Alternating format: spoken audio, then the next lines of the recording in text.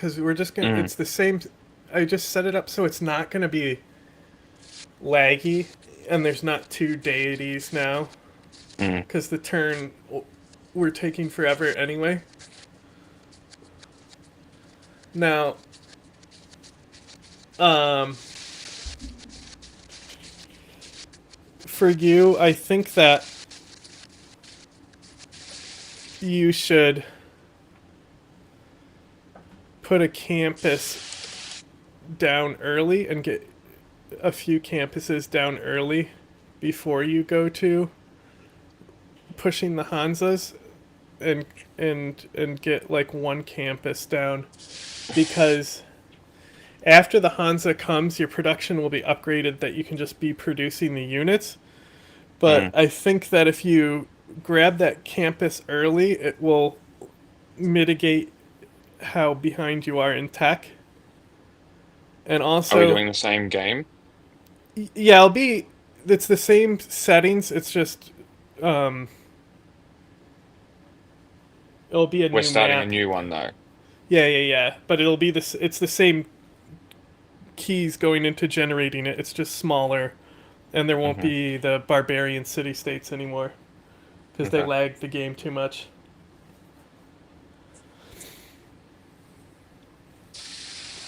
But the city state bonus that you have, I wouldn't even care about going to war with city states because you have to divert what you're doing to get the battering ram because they're always going to be powerful. Mm. Like they're always a pain in the ass to take.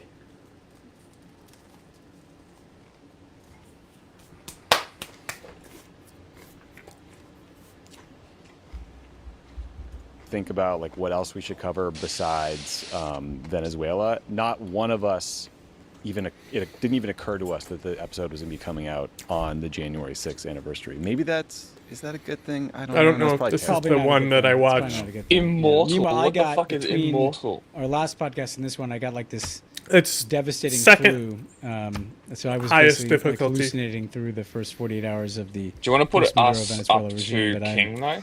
I'm Make it here. a little harder. I'm on I the don't mend, know Tommy. This is your Jordan what that flu does. Yeah, I'm sorry I'm not there in person For yet, us. but I don't you know don't either. want this. Ben's Let's healing see. I himself assume when it exclusively with essential skips oils, your turn. like any good LA West Sider. I did my own research. I going did my full own research. I RFK. got a bunch of home cures. Yeah. Well, you look good. I'm glad you feel better. The flu is the absolute worst. I got a flu shot over the break. I went with my 3-year-old to the pediatrician, and I had to show her that. Hold on, guys. Got to turn this game audio down. Also, my speaker's wide open. Wow, there's a simultaneous turn, which means there must be a sequential turn. Oh yeah. Can you imagine? That would be a nightmare.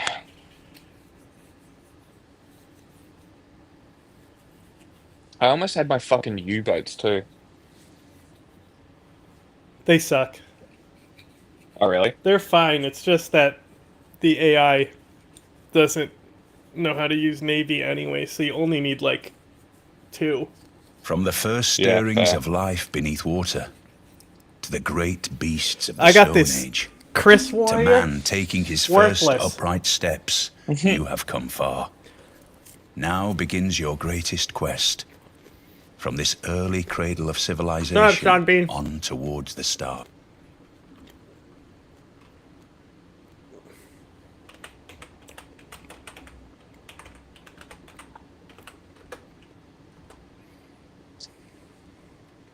Not a single hill tile here at all.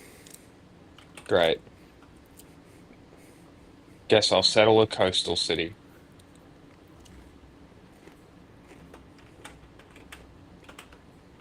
Why is my turn taking forever? I'm not even loaded in.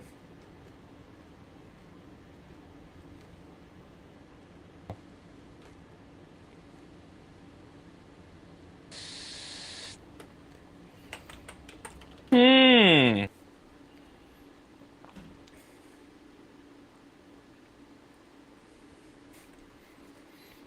Oh, it's a mod unit. Hmm. There's a river.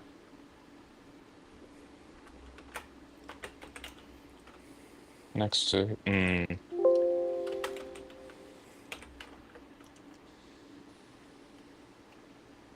Okay, this would actually be a pretty good city if I put it here, to be honest.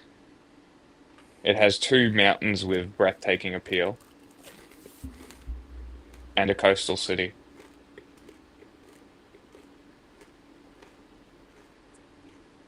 Okay, the Chris Warrior. I thought it was a warrior monk replacement, but I guess it replaces a swordsman. Mm. Okay.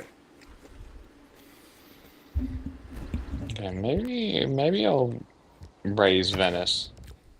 I already don't like where Venice is placed. Uh, we can always restart if you want. I think. Oh, yeah. Yeah. Fuck. Actually, no. Fuck it. No, we'll just keep I don't going. know. There is no quick restart here. No, we'll Bro. just keep going. That's fine. Nah, no. Where are we I starting? spawned on marshland. What? Fuck That off. was Raven get the flu shot I first, instantly got which did not astrology feel and great, to be honest with you, sailing then she boosts. got it. And then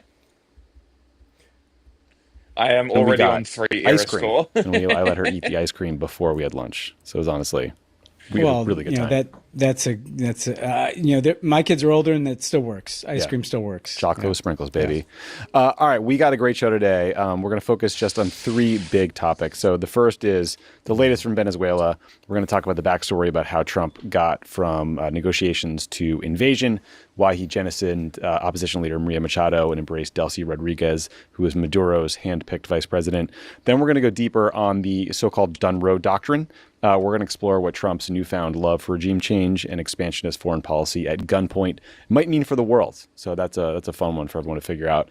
And then finally, we're going to cover these massive protests that we've seen in Iran for well over a week now that appear to pose the most serious threat to the regime since, I don't know, probably 2009, Ben. I mean, 2022 were the last protests of this scale, but it feels like 2009 was the most significant in terms of threat to the establishment there. So there's a lot of people who are watching this closely. And then, Ben, you just did our interview. Who are folks going to hear from? Yeah, I talked to Joaquin Castro, Democrat, a member of the House from San Antonio, Tommy. who's also the ranking Democrat on the House subcommittee that deals with the Western Hemisphere. So he's kind of the senior guy dealing with this region. We talked about his reaction to the operation in Venezuela, Congress's role or lack thereof in terms of how they found out about this, his effort that he's engaged in with Thomas Massie and Jim McGovern to pass a war powers resolution that would kind of compel Trump to come back to Congress, not just on use of force in Venezuela, but Greenland, Mexico, the other places. That'd be nice. And just kind of where this is all going and what Democrats are saying about it, what Republicans are saying about it, what his constituents are saying about it. So it was a good conversation with Joaquin. Great. That's great. A very important piece of this. I'm excited to hear that. I also did want to just say thank you to everybody who listened to our bonus podcast from Saturday. Ben, we hit number 4 in the Apple rankings of the top podcast episodes, which means we, at least temporarily, were beating Ben Shapiro, Tucker Carlson, NPR, and even the juggernaut that is Pardon My Take, my favorite sports podcast. What about Candace? Did we catch up to Candace now? She was probably accusing someone of having a dick, so I don't know if we beat her. But it was great. It means a lot to us. If you're watching this on YouTube, please subscribe to Pod Save the World on YouTube. If you're listening to it as a podcast, please, if you could go from casual listener to subscriber, it really helps the show. It's also free. Also, if you're a super fan of Crooked Media or Pod Save the World, or you generally just want to help out progressive independent media, consider becoming a subscriber. Go to crooked.com/friends. You get ad-free episodes, tons of bonus content. But also, it's the number one Bonus thing content. you could do to help us reduce our dependence on these big Whoa, tech whoa, we do platforms and build a media company. So thanks for listening. All right, let's get to the show, Ben. So we're going to kind of tick through some of the stuff we've learned about the Venezuela operation since Saturday when we recorded that breaking news episode.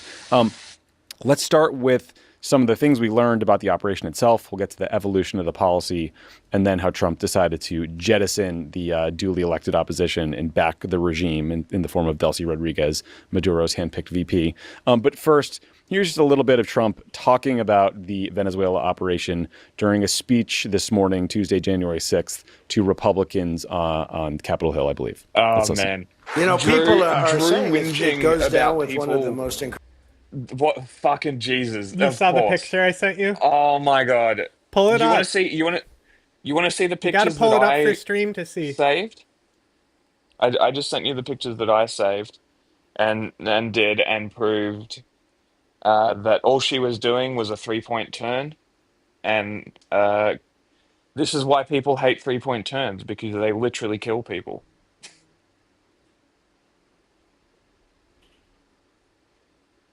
Wasn't the cops, it was the 3-point turn. Okay, that's a take.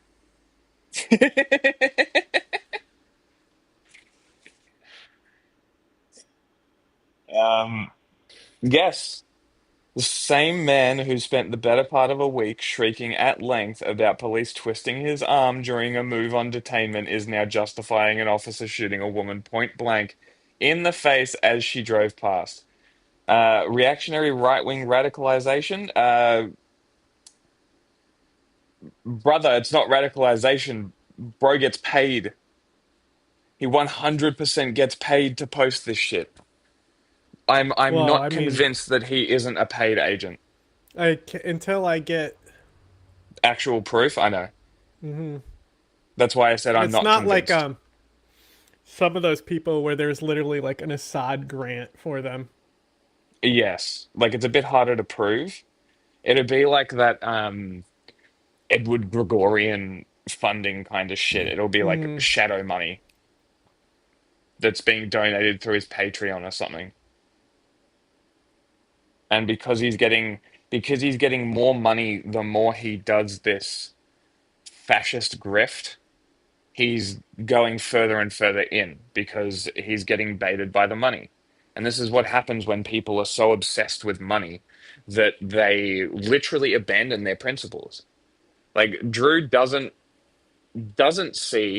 have the capacity to see, or doesn't give enough of a shit to see that what he's doing is putting a black mark on his name and will be a detriment to every single movement that he's a part of from this point going forward. If he shows up to your protests supporting Kill him. Oh, against the Chinese government or something like that, you need to remove him from the protest. You need to kick him out. He is a boon, not a boon, boon, no. Boon is a good thing, right? sometimes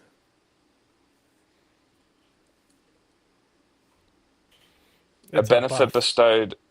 Sure. Okay. So, boon is not the word. Detriment, anchor, Burden, a a burden. Take your pick of the words that you want to use for Drew Pavlu.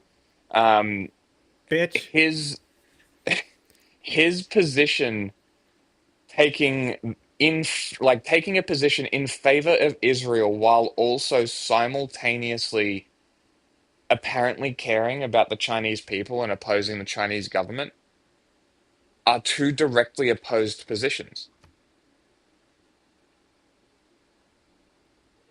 And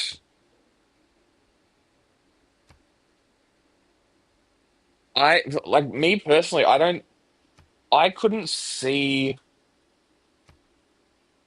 like, I couldn't, if somebody was like, hey, here's $1 million, start spewing fascist rhetoric, I would tell them to go fuck themselves because I'm not doing that. The repercussions are not worth the money. You want me to push fascist rhetoric? Okay, I want Elon Musk's entire wealth and his head on a spike. Then I'll start pushing your fascist rhetoric. Until then, go fuck yourself. And this is like,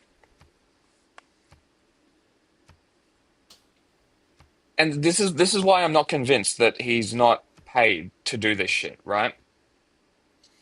He constantly keeps appealing to US authorities, like keeps tagging JD Vance and stuff. They fucking I don't know if retweeted we him. had 23 city states before That seems like a in lot. the pool. No, no, no. That's just the pool it can select from. Um, I made sure it would be city states that function on water maps. okay, I also just wanted to show the pictures that I got here. All right. So we see similar picture to what Drew was posting, right? A little bit after. So she's reversed 0.24 seconds in my recording, right? She's reversing. Wheel is turned. 1 second later, wheel is still turned, facing this way. You can now see the officer's foot that shot her. Now you can see both his feet, and the wheel is still pointed to the right. Wow. Wow. And look at that. There's the gunshot. There's both of his feet, and the wheel clearly not near him. Now, if you tell me, John, if someone is in imminent danger of being hit by a car, are they going to plant their feet? I just think they already didn't have very good training. Mm-hmm. Oh, real quick, game speed. Mm.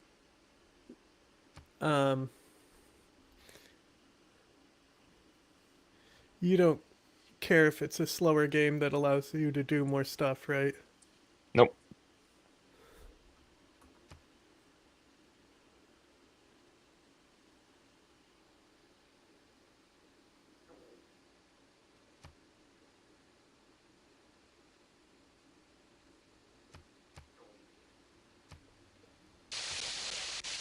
Ah!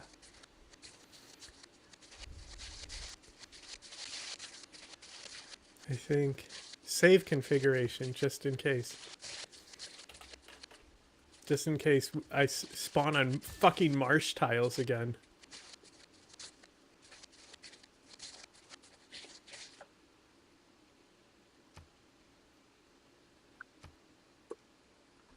Ganja. It was so complex. 152 airplanes, many. Talk about boots on the ground. We had a lot of boots on the ground. But it was amazing. And think of it, nobody was killed. And on the other side, a lot of people were killed. Unfortunately, I say that, soldiers. Cubans, mostly Cubans, but many killed. They've been after this guy for years and years and years. And, he's a violent guy. He gets up there and he tries to imitate my dance a little. Tell me this isn't him sounding like the Joker again. The David, I know you're a sophisticated guy. Does this not sound like my father was an alcoholic or my father was a drunk? What does he say? When he says how he gets the scars? I'm not sure.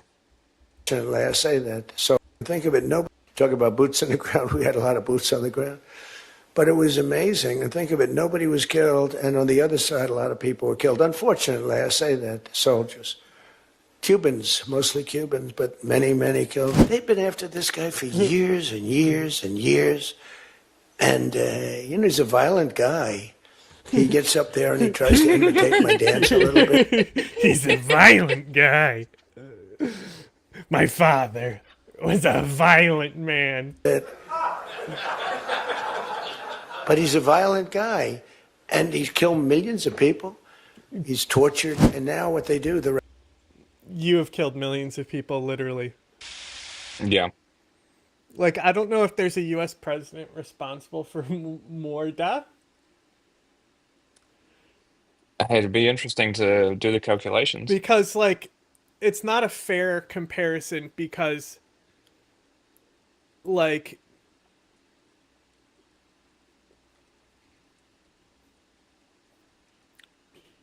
the Trail of Tears, like, percentage based, lot of just people, ethnic groups that are completely wiped out from the Trail of Tears with Jackson and stuff, Yeah. you know. So it's hard to say because, like, that was a direct thing. Yes. It wasn't Jackson being an idiot, it was him being evil. And I just love, it's so funny to do this Monroe Doctrine without USAID. We're just villains now. There's no aid to go to, like, why do you think this is gonna work, you doofus? Like, you need both components. It's like just, it's not Monroe Doctrine, it's fucking Hitlerism. Again, Stalin. Like, this is a fucking Stalinistic regime. Yes. Nobody ever questions Trump, and nobody ever knows what's going on. Like what happened with Chernobyl, nobody could fucking say the truth about what was happening. They all just fucking lied and covered shit and just pretended like that's a fine thing to do with a total disaster. How do you think they would handle a nuclear meltdown? You think it wouldn't be the exact same fucking thing? Oh, it would. Lying to Germany and shit. Oh man, imagine if there was a nuclear disaster under Trump. It would be a nightmare. It would be so bad. I I really hope there are no major natural disasters that hit the US this year because man, whoever gets hit by that is fucked. The state is not going to help you at all. Bleep, bleep. Just doing my tweeties. Hmm. Are you sitting in the game waiting? Yep. I just Okay. closed the window because I'm going to be touching stuff. Hmm. Oh, what is going on over there? Stop arguing. Germany. What is Hip, hip, Emperor? hip. Why'd you get it? Well, I don't know. Why? Oh, you're just I don't testing know it. what it does. Mm. I think, like,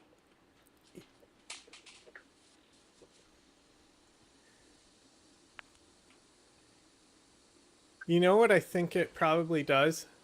Mm. Makes gains harder, like resources and I, yields. th- I think it gives you less gold Ah, like less gold per turn. from everything. So, like, clearing Oh, a bard interesting. camp is normally 50 gold, right? Mm. It's 45. It's I don't been know. 45 for a I don't minute. know. I don't know. When I I've just know been that when I've on cleared I them, they've just been know that on deity 45. difficulty you do get less gold. Okay. I I'm not a civ expert. Far from it. Is there competitive Civ? Oh yeah. Seriously? That's amazing.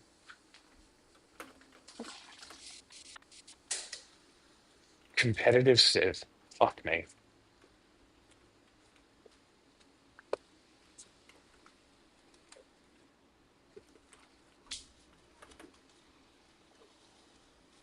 I imagine because they don't really have to think and they know what they're doing, it's not Mm. too bad.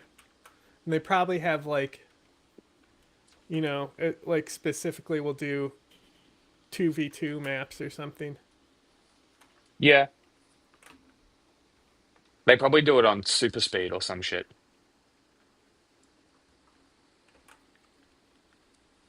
Well, the default online speed is already super speed. Today.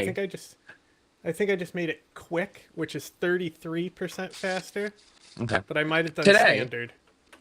we're reviewing White Monster.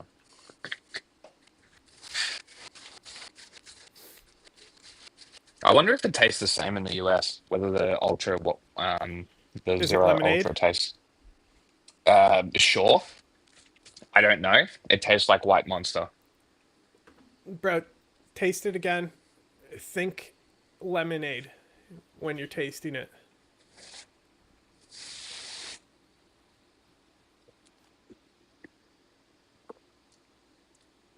Yes. Yep. Because America has flavors that we don't have. Yeah, but white is just lemonade. Mm. Do you have the pink one? Hold on, I'll get it. I'm not familiar enough with them. I only drink the white one. I used to Fair enough. be a Red Bull This one. girly. This one. Hang on, I can't see right now. I used to be a Red Bull girly They're so expensive. because, well, like they were, like it's more about like utility. Like it was just a fucking smaller can and easier to Yeah. actually drink. Like I can't chug Monster. There's too much carbonation. But like switched to sugar-free Red Bull Mm. And then from there, like I switched to Monster because it's just so much cheaper and it's still expensive, you know? Yeah, Like Red Bull does not taste good enough to be a higher price than Monster. I completely agree. Like I like the shitty tanginess of Red Bull. It's got a weird flavor. We have an energy drink here, which I think you guys don't get, called V. And V is one of the weirdest tasting energy drinks, but I think it's because it's guarana rather than whatever other derived things are. So it's like a mainly guarana derived one. Why does V taste like that? Why does it taste like shit? Oh, it's owned by Suntory. Cool. Unique flavor profile that combines citrus, sucrose, guarana, and caffeine. Yeah, okay, okay. So I was correct. Did I hit ready? Sorry.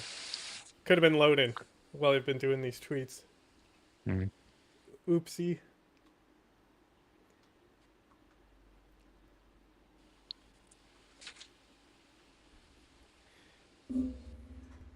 Is the video still there? Good. Radical left. They actually have people, and it's hard to get them. They're all paid people. Venezuela, everyone, they're marching in the streets. They love it, except in New York. I mean, where they find these people? They're the worst looking people I've ever seen. That was Trump speaking to the House Republican retreats at the Kennedy Center, which is now known as the Trump Kennedy Center, although I don't, we're not going to call it that. No. It's good to see he's treating regime change as like the sobriety and seriousness with which it deserves, huh? Yeah, yeah. It's. I mean, there's just a lot there, you know. Hot protesters. Yeah, the good-looking protesters. Bro, one of the are- videos I Maduro, had by the saved way, was bad a guy, Peter but I Thiel don't know where video. the millions of people come from. And it's not It's a there. little hyperbole. But Right. yes, he seems like someone who's It was really so feeling good. the weight of life and death decisions that he's making. Definitely, as always. Okay, so speaking of life or death, so on Sunday, the Venezuelan search government my said that history. 80 people were killed in this Delta Force assault on Caracas and the associated airstrikes. Additionally, Ben, the Cuban government came out pretty quickly and said that 32 of I its think we citizens were may killed have in the watched attack, it. including basically like all intelligence But we may have and watched a military different personnel. video. Did it surprise you that they Okay. released that number? Not, Pause it it one didn't second. surprise me that there was that number. I mean, the Cubans have had. Sorry, I'm looking up this video. So I posted because I just logged on to the our Twitter and I posted this the other day, right? So I posted this tweet talking about Mum Dani and the that woman who was like, oh, the bus fares went up, and we were talking about how it was the MTA in September that have authorized these fare rises, and it's got nothing to do with Mum Dani. Anyway, that tweet, I guess somebody with a lot of followers decided to comment because a bunch of people have been responding. And one thing that I've been doing is because I've been looking at the argument that the High Court of Australia put through against the Islamic preacher that got hit for anti-Semitism. And the High Court ruled that basically if you engage in essentialism, you're an anti-Semite,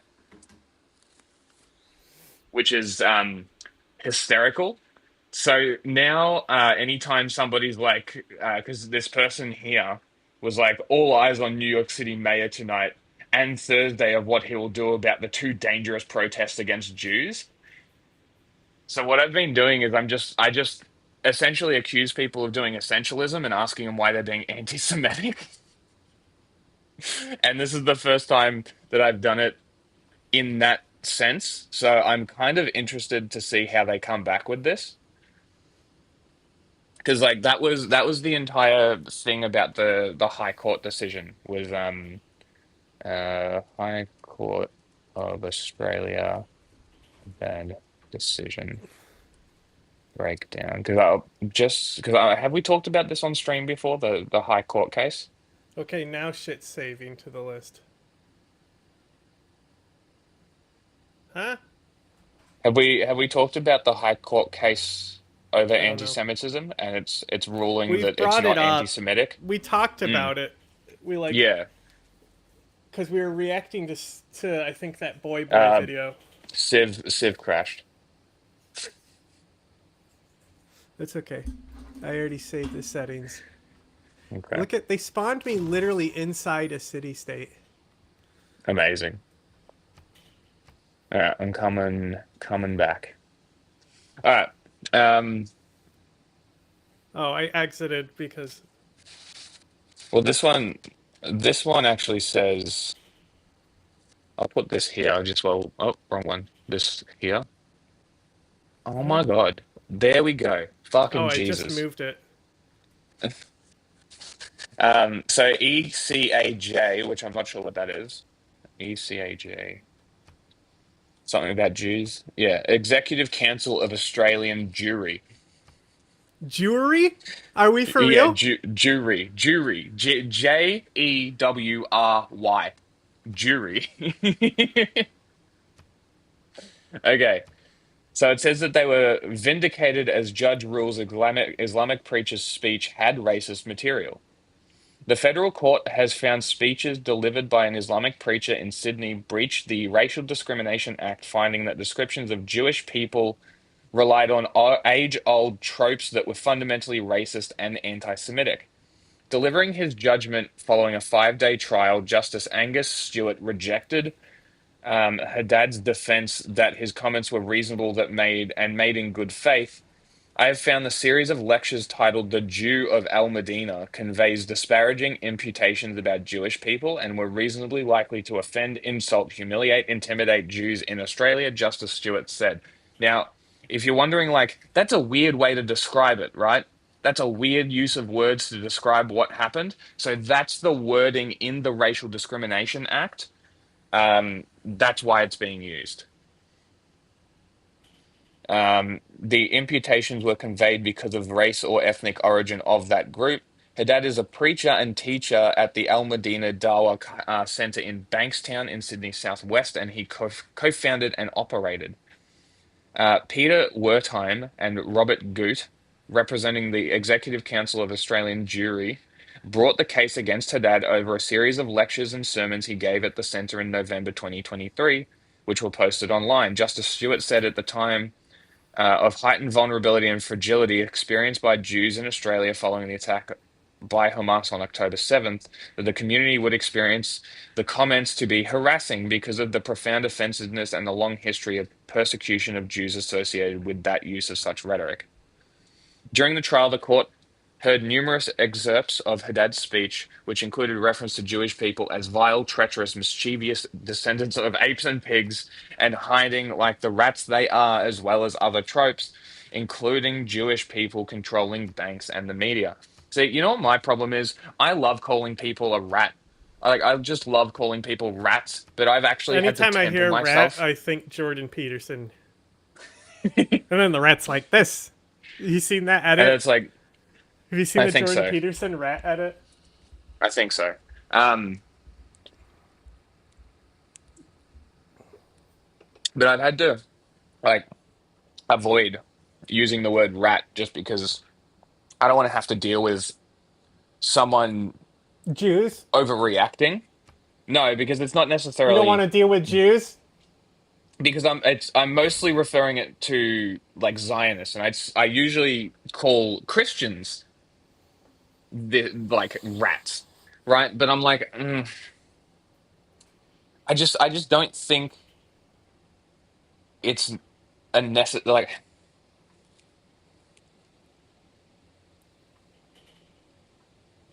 And it's like because just because of how that terminology has been used when talking about Jews before, I'm very hesitant about using it when talking about Zionists. So it's like I don't know, it's just it's interesting, but like this talking about like that's like where was it? Hiding like the rats that they are. That's like pure Nazi shit. On the stand, Haddad defended the comment, saying he was referring to Jews of faith, not ethnicity, Jewish people that are in power in Israel, and quoting religious scriptures. Justice Stewart rejected his defense and said the comments made perverse generalizations about Jewish people.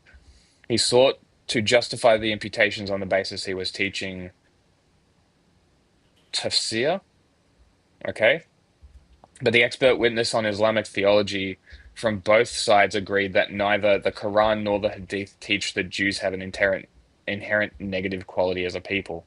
That's interesting. The Okay, respondent's ready? expert witness I'm gonna interrupt said that now. Islam. Go on. It's Oh, only 30 it didn't seconds. join. Hold on. Go on. Rat is this. The rats are all like this. The rat goes like this. So the rat's like this. The normal rat is like this. That's the normal rat. Like this, like this. It sniffs. It's like this for quite a while. He's like this. And then maybe he sniffs. You are now a normal rat.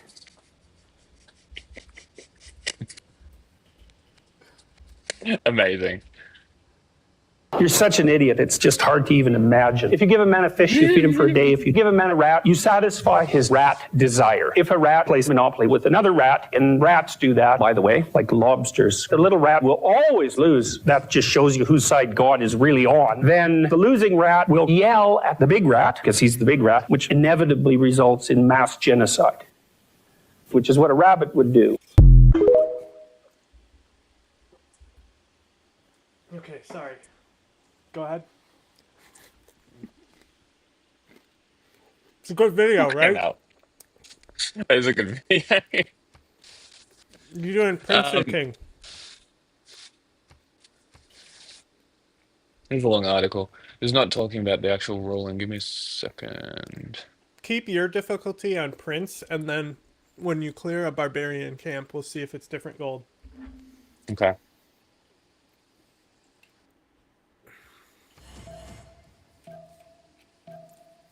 Where are we? Okay. I caught Australia anti-Semitism ruling, not criticizing.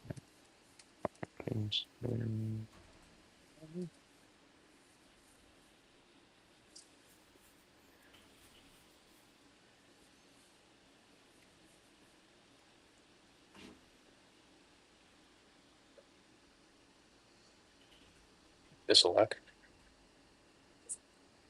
Center for Counter-Hegemonic Studies. Sounds good to me.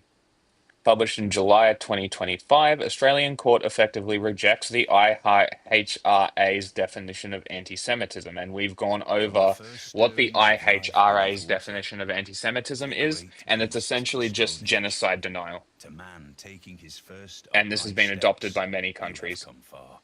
So, Now begins your greatest quest. a single judge in the Australian this Federal early Court, cradle of Justice Angus civilization, Stewart, has on rejected towards Zionist stars. claims that a Muslim lay preacher has breached the Racial Discrimination Act by harsh criticisms of Israel and Israeli crimes. However, they affirm careful application of a new provision of the racial discrimination law that prohibits offense, insult, humiliation of an entire community, in this case, Jewish people. The decision sets precedent by rejecting the IHRA's working definition of anti-Semitism, already adopted by many Australian universities in a slightly modified form, which conflates anti-Israel speech with anti-Jewish speech. This IHRA working definition has been criticized as racist and misleading, including by Jewish scholars. 5 years ago, I wrote, a radicalized Israeli is the greatest contemporary source of anti-Jewish prejudice. The history, myths, and evils of European anti-Jewish racism certainly deserve attention, but racism more broadly stems from imperialism and colonialism. To link essentially colonial and racist state of Israel with a definition of anti-Jewish racism is a travesty. As a single judge decision, untested by a full bench or higher court, Justice Stewart's decision is not binding on other judges, but the reasoning can be used in future cases. Brother in Christ, it's the High Court of Australia. This is like the Supreme Court making a ruling. This is legit. What are you talking about?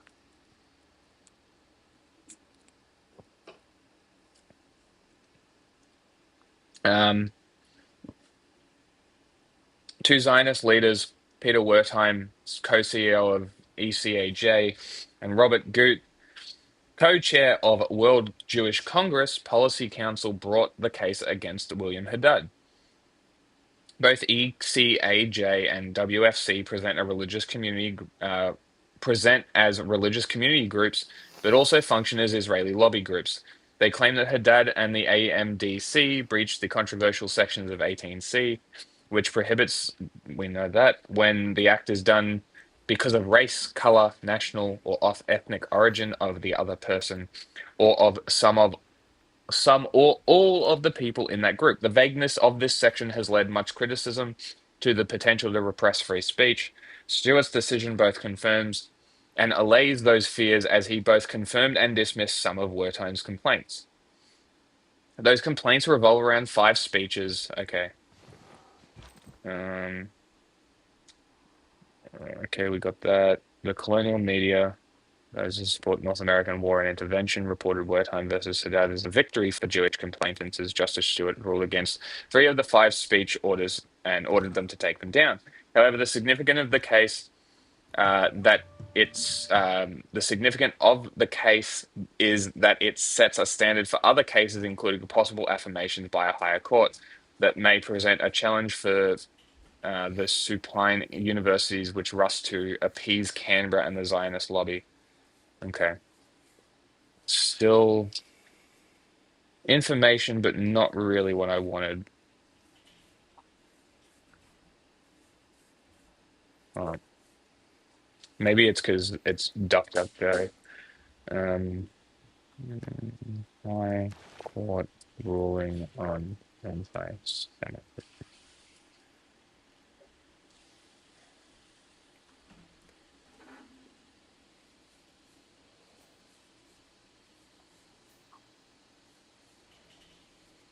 Here we go. This will work. So, when speech crosses the line, the court found that Mr. Haddad's remarks did breach the Racial Discrimination Act. He was merely offering. Okay, we got that. Significantly, both of the sides presented theological experts. So, here we go. Anti-Zionism is not anti-Semitism. The public debate for some time has been saturated by the assertion advanced by Zionists across a wide spectrum of racial, ethnic, religious, and national identities that anti-Zionism is by definition anti-Semitism. This has been a frequent refrain in complaints to institutions often aimed at sanctioning individuals who advocate for human rights or who publicly raise concerns about Israel's conduct in relation to international law. The recent legal judgment is now delivered a rather firm line rejecting that claim. However, it shows that if you've already blurred the categories of Zionist and Jew, the law may very well assume that you treat them as indistinguishable. As I said, essentialism. So it's like, it's not even sharing. There we go. Okay, the more accurate question. In this context, it's inadequate and potentially misleading to frame the substitution of a Zionist for Jew as either protective euphemism or a red flag. Such a binary did not guide the court's decision.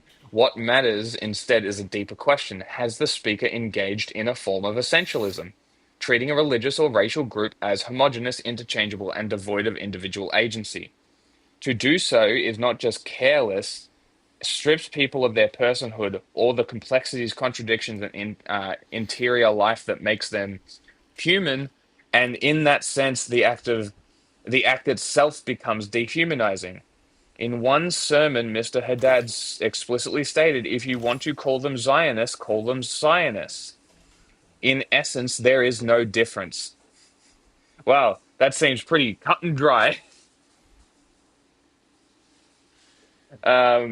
This was a pivot point. The court found that Mr. Haddad collapsed the distinction between Jews and Zionists. His later criticism of Zionists were reasonably understood as criticisms of Jews generally. The court's analysis was not merely a matter of language, but of framing, repetition, and the broader narrative being pushed. In another sermon, the court reached a different conclusion.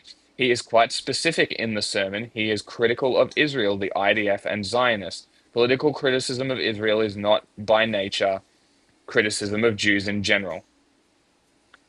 When criticism remains political. That said, not all of Mr. Haddad's speeches crossed the line. The court found the latest sermon during the Israeli military bombardment of Gaza focused on political and military actors, the State of Israel, the IDF, Zionist media threats, and right-wing politicians who supported the actions. These comments, while provocative, were not about Jews as an ethnic or religious group. They were political within the bounds of political discourse. Justice Stewart was at pains to reiterate the criticism of Israel's actions, no matter how fierce, is not by its nature anti-Semitic. He pointed to the South African case law, highlighting that Australian courts are only now beginning to contend with this issue. Notably, the applicants themselves stopped short of claiming that criticism of Israel was anti-Semitic, rather alleging that speech was about Jewish people. Oh my God.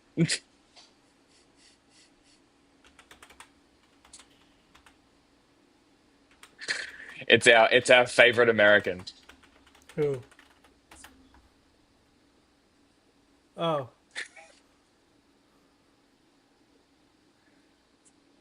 Can someone from the Executive Australian Council of Australian Jury, either Wertheim or Goot, who filed the complaint, can you caption this post? It will be really appreciated. While you are at it, do you condemn the illegal Jewish state of Israel's genocide taking place in Gaza? I mean, my issue with that is saying the Jewish state of Israel. That seems like you're engaging in a little bit of conflation there. And I've been going on about this for a few weeks now, since Bondi happened, really, because they like people essentially went from logical to um, highly irrational and uh, incredibly, incredibly biased. Like it's just, oh, that's right, we're playing Civ. you're good. Just finish what you're doing. Um, Finish your point. yeah, yeah.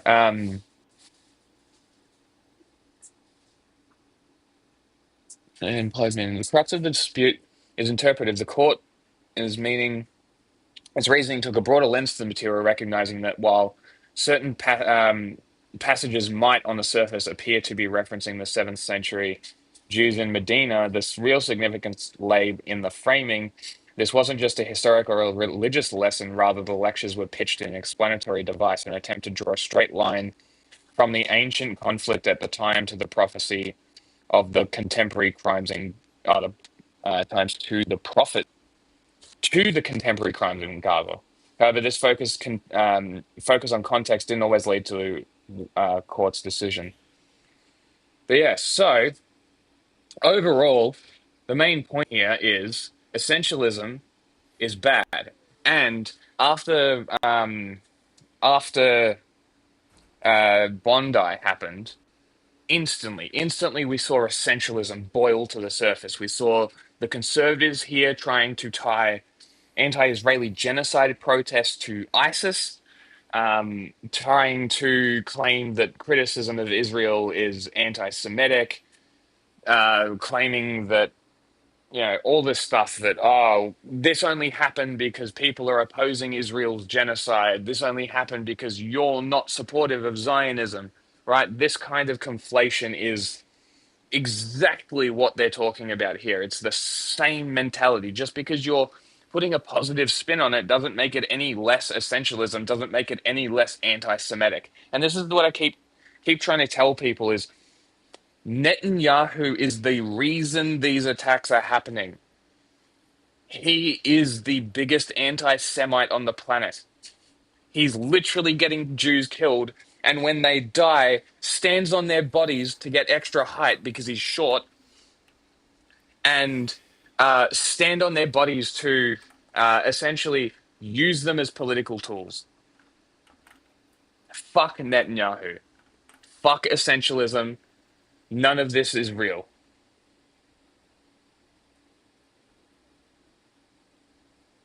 Get it? Israel. Mm. Okay, I'm done. I might note that down to clip that one.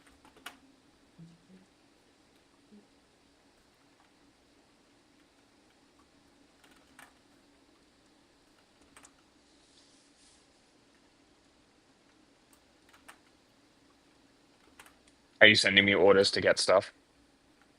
Yee.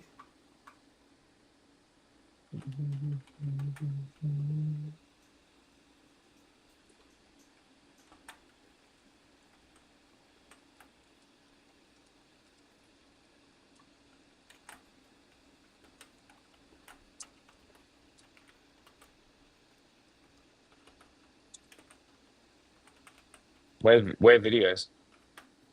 Hang on.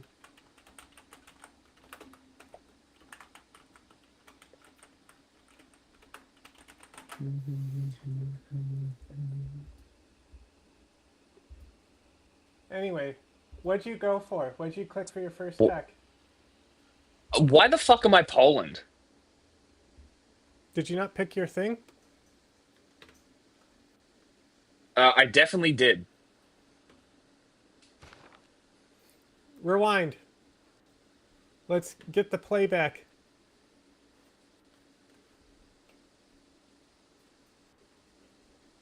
Like, I definitely Hang picked on, I'm Germany. checking.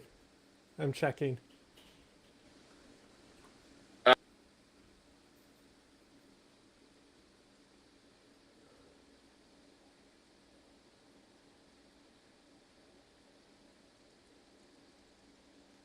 It's. I think it still says random. I don't think you confirmed a Civ. Anyway, let's finally watch this video. Hour in. Had like intelligence personnel, but some of the kind of security around Maduro. Some of the, there's this deep ideological alliance between Cuba and Venezuela. So it didn't surprise me that that number were killed. I guess them putting it out, maybe they felt like it was going to get out, like Trump was going to put it out. Of it. So I think they were probably just trying to get ahead of it. Yeah. Strange. The Financial Times reported also that the collectivos, which are the regime's paramilitary groups, they've been arresting journalists and they've been cracking down on basically any civilians who take to the streets who are celebrating Maduro's removal. So the human rights situation for those keeping score at home in Venezuela is getting worse, not better, for actual human beings. Ben, I've also been just stunned at how much highly classified information the Trump administration has leaked to the media so quickly. So that started with the administration telling like literally every reporter that the CIA had an asset close to Maduro in Caracas who helped them find him. But then there's also been reports about the U.S. flying stealth drones over Venezuela. Presumably those were CIA drones, which means they are very, very sensitive. Yeah, you're not supposed to tell them items you or, have stealth programs. drones. And then Trump has been bragging about how the U.S. military was able to disable the power grid in Caracas in advance of the strikes, which obviously, like, you can't keep it a secret when you take down a power grid. But he was sort of hinting at like the way we did it, which was likely done with some highly classified, like, sort of cyber capabilities that the military has. So this is a little bit petty, but, I remember when Republicans like Lindsey Graham, for example, would destroy us, you and me, personally at times, when anything classified would leak, including about like the Bin Laden operation. Y'all but they got have absolutely destroyed nothing by to say Lindsey? when Trump is just disclosing that the CIA had an asset on the ground in Venezuela, who might still be there. We have no idea. Yeah, wouldn't necessarily want to be that asset. No. Look, they just said Lindsey Graham used to destroy us. And I said, y'all got destroyed by a guy named Lindsey? I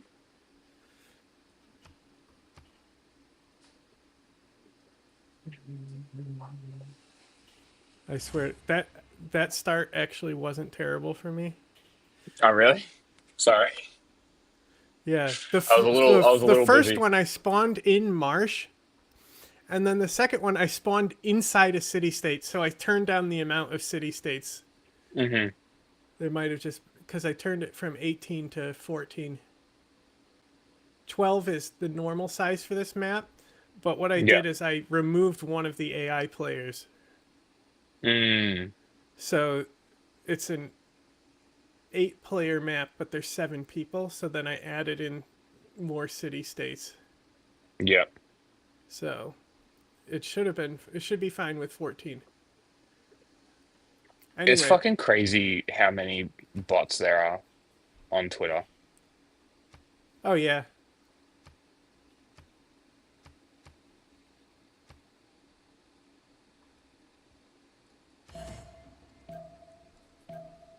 The couple things about this are first of all, it's clear they were planning this for months. And look, we don't do this that much, but I mean, we've been saying that they're probably Delta Force guys there. We've been saying this regime change operation, but to have the combination of an offensive cyber operation, overhead drone capacity, Delta Force guys on the ground, pre-positioned naval assets, like they've been planning to do this for months. Like that's my takeaway from the details that have come out. And it cost billions of dollars with Yes. a B.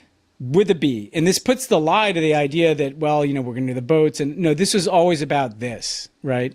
And it took them months to get everything in place, to get the intelligence work done, to get people into the country, and then to do this. And then, yeah, like the kind of haphazard way that they like to do these victory laps, they're just so thirsty for, to look like tough guys. What risk did Donald Trump take? I mean, I remember this when the bin Laden operation took place. Actually, we were pretty careful about what we put out. We didn't even put out that it was Navy SEALs. Like that kind of came out because I think some of the people in the military were like, hey, like we did this, which is great, but you want to protect those capabilities in the future. We've just telegraphed, by the way, and hope we don't have to do stuff like this again. And we'll talk about the fact that Trump probably wants to do this again. Here's like how we do it, like here's the game plan. Like here's how we might go about regime change in your country, So yeah, like all those people that spent years, like beating the shit out of people like us because stuff would occasionally leak out are now just screaming it from the rooftops. We're just celebrating it. There's also been some really interesting TikTok stories that have traced the evolution of Trump's policy. The Wall Street Journal reported that as recently as July, Trump wanted to cut a deal with Maduro, but he got fed up with him over the course of the year and felt like the negotiations weren't going anywhere. Several outlets have reported that the last straw for Trump was all those videos of Maduro dancing at public events because Trump felt like he was being mocked. I mean, you heard him mention it there in that clip. I think Trump seemed to think that Maduro was doing his dance as opposed to both of them just being like old dorks who can't dance. They dance similarly. It's a strong man problem. Yeah, it's a strong man problem. It's an old man problem.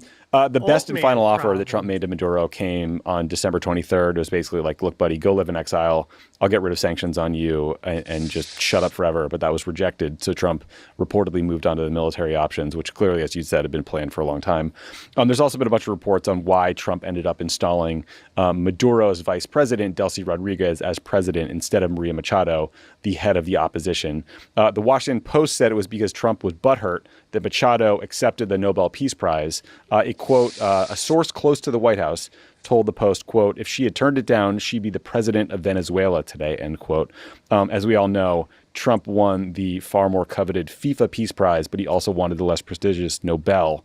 Ben, that sourcing is a little thin for me, close to the White House, but it's also quite believable and a kind of fun thing, so I wanted to include it. But I don't know. I find it hard to believe that was the sole reason he didn't go with Machado. We can get to the other reasons in a sec. Well, here's what I think, you can tell from all of that information is, first of all, what is this really about? Because, the biggest case against Maduro is not drug trafficking, right? If you were to assess the worst drug traffickers in the Western Hemisphere, Nicolas Maduro would not make the NCAA tournament bracket. Because I sent the full guide to you as well. I sent the parts that actually matter that you need to actually look at. And then I was like, I wonder if it has research recommendations for the Indonesia. Nope. It's far more complicated. There's not like an order of things. And in fact, we just, pardoned one from the former president of Honduras, who was a huge drug trafficker. The case against Maduro is human rights violations. It's that he stole a democratic election. He arrests political opponents. There's credible allegations of torture against political opponents, suppression of journalists. But this operation clearly had nothing to do about that. If it had something to do about that, the entire focus of the United States government the day after the operation would be about how can we get Maria Machado or somebody from the opposition or the person who won the last election into power. And Or Mundo how can we- Gonzalez, who was sort of like a Yes. carve out for Machado, who was Yeah, a it's figurehead basically- who was allowed to run. Machado's proxy. Or how can we have an election as soon as possible? Right. We're not even pretending that that's what this was about. So again, for anybody who's like, well, this is good, no, the same regime is in power. And as you said, the human rights Is it situation has right? actually gotten worse because they're cracking down on people right Literally, exactly what we were saying. Mm-hmm. See what I mean? They're like spot on with this. Yes. A carve out for Machado, who was Yeah, a it's figurehead basically- who was allowed to run. Machado's proxy. Or how can we have an election as soon as possible? Right. We're not even pretending that that's what this was about. So again, for anybody who's like, well, this is good, no, the same regime is in power. And as you said, the human rights situation has actually gotten worse because they're cracking down on people right now because they're clinging to power. So it's not about any of those things. It's about the optic of removing Maduro, just showing, hey, look, I can go get this guy with this kind of complex night raid because I don't care about laws, I don't care about norms, I don't care about all the second effects that this could cause. And it's about oil.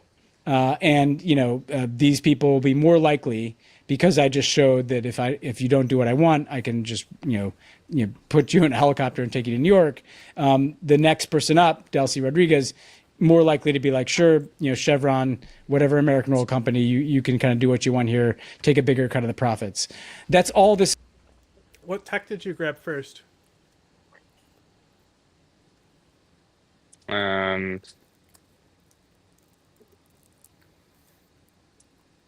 Oh, you can't. Depends where I am.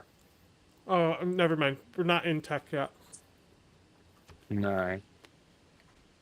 Is about, right? And that to me, yes, the personal stuff, it probably does factor in. It's probably not the chief factor, but it's probably like, I don't like how he dances. I didn't get the Nobel Prize.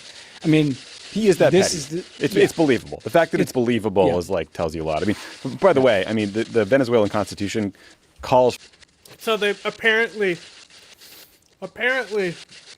that footage of Maduro dancing was the last straw for Trump. Seriously? Is what they're saying the rumor is. And they're like, He's actually pathetic. well, they said like it's believable, but there's no evidence that it's true. For new elections within 30 days of a presidential vacancy. He did bring it up. I haven't heard anyone in the Trump administration weird even mention speech. that because they obviously don't give a shit. But it's just, it's worth noting. Yeah, I mean, and I'm trying to, it is literally like, if you removed like Mullah Omar from the Taliban, but left the entire Taliban in charge of Afghanistan after 9/11. I mean, that's, and again, the apples to oranges, I'm not suggesting that this is the Taliban, but it's the same thing. Like that the same regime is governing. It was a decapitation more than was a total regime change. Yeah. With this idea that the United States is now going to be able to call the shots and run the country. And, Yeah, exactly. And I just don't, by the way, I don't believe that that's going to happen either. Yeah. So We'll we take can it get to to that. that, but I don't Look think at their this. I plan have is going to two work. city-states Yeah, I'm with. fucking me. Like, I put my city down, and literally where I would have put two more cities is where fucking city-states are. So I guess I'm just killing them.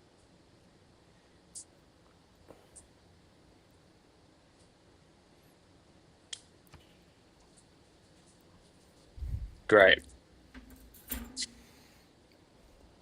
Yeah, there'll be more city-states than usual.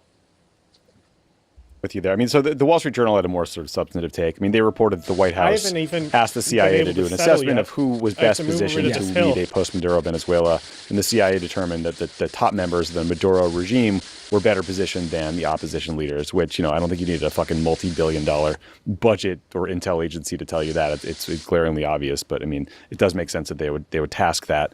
The New York Times reported that Machado pissed off Rick Grinnell, who is the sentient Twitter troll, who early on made a big play to be Secretary of State.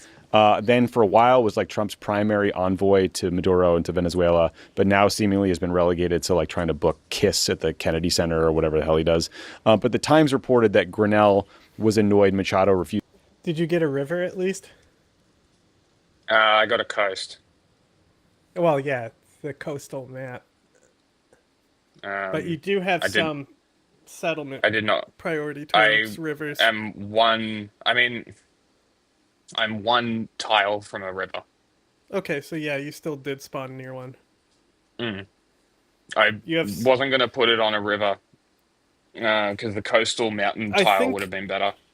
because you have tier 5 for rivers, basically that means anyone who's tier 4 through 1 to have priority on rivers would be above you. Okay. Like, I think Cleopatra always is on floodplains.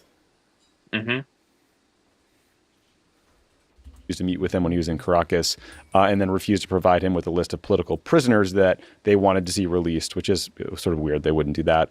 And Grinnell was reportedly annoyed that Machado didn't have like a concrete plan for what to do if she were to take power, which again is sort of like understandable on both ends. Like, I don't know that she had a lot of good options.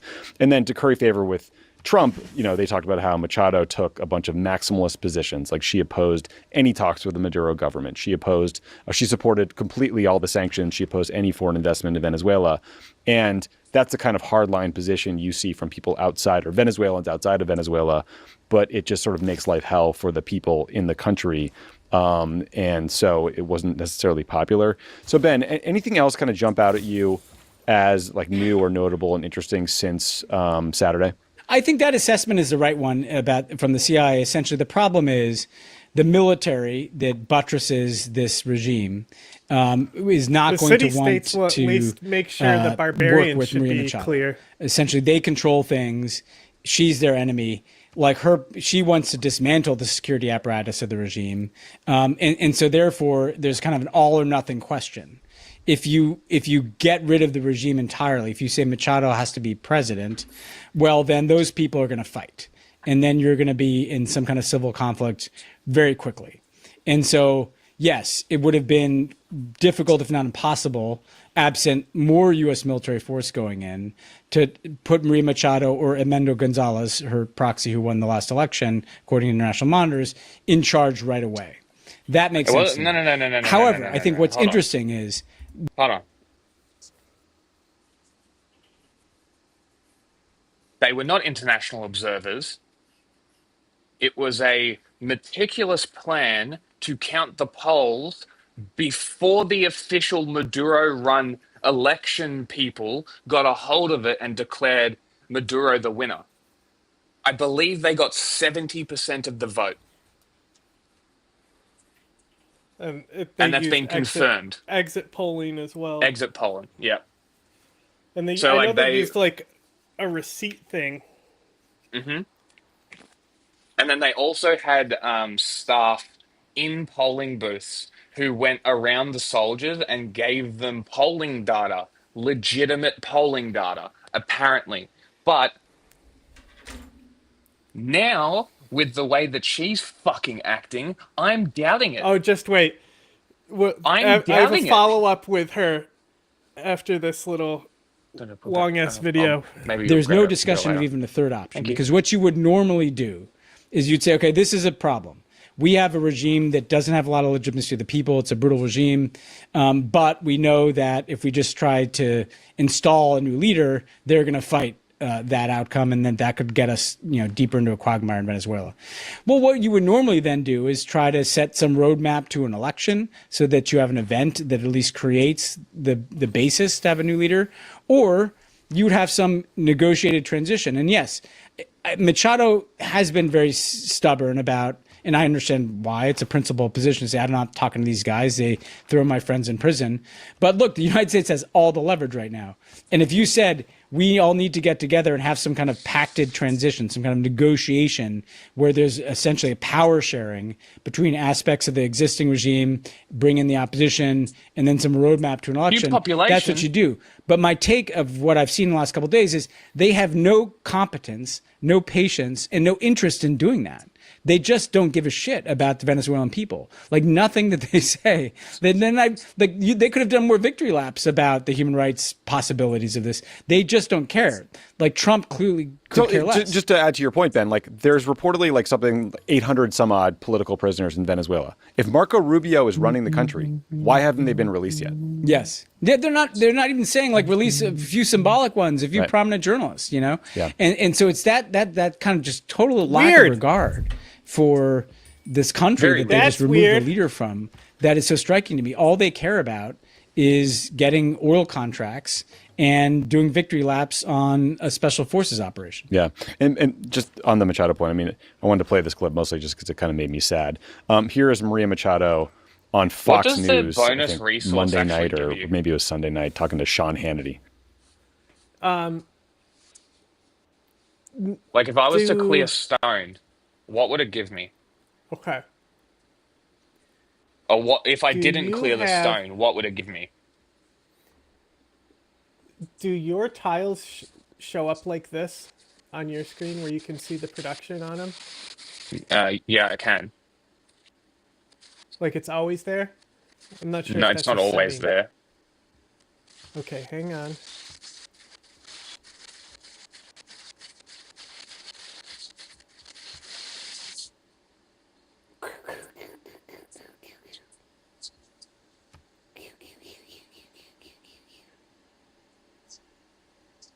You can also auto unit cycling. You can turn that off if you want. What does that mean? After you move a unit, it jumps to the next unit, and sometimes you don't want it to jump. So it just means that you have to press enter or Where is space or there? whatever. Auto? Yes. Okay. Get rid of that because I fucking hate that.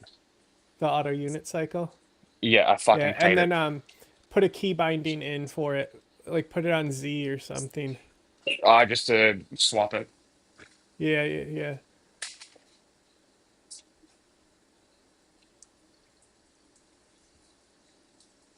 Ooh, lock mouse to Windows. Yeah, let's do that.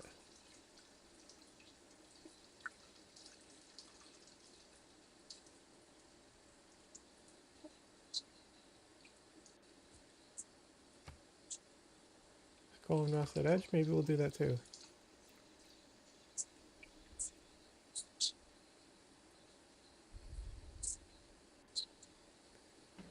How do I?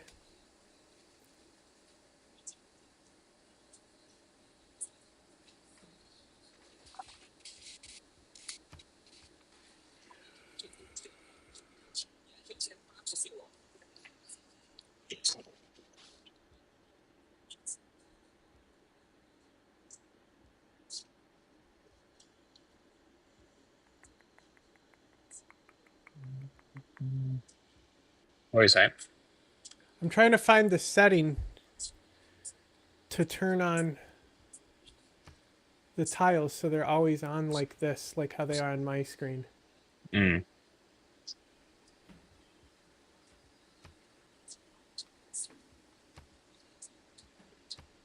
Okay, it's in map options. It's down in the corner above your map. There's a setting for map options. Mm-hmm. And then show yield icons is what you want on. Mm-hmm. So now when it comes to bonus resources, it should basically like tell you what they are. It's like, so this one, this tin here, if the tile is unimproved, it's equal. It's also this, is this on a hill? Okay, so this tin unimproved is equal to, here, let me put it on the main screen since we're talking exclusively about the game right now. So this tin right here is equal to these tree tiles, right? Okay. So My game a crashed. regular.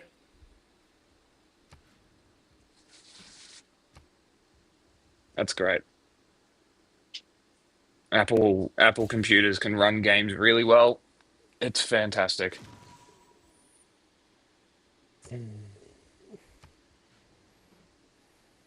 Well, there's. So basically, um, when you turn on those, I don't know why it's not on by default. The I'm gonna turn all the labels on until I get annoyed.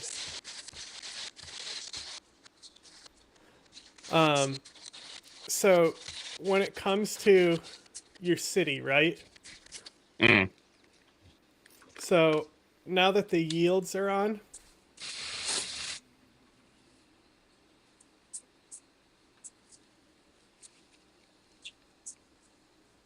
it's got a.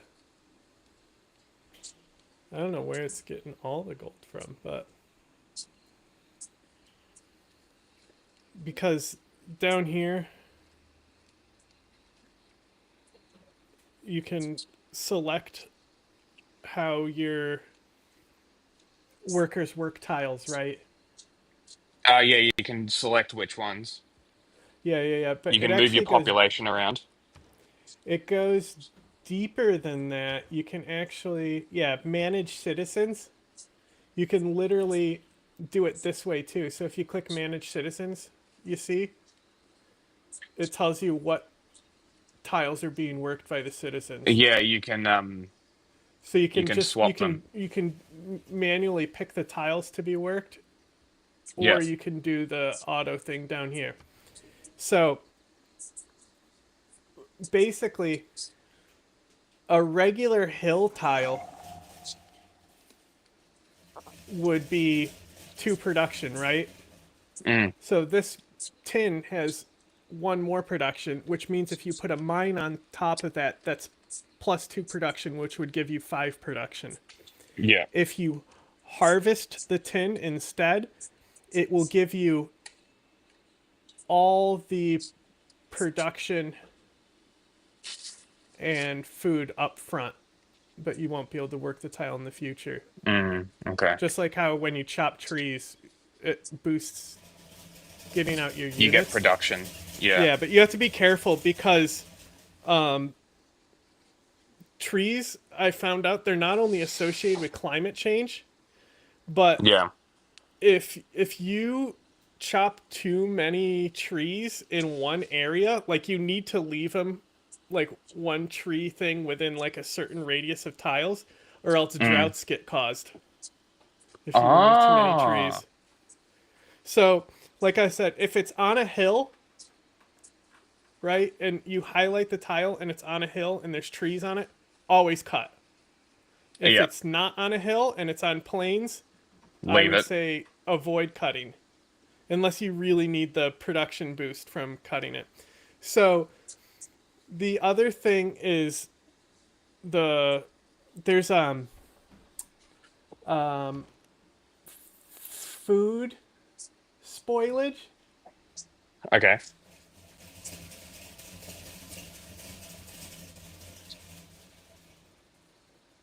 Um,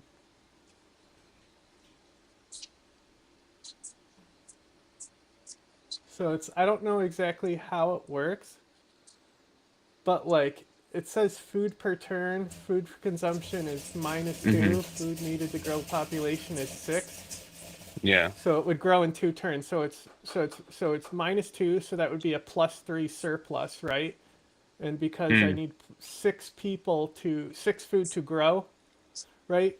So like if there's like a .5 here, you can get really nerdy about how your guys work tiles to make sure that Mm. it's like an exact ratio of surplus, or and you're not overworking the food. But like, Yeah, okay. who the fuck has time for that shit? Yeah, that's a lot of effort. Yeah. I like improving tiles. I think it's fun to improve the tiles. So I I agree. almost never get rid of the bonus resources.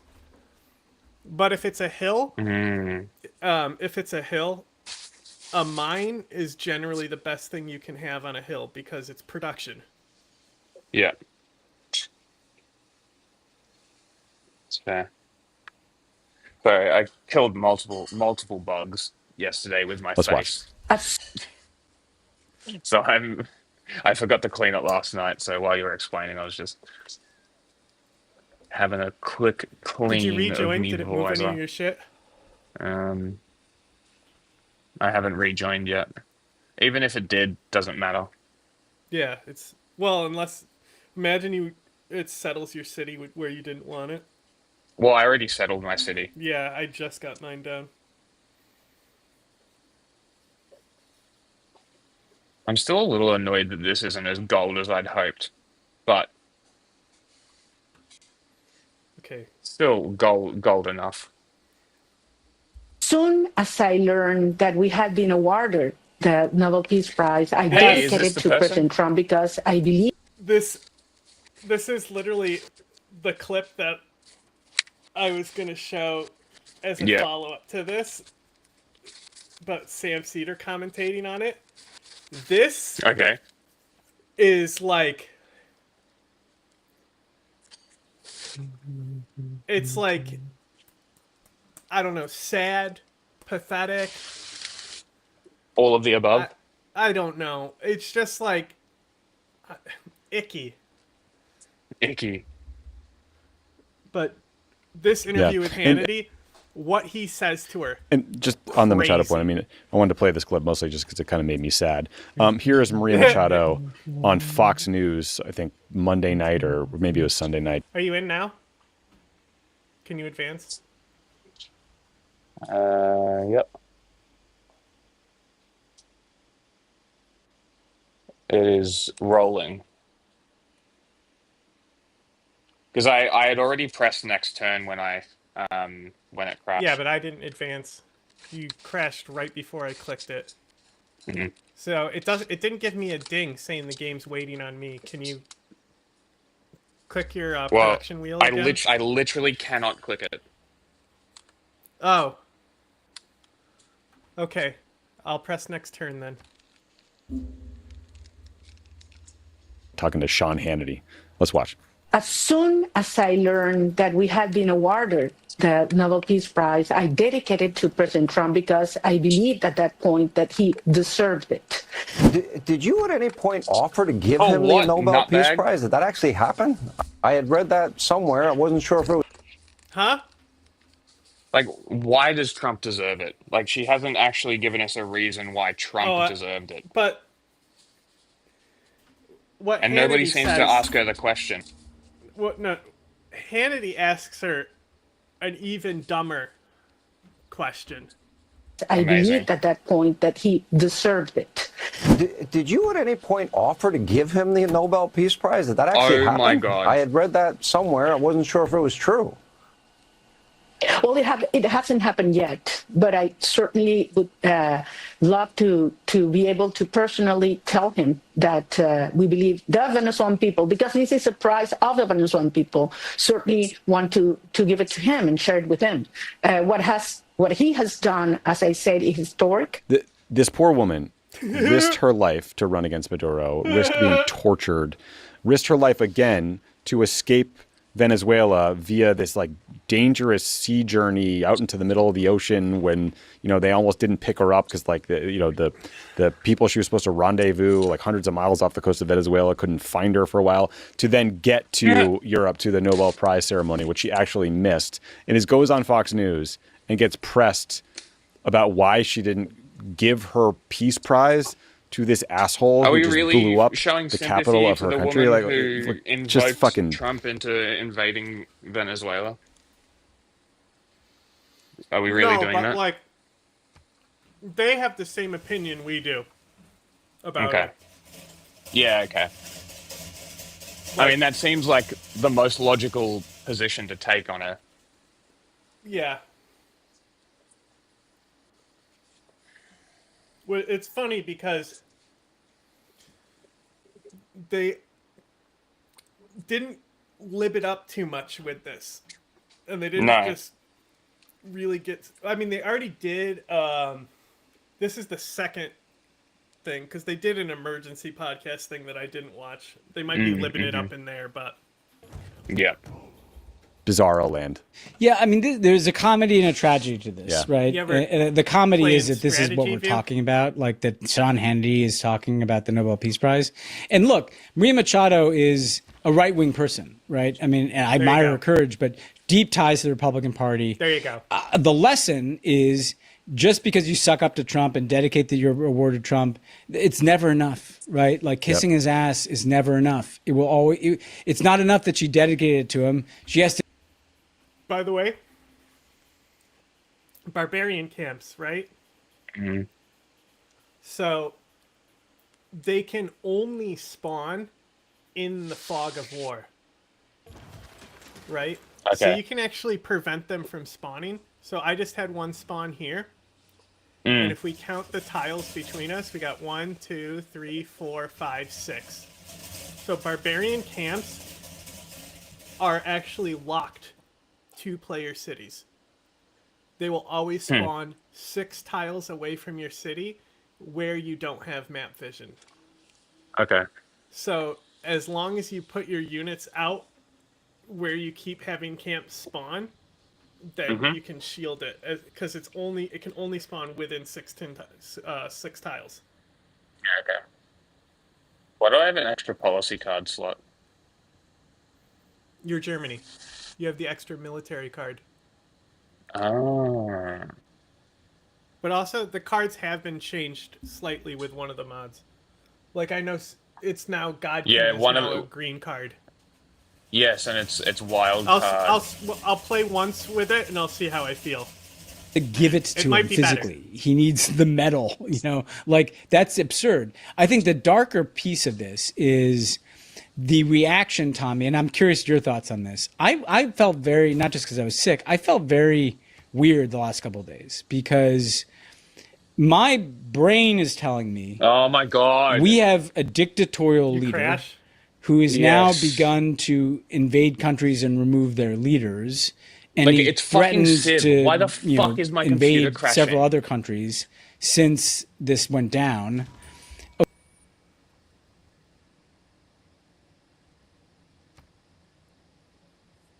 You could, if you don't already have it here, you can put it at minimum for the graphics. Civ, Yeah. weirdly enough, is highly demanding. You wouldn't think it. It's same with StarCraft, right? Like you wouldn't think StarCraft I can't hear a is, word like, you're highly saying. demanding. It's because your internet's lagging. You're breaking you. I know.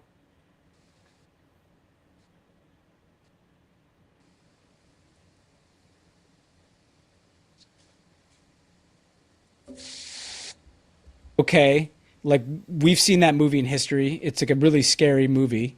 And yet the reaction is this combination of on the right, like Fox News, Donald Trump, he's the greatest man, you should give him the Nobel Prize. And even the mainstream media is more like, let's do the TikTok of the military operation. And is this good for Trump? Or what are Democrats going to say? And it's like, I don't know, the period of history that it feels like we're living through now, it doesn't, like, is this what it was like in other countries? And I'm not going to draw the analogies. I'll let I'll let people listening use their own, but like maybe this is what it's like. Like, you conquer country after country and the state media is like Fox and everybody else is a little too scared to say that this isn't normal. I'm getting a little existential here, but No, I know. Look, I think I want to dig into the deeper kind of Don Rowe doctrine implications in a little. So yeah, it clearly was the internet because you started lagging out and couldn't hear me as well. Yeah. But all I was saying that you can check in the options to put it at minimum here. Yeah, it was already at medium. Like, it shouldn't be fucking crashing. I have a MacBook Pro. Yeah, Why the fuck is so- it crashing? That's what I was saying is that Civ is weirdly super demanding on the performance. And like so is like StarCraft. Like you wouldn't think StarCraft would be.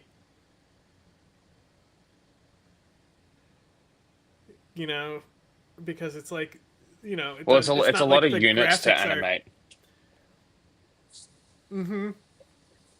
I think And that's then what it also, is more. yeah.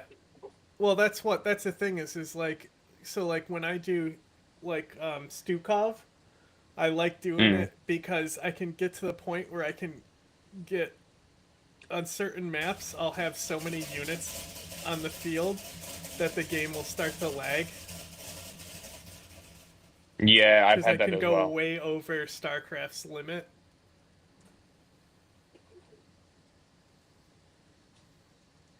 So yeah, weirdly, Civ is super demanding on the performance. It's not graphically demanding though. Mm. That's the thing.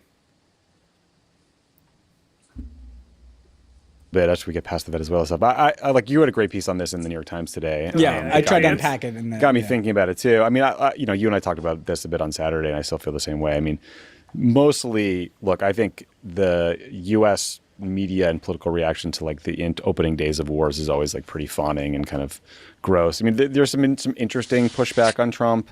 Like Megyn Kelly was like, I'm reserving judgment about what's going on in Venezuela, and she actually called out Fox News for being state TV, and was said back in the day when she was at Fox News, she felt obligated. We don't need to ever give it to Megyn Kelly, guys. Not after what she said. Yes.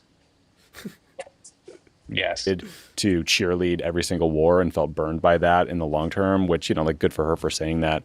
But that kind of voice Good was for rare. you. But then you have like Rudy Clap for Giuliani her. tweeting like cut off the entire head of the snake and like get rid of Rodriguez too. So there is a lot of triumphalism in these early days of war. There's very little consideration of the costs. The people pointing out that Iraq and Libya and all these other interventions ultimately were disasters were often shouted down and told that like, how dare you compare these places because they're different. It's like, well, of course they are. But, you know, what isn't different is that the United States isn't very good at solving political problems with the military. Whether or not it means, you know, Trump is like in the beginning of an authoritarian right-wing like fascist military bender, I don't know. But it certainly it worries me. It definitely worries me. Yeah. Well, and to take it to Venezuela, there's no more clarity on what's actually going to happen there right now. I mean, like, you know, Delcy Rodriguez is in charge. What happens tomorrow and the next day? Like, is the opposition going to be brought in at all?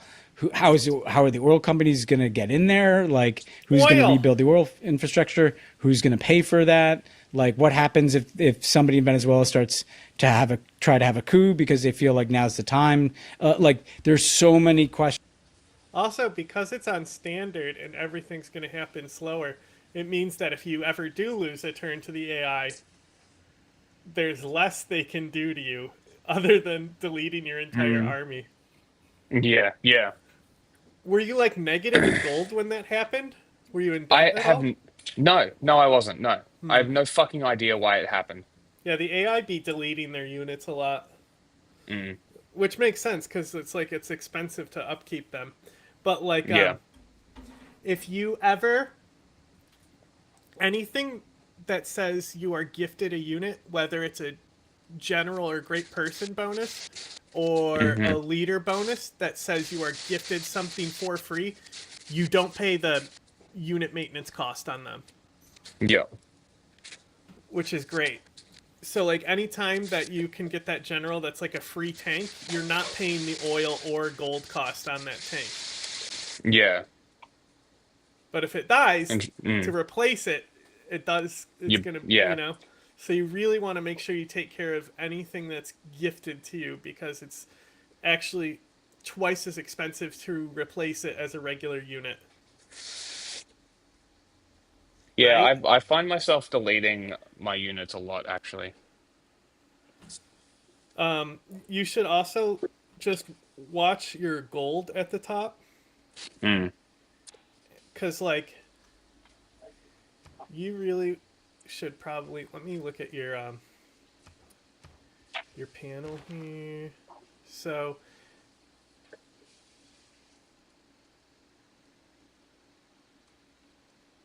If you can end up hitting apprenticeship before the medieval era actually starts, that means you're way ahead for what you need to be doing. Yeah. So like, there are some things that might be worth like offshooting to get, because some stuff. So like for example, I don't think you need. I don't think you need archery for. I can't tell. But there's certain things like that will be building tools, like construction, to get the sawmill and stuff. Like if you have tiles that will benefit from that research, then it will be worth going off the route from going straight for commercial hubs and then apprenticeship behind commercial hubs.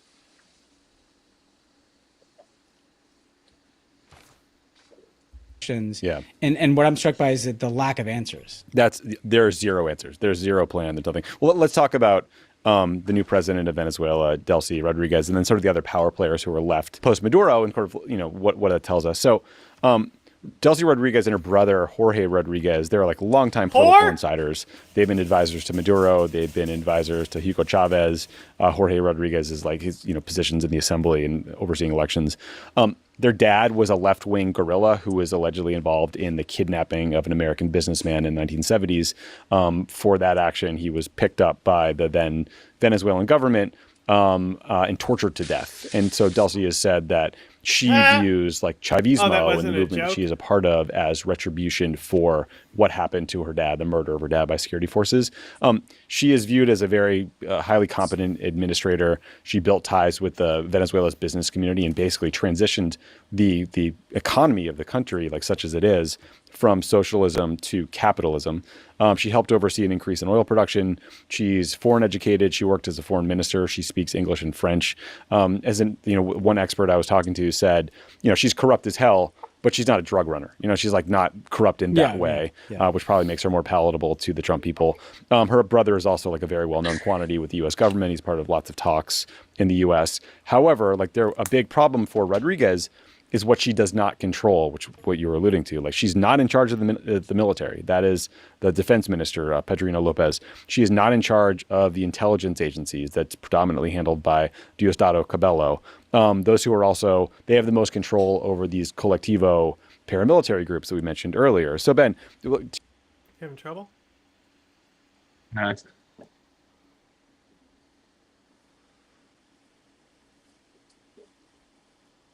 What the fuck? Where did the scout go? You are having trouble. The questions you just raised are all the ones I have. Like, is she really in charge? I don't know. Can she stay in charge? Because ultimately, like the guys with the guns tend to end up in charge in these situations. And there's just all these ways that these like strong men around her can, pull cords like subtly to make her tenure as president end. Yeah, or to make sure that, their cut and their position is preserved. I mean, essentially you have, in these circumstances, it's always the guys with the guns, as you say, who are going to preserve their position. She's kind of a negotiator. I see her as someone who's, it's been interesting to watch her. She gave a kind of very left-wing pro-Maduro speech to the Venezuelan people, shoring up her bona fides as a Chavista. And then she put out a kind of conciliatory statement about, well, we'll dialogue with the United States. I see her as a negotiator. She's negotiating between Venezuelan business interests and the Venezuelan military and the more hardcore Chavistas. She's negotiating with the U.S. government. Like, that's what she's doing right now. She's not necessarily controlling all the levers of power, but she's navigating between them. Like the Wizard of Oz? There's always a moment after a shocking military operation like this where everybody's kind of waiting to see where things are going to go. Now, Trump and Stephen Miller, like his tough-talking, viceroy for Venezuela, I guess, are saying like, well, they're going to have to listen to us because we've got these people, in the Caribbean. Well, you know what? We had like 150,000 troops in Iraq, exactly. And people just stopped listening to us at a certain point because they realize at the end of the day, you're not really going to be here. Like, it's Venezuelans who are going to be in Venezuela. And there is the opposition. What are they going to do? They're going to fight, Are they just going to try to have an election? Are they going to try to get the political prisoners released? Or is the military Mine's going for to listen to days, things but that she no says? Like fucking all these housing. questions about how that place is going to work are not answered. What'd you say? Mine's for days, just no housing. Oh yeah, so that's the thing is like you gotta like like if you only have flat land, that's one of the reasons to keep the trees is you can eventually put lumber camps there. Because if you chop all the trees and only do food, then your city has no production. Yeah. But in your civics policy, just get foreign trade and try and get a trader unit from discovering a tribal village. And then you'll get a free trader unit if you discover tribal villages. Yeah. And then you can just get food that way. Have you seen me?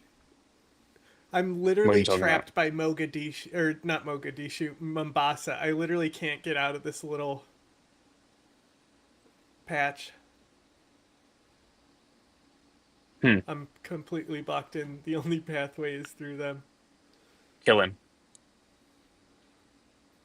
Can't. He's already got walls. I forgot to click to turn off their walls to start. Because you can do that. By just saying Delsey's in charge, but the U.S. is really running the place. Right. Yep, that's right. And There's the scout. Politico reported, Ben, that the U.S. has like 3 big asks for Delcy Rodriguez. 1, crack down on drug flows. 2, kick Iran and Cuban operatives out of Venezuela. I did notice that, like, I think the Iranian and Cuban ambassadors were some of the first people to greet her at her swearing-in ceremony. So I'm sure those images didn't go over that well in the White House. And then 3, stop selling oil to U.S. adversaries like China. The only one of those that seems actually doable to me, Ben, is number 2, which is kick out the Iranians and kick out the Cubans. Because if she really goes after the drugs, the corrupt generals who are part of the drug trade, who are actually, referred to as Cartel de los Sols, could go after her.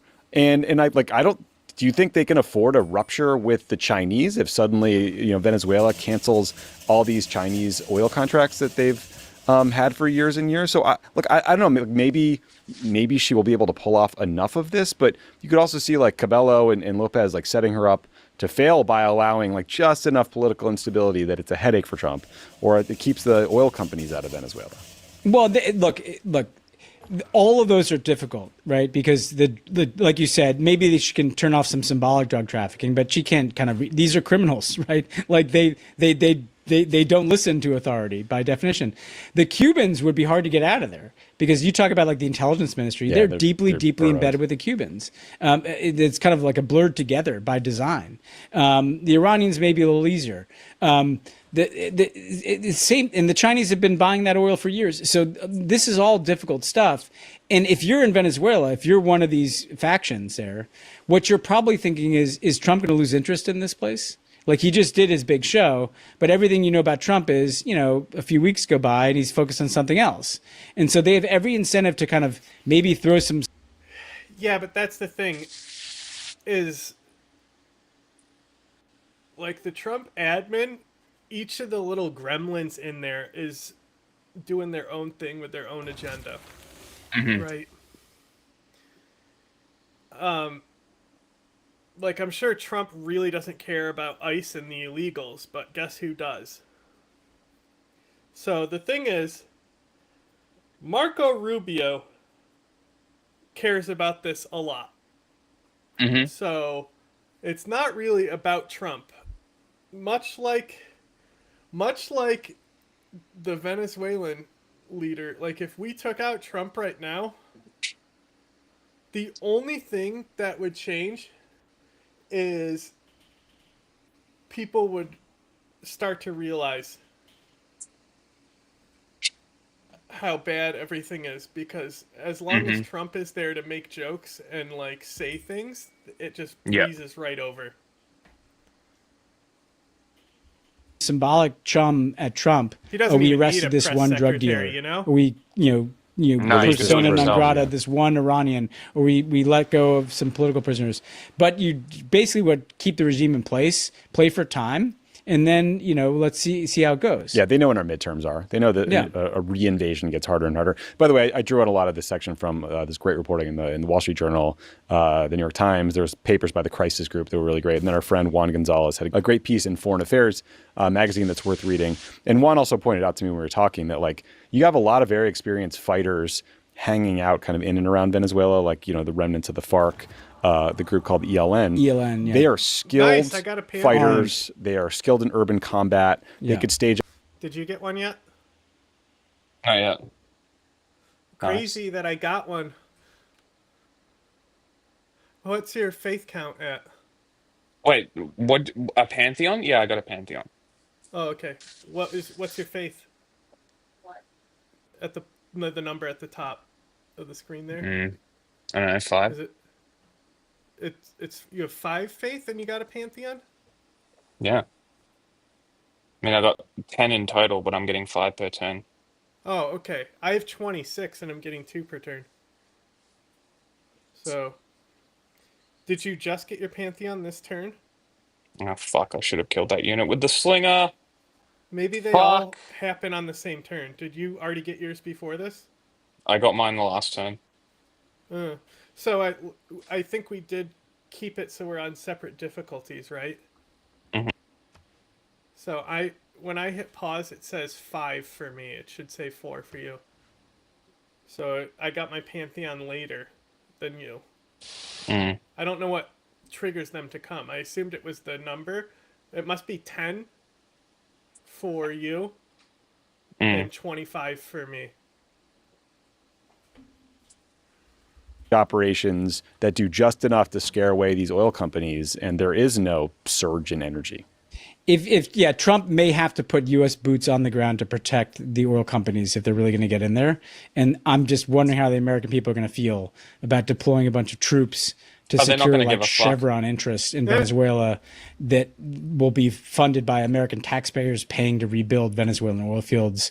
It's a crazy. What is the benefit of this operation? Yeah, because I don't think get worse. Nicolas Maduro is not like some key piece of the international drug trade. No. Right? So it's not like you really did anything in the international drug trade. What is actually, there's a lot of risk of greater violence, civil war, state collapse, all these things we talk about. The benefit that Trump articulates is purely oil, but that's going to take years to rebuild that oil infrastructure, billions of dollars that the American people will have to spend, and probably the deployment of U.S. troops to secure that oil infrastructure. So I'm not sure what the win is in this. Yeah. One other important thing we've learned in the last couple of days from the new indictment of Maduro is that the Justice Department is no longer alleging that he is the leader of an actual cartel called Cartel de los Sols. That claim was first made in their indictment of Maduro back in 2020. And then that language from that indictment was used to designate. Like, you're asking me questions I don't know. I'm just gonna restart my entire fucking computer. This is fucking ridiculous. I'll just hang out with these guys. Designate Cartel de los Sols as a terrorist organization by both the Treasury Department and the State Department. And then you repeatedly heard guys like Marco Rubio say, well, Maduro is a designated leader of a narco-terrorist group. So, of course, we have to take him out. But, actual Venezuela experts kept pointing out that Cartel de los Sols is not a real organization. It is a slang term invented by the Venezuelan media to refer to corrupt officials who are corrupted by drug money in particular. And so this new Maduro indictment reflects that reality, Ben, and says Cartels de los Sols refers to a patronage system or a culture of corruption that is fueled by drug money. In other words, the Trump administration, they knew the 2020 claim was bullshit, so they had to pull it because they knew they couldn't get it passed in a court of law. And so that's amazing. Just take note. We'll go back to 33-33 when Jack. They dropped the thing. So, that seemed to be, good. Again, shout out Charlie Stavridge at the New York Times for kind of reporting this out and flagging it. But it seems like a pretty astounding admission, since designating this fake cartel as a terrorist group is the linchpin of this made up legal strategy that the Trump administration has pointed to justify these airstrikes where they've been murdering people in the Caribbean and in the Pacific Ocean. Yeah, but it just shows the disregard that they have for it, because essentially they know that when they get in a court of law and they actually have to prosecute Maduro, they can't make shit up. because then the case will get thrown out. But they can make shit up to send an armada to the Caribbean. Think about that. Like, they're not worried about lying to the whole world to justify invading this country, lying to the American people, lying to Congress. But they do know they can't lie to a judge because he might toss the case. It tells you a lot about how they operate. Yeah, that's a really good point. Last thing, there have been a lot of comparisons.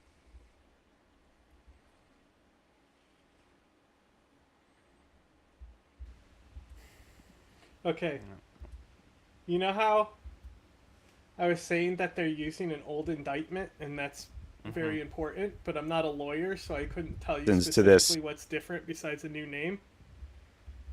I have to go back here. You have to hear this. It's fucking wild. A patronage system or a culture of corruption that is by groups. So of course we have to take them out.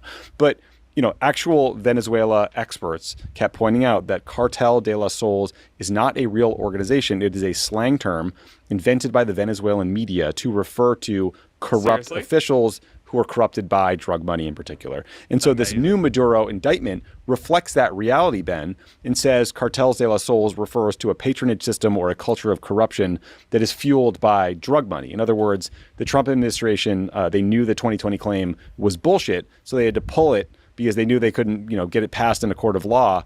And so they dropped the thing. So, that seemed to be, good. Again, shout out Charlie Savage at the New York Times for kind of reporting this out and flagging it. But it seems like a pretty astounding admission, since designating this fake cartel as a terrorist group is the linchpin of this made up legal strategy that the Trump administration has pointed to justify these airstrikes where they've been murdering people in the Caribbean and in the Pacific Ocean. Yeah, but it just shows the disregard that they have for it, because essentially they know that when they get in a court of law and they actually have to prosecute Maduro, they can't make shit up because then the case will get thrown out.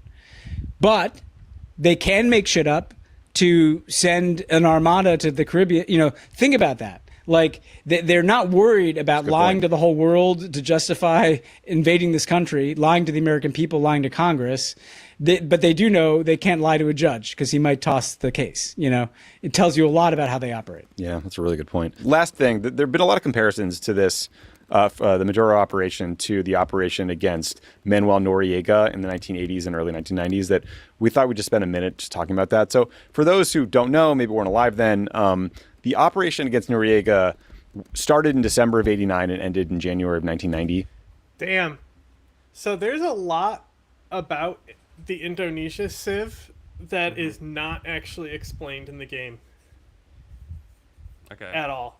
She has completely different adjacency bonuses for districts that you have to look for. And in her power, it's just next to lakes or coastal tiles, but it's so much more complicated than that.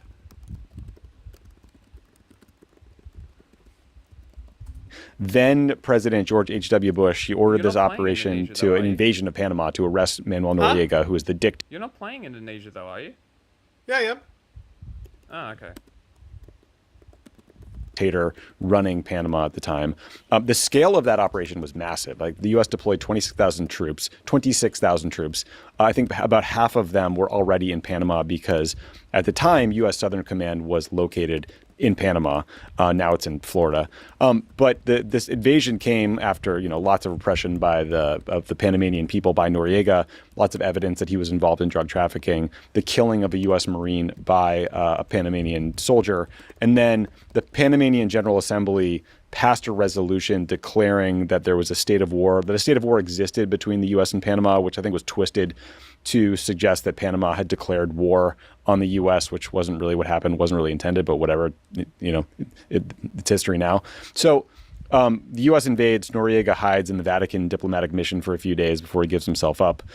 23 U.S. troops were killed, hundreds were wounded, hundreds of Panamanian troops were killed along with hundreds of civilians, and the U.S. military just leveled Panama City. Tens of thousands of people lost their homes and became, IDPs or refugees. But I think what makes the that operation, especially crazy, Ben, and the benefit of hindsight is that like Noriega was a long time CIA asset. Throughout the Cold War, the CIA paid Noriega for information about the Cubans or about, or to train the Contras or other, do other dirty deals for them. And they turned a blind eye to the fact that he was a military dictator who killed his political opponents. He was a serial rapist. He was a massive drug trafficker and just by all means like an evil dude. He's our friend, and then the Cold War ends. The war on drugs starts. George H.W. Bush goes from CIA director to president, and he turns on his old ally or asset. And here we are. Before you know it, Noriega's getting prosecuted in a court in the U.S. So, an interesting but very dark bit of history, Ben. And it's like, I think if you really dig into the details of the Noriega operation, it's not necessarily a comparison I would want to make if I were the Trump administration. Yeah, you covered the bad part of the operation. I guess the other piece I'd say is that sometimes it gets cited because the aftermath went pretty well. Like they kind of had an election, new government there, but Panama is much smaller than Venezuela. Yeah. And that's where it doesn't hold. Like Venezuela is a country of 30 million people, massive geography, so replicating a political transition in a bigger, much more complex country with like an ideologically entrenched regime is a much, much larger task. And Trump, one night raid is not going to transform Venezuela, like that's what's so maddening about this. In the same way that in Panama, we had more of a capacity to do that because it was just we're playing on a smaller field. This episode is sponsored by BetterHelp. The new year doesn't require a new you, maybe just a less burdened you. Therapy can help more easily identify what weighs you down or holds you back by offering an unbiased perspective. The national interests of America. This whole period that happened after World War II, where the Isn't that fascinating that they updated the... I'm not sure if you were listening there. I wasn't. You're typing. Well, alt-tabbing probably doesn't help not crash it, because it already has fucking issues formatting to the screen.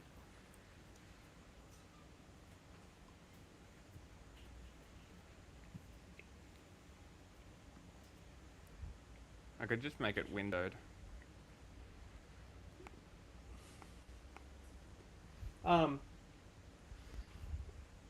So the part that I rewound just to show you, you didn't pay attention to? No.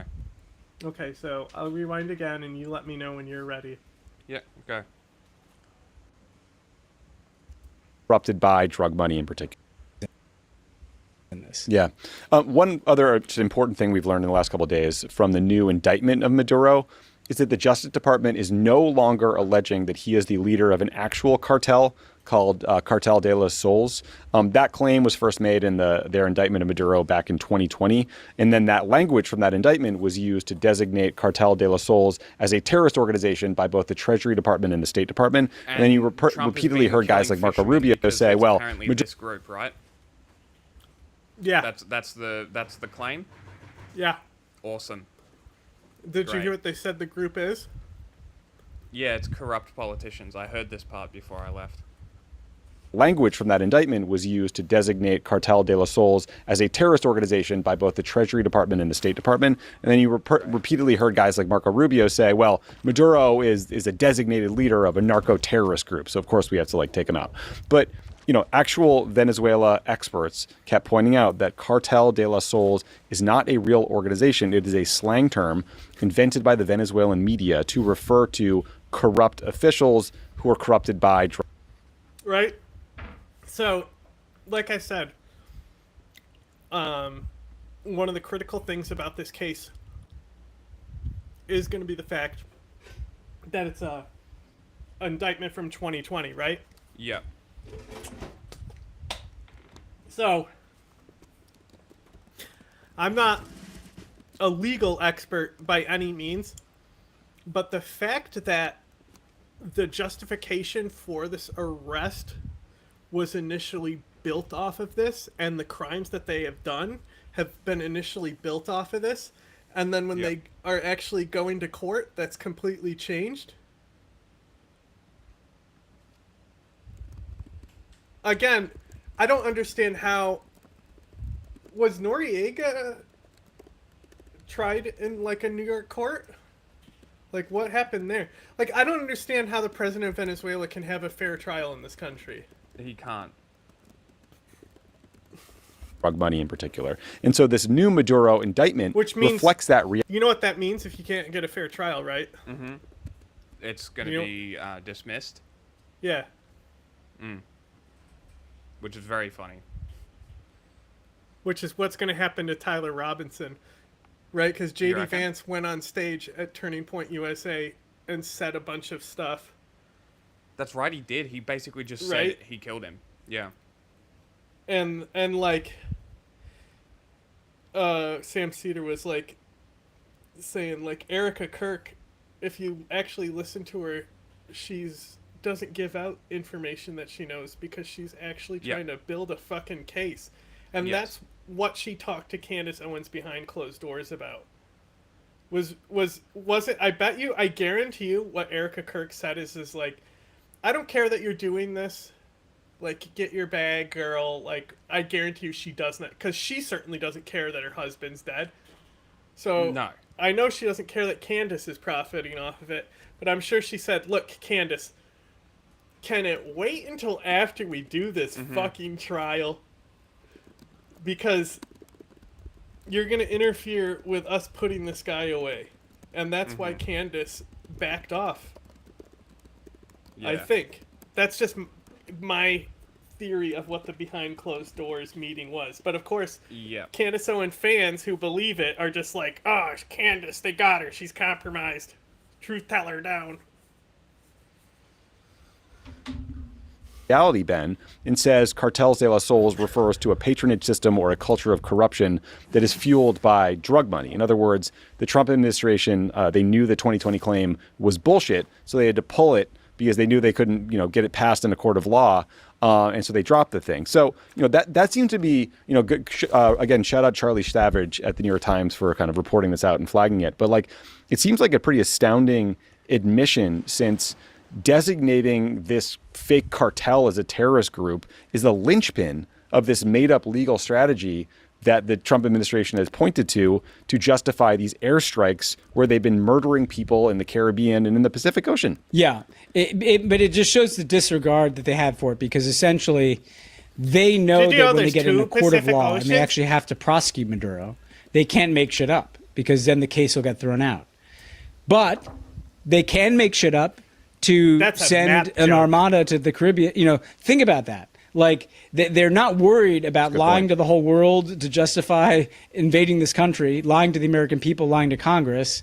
But they do know they can't lie to a judge because he might toss the case. It tells you a lot about how they operate. Yeah, that's a really good point. Last thing, there have been a lot of comparisons to this, the Maduro operation, to the operation against Manuel Noriega in the 1980s and early 1990s. We thought we'd just spend a minute just talking about that. So you see why I was like, wow, their coverage of this, it was like, they've brought up literally everything that I was bringing up.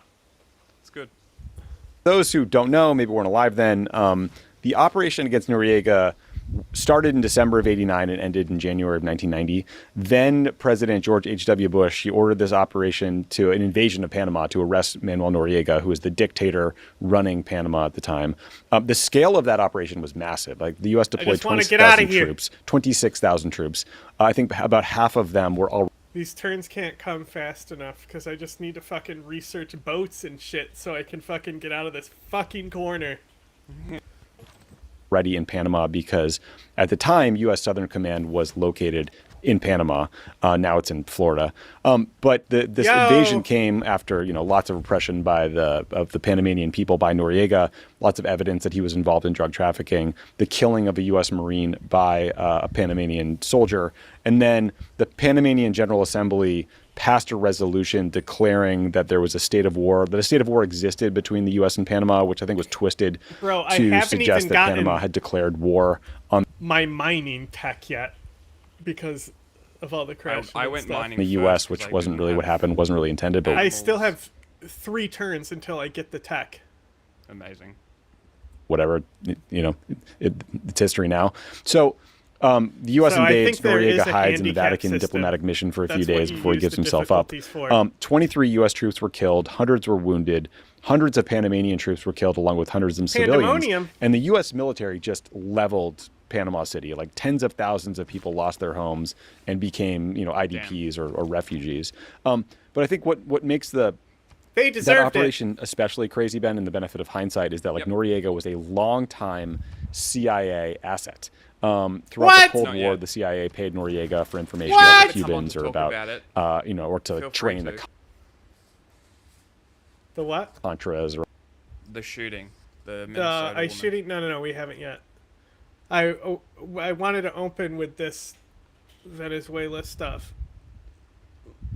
rather, do other dirty It's deals for almost them. over because the last third of this is a interview, so there's only 10 minutes or so left. And they turned a blind eye to the fact that he was a military dictator who killed his political opponents. He was a serial rapist. He was a massive drug trafficker, and just by all means, an evil dude. He's our friend. And then the Cold War ends. The war on drugs I'm about to starts. settle George a tile H.W. on a Bush goes from CIA stage director 3 to president, and he turned climate on change his old tile, 'cause ally it's or all I asset. got. And here we are. Before you know it, Noriega's So getting you better prosecuted not in a court in pollute. the U.S. So an interesting Or but you'll very be hearing dark from bit of me history, Ben. directly And it's I think with if you really guns dig into the details of the bullets Noriega operation, cannons it's not necessarily a comparison and I would missiles. want to make if I were the Trump administration. Yeah, you covered the bad part of the operation. I guess the other piece I'd say is that sometimes it gets cited because the aftermath went pretty well. They kind of had an election, new government there, but Panama is much smaller than Way smaller. Venezuela. And that's where it doesn't hold. Venezuela is a country of 30 million people, massive geography, so replicating a political transition in a bigger, much more complex country with an ideologically entrenched regime is a much, much larger task. And Trump, one night raid is not going to transform Venezuela. That's what's so maddening about this. In the same way that in Panama, we had more of a capacity to do that because it was just we're playing on a smaller field. This episode is sponsored by BetterHelp. The new year doesn't require a new you, maybe just a less burdened you. Therapy can help more easily. Look at how close the ad breaks are to each other. That's crazy. Didn't we just skip one? Or did I accidentally rewind? Am I crazy? Did I somehow rewind? Did I don't think accidentally so. click backwards? That's what I was saying. If you wanted to come on to talk about it, feel free to. I do want to look at the coverage of it first, from all the different angles. I've specifically avoided looking at basically anything on it.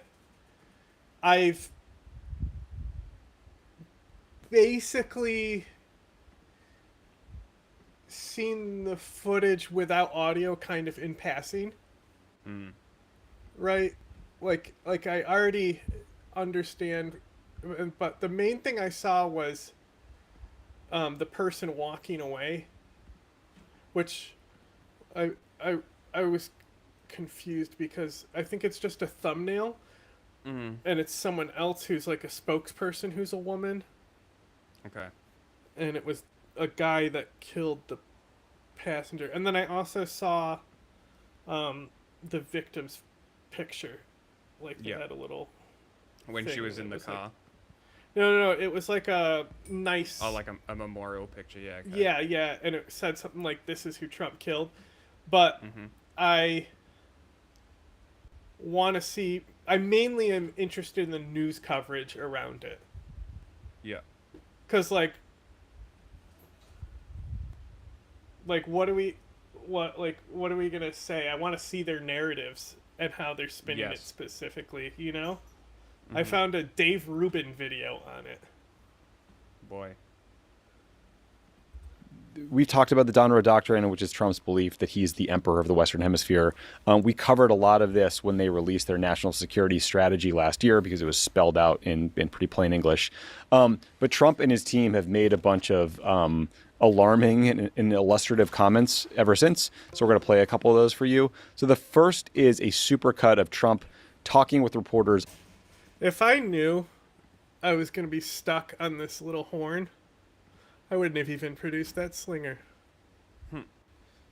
Don't even need it. That's the thing, is it's like I may be closed off, but I know I'm safe.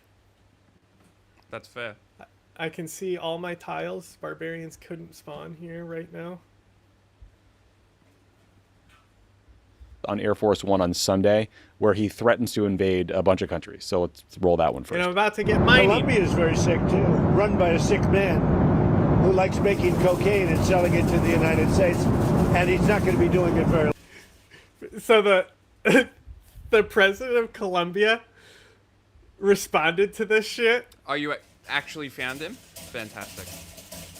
And he basically said, yo, what the fuck, bro? Like saying he's a sick person who sells cocaine. He's like, bro, what the fuck? Can you like not say these things about me? Like, that's just like, you know, crazy, man.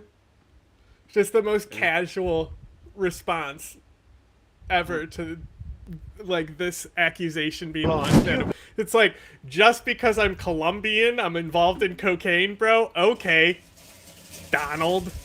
Is ready to Okay, Sniffy McAdderall. fall, you know? Yes. By the way, you have to do something with Mexico. Mexico has to get their act together. Greenland is covered with Russian and Chinese ships all over the place. We need Greenland. No, it's not. Doctrine.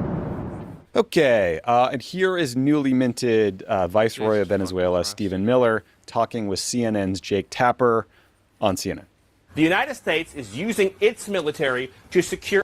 So whenever I hear Viceroy, all I can think of is the racist aliens in Star Wars. Mm-hmm. You know? Yes. The ones I'm talking about. Mm-hmm. Yes, You know, yes, those yes, yes. guys. Yep. So I'm just picturing Newt Gunray here, where Stephen Miller is talking about Jedi and droidicas. our interests unapologetically in our I got a hemisphere. We're a superpower, and under President Trump, we are going to conduct ourselves as a superpower. It is absurd that we would allow What does a that nation mean? in our own backyard to become the supplier of resources to our adversaries, but not to us. Like if I was to build both. Okay.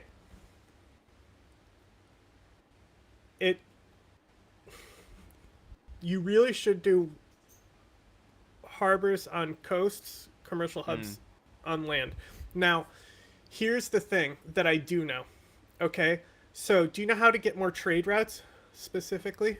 No idea. Okay. So, there's two buildings that I know for a fact give it to you. Lighthouse and markets. Okay? Now, I can tell you for a fact that if you build a market in a commercial hub and then build a lighthouse in the harbor in that district, it does not give you a trade route. So, and also, the way trade works, that if you keep all your coastal tiles, your international trade, Yeah. then you can have your highways for your main trade. And so you always want to kind of either settle in a line or like a triangle. Okay? Yep. So like when you build farms, okay, you either want to, like, you can build any shape you want, but there's two shapes that you always want to go for. It's a triangle, so it's a 3 farms on 3 tiles adjacent, right? So as long as a farm is touching 2 other farms, it becomes a super farm. So you can also build them in a straight line. So as long as you have more than 3 farms in a line, they're always touching 2 farms along that line. Yeah. And so the most optimal thing you can do is basically you do a line and then you break the line with triangles at each end. Ah, yes, okay. So that way the end pieces don't they still become super farms, because if you just do a line, the end pieces won't be super farms. So and also when you master like the appeals and stuff, If you I have can 3 use mines, the do I get a nature super preserve, you know, the preserve district. Yeah. If you build those in a triangle on an undeveloped area, it'll give you a shitload of appeal. Okay. And then you can like make all those tiles give you like faith and culture and stuff. Weapons from our adversaries to be able to be If you're not positioned doing an as an industrial asset civ, against the United States, which you rather are. than on behalf of the United You're States. doing Sovereign the countries should industrial be able to do civ. what they Monroe want to do. Doctrine, Yeah. the Monroe Doctrine and the Trump Doctrine is all about securing the national interest of America. Period that happened after World War II, where the West began apologizing and groveling and begging I don't even and know, engaging in these honestly, vast what you're talking reparation about right schemes. now. You're approaching this from the wrong frame. This neoliberal frame that the United States' job is to go around the world and demanding immediate elections be held everywhere, immediately, all the time, right away. To create No, these vacuums. That's not what I think, but you invaded the country. We went into the country and we seized the leader of Venezuela. Damn straight we did. And I'm Because saying, we're not going to let. because so the is the point, U.S. Jake, going to have the new point, elections? Jake, is that we're not going to let Tim Pot communist dictators send rapists into our country, send drugs into our country, send weapons I'm into almost our convinced country. that Stephen Miller is a habitual rapist. He gives me rapist vibes. He is literally a DC supervillain. Okay. This is all I'm thinking about right now, because they said the viceroy of Venezuela.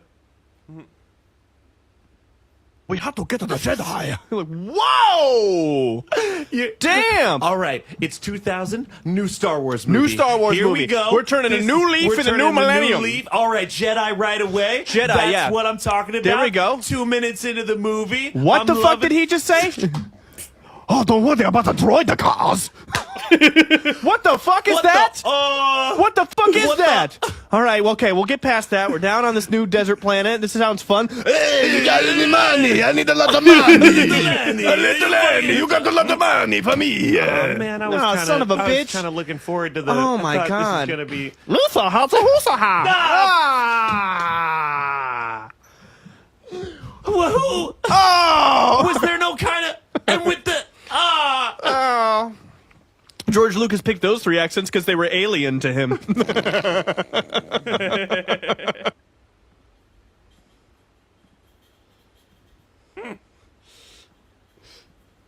Okay. Barry Weiss wants to make sure you interview that guy for all 16 Yeah, minutes. yeah. I do love how he's ranting about how we're not going to let Venezuela only sell oil to the fucking, Chinese or whatever. It's like, you guys sanctioned them in 2019, banned us from being able to buy their oil. From being able to buy their oil. Whatever. Yeah. So, Ben, we've talked about like the big picture, right? Which is that Trump thinks he's the emperor of the Western Hemisphere. He thinks he gets to dictate events in Central and South America.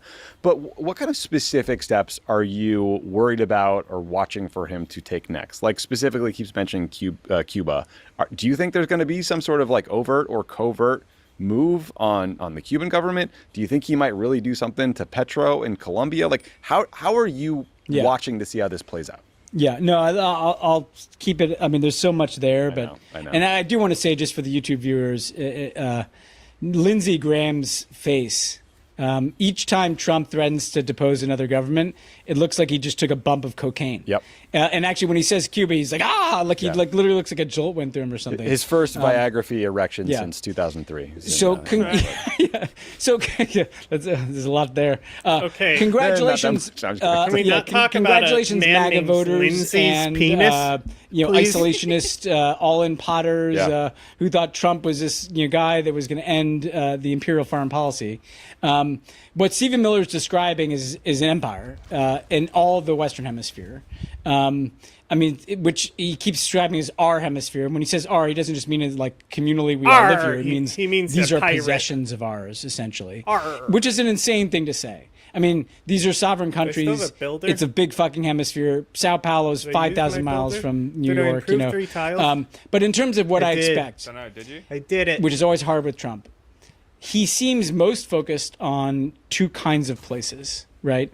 One, are there natural resources there that I can extract and my buddies can get rich off of? And then I'll probably take some massive back end cut, So like whatever oil's being drilled in Venezuela 10 years from now, Trump's kids are like The Trump library, it's got a little spigot. And 2, is it some kind of boogeyman, that I can gin up my right wing base about, right? So for that reason, here are the countries I'm most worried about on his list of places to bomb, right? I'm on Cuba. I do think that they will try for this the regime galley's change. just sitting here. They've got, So, the barbarians basically have a rage mechanic. Okay. So, the scouts, for example, will always run away from you, but if you destroy the camp, then they'll charge you. And it's just because the game needs to get rid of those units.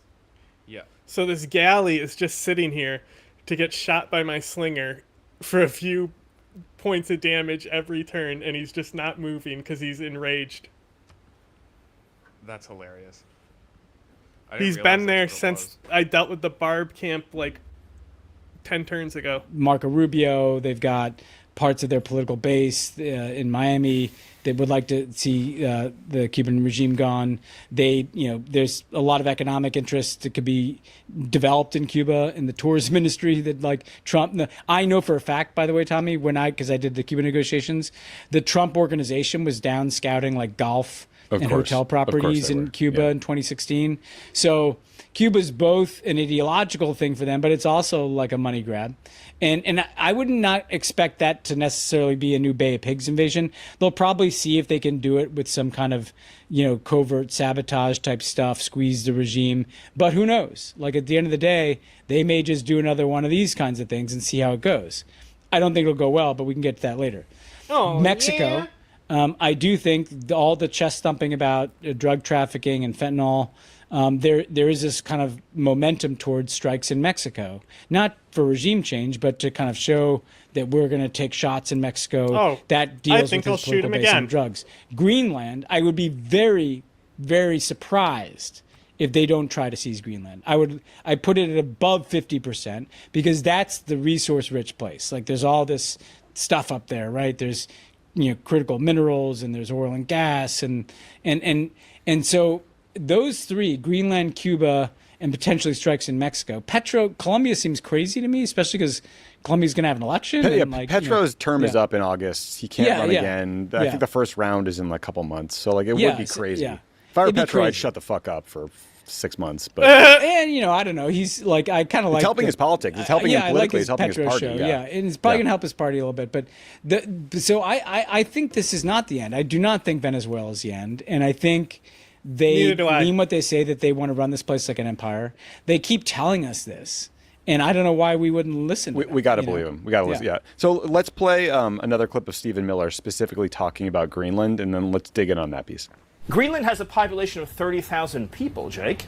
The real question is, by what right does Denmark assert control over Greenland? What is the basis of their territorial claim? What is their basis of having Greenland as a colony of Denmark? Bro's like, you ain't want an army. Is the power of NATO. For the United States to secure the Arctic region, to protect and defend NATO and NATO interests, obviously Greenland should be part of the United States. And so that's a conversation that we're going to have as a country. That's a process we're going to have as a community of nations. So you can't take it off the table that the U.S. would use military force to seize Greenland. You can't take it off the table. Jake, I understand you're trying very hard to, which again is your job. I respect it. It's great to get exactly the headline, right? That catchy headline. I'm just trying to get an answer to the question. That says Miller refuses to rule out the United States should have Greenland as part of the United States. Nobody's going to fight the United States militarily over the future of Greenland.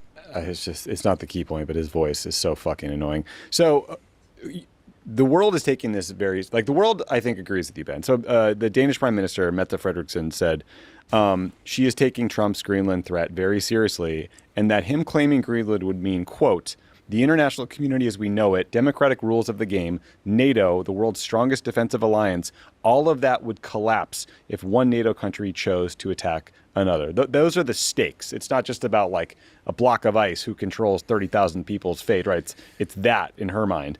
And then, earlier today, there was a joint statement about Greenland from France, Germany, Italy, Poland, Spain, the UK, and Denmark. It says in part, security in the Arctic must therefore be achieved collectively in conjunction with NATO allies, including the United States, by upholding the principles of the UN Charter, including sovereignty, territorial integrity, and the inviolability of borders.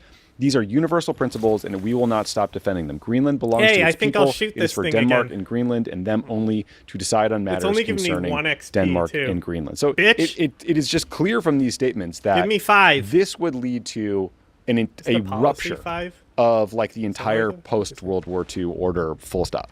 Yeah, if people are watching this and thinking like, well, It's just strength. what's the big deal? Why can't the United States, there are only 30 or 50,000 people there, or even Maduro, like we did this. What's the big deal? There's two problems, meta problems, right? One is that the Trump administration just doesn't give a shit about people. So if the people getting blown up in the boats are fishermen, they don't care. If Venezuela descends into violent chaos, they don't care.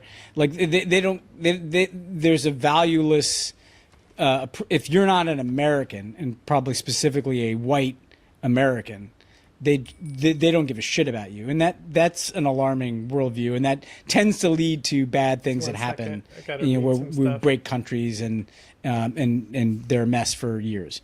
The second piece is one you just said, though. Like, we are breaking every single rule that has held the world together since World War II. People got together after World War II because they had seen where autocrats, nationalism, and military aggression led. It led to 2 world wars.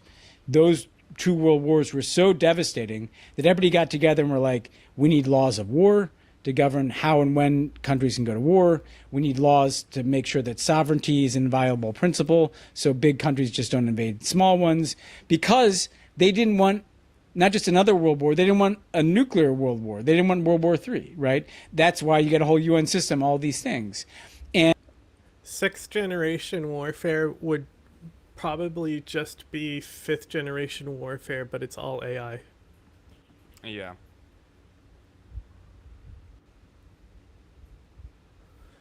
And then maybe 7th, it's more like Ghost in the Shell and Cyberpunk, where you have an identity and avatar in the metaverse.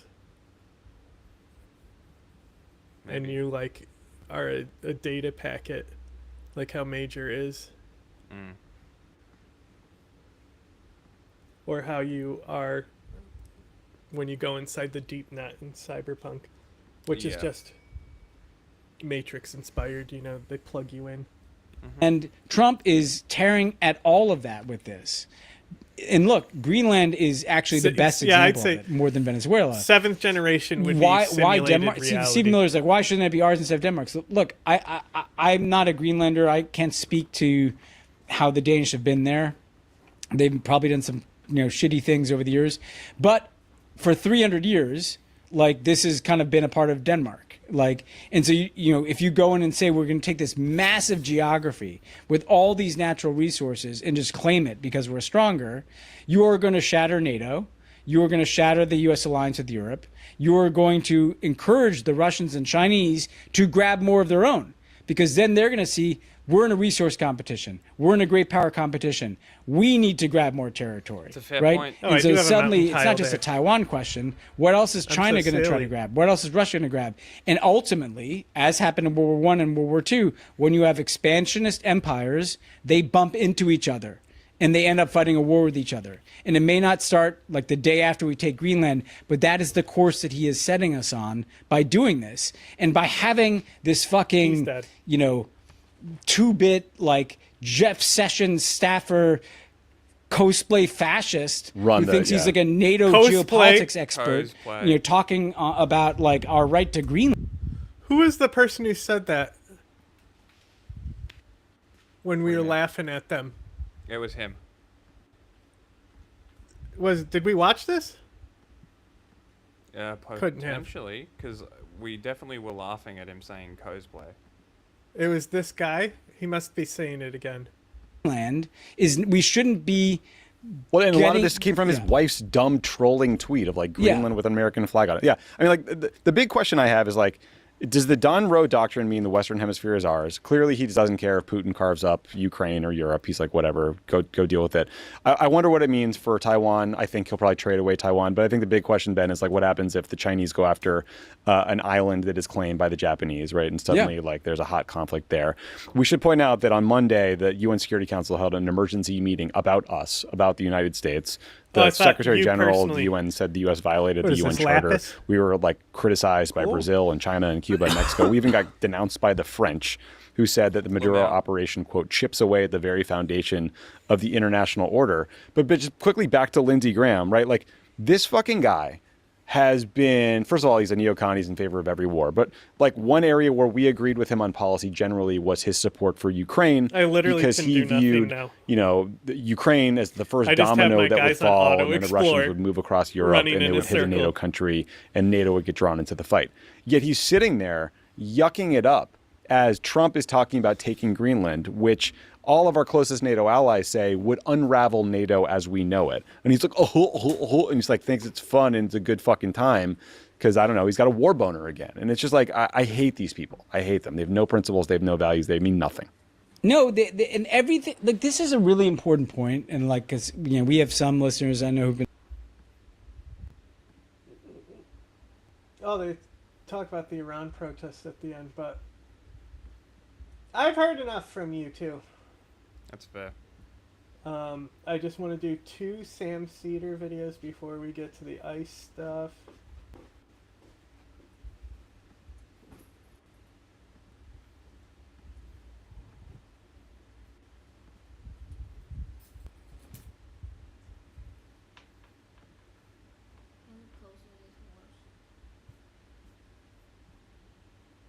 Give me a second.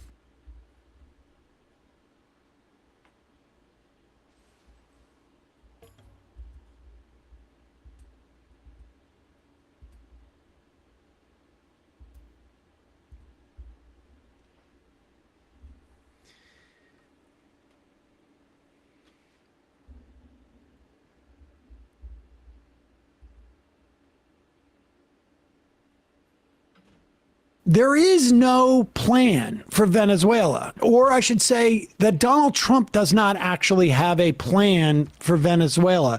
It seems like there's a bunch of other people who have plans for Venezuela, and they seem to be not necessarily all on the same page.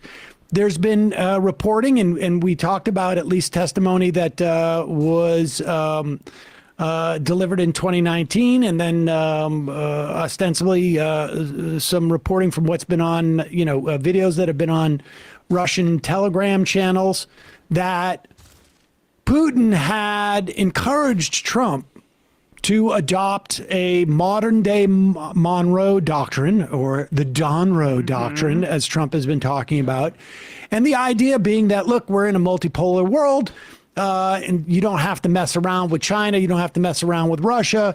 You just essentially create Fortress America. You control and dominate the Western Hemisphere, and you'll have all the resources you need. You'll have shorter supply lines. All of that sounds all well and good. And let me do what I would like with Ukraine. It is my territory. Why don't we just kind of put all of this aside? We're all in this together, right? We'll carve up the world. That's it's like a mafia. It's basically like a mafia. Born into mafia. I'm rewatching a little bit of The Wire. I mean, it's that type of thing. Now, the biggest problem for the execution of that, however, is that this is not 1935. This is not 1965. This is not 1895. These countries no longer are so easily dominated by the U.S. in the way that it would have been 50 or 60 years ago because there's so many weapons there. And so with 10,000 Marines off the coast of Venezuela, the United States is not in a position to invade and take over Venezuela. And it is unclear, it became clear, I think, to Trump, or at least Trump was, there was a lot of neocons who were like, oh, we're going to put in Maria Corina Machado and get rid of the Chavistas, the Hugo Marxists. Chavez, Marxist folks. And then, she's going to open up. I mean, she literally said 6 months ago, I'm going to give the oil back to the Americans, essentially. And so I think there were people in the administration. Lindsey Graham reportedly was very encouraging on this coup and kidnapping of Maduro. Dude, but I think he thought that Maria... Fucking Russia. What about him? Settled a city right next to me. Oh, he's the hard player. He's got one population. I'm going to destroy him. You should and take his city. You should settle multiple. You should wait to do anything until you have your Hansas up, and build around that blitz. Well, I literally cannot do anything because there are 2 city-states around me, and now Moscow has put a fucking city next to me. So I'm going to attack Moscow. One, because it has no walls. Yeah. If you have the military to do it. Well, I'm building military at the moment because I'm trying to take this city-state. Yeah, the city-states have walls. I know.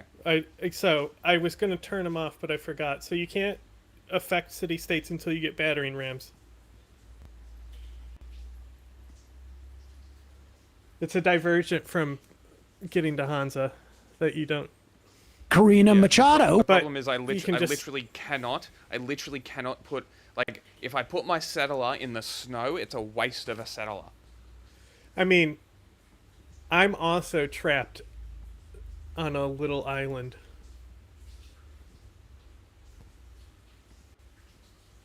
I mean, not even island, an archipelago.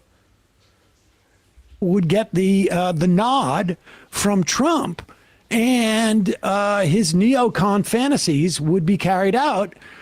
But Trump seems to have basically just stopped, in part because some people suggest that Trump mentioned this today, apparently, or yesterday, that he was going after Maduro because Maduro was mocking him by doing his dance. And if you can believe that, then you can believe that he would be so spiteful towards Maria Corina Machado that he wouldn't impose her as the leader of Venezuela, because like the practical realities don't stop these people. I mean, they're behaving in a very unhinged manner altogether. We've read in the packet today that the CIA briefed the administration and said that she wouldn't have the infrastructure to take over the government, and that's true. Like, she has been since the early 2000s in the sphere of right-wing neocons, NGOs here in the West getting these awards, right? I mean, there's a cultural memory in Venezuela where people understand that these are the Yankees trying to steal our resources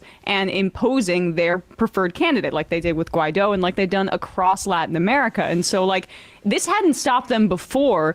She'd been enormously explicit, but the point is like, the arrogance of the neocons is paramount here. So why didn't they try? Well, I mean, I think they tried. Now we know the answer. It could just be Trump's pettiness. Well, and we should also say too, and later in the program, we will dig into sort of the theory that perhaps this was just one of the biggest winners was this billionaire hedge fund guy, Paul Singer, who essentially bought the U.S. Portion of Chevron, which was the Venezuelan oil company, and bought it for 50 cents, 30 cents on the dollar, and this is a way to make him, Sitco, right? Sitco, excuse me, very, very wealthy.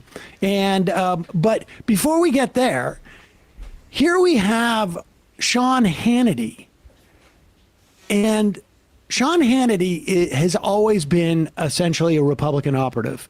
He had a very good relationship with Donald Trump because he kisses people's asses, and he was basically a main advisor to Trump in his first term, probably still the case. Whoops. But everybody's afraid of Trump. They don't want they want to convince him the way that where Trump comes to it himself, and it's quite clear that all these neocons, I'm talking like Lindsey Graham and, whoever, other neocons who are sort of interested in the notion of getting rid of the Marxists in this area and maintaining our hegemony insofar as we have an open policy for U.S. corporations there, got into Hannity's ear and we're like, dude, you're the only one who can save this now. We need Maria Corina Machado to get the nod from Trump. Marina Conicado. You got to do your magic, and watch how desperate Hannity is in there to Not the only desperate person in this clip. I mean, this is humiliating on so many different levels. Watch this.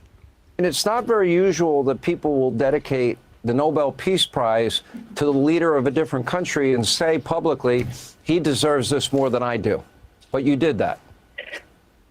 Let me be very clear. As soon as I learned that we had been awarded the Nobel Peace Prize, I dedicated to President Trump because I believed at that point that he deserved it. Like I said, when we saw this clip, I was like, oh, this is the clip I was going to show earlier or show later with Sam Cedars' commentary.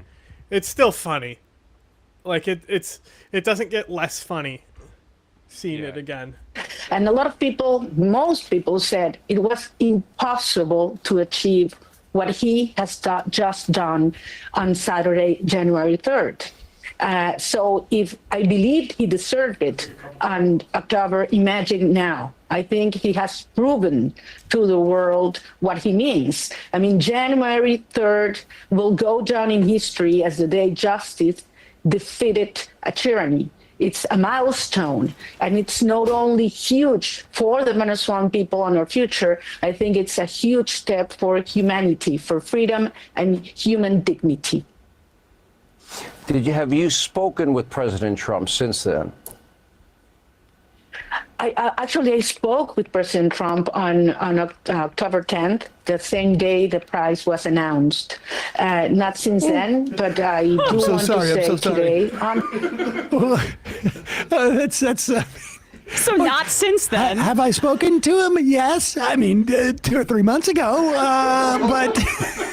I haven't spoken to him since I got the prize that was rightfully should have gone to him. But how did that conversation go? Here's the coup de grace, though, ladies and gentlemen. Just go back a little bit. Let's see if she's ready. Spoke President Trump since then. I spoke with President Trump on October 10th, the same day the prize was announced. Not since then, but I do want to say today, on behalf of the Venezuelan people, how grateful we are for his courageous vision, historical actions he has taken against this narco-terrorist regime to start dismantling this structure and bringing Maduro to justice, which means that 30 million Venezuelans are now closer to freedom, but also that the United States of America is a safer country nowadays. Okay, lady. Right. Did you at any point offer to give him the Nobel Peace Prize? Did that actually happen? I had read that somewhere. I wasn't sure if it was true. Well, it hasn't happened yet, but I certainly would love to be able to personally tell him that we believe the Venezuelan people, because this is a prize of the Venezuelan people, certainly want to give it to him and share it with him. What he has done, as I said, is historic. Oh my God! That is words. Where's my gold? You know. The problem is, she's like maybe a 5, and I don't know. She's just like out of my age range. Yes, well, there you go. You know, so She's aged out. she's aged out. Maybe if it was the 80s. If maybe I had gotten it before, but you know, when you have to actually kidnap a leader of another country to get your peace prize, it doesn't feel as good. I'm sorry, I just don't want to have to. Makes it feel like I'm being too. The problem is thirsty. she So. lacks what Zoran had in the Oval Office, which is like an aura of being a winner. Yeah. Right. Sorry. Right. She should have given it to him October 10th. You had your opportunity. Hey, folks, don't forget to hit the subscribe.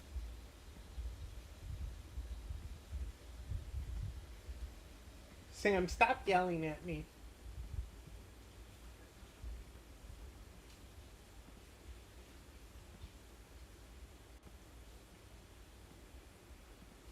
Okay, now.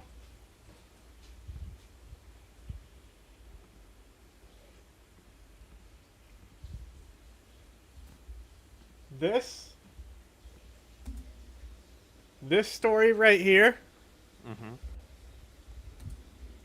is the soft filler before we get to the shooting.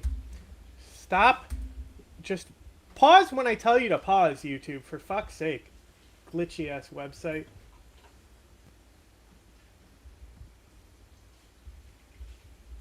Anyway, after this, it's gonna be heavy time.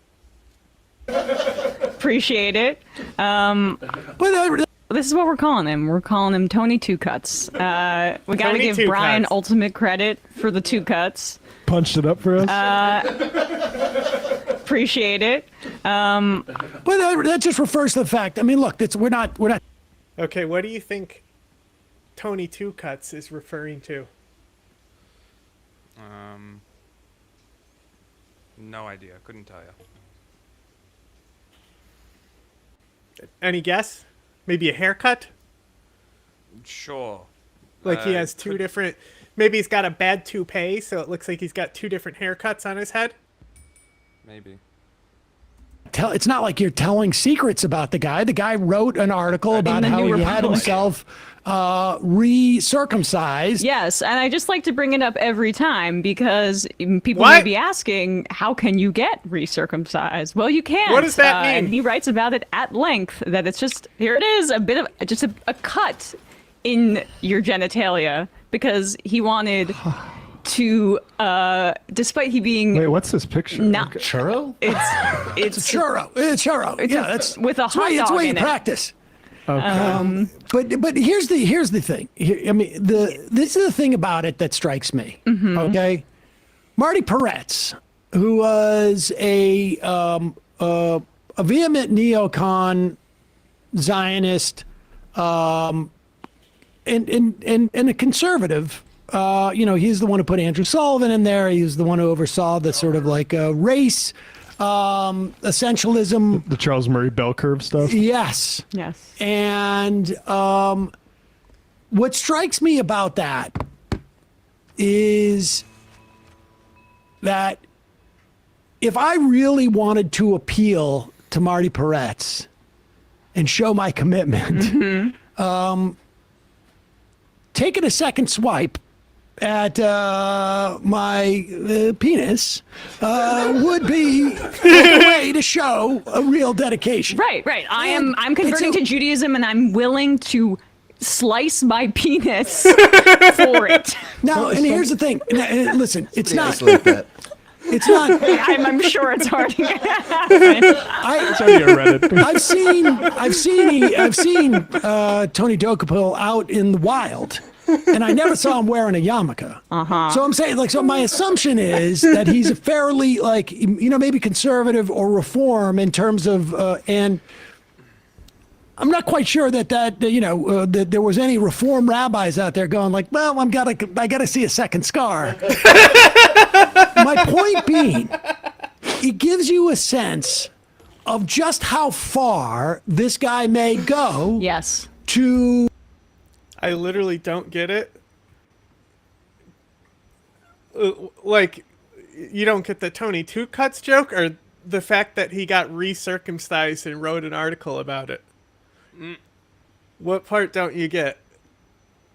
Because it's fucking hysterical to me that, like, and I think as we watch this, Sam kind of hits it right on the head.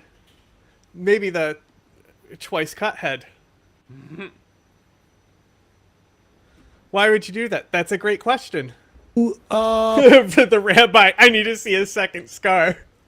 Placate his bosses, Tony Two who Cuts. may want to see, and that's really the issue. I mean, like it's your body, your choice. If you want to go 3 cuts, I say enjoy. Yeah, everyone has their kinks. Right.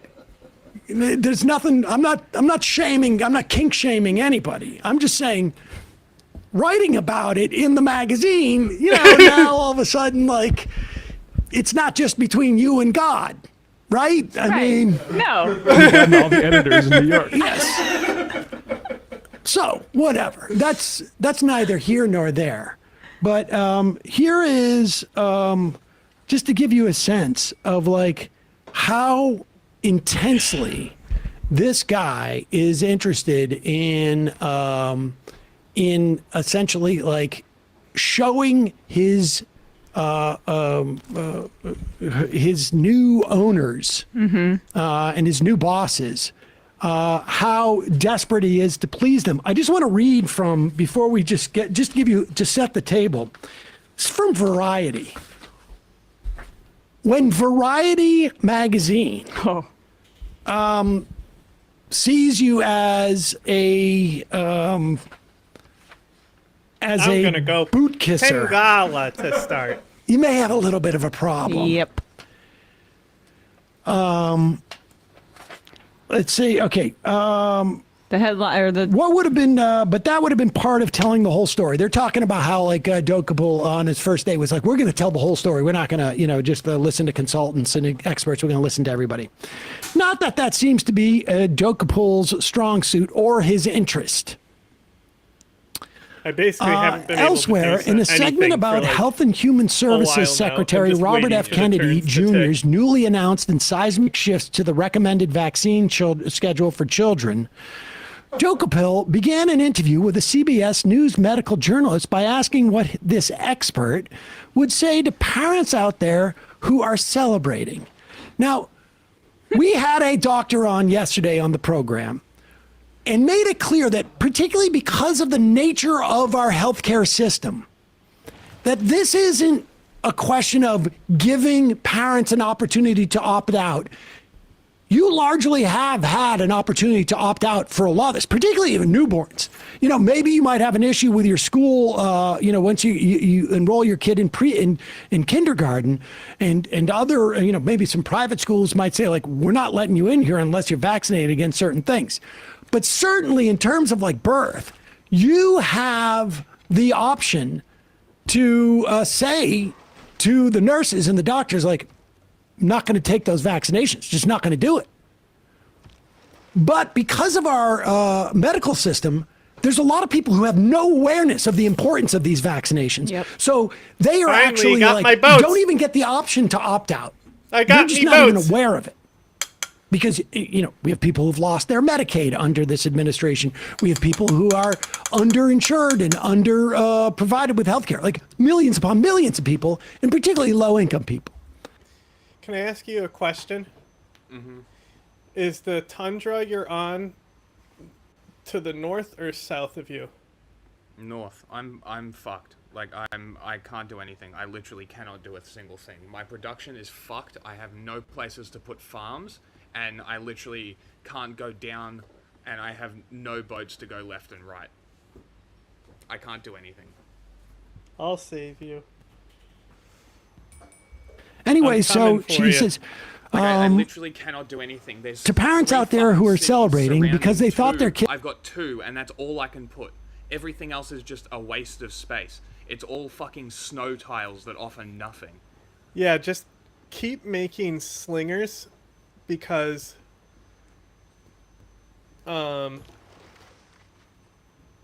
because if you have them in your city, they basically don't take damage and they can shoot the invaders that Russia might send.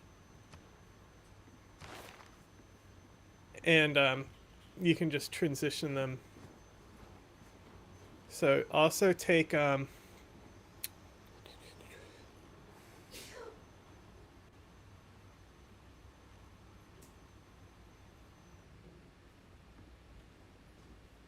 defensive tactics in the civic tree.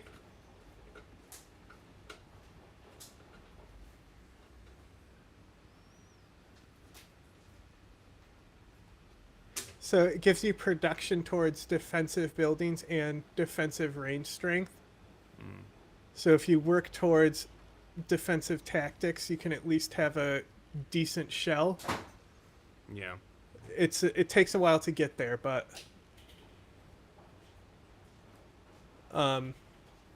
you're not really that endangered as long as you're just keep producing the slingers. And you can see Russia's military score, right? Yeah. Is it higher than yours? Yeah, but not like. I don't know how he's producing so many fucking units. Like It's because he's on a higher difficulty, so he basically is able to do things for free. It's fucking. That's how they retarded. balance it. But yeah, just keep trying to keep your red number above his, and you'll be fine. Kids were obliged to be injected with too many vaccines. He ended the segment by declaring, quote, so parents are going to have some options for themselves, end quote, when to a large portion of the audience, the precise opposite is true. They'll now need a physician consult to obtain a vaccine for their child that was once more easily obtained. Dokapol thanked his guest and announced brashly, you clarified it for us.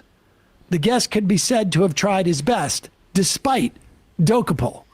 I mean, when Variety is starting to call you like a unabashed sycophant for the administration hack, you know. Also, what city-states did you get? Oh, you've got a problem. But here he is showing that he is independent from this administration. Oh, yeah. He's not some Donald. Huh? Purple and red ones. Yeah, what's their names? They'll tell you what they do. Kumasi and If you click the Megiddo. the Annex City States screen, it'll tell you what their bonus is for getting them. Encampment districts get production and gold, and then culture and gold for trade routes. Yeah, so you should put any emissaries you get in the one that gives you your encampments production. And when you can get 7 emissaries in there, you can probably annex it and destroy the other one. Okay. Trump boot kisser. Right. His Secretary of State, however, though, that may be a different story.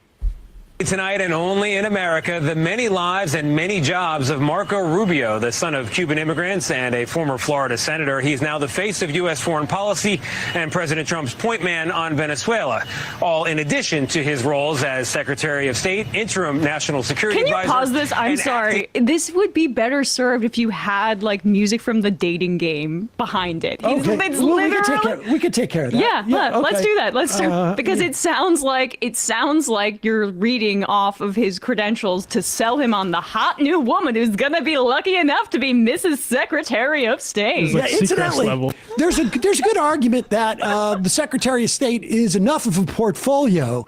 Running a country that you've just decapitated their leadership and then doing 5 other jobs might be a bit of a problem. And, you know, like that could be one perspective you might take if you're delivering news to the entire country. The other could be just like, hey, this guy's quite a bachelor. Go ahead. North Korea profile. Exactly. And a former Florida senator. He's now the face of U.S. foreign policy and President Trump's point man on Venezuela, all in addition to his roles as Secretary of State, interim national security advisor, and acting national archivist and USAID chief. Whatever you think of his politics, you got to admit it's an impressive resume. You gotta admit, he's hot. AI memes have added. What is that thing about, like, whatever you think of his performance in all of these positions, like USAID, where... So was that Tony Two Cuts glazing Rubio's?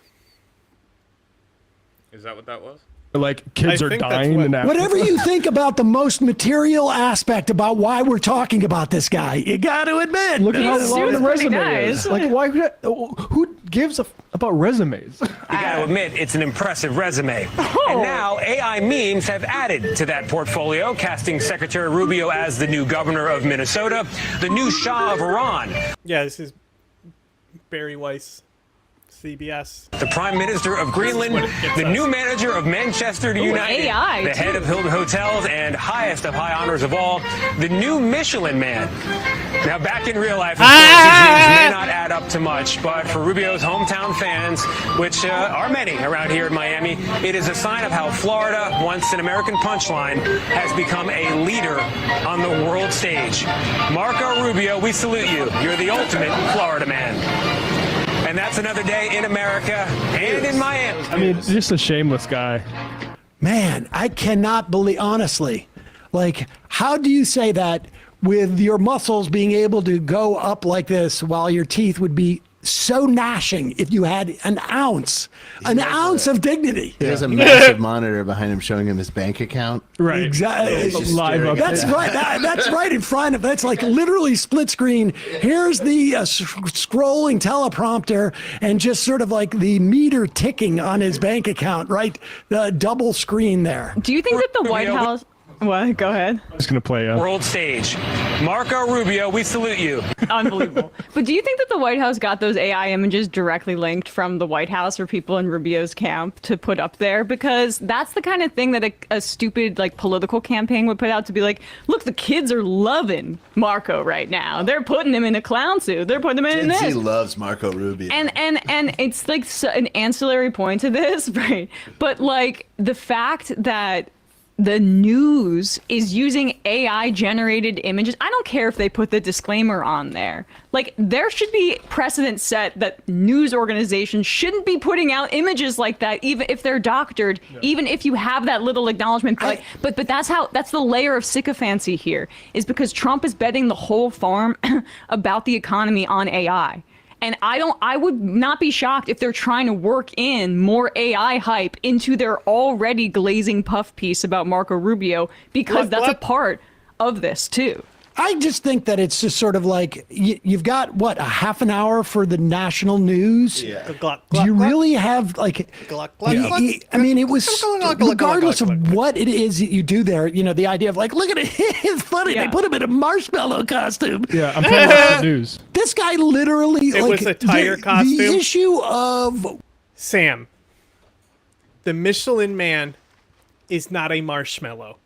You ignorant slut. whether this country should go in and attempt regime change. And let's be clear, there has never been any, even the slightest, well, maybe the slightest, but nothing beyond like a sort of just, an afterthought to claim that Venezuela was any type of material threat to this country. Like, nothing, absolutely nothing. And we just performed regime change on it, basically probably for, I don't know, a half dozen hedge funders.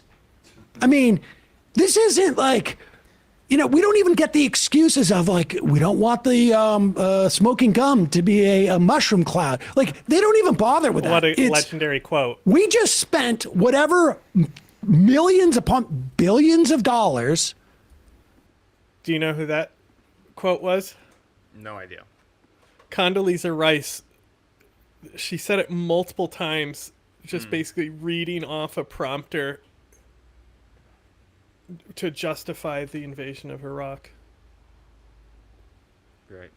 There's like 4 or 5 different times of her saying it. In chasing Same boats inflection around every the time. world to pirate, oil It's okay. tankers, to keep a dozen warships off the coast of Venezuela, to keep 10 to 15,000 Marines off the coast of Venezuela, killed 75 people who were no threat to any American anywhere. And we just did it for the sake of, and we did it all nakedly.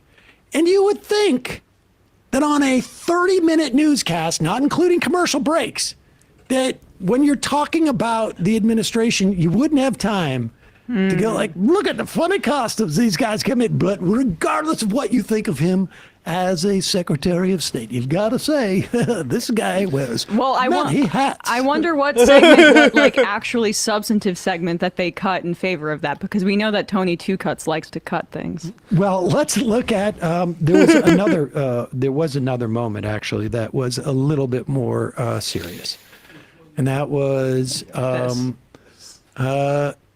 Tony Two Cuts went back to Miami, and it turns out Miami is his hometown. Oh. Why do I give a fuck? And excuse me. Sorry. Wait, how dare you say that? Excuse me. This is the news. I mean, this is a larger problem with. I was home watching the local news, and they spent like 5 minutes on a video of like high schoolers saying what they appreciated about the year. Well, this is as frivolous as that. Except for local news. At least, yeah. You know, so like it could some possibly interest, be yeah. like we don't have, we're only doing local stuff, and we only got so much news going on here.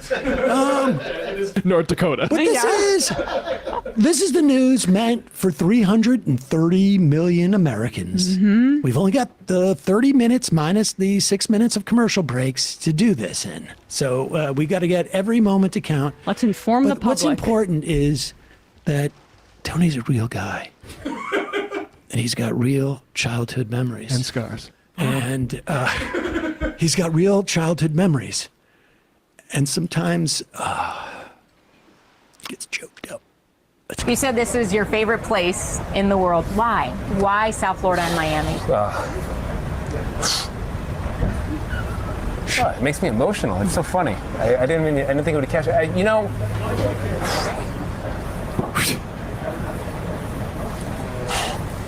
Because you only have one childhood, right? So let me get a second No, here. you're okay. I can relate. This is home. I remember playing N64 in Mom's basement. Guard with the segment we prepared. People will to help people understand why it's a reaction. He really caught me off guard with this segment we prepared. It's such a good joke. Trauma must be, right? Pharmacological imbalance? That must be coming up. Trauma. Florida's He's on his where period. I grew up. It's when his second cut bleeds. We didn't get a lot of sleep, so. Yeah, my grandmother's here, my father, my mother, my aunts and uncles, cousins. And it's where I would have spent all of my childhood, but we left because of my father. He got in some trouble with business. It's like, we laugh about it now, but he was a drug let me look dealer. into that. But he was a drug dealer, he went to jail. It's kind of a ha-ha thing that we say now, but the reason it's so emotional for me is because I feel like I was robbed of the full Miami experience. Sounds like you got So when I come back, I'm always like, experience. Your dad was a busted drug dealer. But it changed the trajectory of your life. You may not be back here today had you stayed here in the first place. You people never are know. so crazy, but like this should have been my home for the whole stretch, right? So to have it and then to lose it, it just kind of rocks me. So I didn't expect to feel that, but whenever I'm here, it really does feel deeply like home. And I wish it had stayed home, you know? And I know that's how a lot of people here. Talk to a therapist. He moved to Maryland when he was 6 years old. Well, it sounds like, it's obviously the trauma of his father going to jail because of, he wrote a book about this, and I think this is definitely something that might be interesting to someone watching something other than the news. I don't know. If I was his therapist, my eyes would start glazing over anyway. I suppose one likes to think that one is not necessarily that sort of easily triggered by being on TV, and and I don't know. It unleashes a lot of questions about the father issues, and maybe that's why he's looking to placate people up top and whatnot. I can tell you that. Are you going to When you go home to Worcester? No, we did a live show in Worcester during the break. But we had to scrap it because Sam was too emotional. No, I just. We only got 3 minutes on the news for this, Sam. I'm not going to go out of my way to grab any of these tribal villages. So when we break you out of your prison, we can go through and grab all these tribal villages to catch up. I know. We Take your time. It's all right. It's all right. Plenty of time. We'll just kick off the El Salvador segment. Saul had asked me about Asteroids, the video game, the other day, and one of the things I did in Worcester was to go downtown to the Dream Machine at the Worcester Center Mall and play Asteroids, and I just remember the day that the machine was out of order, and I was like, I'm gonna go play Centipedes, and I had a dollar, and it was I put it into the change machine, and nothing came out, and of course they didn't have somebody working at the Dream Machine that day. You were robbed of your experience? And I just walked around. I want to go didn't back. have the dollar, and now it's like you can't. There's no arcades where they tore down the center. You only get one child. They took it from you. Yeah. And you want to go back. Look at what they took from you. They. Why on earth do any, like, I wouldn't care if that was Cronkite back from the, like, dead. Oh, I asked know. about that. Like, Henry Kissinger, we salute you. it's like being back I mean, home. like, listen, I mean, it's, if you want to talk on point about, like, yeah, it was difficult. I have the associations of having to move here, which was sort of traumatic because my father went to jail in a way that was unjust for marijuana laws at the time. And so, Miami, I have a weird reaction, et cetera, et cetera. And, maybe that's on, like, what was that? What was that show on? That wasn't on the CBS News, right? That was on the CBS, like, morning show or something, right? I mean, it couldn't have been. It has the CBS News logo Yeah, on the lower left. Well, this could have been. Doesn't it seem like please it's tell me that was not at the No, CBS. it's on the evening news. CBS Evening News, they tweeted this out. No. Yes, Their clip. it's on CBS Evening News. Look That's at the amazing. the watermark. That's fucking No, maybe it amazing. was. Oh my God. This is a part, I think, of the no. same What are they segment about doing? Rubio because it's all about how Florida's amazing, basically. They're doing like a tour. They're going to a bunch of cities. Hey, somebody I don't know if from he's going to Stonehenge. cry in every city. I don't know how much he bounces around. So, like, what? Just give Incidentally, they killed an Epstein. Was it? Or they kill another story on 60 Minutes the other night, or no? The CCOT one has no, not even on the calendar though. In terms of like, seems like they're just Hey, we got Tony to cry about being, like, missing his childhood. Like, this guy's clearly a head case. I'm sorry. Everything but, like, about him. I know, like, even putting the propaganda stuff aside, like, don't you feel like a little bit of a little bitch making this all about you on national television? I mean, Cronkite would never. This is all that, like, it's all this sort of Arrested Development stuff. I like know. the best sort of, like, Barry Weiss is like the cleanest propagandist, and she's like immediately discreditable just by looking at her resume. Like, this guy. I mean, like, bring back shame. Well, Seriously. to be fair, the reporting is that Dokapol was actually the third person on the list. Yeah. That they wanted. They wanted Brett Baer And Anderson Cooper. And then I suspect. I got to be honest. I also suspect that there were other people that they asked who maybe internally who are like, have you checked your inbox yet, Sam? No. Self-respect particle detected. Exactly. That is my guess. Is that you have an unopened email that says literally anybody else is the subject. Last line. call. Any takers? We didn't even bring this part up, but if people don't recognize this guy, he was also the racist that said to Ta-Nehisi Coates that his book, which included a chapter about how Palestinians are treated by the Israelis, would be found in the backpack of a terrorist. Yeah, well. Yeah. And so this is even Good more old pathetic, Tony I'm Two sorry, Cuts. than Fox News or other right-wing propaganda, because they fundamentally know that their audience is dumb and they know that they're manipulating them. But Barry Weiss is out there trying to create out of whole cloth interest from like the entire country. CBS is basic cable. It's supposed to be broadcast for everybody, and is trying to manufacture a politics that is so deeply unpopular. It doesn't even have a constituency like the Fox News people do, except rich guys and rich Zionists in power, basically. There's a lot of different ways you can make utility of that by simply saying using the CBS imprimatur. I mean, that's how Dick Cheney sold the Iraq War. It was published in the New York Times. But they're not even doing it artfully. Not yet. Atmosphere. With Maduro now out, that base of power and influence could be out too. All right, to other news, as you just heard from Jill. Well, to other news now, to Governor Walz. No, we're going to do Mark Kelly. First day, big problems here. First day, big problems. Well handled. We're going to go to Jonah Kaplan. Amazing.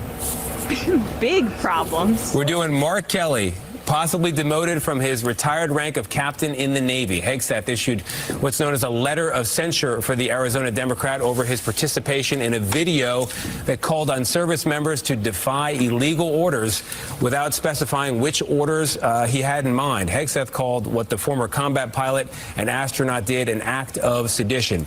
Now we go to Minnesota. A surprise announcement from the Great Lake State. Well, first off, here's a tip. When you're having big problems, you don't want to say big problems. Yeah. You can say things like, well, folks, this is what happens with live television. Yeah. I can tell you, believe me.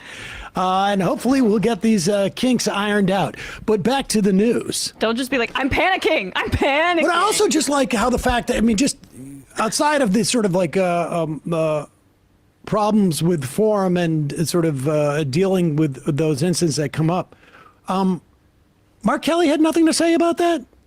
We just hear Pete Hegseth's justification as to why Mark Kelly should be demoted and attacked for literally putting a video out that says, you should remember your oath says that you don't follow illegal orders. Yeah. Mark Kelly had nothing to say and about the caveat, he did make it clear which orders. Right. Illegal orders is pretty clear. Yeah. Pretty. Also, here's some unflattering. I feel like I understand it. You're right. Yeah. Well, yeah, but you've had the training. Yeah. Please don't demote me in retirement. That would really hurt my feelings. He's senator now, and now he's whatever. The freaking guy was an astronaut. Yeah. Oh, Smarty Pants thinks he's better than me. Yeah. Calling from a 617 area code. I'm going to need a minute. 617 is the area code that I... Okay.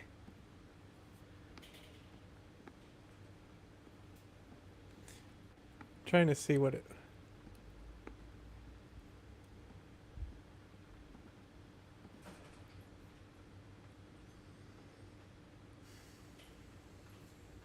It doesn't...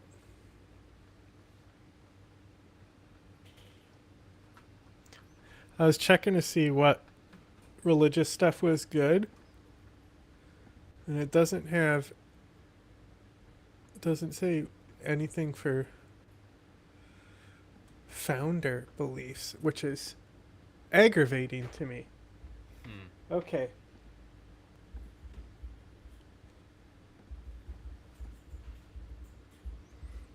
Give me a sec. I gotta figure out what I want for my religion. But I'm flipping to the next video. Mm-hmm. It's Are we going on to time. the shooting now? Oh yeah.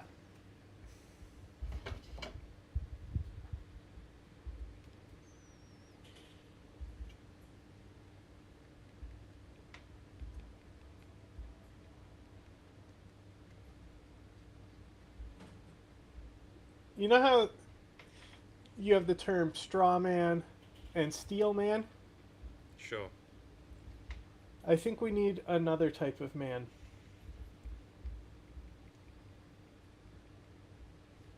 Copper man? Likes meth. Cum man, I agree.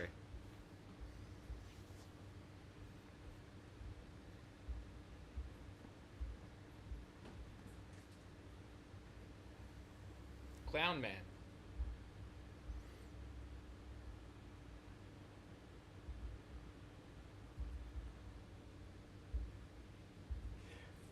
Don't get ahead of yourself, okay?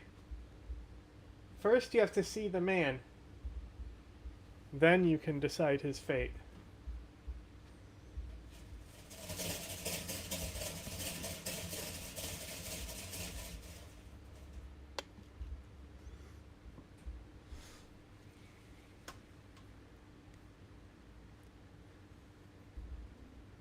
ICE, it seemed completely unorganized. They didn't really know what they were doing. They were screaming at her to move, move, move. Here is a witness telling Erin Burnett over on CNN that Renee Good, that is the name of the 37-year-old woman who is now deceased, was just trying to reverse her vehicle.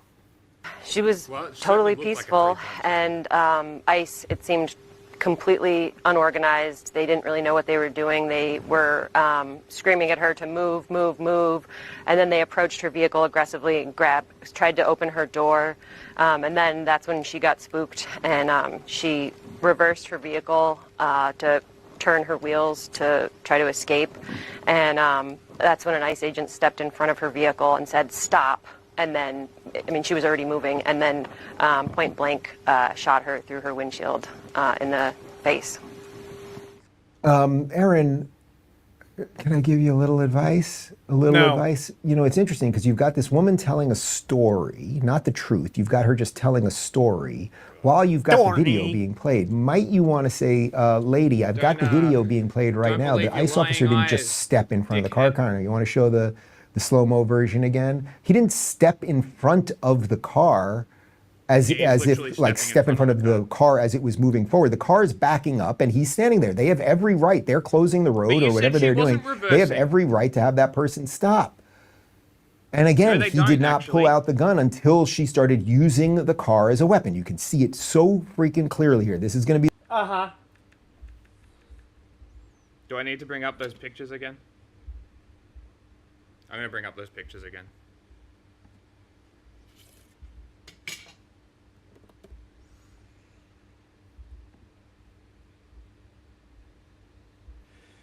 Hey, I got an idea. Mm-hmm. Let's not shoot people. Okay. So,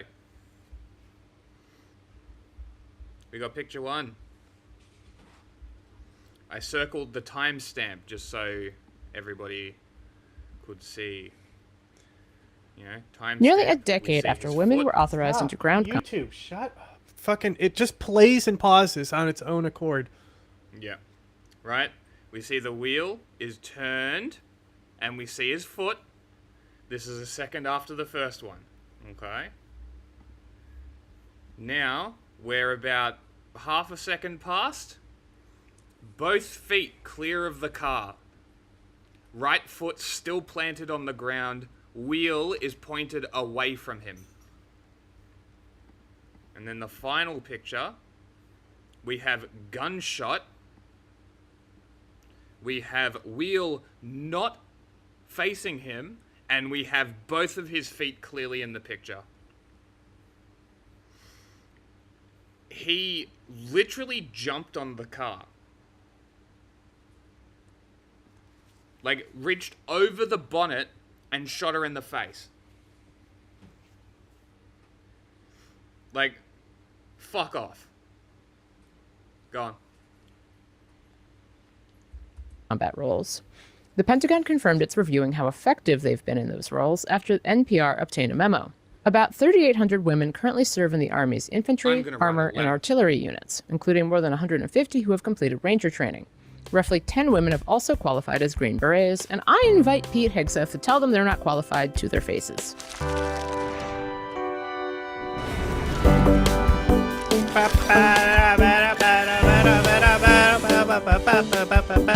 It's Thursday, January 8th. I'm Jane Coaston, and this is What a Day, the show that can think of a shorter answer to this question for Energy Secretary Chris Wright here on CNBC Wednesday. Is there a narrative in Venezuela that you are Huh?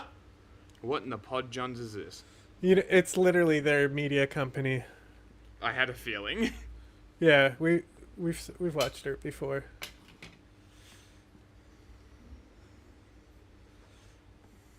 Stealing our oil.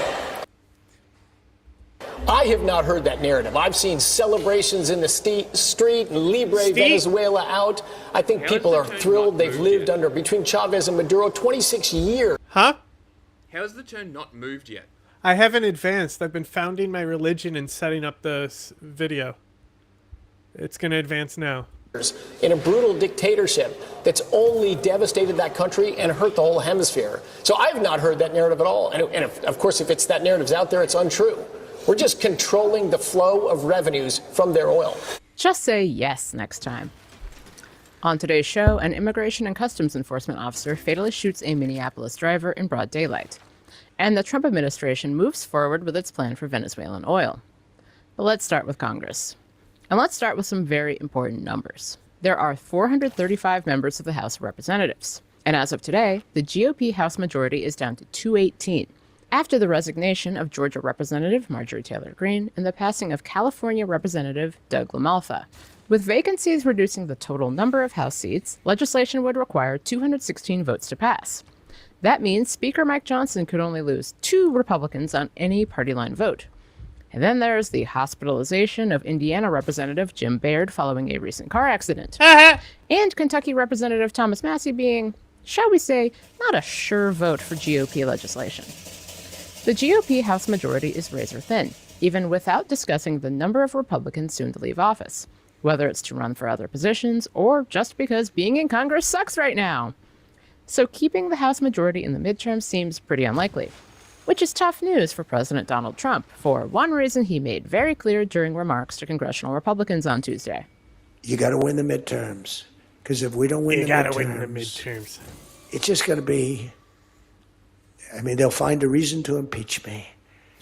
Oh, no. I'll get impeached. It's a good argument. The funny thing is that it's not like House Republicans have big plans going forward. On Venezuela, Trump seems to believe that Congress is an obstacle he can avoid entirely. And honestly, he's right, because he's getting away with it. I was just about to say, he's right. And on issues like healthcare, the GOP is woefully divided, even from Trump, who suggested Tuesday Republicans be, quote, flexible on allowing federal funds, like those that go into Medicaid, be used to pay for abortion coverage. Republicans are not going to be flexible on abortion coverage. So what does all of this mean for Congress in 2026? To find out, I spoke to Burgess Everett. He's a congressional bureau chief at Semaphore. Burgess, welcome back to What a Day. Weird name. Hey, Jane. Thanks for having me.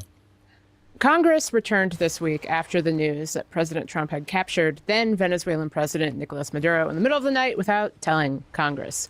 What are you hearing from representatives and senators? Yeah, it's been a big shock being back. It was a shock to everybody that this happened. Even the Senate Majority Leader told us he didn't know beforehand, which he said was appropriate, because he basically said this mission's too sensitive to let members of Congress know. I would say that aspect of it has fallen on party lines a little bit. And now, we're entering a moment where the Senate at least is actually going to have to vote on this. There's a War Powers Resolution vote coming up on Thursday. That would... I agree with you. They won't impeach him. If he... I was talking to Wendy about this. If he does something that's really egregious, maybe. But it will mean that he may end up dialing back some of the shit that he does out of worry of impeachment. They should impeach him anyway. Like, he literally went around Congress to do an act of war. They should impeach him immediately. Like, if they win, the second they take session, they should impeach him. Yeah, I know. But if, like, because my theory, and I think I was talking to Wendy about this, is that people are holding out for the midterms. And if the midterms go the way I think they're going to go, which is corruption and, like, typical dictator shit, like, literally Venezuela shit, where it's people at polls threatening people out of voting, that kind of shit, people are holding out for that. And once that doesn't go the way people think it's going to go because they're trying to vote fascism out, then we'll start seeing shit pop off. That's what I think anyway. I think that there's an inevitable tipping point, if you want to call it that, where I got a tipping point. Twice cut. People might do some silly things. And I'm genuinely surprised that it hasn't happened yet. Because I didn't see Americans being okay with ICE rounding up 1 million people and executing American citizens on the street. And yet, it seems like a large portion of the country just doesn't give a fuck. Which is very cool.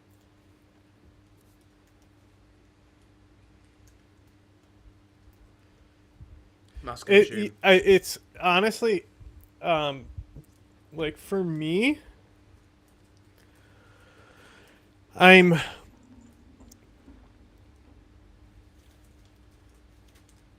so conditioned in a way where, like, when it happened, I wasn't like, oh my god, I'm shocked or anything like that. Like, I was shocked when they went after Maduro and grabbed him in the middle of the night. But when I saw that ICE shot and killed somebody, I was like, okay. Yeah, it's like, oh, what's new? Like, it was only a matter of time. Like, what we were saying this about something else. Mm-hmm. Oh, October 7th. Mm-hmm. Like, that attack was only a matter of time, too. Yep.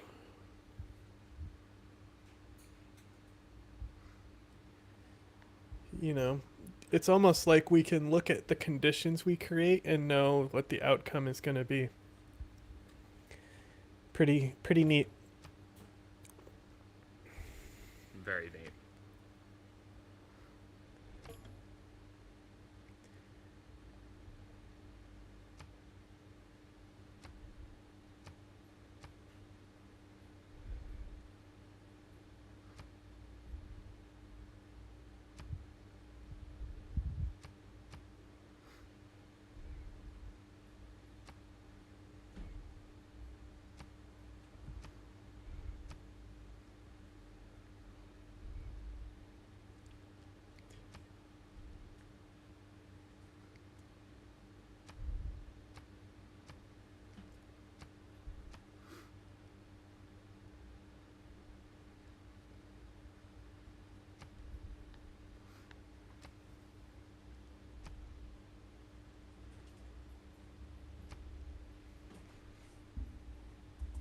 Limit the use of military force in Venezuela absent a authorization from Congress, which, as you know, as a student of politics, Congress has really shirked its duty in terms of weighing in on matters of war and peace, basically since the Iraq and Afghanistan resolutions 25 years ago. Senator Kane's been like really creative in forcing votes on the Senate floor, and that this is kind of his baby and his attempt to kind of put Republicans on the record, because, as you know, Democrats are in the minority in both chambers of Congress. So this is one of these tools they have to actually force Republicans to vote on some of Trump's policies. Now, let's say, hypothetically, in a universe that maybe is on Earth too, that war powers resolution actually passed Congress.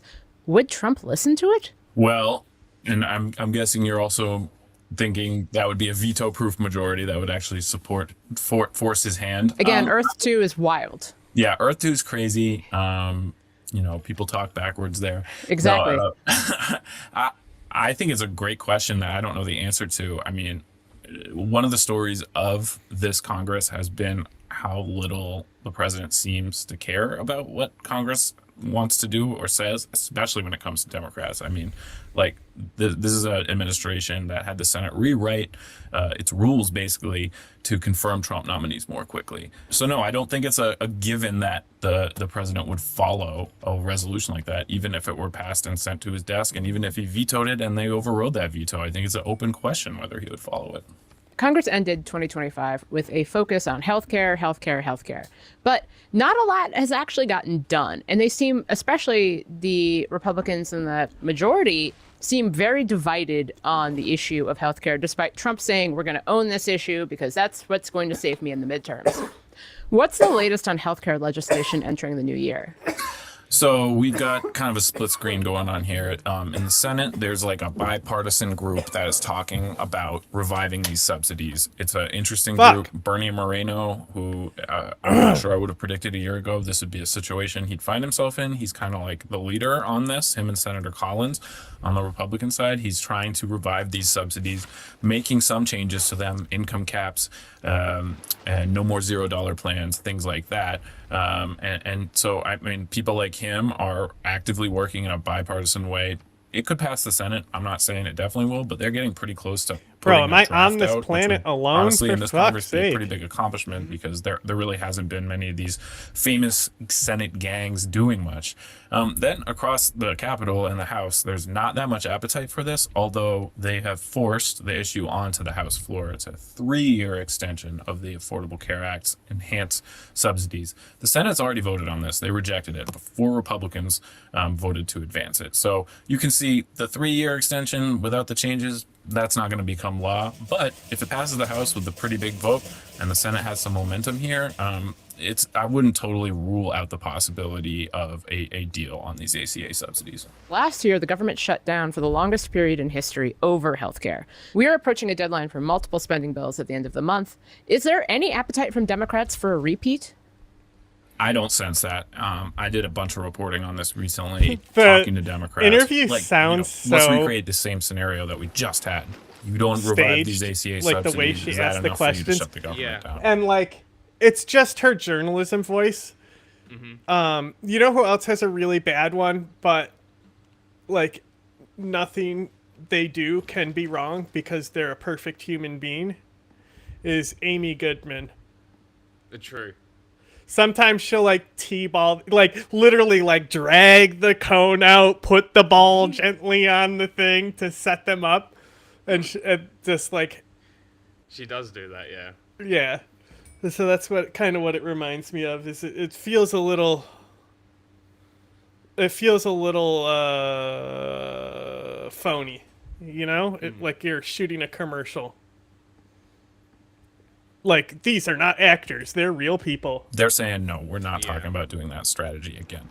I think if there were to be a shutdown, it would probably be from more run-of-the-mill congressional ineptitude, waiting too long, or losing a vote on the House floor, or something like that surprises. I don't feel like Democrats are engineering an entire strategy based around using their funding leverage to make healthcare a big issue. I think they made their point, and then I would also say, like, this may give Democratic leaders a little pause on whether to fully engage on the Affordable Care Act subsidies, because I think they won that fight in the shutdown, that Republicans look bad and divided right now, and they may not want to bail them out, frankly. Congress looks different than it did even a year ago or even a month ago. A lot of people have resigned or retired. We've had a California Republican member pass away. There's an Indiana Republican member who has been hospitalized after a car accident. So considering all of that, does it feel to you like House Republicans aren't going to try to do anything because a party line vote is, they can only lose 2 votes? And you've got multiple members of the House who seem like kind of not a sure bet. I think they're going to try. Speaker Johnson has indicated this week he wants to try to do a reconciliation bill, which is that party line bill that you're talking about. You found Egypt? Yeah. I'm gonna build walls. Yeah, build walls and put archers in there. Mm.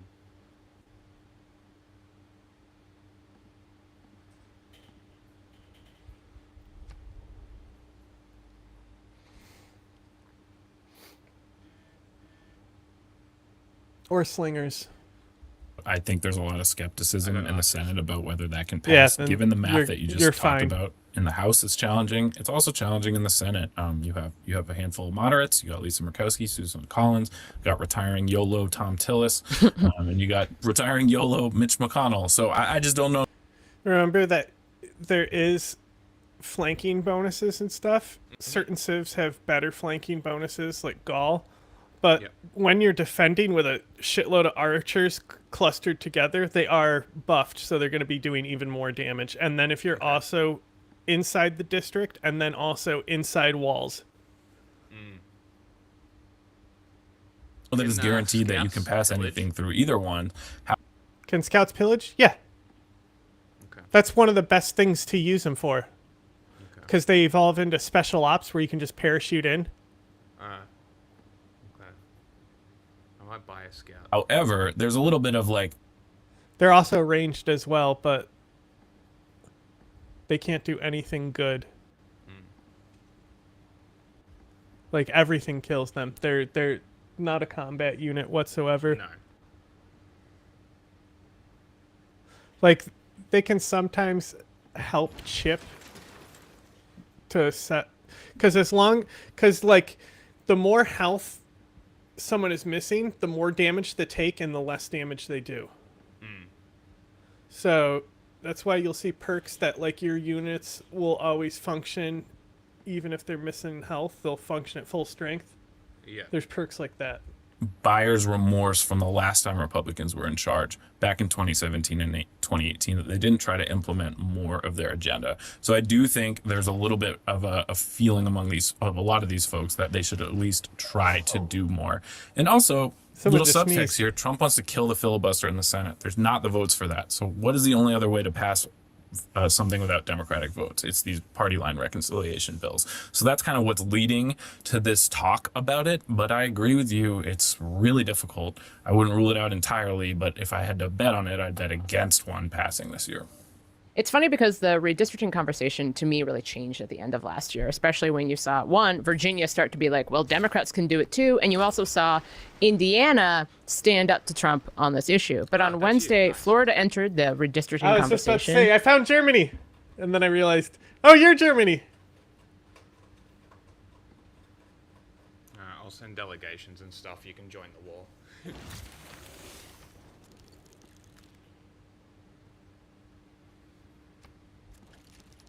I've got such a good defensive line here, they're fucking running from me.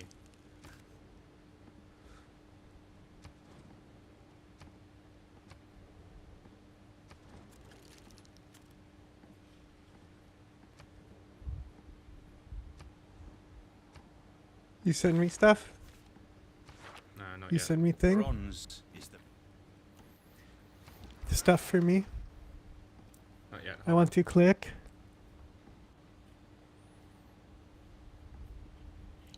Where are you? Here. I like to click. Delegation.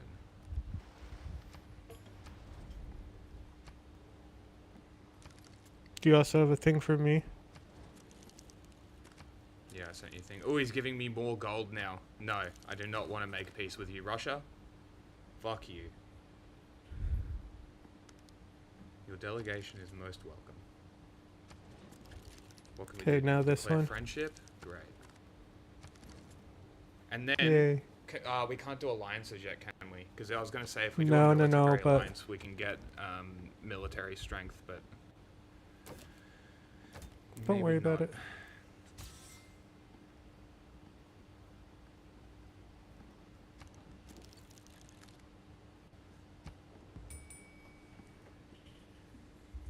Because Florida Governor Ron DeSantis says he plans to call a special session in April for the state legislature to draw new congressional districts because we all need more to do. This would potentially hand the GOP more House seats. What are the chances this happens ahead of the midterms, and how would it impact the party's chances, especially given that redistricting was kind of the story of 2025, but it didn't? Look at my screen. I ended up grabbing the village on this little island here, but here's your capital here. Fuck off. Here's your capital. This is all shallow water over to this island. Okay. You could have settled this as soon as you got I literally can't see it, so sailing. If you send a galley out, so it's there for you. Ironically, the one behind it too. I also did grab the tack on, but most of the tribal villages are untouched that I found. I only grabbed 2 on accident because my guys were on auto explore. Yeah. And if you use a scout, it'll highlight them for you, and then you can put tax on them if you just grab the scout. Okay. I have a really fucking powerful defensive line here. They can only send so many units, and I'm just stacking fucking experience in these military units. You gotten any era score from fighting? Yeah, almost to a normal age, I think. Seemed to work in the way Republicans thought it would. No, I mean it's sort of led a little bit to a stalemate. I think maybe they have like a slight 1 or 2 seat advantage as it's all played out so far. But as you just referenced, Jane, like the story's not over. If Florida moves and appears like it's going to be successful, I would think like Virginia might get more aggressive. I don't know if you could totally discount Maryland trying to draw out Andy Harris, who's the one Republican there. So it does feel like it could end up being a wash. I wouldn't totally rule out Florida redrawing these districts, but that's awfully late in the process to be doing that. Some states will have already had their primaries over at that point. So I think that sounds like an uphill battle to me, but they may have the votes to be able to do it. I think that would be an unprecedented late redraw of these districts, and people are going to run out of districts to redraw eventually. I mean, if you think your defensive line is going to hold, you should put down campuses. Yeah, I'm already on it. And keep in mind, if you interrupt the production, it will just keep so like, for example, Byzantium, when you build anything in the entertainment complex, it gives you a free heavy cavalry unit of the tier that you're in. Okay. So if you can research buildings there and get it till it's 1 turn left, and then when that cavalry unit gets upgraded, then you just spend 1 production in all of those and spawn a whole army of heavy tanks or whatever you got. Oh, like pre-building stuff? Yes, so you save it with 1 charge. Yeah. That's which really you also idea. Like when things do, because like that because those are awarded from a building, because when you do get upgrades, the units take longer to come out. Like it might be 1 turn away and it will upgrade, and it will be like 4 turns away after that. But because those are awarded from a building as free units, they don't count in that. So the production just instantly goes. Yeah. A lot of the country's already pretty damn gerrymandered, if you ask me. I hope so, because good Lord, it's just like it's very hard to keep track of. It really is, and it's also difficult to keep saying the word redistricting. But more importantly, what other issues are at the top of Congress's docket this year? DACA? You know, I never would have thought I'd say this a week ago, but like Greenland is a big issue now. Like, I'm not even kidding. No, I know you're not kidding, and I'm only laughing because that's horrifying. Like, I mean, the Danish ambassador is coming to Capitol Hill this week to meet with senators about the Trump administration's talk of taking over Greenland, and Republicans are pushing back against it. So, you know, I mentioned this all just to say, like, in a typical election year, you know, not a lot's going to happen, but I think things are like fairly unpredictable now. I do think there's been this bucket of bipartisan bills like funding reform, or even new transportation bills that I think like theoretically Congress can kind of look past its divisions. Max Stone, your life is in grave danger. I need you to give me the stones. Even if it's not a must-pass bill. I'm not sure there's a lot of appetite for Democrats to make a deal on other small ball issues. So, you know, I wouldn't totally rule out some bipartisan action, but that has not been the story of this Congress. It's been partisan power play. Have you seen that video? The girl doing the impressions of Gal Gadot? Possibly. Possibly. So you think campus first? Look at... Okay, so... Poundmaker has 17 science per turn right now. Mm-hmm. Right? Cleopatra still only has 9 per turn. Yeah. But... the campus initial will help you with that early science. So you'll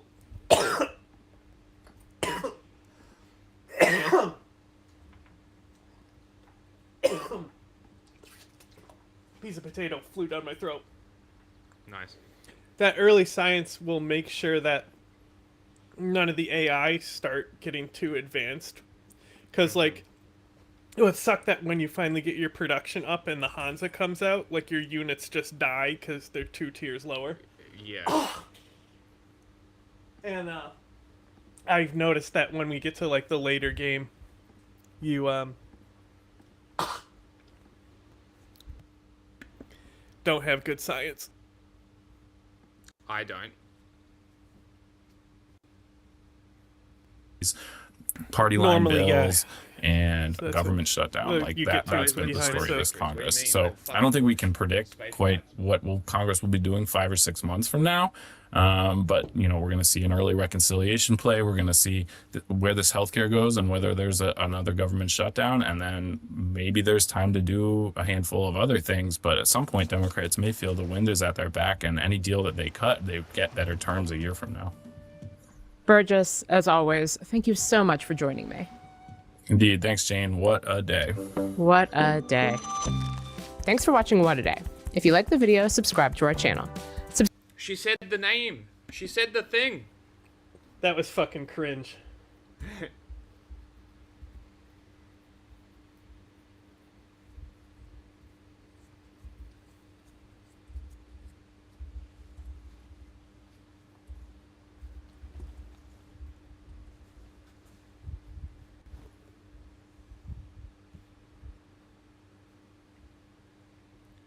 Like the press conference at the White House.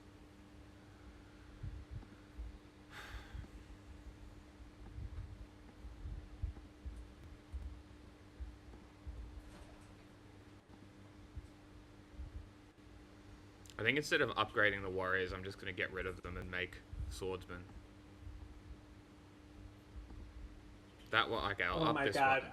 Upgrade this I one. don't with want a- other fuckheads reacting to the fucking TikTok.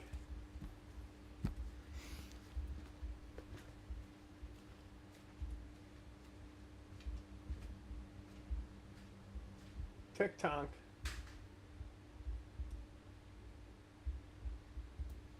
Okay.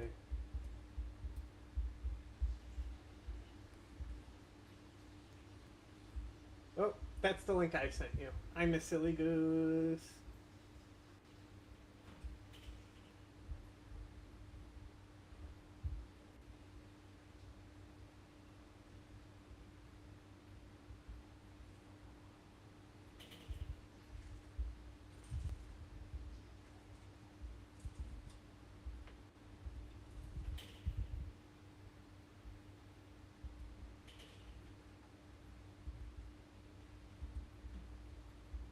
What do we got in these links? You send me any links? Oh, we got one. We got one. Oh, DW news. Interesting. Okay.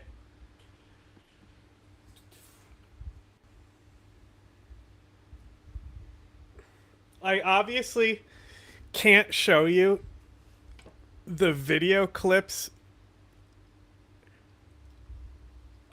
comparing how accurate this actually is, but you can find this exact sizzle reel cut together from those Gal Gadot movies, and she fucking nails it.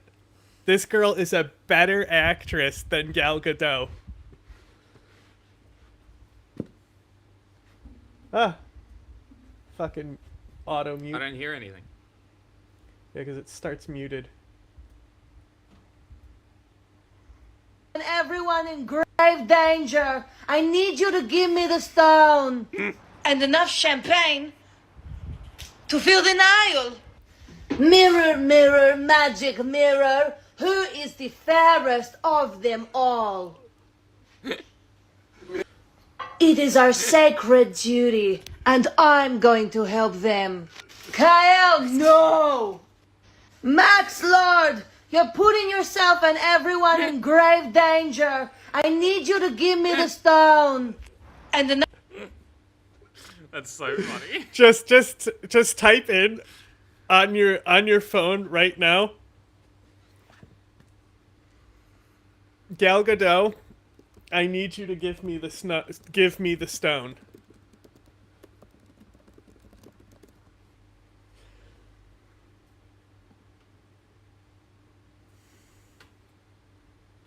Oh, I'm using the wrong mouse.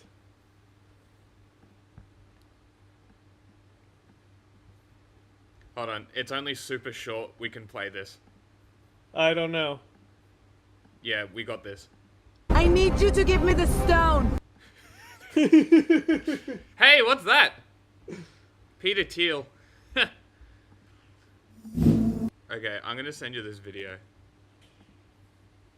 It might be the one I already got. Maybe. Okay, DW. Waiting for turn. Didn't fucking jump, it just stopped sharing.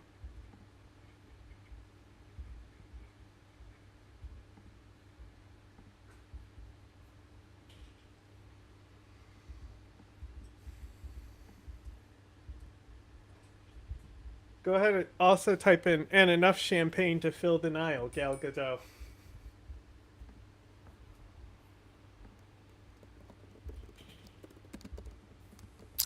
Well, the killing of Renee Good was filmed, and it was uploaded to numerous social media sites within minutes of the shooting in Minneapolis. Now, to talk about online reaction to this event, I'm joined now by Drew Harwell. He's a technology reporter for the Washington Post. Drew, it's good to have you with us. I heard the name Drew, and I still got jump scared before my brain put the last name together.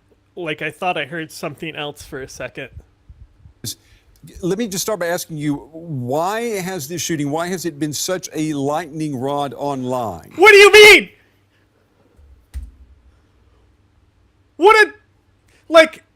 I understand this is a T-ball question. I understand that. But can't you say something like, explain how this has been a lightning rod online, instead of whatever the fuck he said, what is it about this shooting that's making it go crazy online? It's a fucking shooting, bro. A federal agent shot somebody. This is it's Not just, hold on, John. Not just somebody. An American citizen doing a legal observer role. Yeah, but it reminds me of sorry to compare reality to fiction here. The movie Red State. Have you seen that? Don't think so. It's very good. It's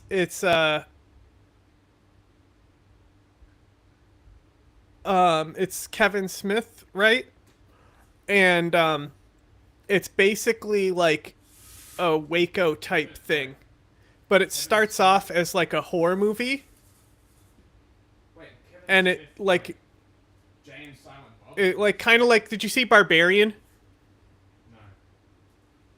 It's there's movies that do this where they kind of like the first like 30 minutes is basically a completely different movie than the rest of the movie. Is it a comedy film? You know? I can't hear you. Is it a comedy film? Red State? No. No. When does... No, not at all. Why is Kevin Smith making non-comedy films? He's my comedy funny man. Dude, it's a really fucking good movie. No, he's a great director. I'm mostly making a joke. I don't think it's a Weinstein movie, is it? I thought it was one of his first indies. It could be Weinstein. I mean, did Kevin Smith work with Weinstein? Yes, that's why he won't do any sequels to Dogma and Jay and Silent Bob, because it's owned by the Weinstein Corporation, and he won't give that guy a dime. I love Kevin Smith, man. Yeah, right? He has to be like the coolest person in fucking Hollywood. I swear to God. Like, he just seems like such a nice dude. Everything he does, and you have to laugh at him crying all the time.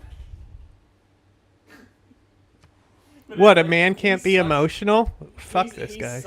He's such a great example of someone that people should idolize in Hollywood.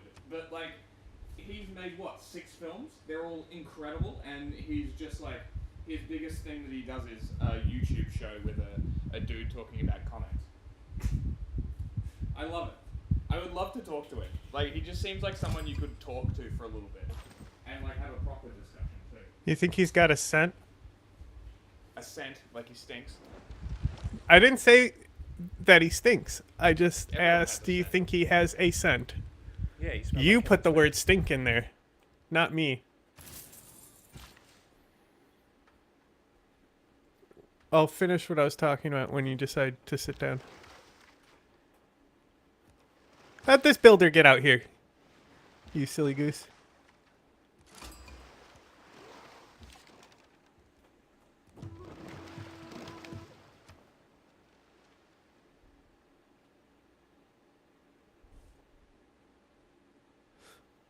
Probably a nice one, he lost weight. Yeah, because the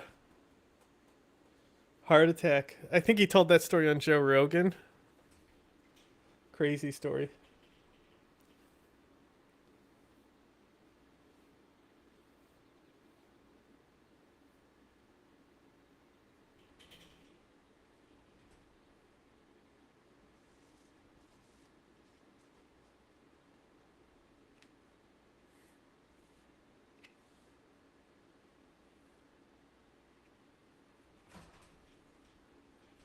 I'll talk about Red Steak once Jack gets it back here.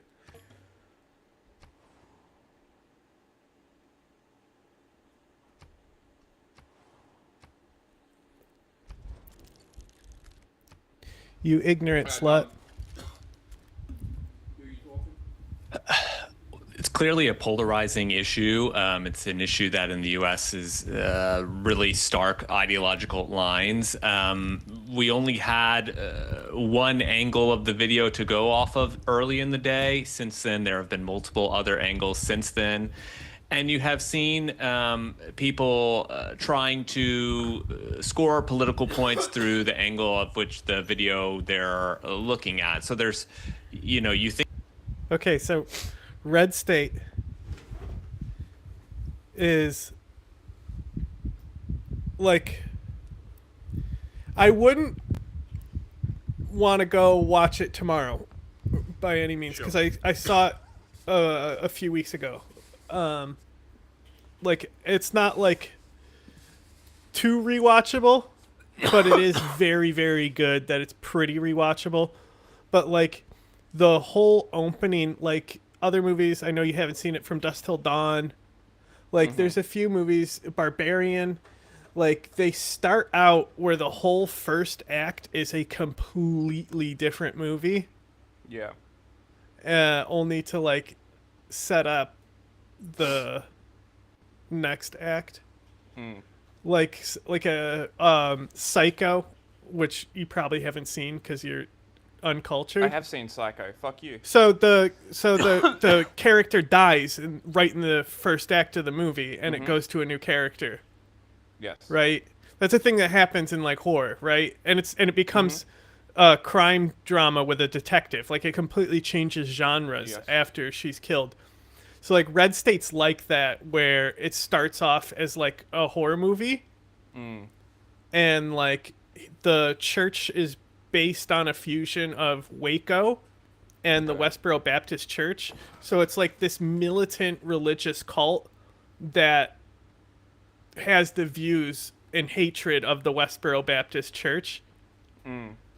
And so like it's based off of Waco, so it's about, you know, agents who get in an engagement with the cult. So like it transitions from the horror movie right into like, it's not really an action movie because most of it is like they're holding guns and like vaguely shooting in the distance and having dialogue. The guns are just there to use dialogue and motion.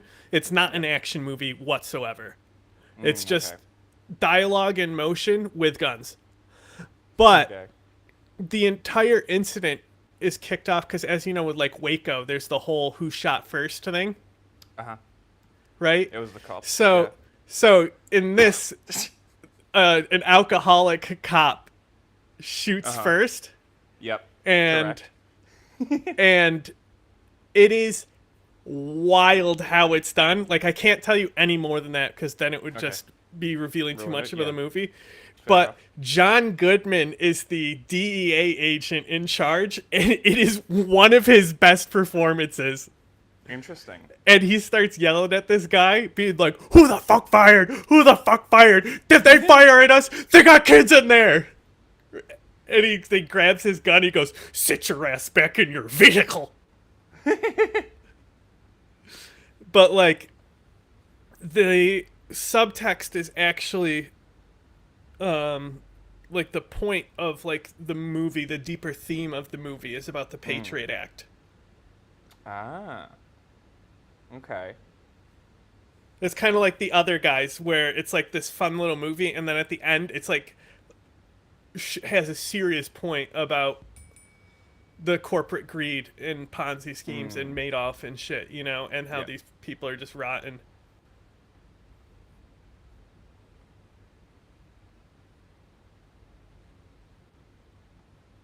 But yeah, very interesting movie. How it transitions into this, like, it's like a clear cut transitioning into that dialogue and motion action movie. Completely different characters from there on out. Well, I mean, you still go back and forth between the cult and the cops, but think about videos being a ground truth that people can agree on. People have looked at the same video it's and like not peak agreed Goodman on what too. they've seen. Part of like that is after also, Roseanne, he had there's this peak for a second there's there. a push from people like President Trump and other politicians who are involved in this to come out early and in President Trump's case to say that this ICE agent was You're pretty quiet. to run over I had and to swap offer headphones 'cause the other claims one that was were dying. pretty starkly turn 'em up. contradicted by the video No, I evidence. literally so there's just a can't. real Like, a real muddle It's of what the rooted. fact. Like I assumed that the microphone would be lower because literally the audio is about half the volume of the left ear, and I can't change it, which is great. Like I'm at max volume, I can barely hear shit. Yeah, exactly. The end is clear as shit. Yeah. I heard that they initially were thinking about ending it where like Revelation happens, but then it was just gonna cost too much money for like a less good ending to the movie. But I don't know. That might have just been people just saying things. Yeah. But hasn't there been another horror movie that Kevin Smith has done? By the way, I'm not sure if we talked about this, but do you know that Alex Garland secretly directed Dredd? What? Yeah, did you know that? That's awesome. No, I didn't. Yeah, so like, because like, in a lot of his scripts, you can still see a lot of his influence. He loves to do, like, if you think about how slow-mo looks, and then think about how the shimmer looks in Annihilation, and how the zombie vision looks in 28 Years Later. Mm-hmm. It's that prismatic oil. Yep. There's something going on with the mic. Like, it sounds like it's muffled and rubbing against something. Your mic? Huh? Your mic sounds like it's rubbing. Yeah, it's because I have a fucking fan on because it's 40 fucking degrees. You're gonna have to deal with it. Are and people trying Apologies. to, get their political side an advantage. Yeah, we just heard from a law professor at the University of Pennsylvania that the president, the Trump administration, has actually, they've come out prematurely with a version. Because I need this shit to be mine. I think I'm actually gonna go for the Ependata Wonder here, which is like crazy because it's fucking an entire tile being taken up just for 2 envoys. It is. That's why I never build it. I need those envoys though. It can hold great works though. So yeah, that doesn't is matter. A thing. I should build the Oracle, honestly. Oracle is really fucking good. It's better if you're like it combos with one of the governors very well. Yeah. I don't know. Probably the monk man. No, he sucks. He's dog shit. Religion. He doesn't do shit for shit. It's like I don't know. Version of events without presenting evidence, and the ability to present that and to reach a mass public, it's actually made possible by everything happening online, right? I mean, that's where the polarization platforming is taking place. Is that how you see it? Yeah, that's right. Social media has a lot of benefits. One of the huge drawbacks is in a moment like this, where a lot of uninformed people can rush online and share their opinions in a way that clouds the reality. I'm Mr. Bodie McBoat. More than really informs. And in this case, you have video evidence on which you can make your own decision, and yet before people had really seen some of the videos, we already had these narratives being drawn, including by the Department of Homeland Security, suggesting claims as to what was on video. And so that just it makes it hard. So you have social media where people are on these ideological lines, seeing this as a political battleground, and you have an instance where we're only really seeing, our only real vantage point to it is these social media videos, is these shaky, limited cell phone footage. So it just adds to the stew that becomes one more thing for people to fight about online. Yeah, and social media, the frontier for America's new culture war, it seems. Drew Harwell with the Washington Post. Drew, we appreciate your time tonight. Thank you. Thanks. Thanks, Drew. Not the Whoa. other Drew, though. The name of DW is Douchewell? That's what it stands for? That's fucked up.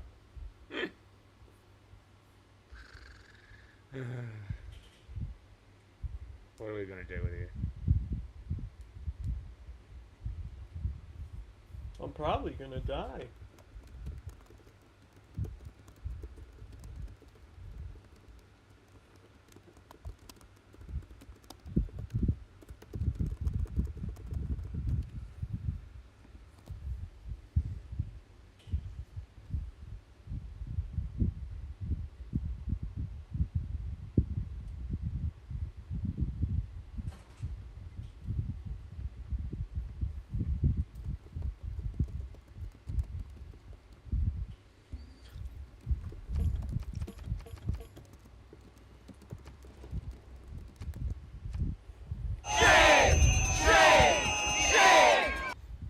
Everyone likes me.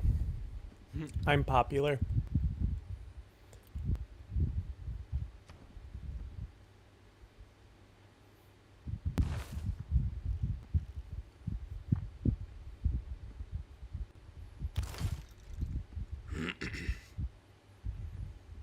Seems like Moscow is running out of units to send at me. Ooh, his gold offer is getting better and better. I want Moscow. I don't want gold, and I don't want horses. I want Moscow. He'll never give it to you. Well, I don't give a fuck. Moscow's got to be mine one way or the other. Fucking block my settlements, cunt. How much gold do he give you? 7 per turn.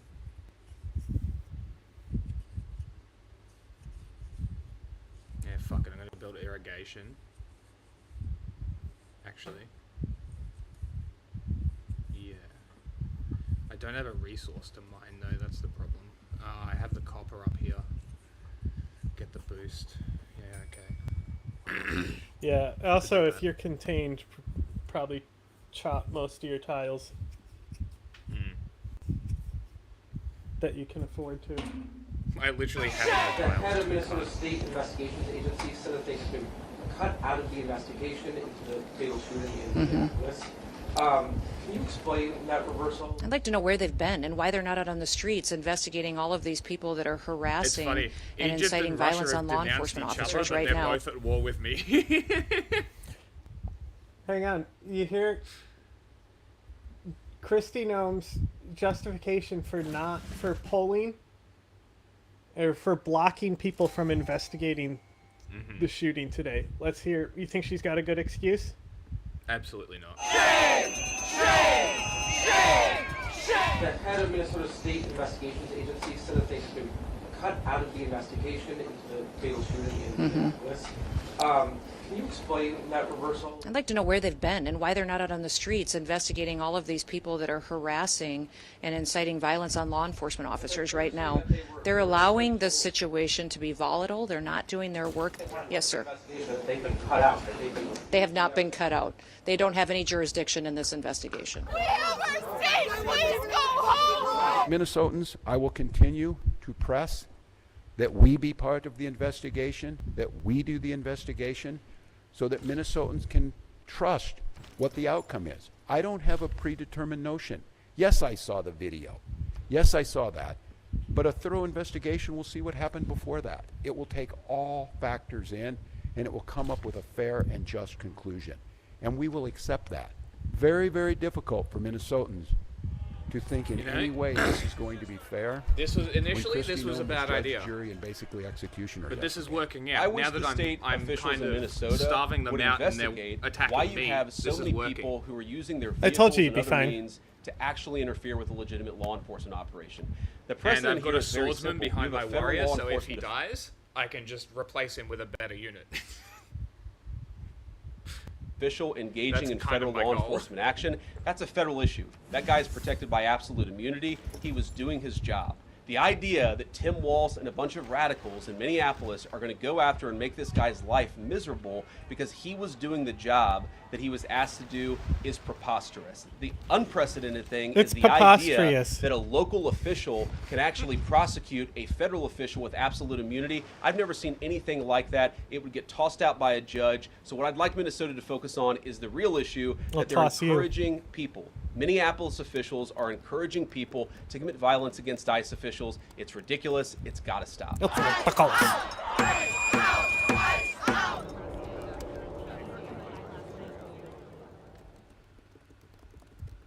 For the past week or so, protests have been rumbling on inside Iran.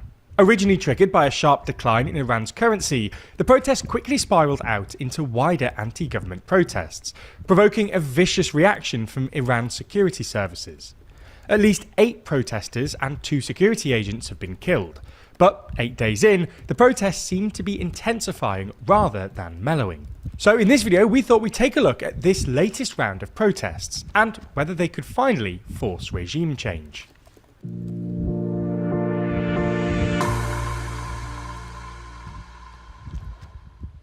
Never miss an episode and always feel in the loop by subscribing and ringing the bell. Huh? So let's get straight into. Sorry, it was autoplaying.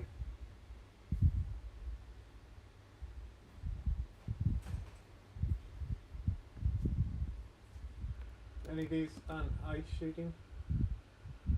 I already watched potentially. I watched the one you sent me on the ice shooting. I'm just gonna go look at some more news on it. Doobie-doo. Literally some more news. Oh, no. Sorry, I got them confused. This is not the some more news, guys. Completely different people. Ooh, Democracy Now!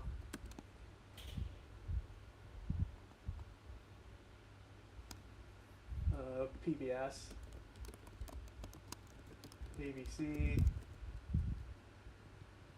Got any Fox News here? We already saw dipshit Ruben. Yeah, the entire news tab is this. There was some Venezuela stuff at the top. The rest of it is all this. And I don't see any...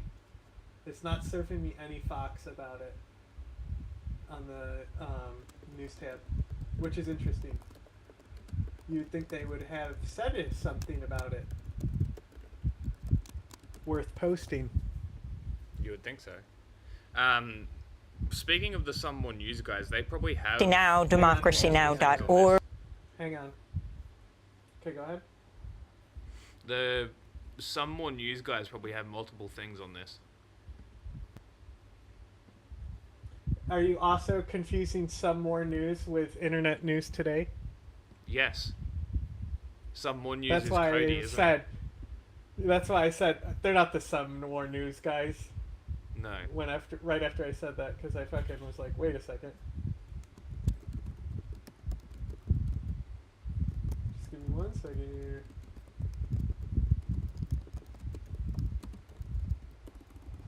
Closing the extra tabbies.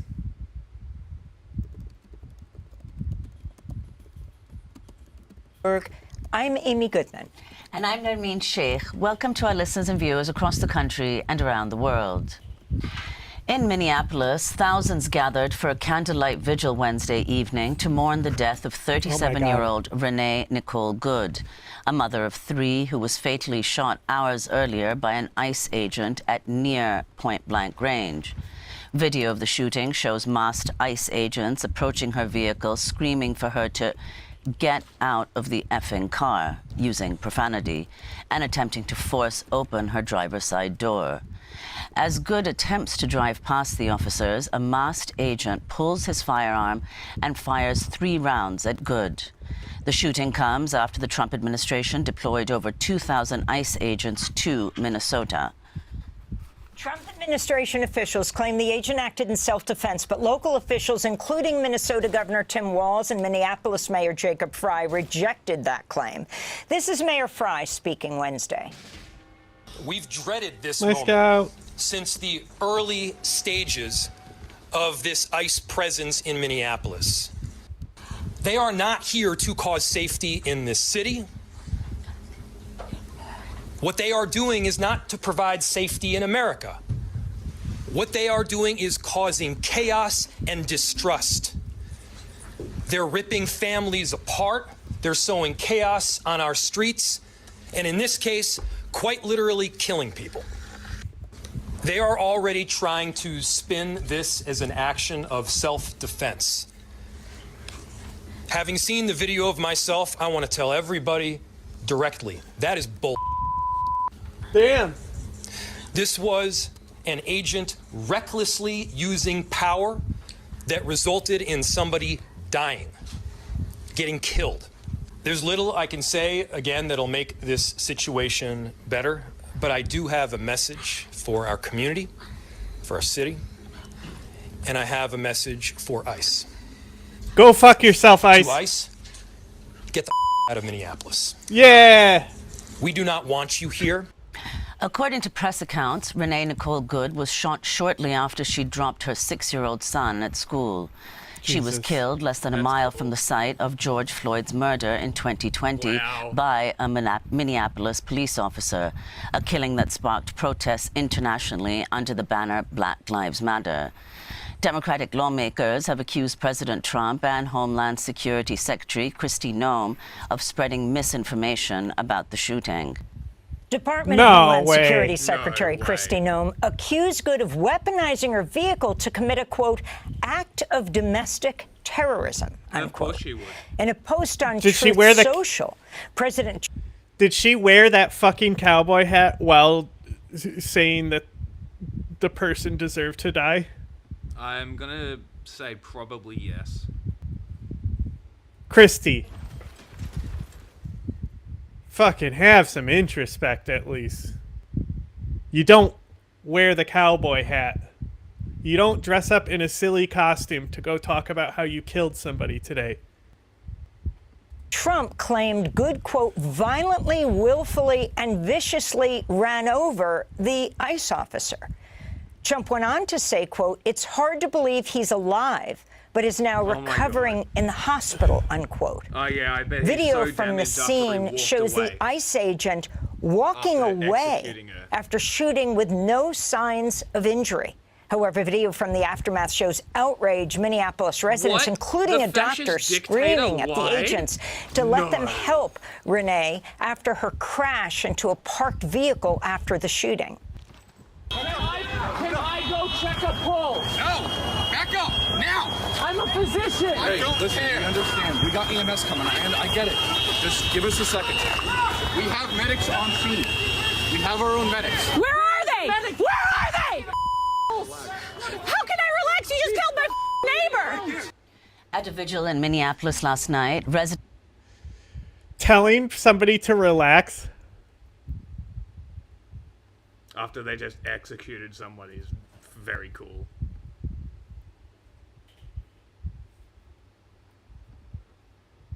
Multiple interviews with an outfit change in different states.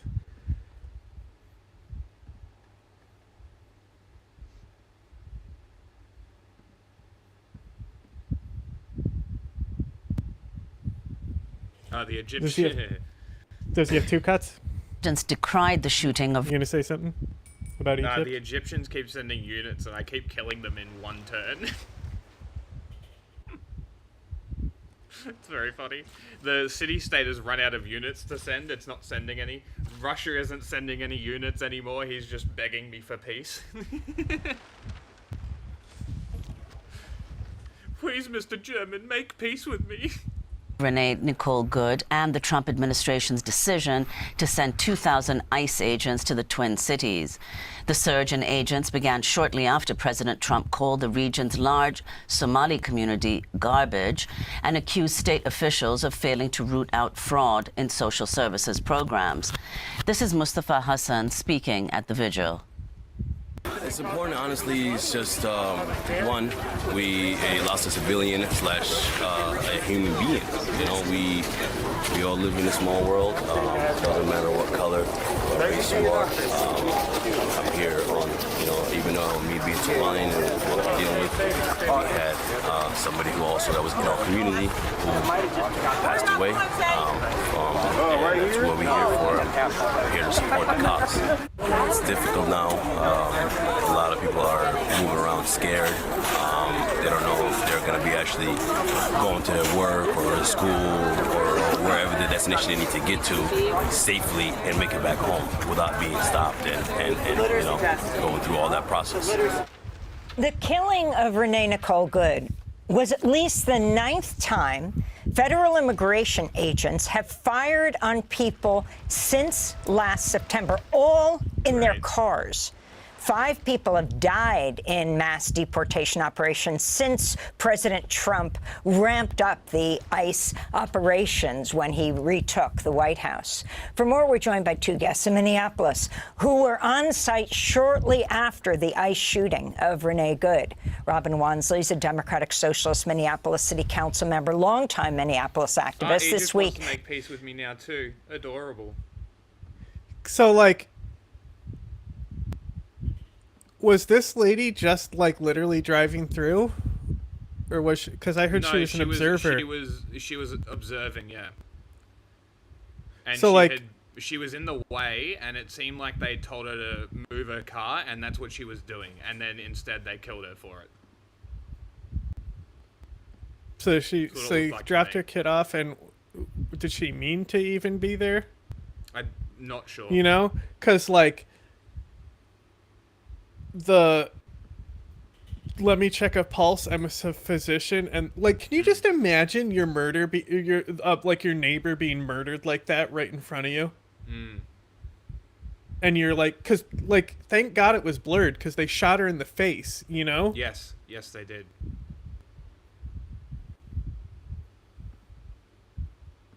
She was watching Ice with a Caravan. Oh, okay. You know what, Egypt? I want more horses. She was elected minority leader, marking the first time Democratic Socialists have had a leadership role on the city council. We're also joined by Edwin Torres de Santiago, network manager for the... I also, like, I love that the like, Ruben and stuff, they slow it down. Mm. That way it has the illusion of it like she was driving fast. Mm. Right? Yes, so they slow it down. It's like we have to slow it down so we can see how fast she was going, but it's like not that. No.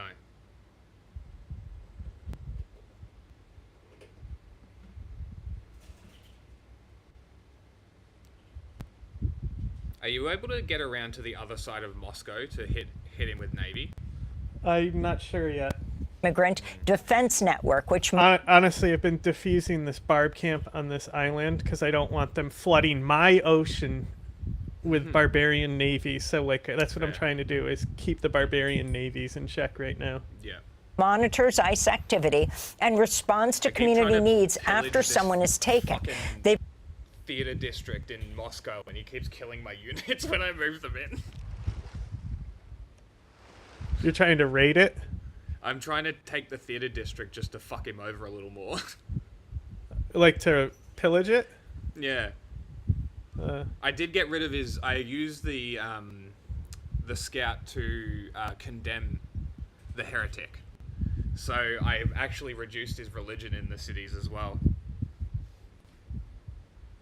Received thousands of requests from Minnesotans who want to volunteer as constitutional observers of ICE in Minneapolis.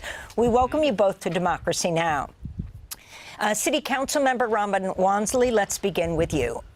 Talk about what happened soon after you got there. You heard about the killing, and you came to this area of Minneapolis, and respond to what's taken place, what President Trump wrote, what the mayor and the governor are saying. Yeah, it's been a very challenging moment for our city, and that was put on full display yesterday after thousands of us received the word and also saw the video footage of Renee Good being shot and killed by federal ICE agents. And I think the biggest takeaway to share with the public is fully in alignment with both Mayor Fry and Governor Walz is fuck yourself. We must refute the blatant lies that the Trump administration is looking to put forward to cover themselves in enacting what was a blatant murder of a civilian, and a civilian who was simply making sure not only that her child made it to school safely, but made sure that her neighbors who are currently being terrorized and attacked by federal ICE agents could also have that same privilege. And she was shot and killed while caring for the smallest members of our community. And I think for anyone watching this, to know that if this could happen to a 37-year-old mother, this could happen to you in your city.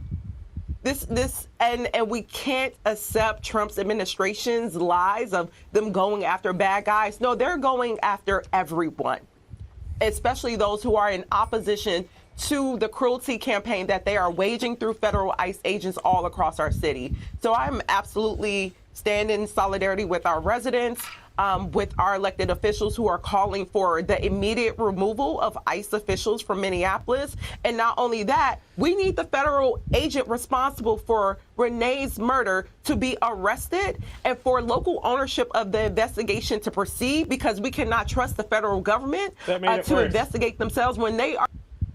I don't want to be cutting off the person who's speaking. And I tried to. Are the cause of this half the travesty and harm. So we need to have local ownership over that investigation and prosecution of, be it one agent, several agents who were involved in the murder of one of our beautiful civilians, a mother who should not have lost her life, while making sure that her children and those of many of our neighbors made sure that they could make it to school in the morning. And Edwin Torres de Santiago, you received a text message Wednesday morning and you raced to the scene. Could you describe what you saw when you got there and who you spoke to and what they told you? For sure. That morning, we were patrolling the western suburbs of the Twin Cities. Around 8:30 or so, we were just getting done. What was it? Immigrant Defense Network? So these people were literally in the organization with her. Like you can hear the pain in both their voices. Around 8:30 or so, we were just getting done patrolling places like Edina and other places I've been also hit by ICE agents. We were making our way to Bloomington around 9:15 when I got a message from an observer that happens to have been walking on a morning walk between 34th and Portland, with the text message just being, "Someone was shot." We did everything possible to send constitutional observers to that area quickly. Within minutes of sending the alerts, and that's something that the Immigrant Defense Network does, we are a coalition of over 100 organizations across the state of Minnesota. We've been responding to ICE activity every single corner. Just now, earlier this morning, dozens of agents are in St. Cloud. Just yesterday evening, they were in St. James. Yeah, it really is. I'm like, I just like, there's certain things that like, I don't want to like straw man people that I don't like, but like, I swear to God, I know that someone is gonna fucking say shit about how nobody cares when white people die, just like they did with the lady on the bus, and they're gonna compare it to how George Floyd died in the same area, and that there wasn't, you know, like a massive global movement after that. This is the first shooting in, like, George Floyd was a shooting in a string of shootings specifically affecting a specific community. You know, like, I know I don't want to straw man people, but just there's something inside me telling me that there's going to be some fucking asshole who tries to do this type of fucking argument saying that nobody cares because it's a white woman who died this time. Like, if ICE goes out and kills somebody next week and the week after that, there's going to be global protests about them. Yeah. Yeah.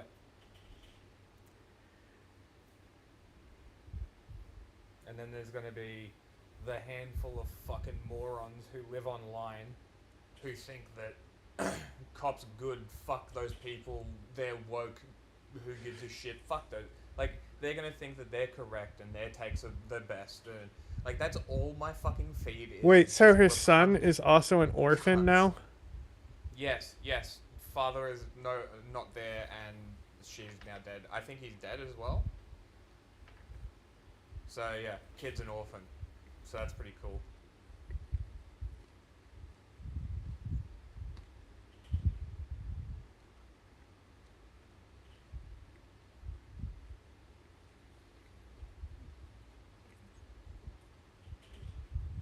Yeah, literally nobody was like, yeah, hell yeah, that guy did the right thing by stabbing that Ukrainian woman. And they still are standing on her fucking cold corpse to get political points for that shit. Like, it's like the people in Australia who are using everything that they possibly can to target Palestinians and, like, people who are opposing Israeli genocide because of Bondi. And it's like, you are literally engaging in anti-Semitism and standing on the corpses of dead Jews while doing it. You people are fucking revolting. Like, you are disgusting scum of the earth filth. And, like, it just doesn't sink into their fucking head that they're, like, this repugnant. And, like, I don't know, I just feel like they should be reminded that that's what they are. Every single day, they should be reminded, hey, you support genocide. You are a fundamental piece of shit. You are like... I was just about to say, you are a piece of shit. like shit that I've stepped on in the street, scraping it off with a stick. That's you. You're the shit I'm scraping off my shoe with a stick. Like, revolting human beings. I wouldn't want to get the stick dirty. Yeah.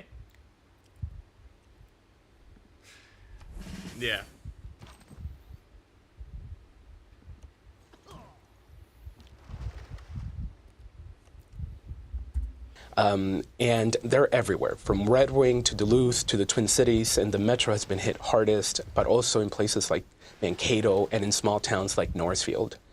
They're everywhere.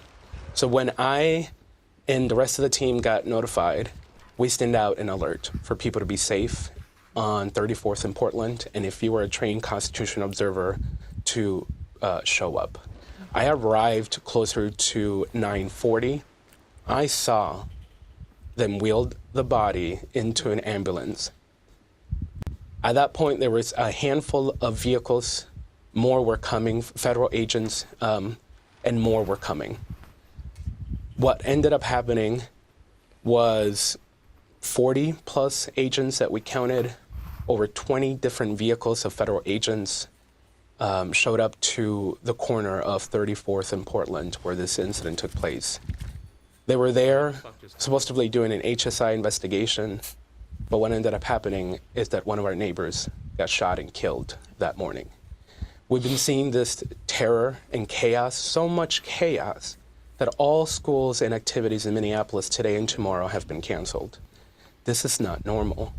We've been seeing people terrorized all over the state and all over the country under the guise of protection. This is not protection.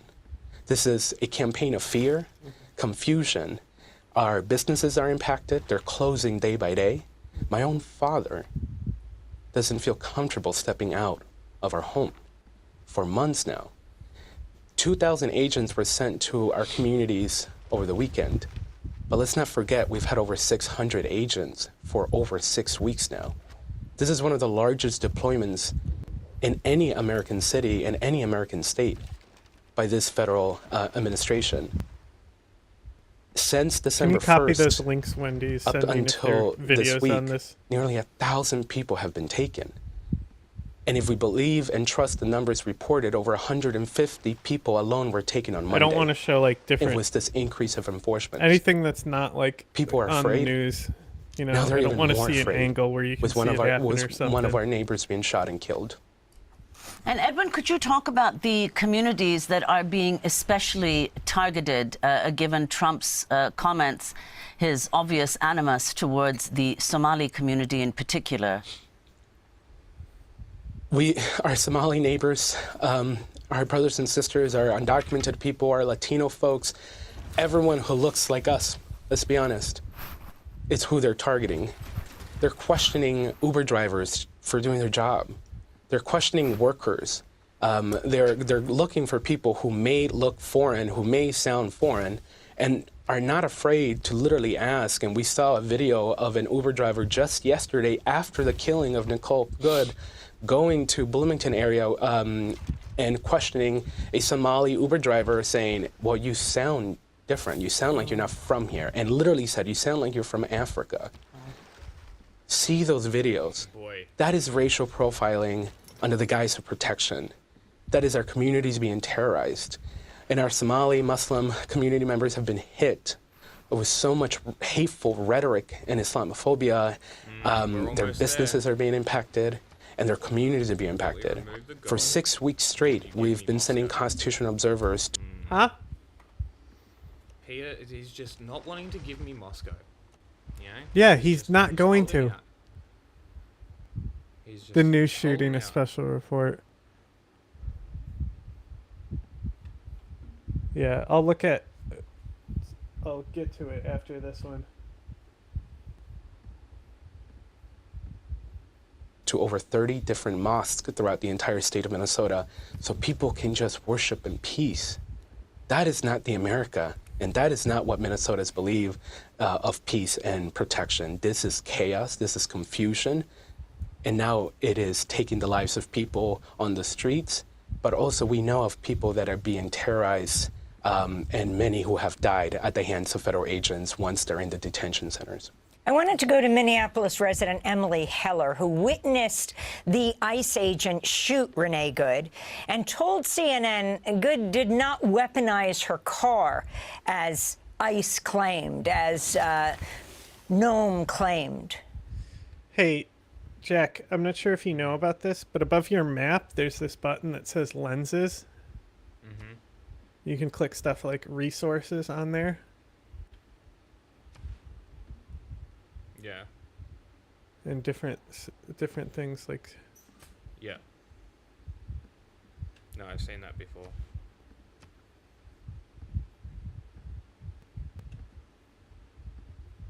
Ah, these motherfuckers. Standing on their fucking district so I can't loot it. Lamau, Peter's running a warrior at me. What an adorable little guy. They seem like children. They seem like untrained people. And so that agent was obviously spooked because he had just killed someone, and it was very obvious to everyone who had witnessed it all that she would not make it. My life is forever changed from having witnessed this, and I just can't let this narrative that it was self-defense go any further, because it's absolutely not what it was. So, City Council member Robin Wansley, what about the investigation here? Shockingly, the Homeland Security Secretary, instead of saying we'll investigate this, she and President Trump completely contradicted the video. I mean, President Trump saying that Robin Good ran over the ICE agent who shot her at almost... Oh, because you sent enough people I in sent there? enough envoys that they're like, fuck it, let's go. Now I got an extra army, and I think they have ships. Excellent. You're talking about Amy with the leading questions? Completely saying we'll investigation here. City Council member Robin Wansley, what about the investigation here? Shockingly, the Homeland Security Secretary, instead of saying we'll investigate this, she and President Trump completely contradicted the video. I mean, President Trump saying that Robin Good ran over the ICE agent who shot her at almost point-blank range. We see him walk away, holstering his gun. He says he was hospitalized and barely survived. Adorable. Yeah. Again, these are just more blatant lies coming from the Trump administration, because what their ultimate aim is to normalize this. They want to set this as the new norm for their operations, be it under Homeland Security, be it through ICE. They want to essentially say that we can circumvent your civil liberties. We can shoot civilians at our own discretion. And guess what, residents? Yeah. Guess what, U.S. citizens? Guess what? Yes, Papa. Both of the city-states next to me have declared war on him. There you go. But It's see, time like, to take because Moscow, like, baby.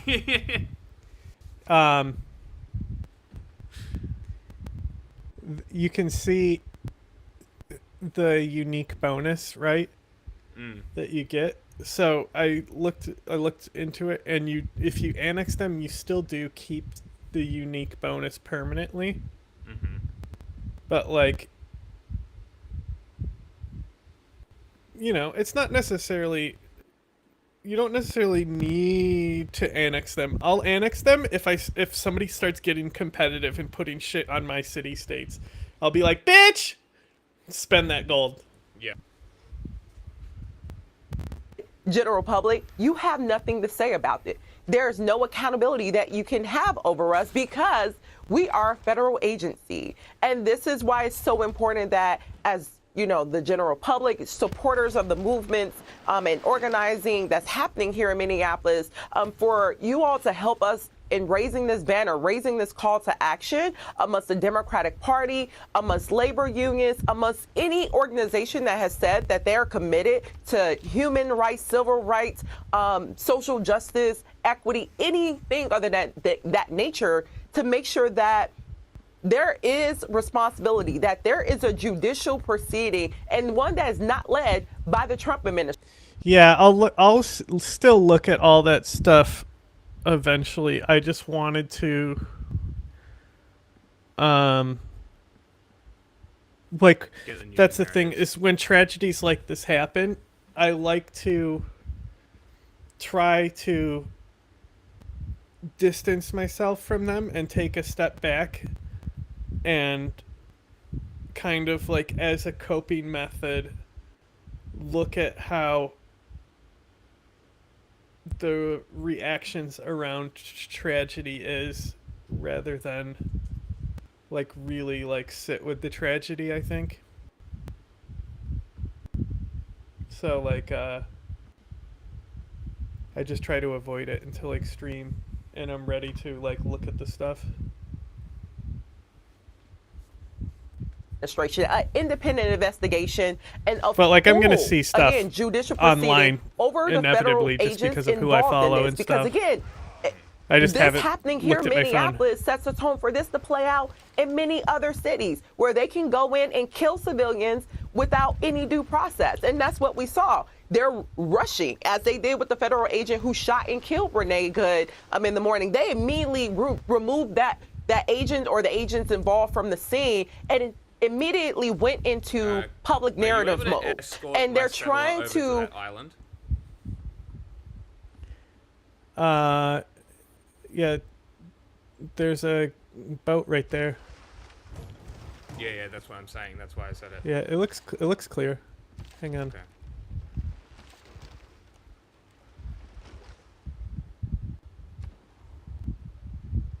I don't know how good of an island it is, but blame the victims, which is what they. It is flat, so you can certainly get a lot of farms there. Mm-hmm. Well, I need something like that, so.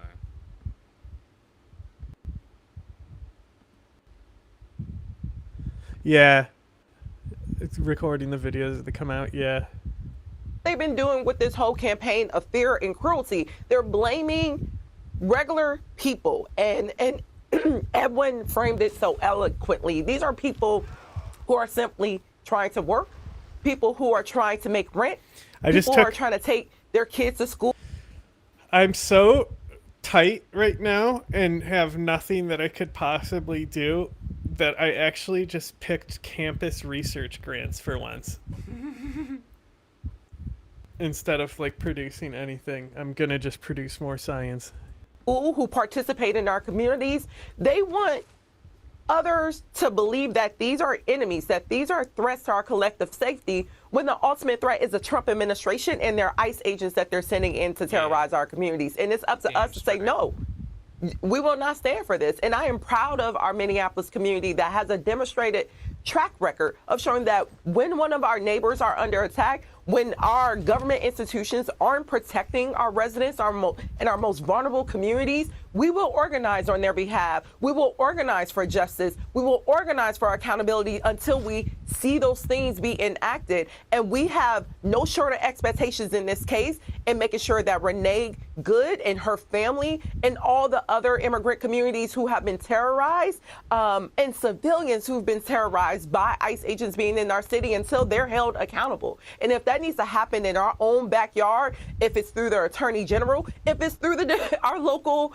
state lawmakers, we need to put every proposal on the table to make sure that accountability and justice The is admin is delivered using the blurries for Renee the Good. worst. Of course they are. Of course they are. Because ultimately they don't answer to a court, they answer to the people, and they can just fucking do whatever. And because these people don't fucking care. They claim they care. But And that ICE agents are sent, they're packing out of our city and out of our state. And also And you at see the them get local chased level, out? we need to Fucking be awesome. exhausting every. Like, that is exactly how you deal with ICE. You know what, Alexandra? Yeah, you went to war with me, but let's trade. Give me money. I think I have some extra luxury resources. Ah, give me more money. Yes, thank you. Your bank is very full. Give it to me. My boats are here to escort you. Excellent. My settler is about to...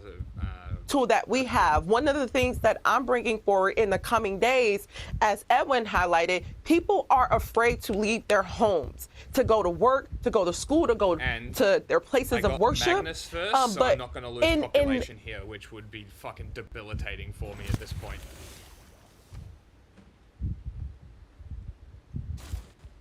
Okay. Settler is going. I don't know where I'm going. I can't leave the continent. Do you... Fuck. Okay. Do you have sailing? No.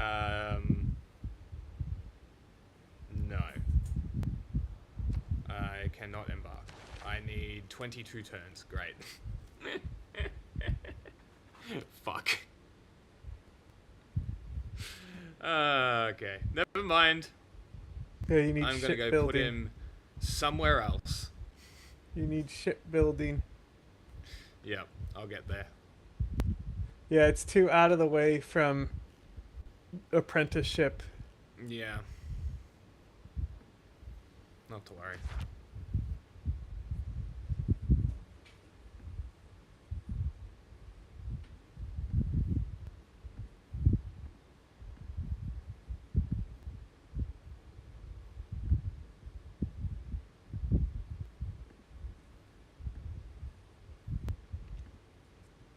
Well, I mean, of course, no one doxed them because they're in response to that, we're incompetent. seeing February 1st approach.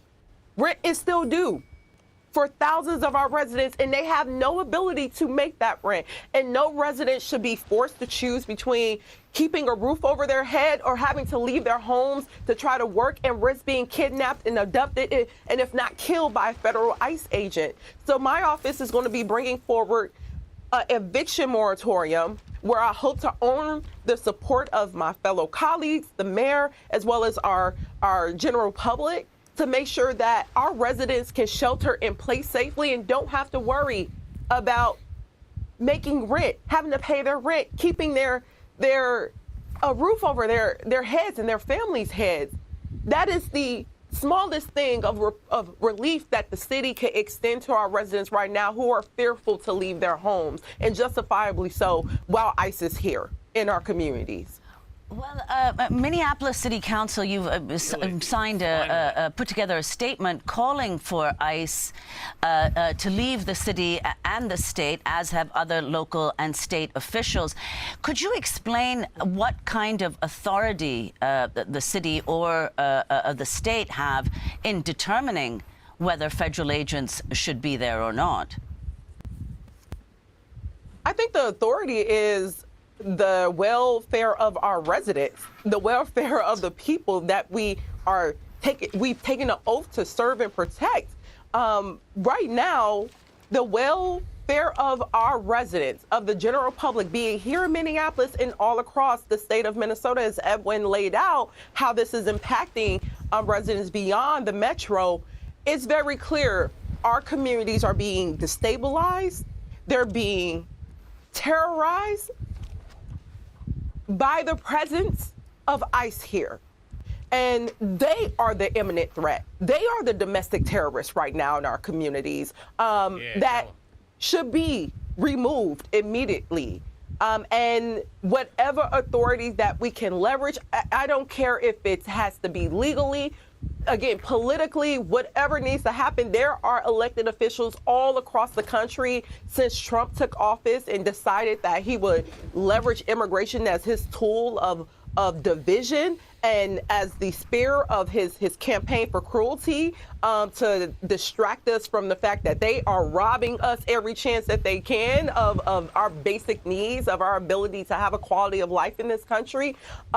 Since they've done that, it's important for us to look at the other cities that elected officials have used creative means to make sure that ICE and any of the faces or the extensions of the Trump administration to make them know that they are not welcome in that city. And we've done some of that. We've said we're passing policies to let you know you can't stage in our public spaces.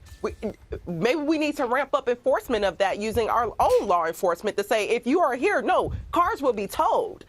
You will be. Oh my God! Can you imagine towing an ICE agent? That we can get. That'd be you so are not fucking welcome awesome. here. You will be denied access to bathrooms and all those things. You have the mayor saying, "Get the F out of this city." Do you think we'll be seeing Minneapolis police arresting ICE agents?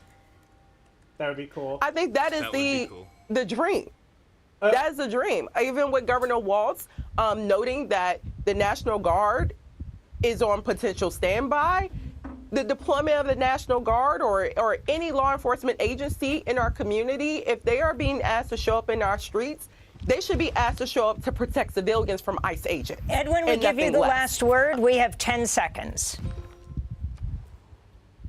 Right now, all I want to say for any listener and viewers is that we're under so much fear. And I am tired of living in fear in a community that I love, in a country that I love.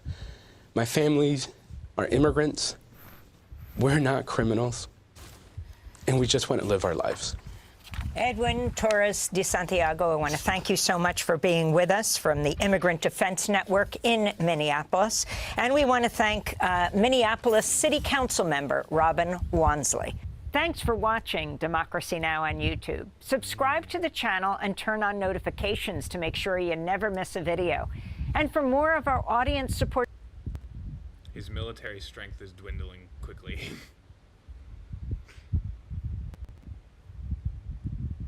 My problem is that I only have 2 places that I can attack from with land units. That's why I need the naval units, but this fucking city-state isn't sending them. Yeah, the AI doesn't know how to use Navy.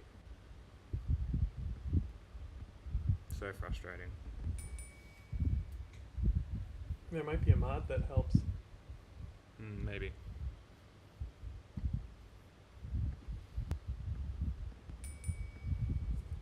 They're like, what? We do be Bro, breaking you can't news. be Federal dinging sources me telling ABC when News I'm that putting on federal a new agents have video. shot 2 people in Portland, Oregon a short time ago. The agents who shot, we are told, are with U.S. Customs and Border Protection.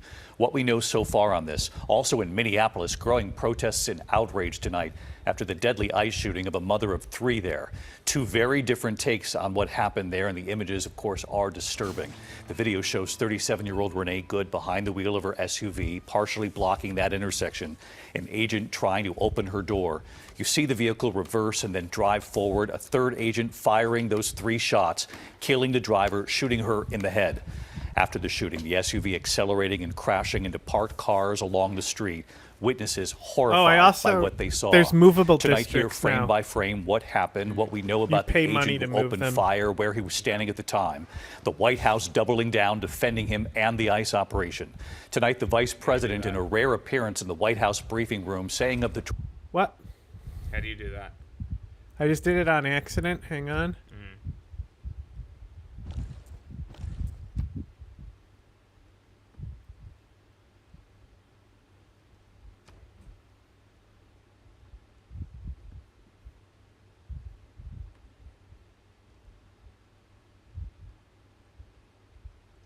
Where did I click it?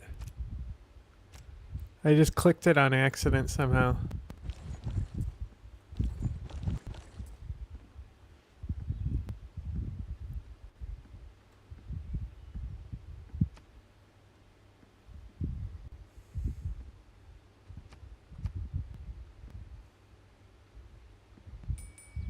Where did I click it?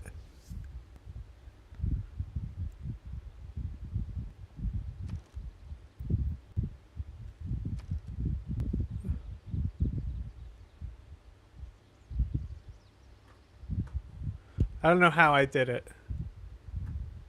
But I clicked something and it was like, are you sure you want to pay money? I was just trying to zoom in to see if I had a library here.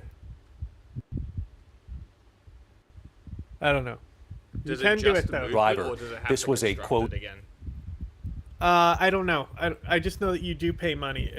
It charges you to move it. I just saw. That's all I saw. It said, "Are you sure you want to move this?" And then I was like, "Oh, what? No." I was just trying to click on it to see if there was a library. Tragedy of her own making. Peter in a And dark tonight, age. that's the scene in. That's my goal, is to put him into a dark age so that Moscow rebels. Because he's in a golden age at the moment. There's no fucking way, with the amount of military he's had to produce, that he's not behind. But we'll see. Minneapolis, Yeah, what we're immunity for ICE agents, but not leaders of also sovereign learning nations. from Portland, Oregon at this hour, with Johnson leading us off now from Minneapolis. Tonight, tensions rising on the streets of Minneapolis and across the country after an ICE agent shot and killed Renee Nicole Good, a 37-year-old mother of three, in her SUV as she began to drive forward. Protesters clashing with police demanding ICE leave their city. ICE, go home! Disturbing videos show officers approach the SUV, one of them grabbing the door handle as the vehicle backs up. Then you can see the wheels turn to the right, and when the driver begins to pull forward, another agent fires, hitting her in the head. The vehicle seen speeding up and then crashing into cars parked on the side of the street. Robert Boyce, former chief of detectives for the NYPD, analyzing the videos frame by frame, giving his view. I see an officer getting struck by a vehicle, unknown how hard he was struck, fire once, and then in quick succession move to his right and fire another 2 shots. Shots 2 and 3 are the issue here, and that officer will have to explain himself why he fired those 2 rounds. Boyce also weighing in on that. That's very interesting because, to be clear, that guy, it's his job as a lawyer to look at it as a legal argument, right? So he's saying, like, you have to give the benefit of the doubt. That's why he was like, I don't know how hard he was struck, you know? But, like, the point is like, what he's saying there, like, that is the fucking, like, that's how lawyers and cops are going to talk about this, right? So, like, I think because if you look at it specifically from that angle, like, you'll never see these type of people just be like, oh, it was blatantly bad, you know? They always But the fact that he pointed out that the step to the side, because, like, even if you give him the benefit of the doubt of being struck in a court of law here, he's not being struck when he steps to the side and fires 2 more times. No, through the open window. So, like, that is a really good point that fucking cop just made about it. Because in a court of law, there is going to be no justifiable reason for those second and third shots. Like, it can't, can't be presented as a case. Did they all hit her, or was it the second and third shots specifically that killed her? Because I think that probably matters too.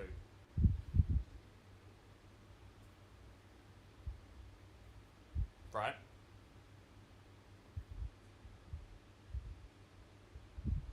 I assume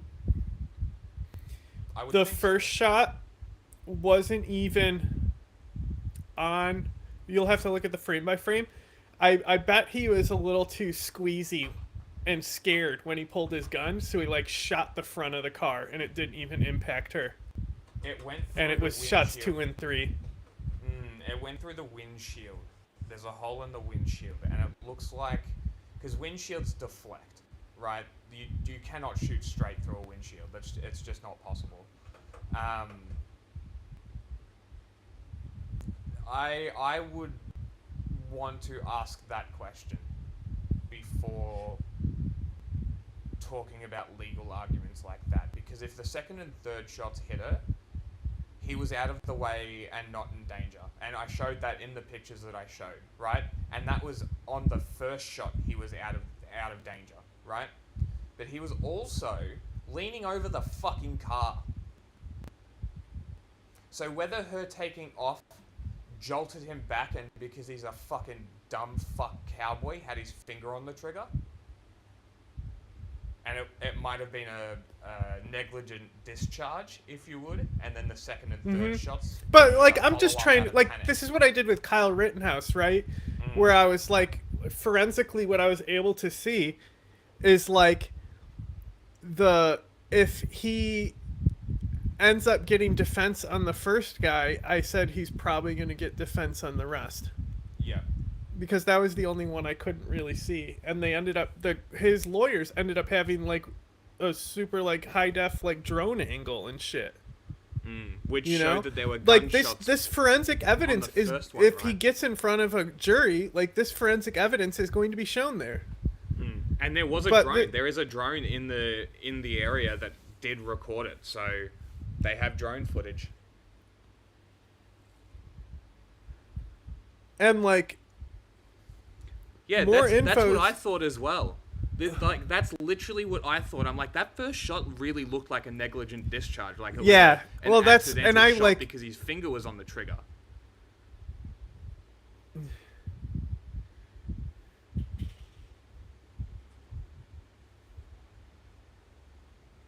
The step to the side though.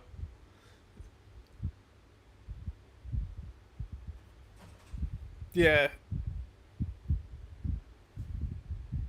Like he had a phone out, or he had a body cam. Like, They there's going all to be should have so body much that cams. comes out. It'll be very interesting to see, because from what I could tell, she was doing a 3-point turn to get out of the way. That's what it looked like. It was not fast. It was not rapid. She wasn't speeding away. She was doing it carefully, and he decided to murder her for it. I think we also need to point out what Democracy Now! Said, is that there have been multiple incidents of them shooting at vehicles. Amazing. Yes, right? yeah. And people have died in ICE custody, but they've already shot at vehicles. Like, because they literally, like, fucking taken people who live in the trash can with Oscar the Grouch. Like, it's crazy the people that they're just, like, willing to take right now.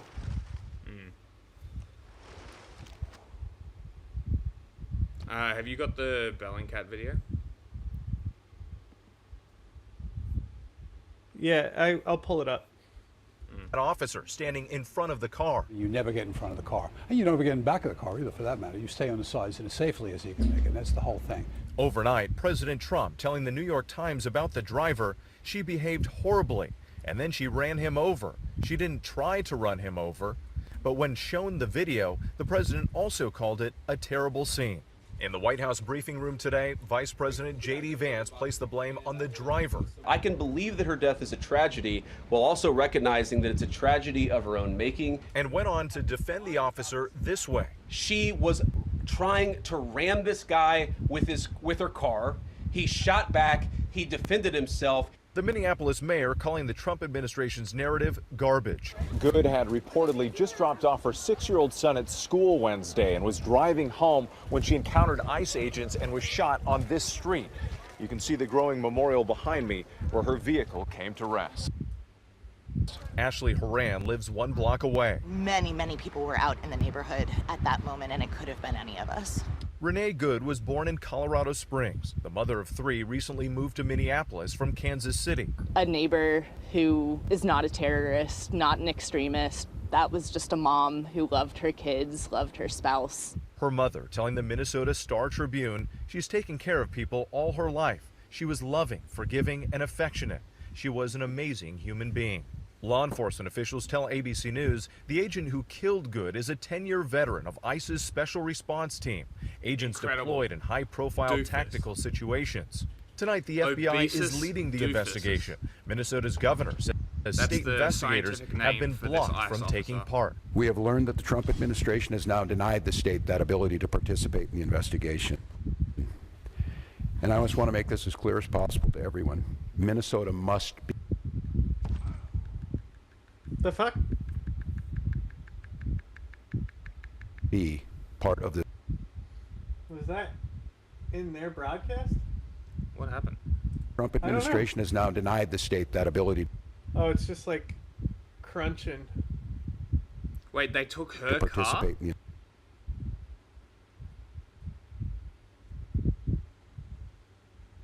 the. Amazing. They're covering shit up. Yeah, I mean, they have tried to put a lot of loyalists in the FBI, but, like, it's like the Supreme Court. Like, they can only do so much before, like... Yeah. Like, the FBI has infinitely more integrity than the CIA, you know what I mean? I mean, yeah.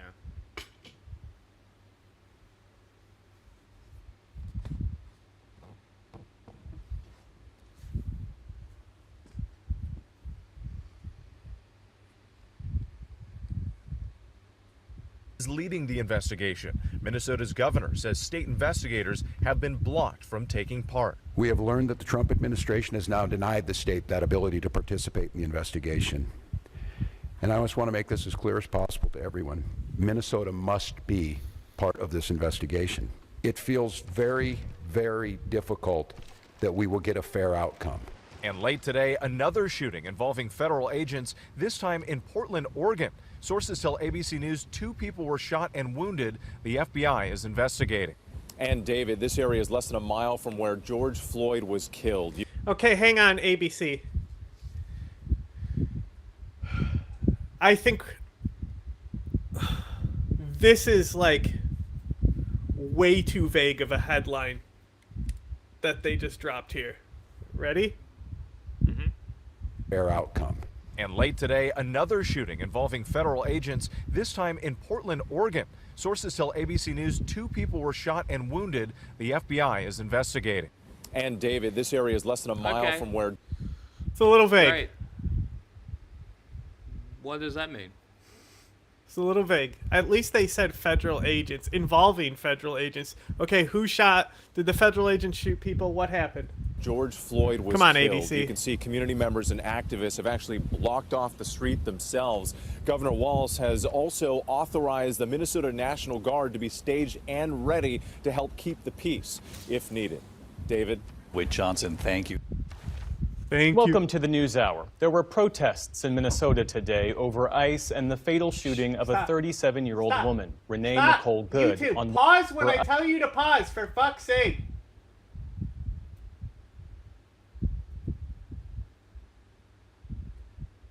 It's gotta load all its fucking bullshit and extensions.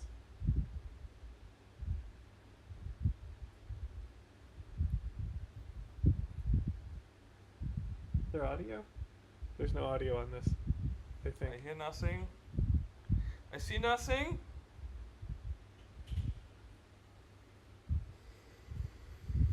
Oh, he literally does have a phone in his hand, yeah.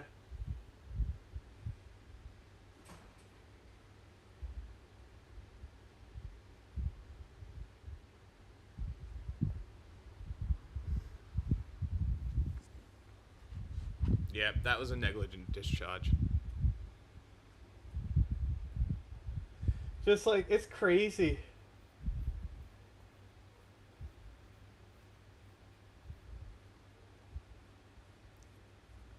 Like, her wheels are already turning away from him. Like, yeah. As soon as she, like, shifts, he pulls that pistol out so fast.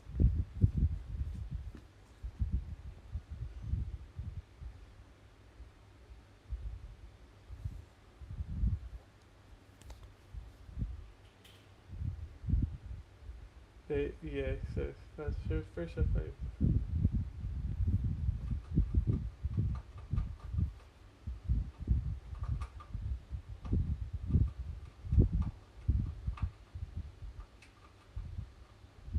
Phone's still in his hand. Awesome.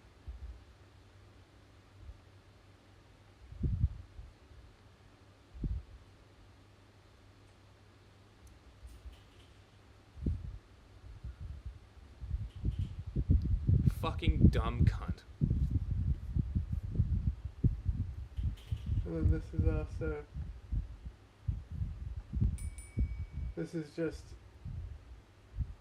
image resources on where their positions are.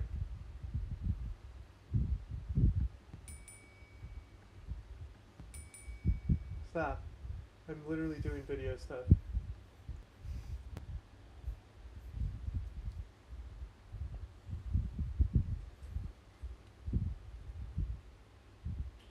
ICE and the fatal shooting of a 37-year-old woman, Renee Nicole Good, on Wednesday.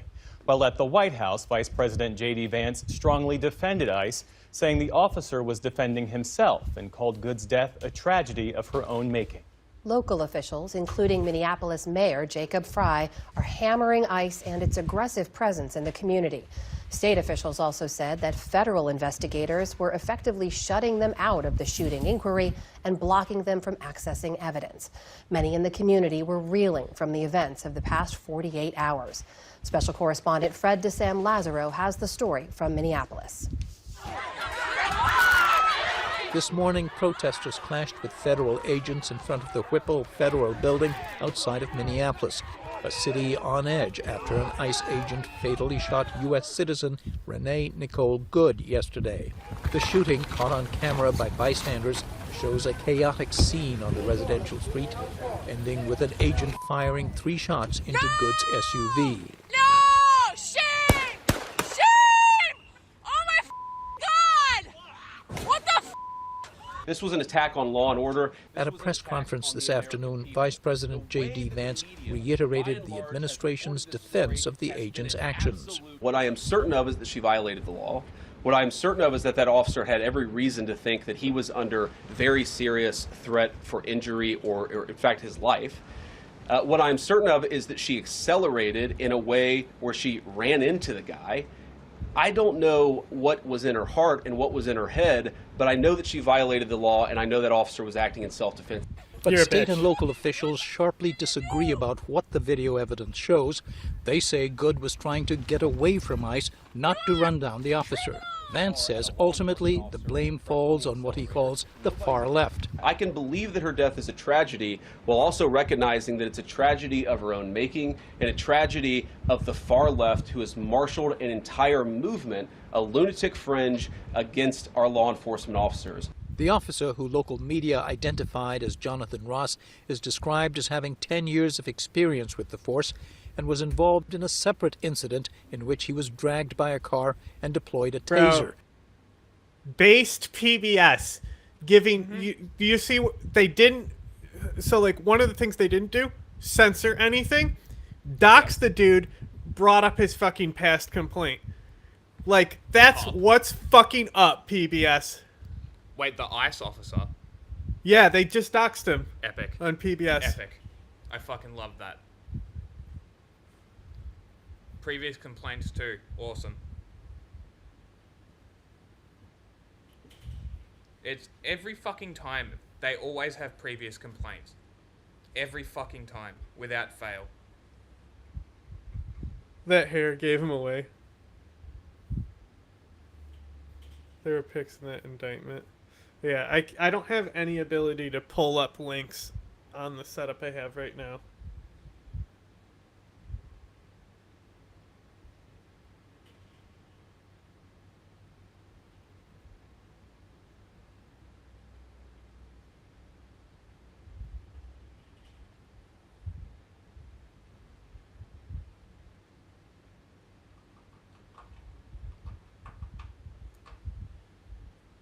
According to a criminal complaint from June of last year.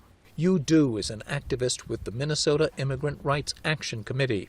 To hear Kristi Noem and other federal leaders not show any empathy, but to start a smear campaign against Renee and Minnesotans is abhorrent and disgusting. A vigil and a makeshift memorial grew Wednesday evening near the site of the shooting, honoring Good, whose family and friends describe her as a Christian who participated in mission trips, a poet who loved to sing, and a loving mother of 3. At the memorial today, where protesters have put up makeshift barricades, Somali immigrant Deka Adan came to pay her respects. If you see a kid being bullied, you stand up for them, you say something. Renee did that. She stood up. She stood up for the rights for people being captured in the streets like herd of animals, and she lost her life because of that. Minnesota Governor Tim Walz urged accountability for Good's death. People in positions of power have already passed judgment, from the president to the vice president to Kristi Noem, have stood and told you things that are verifiably false, verifiably inaccurate. It feels to me like we're at one of those inflection points, that simply asking our government to give us accountability, listen to local leaders, ratchet down the rhetoric, let people feel safe in their person, and let's let our kids go to school without fear. Minneapolis schools were closed today in the wake of the shooting and after immigration agents clashed with people near one high school yesterday afternoon. For now, the city, no stranger to civil unrest, anxiously awaits what's to come while mourning one of its own. The place that Renee was killed yesterday was 6 blocks away from where George Floyd was murdered. The law enforcement response is the same, to lie, to cover up, and to spin a different story on really what actually happened. As of late this afternoon, a GoFundMe campaign set up for Renee Good has raised close to $900,000. Jeff? And Fred, what more have you seen on the streets and heard as you've talked to people there? Jeff, anywhere you go in this city, there is palpable tension and a sense of deja vu. I'm standing near the site of yesterday's incident, and it's not far from where George Floyd was murdered.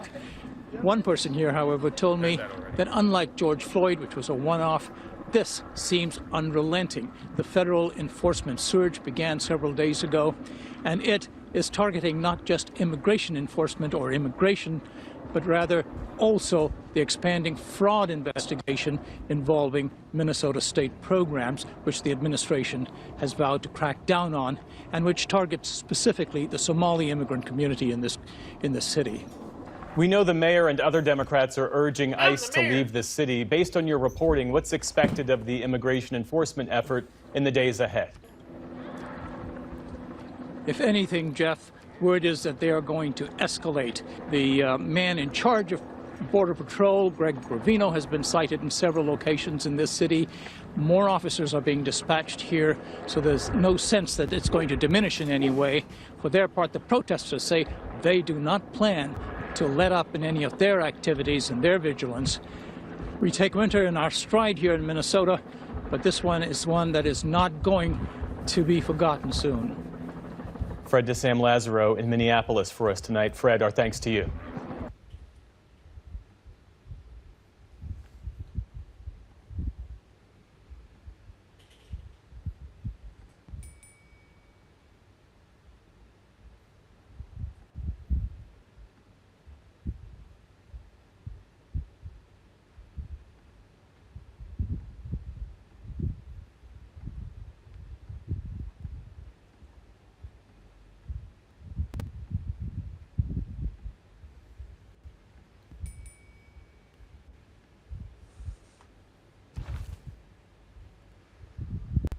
I want you to picture the most American story you can. A kid grows up in a dying steel town in the Midwest. He deals with chaos, danger, and addiction at home. He has no support system. For him, even making it out alive was a dream. But then, against all odds, he gets out. First, J.D. Vance does a tour of duty with the Marines.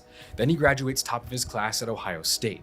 Then he just keeps magically rising higher and higher through Yale Law School, into venture capital.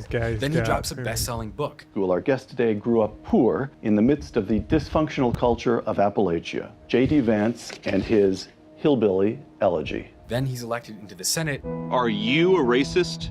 Do you hate Mexicans? And then finally, he becomes the Vice President of America. So help me God. Congratulations, Mr. Vice President. He does it all by the age of levied just Egypt's 41. army. What the It's fuck is impressive, happening? almost too much so. In the end, it became so impressive that it was impossible to ignore. How exactly Wait. does a guy with almost no political... How does that happen? Wait, what? There's an Egyptian archer here. It says levied by the city-state.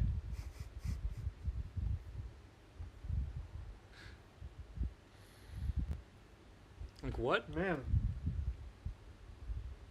Beats me. Man, look at this greedy cunt. Peter has expanded from the east Political over to resume. where I am. I'm taking his city. Fuck this guy.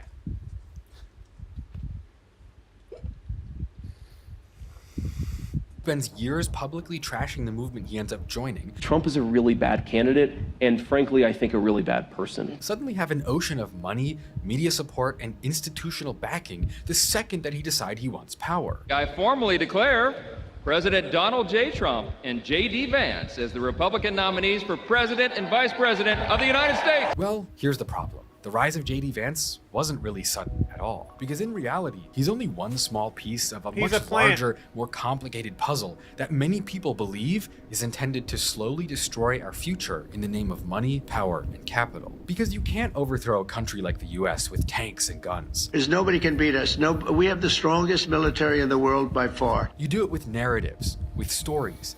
You do it by Shut up. inviting everyone to believe in their own downfall while making yourself look like the savior. Whether they were eating geese or dogs, is that really what we're going to hang our hat on? And so this is the story of J.D. Vance, or perhaps more That's what we're important, going for, it's is the story of the Djibouti. money, the ideology, and the people that made his perfectly calculated hypocrisy possible in the first place. This video is brought to you by Nebula, the only place where you can watch Mad Kings, my new favorite. It's a small industrial Midwestern city, a little bit like Gary, Indiana, or Milwaukee, Wisconsin. Oh, Gary, On the other hand, Indiana. being close Oh, to places no. like Eastern Kentucky or West Virginia, a lot of people also moved there from Appalachia, looking for jobs in the steel mills that provided better opportunities than they could find back home. JD's own grandparents had originally been from Jackson, Kentucky, a tiny town of 2,000 people that sits deep in the Appalachian Mountains. He was so Appalachian, in fact, that the story goes that his great-great-great-great-great-grandfather's brother was the father of Jim Vance, the man whose alleged murder of Union soldier Asa Harmon McCoy in 1863 first kicked off the deadly 30-year feud between the Hatfield and McCoy families that would later become one of the most culturally defining events in Appalachian history, spreading all around the United States as a larger-than-life national myth. Middletown, being between those two worlds, also meant that it inherited the worst parts of both of them. It was home to dangerous, exhausting Rust Belt jobs that didn't pay enough. I like It was his full of jumper. I want generational one. trauma, drug problems, Appalachian social ills. It had all those too, with a child poverty rate of 29% in the 90s and 1 in 4 children ending up in foster care at the height of the 2000s opioid epidemic. Even worse was that by the 90s, many factories had closed, leaving unemployment and poverty rates much higher than the rest of the state, with the median household income in Middletown falling behind the rest of Ohio by almost $20,000. And so that's where JD grew up, in a city defined in many ways by its long-held, deep-rooted struggles. And his family was no exception to that rule. When he was a toddler, his parents separated, with his father walking away from the family forever. And Notice how he said before laying into this Hatfield and McCoy things, he said, the story goes. Yes. Is he implying that it's not after true? that, JD's childhood was largely What defined do you by think? instability and danger. Early on, his mother worked as a nurse, No but when way. JD was a kid, she began abusing the many prescription medications that she had access to at work, and before long, her life fell into a pattern of addiction and dysfunction that began to take a huge toll on her kids. And so after her nursing license was revoked, taking away her access to prescription pills, she turned to heroin. At one point, she crashed her car into a telephone pole. the same time, she subjected JD to what he would describe as a revolving door of father figures, getting married a total of 5 times, which only further destabilized his childhood. When JD was 12 years old, his mother was arrested, which he tragically remembers as a more positive experience than the stress and fear that he had always dealt with at JD home blood until feud that point. By the assassination time would he be was in high perfect. school, JD was ultimately placed Jesus. under the permanent care of his grandparents. Hey, who after sent me a warning? particularly violent and Peter. traumatizing incident where his mother began speeding on the highway. Oh, Peter threatening doesn't to beat like him from me the driver's because I seat, don't while have at the as good same a time science as saying him. that she would crash and kill them both. Peter, But then moving in don't with his get more grandparents didn't science. turn Stop JD's life playing into a heartwarming on family. deity level. JD's grandmother Plus, was a tough I woman have who had more lived a science tough than life. you. She had moved to Bitch. Middletown from Kentucky to look for factory jobs in the late 1940s, when JD's grandpa was 16 and she was just 13. And by that point, she was already pregnant with her first child. She and JD's grandfather, who he would Like, call Mama and Papa, ended up working I in can factories for their whole be on adult the same lives, tier as and you they weren't if I gentle wanted people. education, Mama Peter. owned over a dozen guns and cursed and smoked all day, and would frequently threaten to shoot people who pissed her off. Now, my mamaw died shortly before I left for Iraq in 2005. And when we went through her things, we found 19 loaded handguns. They were... But underneath all of that, JD's grandparents gave him something that he had never had before: Just sounds like dependability. someone from Appalachia. They made sure he went to school. They made sure he did his homework, didn't talk back or disrespect them, didn't do drugs. They might still have the Appalachian generational trauma, the scars of life in Middletown or Kentucky, but they were stable. Most of all, though, was that JD was even encouraged to grow. Being raised by his mom, JD's mental and emotional energy would often be totally consumed by his mother's meltdowns, the screaming matches, the overdoses, the arrests, the car crashes, the feeling of not knowing if he'd survive until the next week. But now, someone cared. Mama pushed him to pay more attention in school. She scraped together money to buy him things like books and graphing calculators. She expected him to work hard and be disciplined and smart. And so before long, JD began to thrive. And in his senior year at Middletown High, JD was the class vice president, and he graduated with honors. Originally, he wanted to even enroll at Ohio State, but it was far too big of a leap at the time. His grades were ultimately lacking, and the cost was prohibitive. He would later say, "I didn't know how to balance a checkbook, much less how to complete the financial aid forms for college." And so immediately after graduating, as many kids who come from underprivileged backgrounds and want to escape their dysfunctional life tend to do, JD joined the military, and it would change the course of his life forever. After the 13-week boot camp, he was sent through aptitude tests that ultimately matched him up to be trained as a public affairs Marine. Basically, he would be the guy who manages the Marine's reputation with the general public through press releases. Wait a second. You mean to tell me he was public affairs? Not a real soldier. Wow. That's a journalist who's legally allowed to carry a gun. That's all public affairs is. Tell me it's not. I'll take your word for it. Photos, articles, and videos. People who worked within the Marines remember that he liked reading political papers and magazines and websites and arguing about politics with any coworker who would listen. At one point, someone printed out a picture where his face had been photoshopped onto George Bush and hung it around the base, joking that someday JD might be president. And while at first he started out working on the base newspaper at his home base in Cherry Point, North Carolina, by 2005 he was deployed to the Middle East to serve as a combat correspondent, traveling with combat units and photographing what they were doing at the front lines of the war, as both a journalist and an armed soldier at the same time. But when JD Vance arrived at Al-Assad in Iraq, the reality didn't match the story. I'd imagine a public affairs person for the Army gets some education that might be viewed as how to make propaganda. While it might be viewed that way, it wouldn't be presented that way. So, public affairs also, there's also like internal reporting, like there's news that is like for veterans and in the military already to keep them in that sphere and involved, because they'll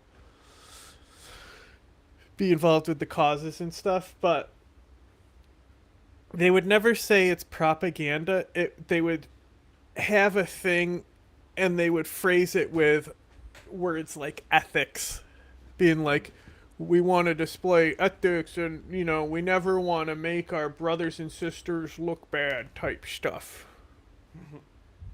You know, that's what it would be, all this talk. But like his dumbass going right over his head that it's like, you will do the propaganda.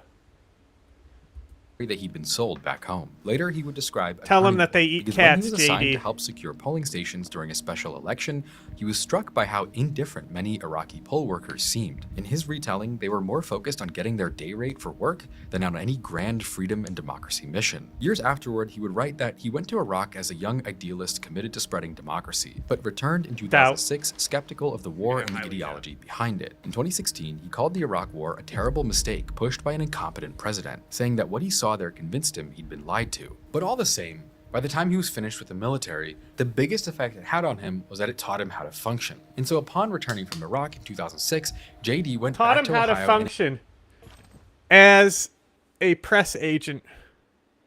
So he didn't function before. So all life he knew before that was hillbilly bullshit. So literally all he knows is how to lie.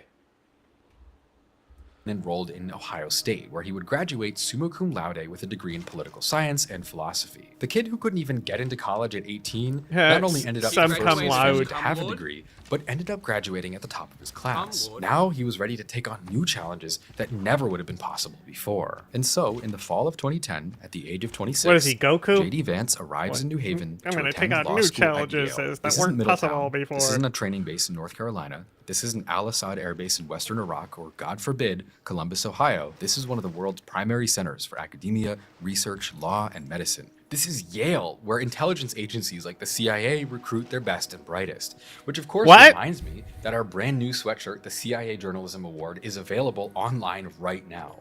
I made this I've been design sent a as warning, depressing Pound yet Maker. true reminder of how important it is to always tell Oh, the I don't truth have good and aim population. towards Yeah, building a bro, better I'm world, stuck no on a matter what the fucking price might island. be. I know it's probably like the most depressing YouTube merch ever made, but in a moment when our country needs the truth and needs to hold itself accountable more than ever, I think it isn't just depressing, but it's deadly serious, if you guys understand what I'm saying. Friendship. But anyway, as always, these are all made in the US I by also hand at our local shop. might And they can have be another purchased gift right for now you. at Let me see. spiritworld.store, or you can scan the QR code or go to the link below. Buying these hugely supports the channel, hugely enables me to keep doing what I do. So again, thanks for the support. I appreciate it. Plus, free shipping on all orders at I got you a little spiritworld.store. gift. You name it, some of the brightest minds from says I all over have the an world extra, go to Yale even though to it only learn. shows This is one where here. future CEOs, politicians, and founders meet and form bonds and build their network. And suddenly, JD Vance found himself in the scared. middle of all of it. But, you know, I'm the scared story 'cause it goes doesn't that show at too. first, when JD I'm Vance not gets to giving you this Yale, he has toxin. no idea what's going on. You I can't was have joking my about poison Middletown and frogs. Columbus and North Carolina and Western Iraq, but The genuinely, island I'm on kinda those are looks like a basically frog. the only places JD Vance had been in his life when he was 25 years old. He didn't know how to socialize with kids who grew up in penthouses in New York City, the children of professors, Chinese people. He later said, "At Yale Law School, I felt like my spaceship had crashed in Oz. People would say with a straight face that a surgeon mother and an engineer father were middle class. In Middletown, $160,000 is an unfathomable salary. At Yale Law School, students expect to earn that amount in the first year after they graduate." Basically, when he got there, it was probably a culture shock. You know, he was an outsider who didn't understand even the most basic rules of upper echelon socializing. In one story he tells, set during a networking event at a fancy restaurant in downtown New Haven, he had to go call his girlfriend in the bathroom to ask her how to use all of the different fancy spoons that he had never seen before in his life. But the thing about a place like Yale is that even if you show up not knowing which fork to use, you're going to be so surrounded by elite, successful, intelligent people that it's going to change your life no matter what. And so as JD Vance started to meet people and get to know them, it wouldn't be long before it was noticed that he wasn't just an awkward young guy from Ohio with a complicated past, because it was, in fact, that very turbulence that gave him a unique strength no one else had. And so JD Vance isn't an outsider for long. Amy Chua, a professor of international business law in the early 2010s Tiger Mom celebrity, was one of the first people to point out what made him interesting. Not just his intelligence, but the story of his life, and the combination of those two things as the ultimate superpower. And so she would push him to treat that life story as an asset, something that people would want to hear, something that gave him credibility, even something worth turning into a book. At the same time, he finds stability in Usha Chilakuri, an Indian-American law student from San Diego whose parents were highly recognized academics in their fields. She helped him find his social footing in a world that was foreign to him, and within a couple of years, they were engaged. Perhaps most important of all, though, was one specific lecture that JD Vance attended in his first year, hosted by Peter Thiel, who 10 years earlier had co-founded PayPal and turned it into one of the biggest online companies of the early 2000s. After selling PayPal for billions, he had gone on to become a hugely influential investor that many in tech looked up to as a philosopher of science and progress. He had come to Yale to discuss his idea that, in fact, technology and progress were suffering from stagnation, and that both Silicon Valley entrepreneurs and elite law students were all focused on the wrong things. That everyone was looking for high-paying corporate jobs, trying to build new social media apps, whatever it was. The point was that those were both not truly innovative, but they were also not really meaningful to the people doing them either. Basically, Thiel's speech was, hey, go look for something that genuinely matters and makes you feel fulfilled, because in reality, they're probably the same thing, and you're also probably not getting either of those from your average law firm job. And that changed J.D. Vance's life. Bro, I already a few have years the later, he would Eureka write, for math. Peter's talk remains the most significant Fuck off. moment of my time at Yale. He articulated a feeling that until then had remained unformed, that I was obsessed with achievement not as an end to something meaningful, but to win a social competition. I looked to the future and realized that I had been running a desperate race where the first prize was a job I hated. And so ultimately, J.D. Vance walks away from Yale Law School a totally different person. He starts out as this poor kid, the son of a drug addict from a steel town in Ohio, going into the military because he doesn't know how to fill out the application for Ohio State, and then he walks away a few years later with a social network worth millions. And so after graduating, JD first works as a law clerk in his family's home county in eastern Kentucky. Then after a year there, he gets hired at Sidley Austin, the same multinational corporate law firm where Barack and Michelle Obama first met while working as associates in the late 80s. But even then, he would stay there for less than 2 years. By 2016, J.D. Vance is in San Francisco, having taken a job in biotech at a company called Circuit Therapeutics that specializes in medical therapy. But then, after just a year there, he moves into venture capital, working at Mithril, a firm known for investing in energy, science, and medicine. But the story goes that the more J.D. Vance had achieved, the higher he climbed, from Yale to big law to Silicon Valley, the more he still felt isolated from everyone around him. Realistically, he had everything. 2 degrees, an insane resume, a fiance from an internationally connected family, powerful friends, he was making really crazy money. Basically, J.D. Vance had reached a point beyond what he ever could have imagined growing up in Middletown the way he did. If his career just kind of stopped here and he just kept climbing the corporate ladder in law or venture capital, then this video wouldn't even really exist, right? I mean, it would just be like, okay, for the next 30 years, J.D. Vance hung out in boardrooms, billed hours, and made just enough money to live nicely, but not enough to make any meaningful change in the world. But he felt that disconnect between the elites of America like he had become and the other 90% of the country where he had grown up. He later said, I wrote Hillbilly Elegy because I wanted to give people a sense of what it was like to live in a community like mine. Shut up. I didn't think there was a whole lot of stories being told about white working class Americans. And so in 2016, while he's still working in venture capital, J.D. Vance hops off the corporate treadmill and turns his life story into a book. Hillbilly Elegy, released in the summer of 2016, was part memoir and part social commentary. It was a story about the socioeconomic problems of his... Bro, check out. You're gonna love this, okay? Look at this. One of the first things I did was to make sure my trade routes laid right. I really wanted it to go in a perfect circle, so this one would come back up here. Yeah. But it was linking it to this path and coming down, so it would be an L. So I first sent this one here, and then I took a trader from here and also sent it there, so the path intersects there. It would have been so nice. Now I have a full path. I like how you have a massive mountain blocking your right. Yeah, and a city-state. Great. But look at, I already got my national park laid out. Just wait. Once I get these fucking jong dongs. I got so many snow tiles. Once I hit them with my magnum jong. My snow tiles are going to be my national park. Because I can't do anything on them. Because they're fucking useless. Well, if you click, there's a lens that tells you where national parks can go. If you look at the lenses. So that's why I put it there. So you can put it down in advance so you know not to work those tiles. His hometown, how they affected the trajectory of his life, his family's life, the life of the people he grew up around, and how that played into a lot of the problems America was facing at the time. And it made him a celebrity overnight. Well, I'm joined live from San Francisco by the author J.D. Vance. His best-selling memoir, Hillbilly Elegy, depicts what it's like to grow up white and poor in America, and it's taken the country by storm. Poor and J.D. stupid. Vance, drug problems, joblessness, JD's book poverty, came at a moment when his personal story was exactly what America wanted to hear. Sure, it was just a memoir about a kid from a broke working-class town who later reached elite circles, but more than that, it was bleeding-edge commentary. It was a claim about what went wrong back home, and what, supposedly, could be done about it. And it landed at the perfect moment. I am officially running. Wow, he looks great. For President of the compared to United what he States. looks like now. The summer of 2016 Crazy. wasn't calm or normal. It was a full-blown media panic over Donald Trump's presidential run. Trump was That looks bulldozing like the a field Trump of 16 impersonator. Republican candidates. Maybe it works for Hillary Clinton. Excuse it doesn't me, work Jeff. for anybody on Jeff, this stage. I was a This- businessman. I got along with Clinton. I got along with everybody. Yeah, but the I didn't simple want fact to. is- Excuse me.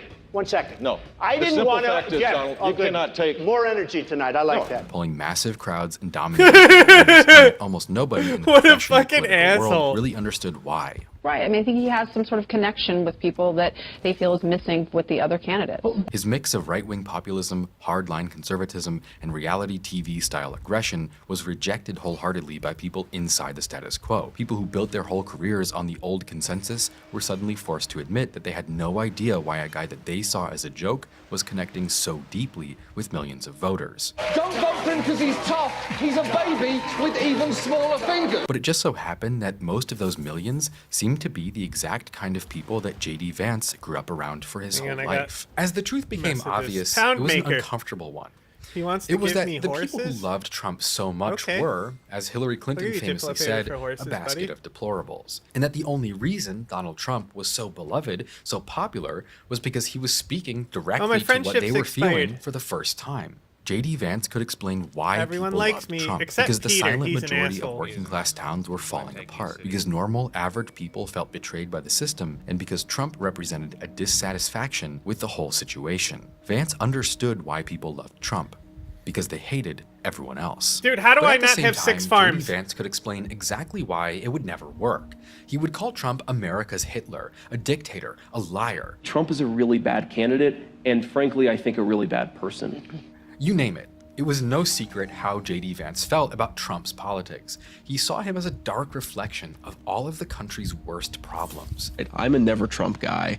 I never liked him. Look, we told you so. To all these white working class voters, we told you so. We told you that Trump was going to be a terrible candidate. We told you that you were an idiot if you voted for him. The problem is, if you take that attitude of sort of gloating over Trump's defeat, then you're playing into the very thing that gave rise to Trump in the first place, which is a feeling that the elites think that they're smarter than you and just think you're a bunch of idiots. You Maybe are. J.D. Vance even was a Specifically you. conservative, but he was a Dumbo. principled, educated Big one. dum-dum. He recognized that America had real problems that needed to be fixed with Big conservatism. doofo. But he also made it clear that the MAGA conservative movement was never going to be the correct solution. I think it's totally fair to say that the policy elites of the Democratic Party haven't been totally concerned about the white working class. But at the same time, fundamentally what's going on and what Donald Trump has done is change the focus of the white working class from a sort of engaged and constructive politics to a politics of pointing the finger. Cable shows start bringing Vance on as the thoughtful hillbilly whisperer, the Yale-educated Marine who can sit in a studio and calmly explain why the forgotten white working class is lining up behind a guy that the rest of the system considers to be a clown. At one point, he even wrote an article in the New York Times called Barack Obama and Me, where he talks about looking up to Barack Obama as a personal Your science too low. Yeah, no shit. role model for most of his adult life. He later said, "Eventually I achieved something roughly similar to the president's early personal accomplishments. A law degree, a strong professional career, and a modicum of fame as a writer. There were many Bro looked personal up through heroes in my Obama? life, aunts and uncles, That crazy. sisters, a father who re-entered my life at the right time. But I benefited too from the example of a man whose public life showed that we need not to be defeated by the domestic hardships of youth." He wrote, "It is one of the great failures of the Republican Party that they were too often unable to disconnect legitimate political disagreements from the fact that the president himself is an admirable man." I think you guys get the picture. I don't know how else I could make it clear whose side J.D. Vance was on 10 years ago. I mean, for years, he was a CNN correspondent. He was writing op-eds. He was the guy when this discussion came up. In 2017, he even sells the film rights for Hillbilly Elegy, with a film adaptation coming in 2020 that ended up receiving 2 Academy Award nominations. These barbs were and so just up J.D. here Vance had camping made it out. all the way to the top There's of not a the base? liberal prestige pyramid. He's a Crazy. best-selling New York Times author. He has a movie about his life. He was on every news network you can think of all the time, just commenting on the state of politics, giving his his measured takes on the state of the country. And so in 2018, Hey, I did J.D. it! Vance and his family Because I buy made a the $1.5 path million partially, now it's mansion finally, in a wealthy boom, neighborhood of perfect Cincinnati. triangle. This kid who grew up with no money, always worrying about how to make it from day to day, Egypt's he angry now at me had because I more than enough to have a last good a life. relationship with my city-state. Egypt's angry at me because I have a good relationship with my city-state. They want to be the city-state person? Yeah. Well, maybe guess they so. should try harder. I agree. Hey, I completed feudalism. I built enough farms. Nice. A water mill. Do I have? I The totally can city-state build has one of those. 5 fucking units here, but they're not sending any of them. It's really annoying. I can't build a water mill here? I can here.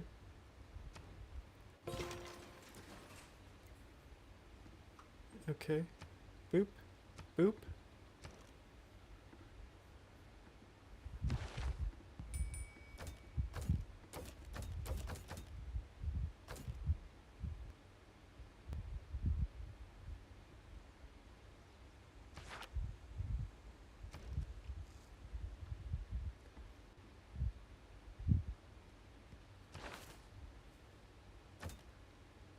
That's what I'm talking about right there. How much do I need? How much? Ah! No, that's... I need 320! Oh, man. That's a lot. A horse for you. A horse for you. Oh, another horse for you. Another horse for you. Another horse for you.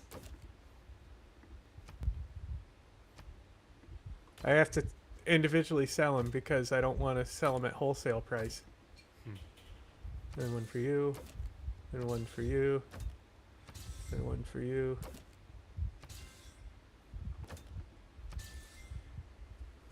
Lifetime.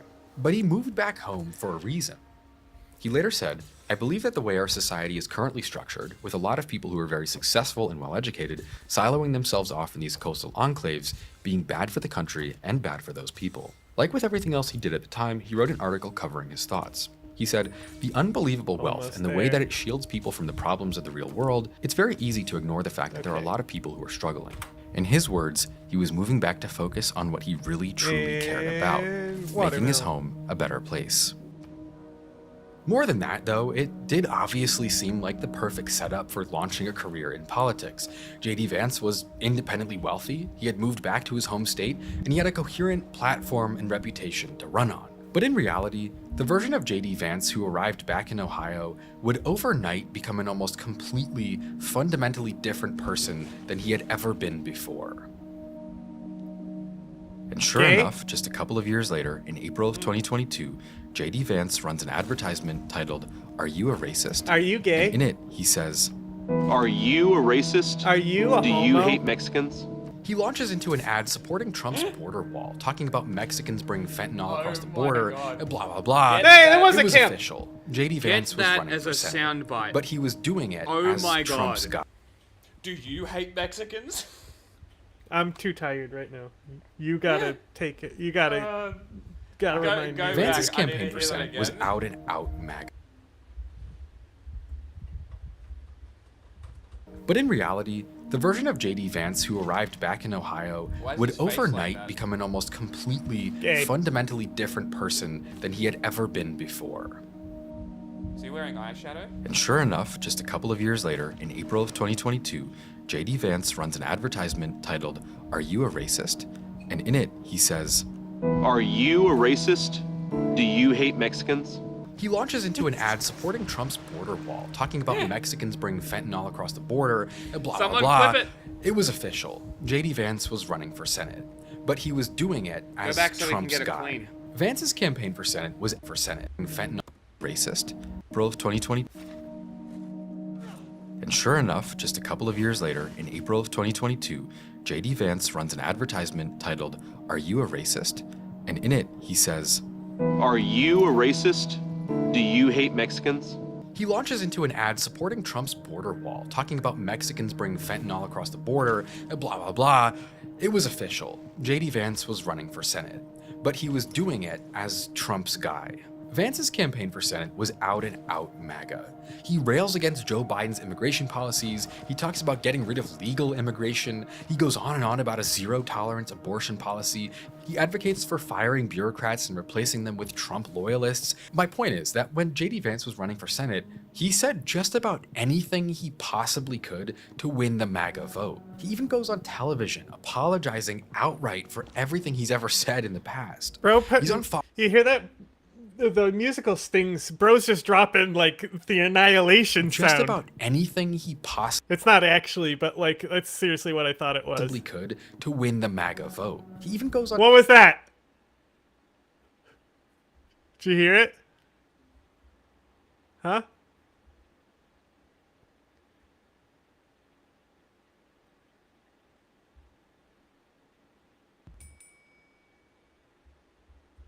On television apologizing outright for everything he's ever said in the past. He's on Fox News saying, "I regret being wrong. More I think annihilation Trump was a noise. great president. I'm sorry for what I said." Well, first of all, Margaret, because I've always been open. And sometimes, of course, I've disagreed with the president, but I've also been extremely open about the fact that I was wrong about Donald Trump. I was wrong, first of all, because I believed some of the media stories that turned out to be dishonest fabrications of his record. But most importantly, Donald Trump delivered for the American people. At rallies, he says, "The simple fact is, he's the best president of my lifetime, and he revealed the corruption in this country like no one else." Although ultimately, beyond the TV appearances and podcast interviews, what Vance needed above everything else was Donald Trump's forgiveness. But then, just a few months after the election, Trump announces that he had picked the Ohio candidate he wanted to endorse, and it was J.D. Vance. In November, Vance wins by a thin margin, defeating Democrat Tim Ryan to become the junior senator from Ohio at the age of 38, the youngest person to be elected to that office in over 100 years. And he did it on the MAGA platform he had spent the last 6 or 7 years railing against in public. But then he doesn't stop there. Because before his first term in the Senate is over, less than 2 years into Vance's career as a politician, Trump picks him as his running mate on the campaign to get back into the presidency. And so at the age of 40 years and 100 days, J.D. Vance becomes the second youngest vice president to ever enter office. And he does it without ever really having had a career as a politician in the first place. But that's actually kind of crazy. He has this inspiring rags to riches story, but when you actually look at his resume, the rise to power is overly sudden. His political record, let's just call it thin. All right, let's put it nicely and say his political record is skinny. This is a guy who just becomes the vice president without really ever having had a career in politics to begin with. He just walked. It said copy to clipboard. How the fuck do I see it? Yeah, just paste the link as a URL in your search bar.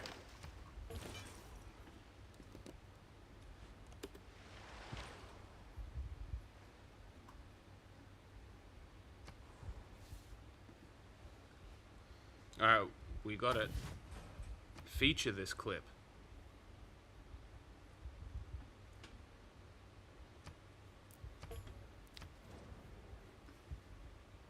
Let's see.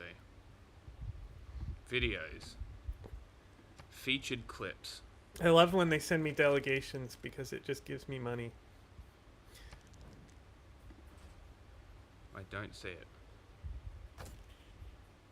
Clips. Where is it?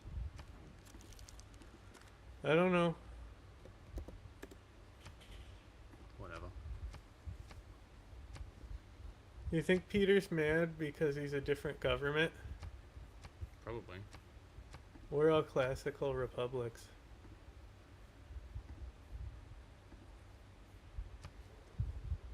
What is he, an autocrat? Yeah. Makes sense. Walks into the White House with no experience. In fact, he has negative experience. Right before J.D. Vance runs for Senate, he was railing against the political movement that he suddenly just gets picked to lead a couple years later. But I don't really think it's that simple, okay? You can call J.D. Vance a grifter or a liar, a typical politician, but I don't think that's what we're working with here. There are grifters all over politics. I mean, 8 years ago, the entire Republican Party hated Donald Trump. Of course, though, they all fall in line once they realize that's the way the party's going. But again, I just don't think that's what's going on here. According to J.D. Vance, when he's on TV doing his apology tour, he realized that Donald Trump had been right all along and that he was wrong. He had been misled by the media, and actually, sure, why not? Why not refine your beliefs over time?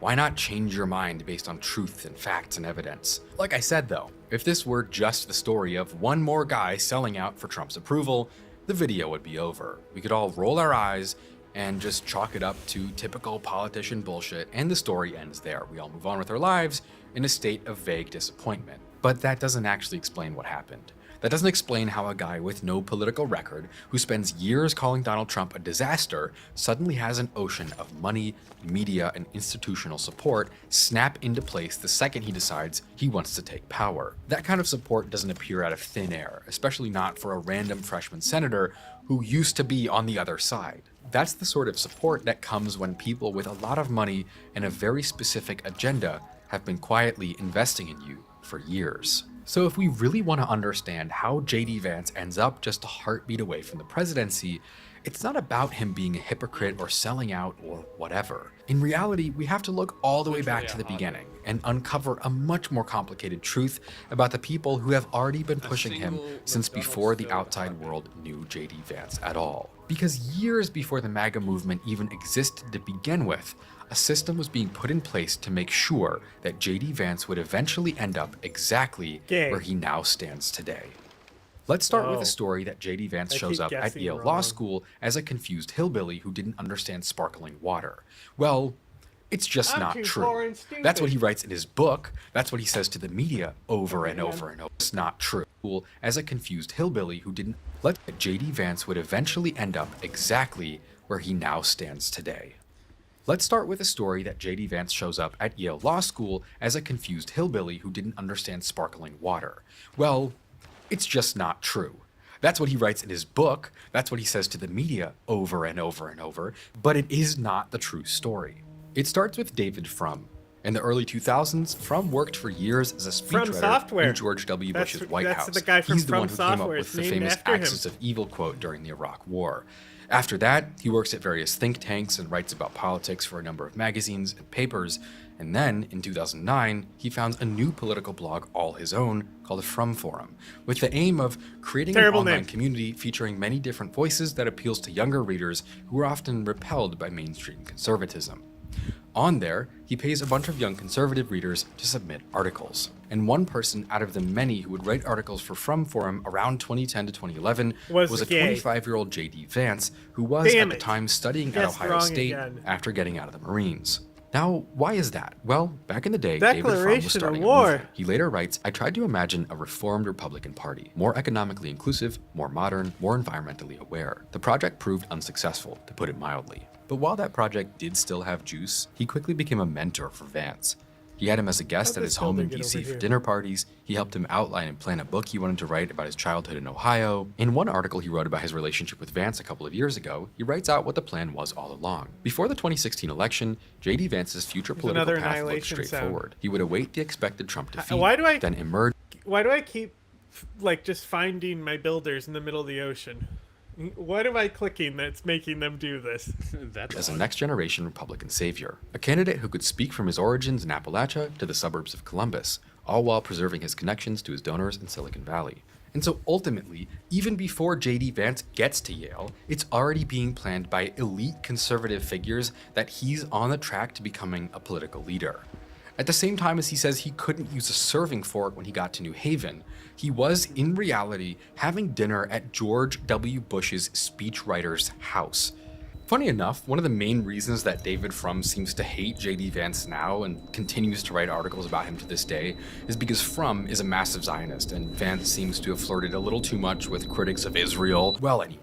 He writes, His abilities, I never underestimated. I'm literally what he was willing to one do era for political score from a advancement, I fucking did. golden The age. anti-populist conservative Vance persona of 2010 to I'm 2017 was well 10 designed to over. please the individuals and constituencies that held power over his future at that time. The angry white male persona of 2017 onward was as perfectly aimed at the Thiel-Trump-Tucker nexus as the earlier iteration had been to the Aspen Atlantic one. While David Frum may have given J.D. Vance his start in political blogging, and he may even have been grooming him to be a political superpower later on, and his recommendation may even be the reason why J.D. Vance got into Yale to begin with J.D. Vance being a student at Ohio State and David Frum being a high-level political speechwriter who went to Yale, he wasn't the only person who would realize that J.D. Vance's Ohio origin story was the ultimate political superpower, because he's definitely not the reason why J.D. Vance ends up in the White House. Because, in fact, there was also a much bigger fish behind Vance's shoulder for a long time. So here's what happened.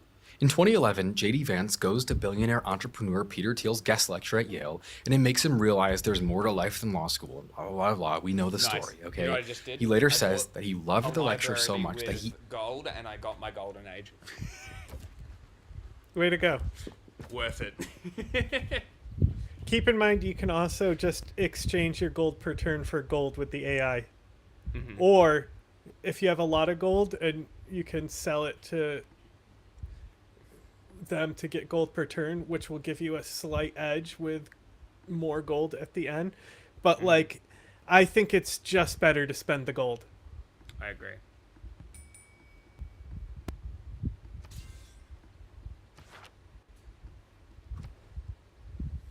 He emails Thiel after, who sets up a meeting, and then they begin this long-running mentor-mentee friendship. And so here's the part that's really crazy. Hillbilly Elegy was never just a memoir that launched J.D. Vance's public career. It was always meant to make him a politician. From the start, it was a plan by Peter Thiel to help Vance cultivate influence and build up towards power, because Peter Thiel would pull every lever he had available to make this book possible. Because as we saw, the idea wasn't originally to make J.D. Vance the MAGA guy. Originally, he was supposed to be the anti-Trump, the guy who comes after Hillary and explains to every little unwashed, blue-collar undesirable why Trump was bad. And because most people genuinely thought that in 2015, Trump was a freak event, a bubble that would burst, and that there was no way that he would build a real movement and actually lose to Hillary Clinton. Even on the morning of the election day that year, the odds were like 9-1 that Trump was not going to be the president. That's what everyone believed. And so the reception to Hillbilly Elegy was a setup. It was meant to make J.D. Vance look like this principled anti-Trump conservative who could step in and pick up the pieces after the Trump movement burns out. He was David Frum and Peter Thiel and everyone else's plan to gain power after Trump disappears. And Peter Thiel pays for all of this to happen. Step 1 worked really well. J.D. Vance becomes this little CNN celebrity and his book is everywhere. But then Trump wins. The strategy collapses. It becomes pretty clear pretty quickly that the principled anti-Trump conservative has no future in politics. The world moves on. And J.D. Vance ends up trapped in the worst position he could possibly be in, having built a brand on bashing Trump. Like, you're trying to set up for a career in politics and you accidentally end up criticizing the guy who becomes God Emperor of the universe. Without Trump, he would have no more donors, no future, and no movement. Because when J.D. Vance moves back to Cincinnati in 2018, he immediately founds 3 new organizations, and Peter Thiel gets involved with all of them. In 2019, J.D. Vance opens a company called Rockbridge that he describes as a political venture capital firm, bringing investors together to fund projects that disrupt the status quo. In plain terms, it's a company with the goal of funding, shaping, and controlling the conservative ecosystem in America. It's not a political action committee, it's not a nonprofit. They are literally going to fund conservative narratives online. Their investors were tech billionaires like Peter Thiel, the Winklevoss twins, Rebecca Mercer, and more, with membership to the group costing up to $1 million per person, with over 200 members as of 2025. Their purpose was pretty clear. They weren't building a fund to give J.D. Vance a Senate candidacy, they were creating a system that could control. Ranged? Yes. I just realized I'm not lined up. I have 0 favor, so that's cool. You want rank? You have more than me. I have 40.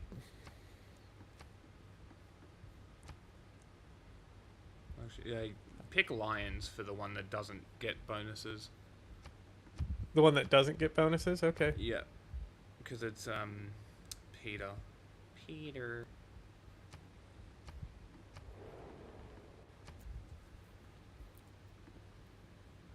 Wait, what was the name of this group? I don't remember. Peter.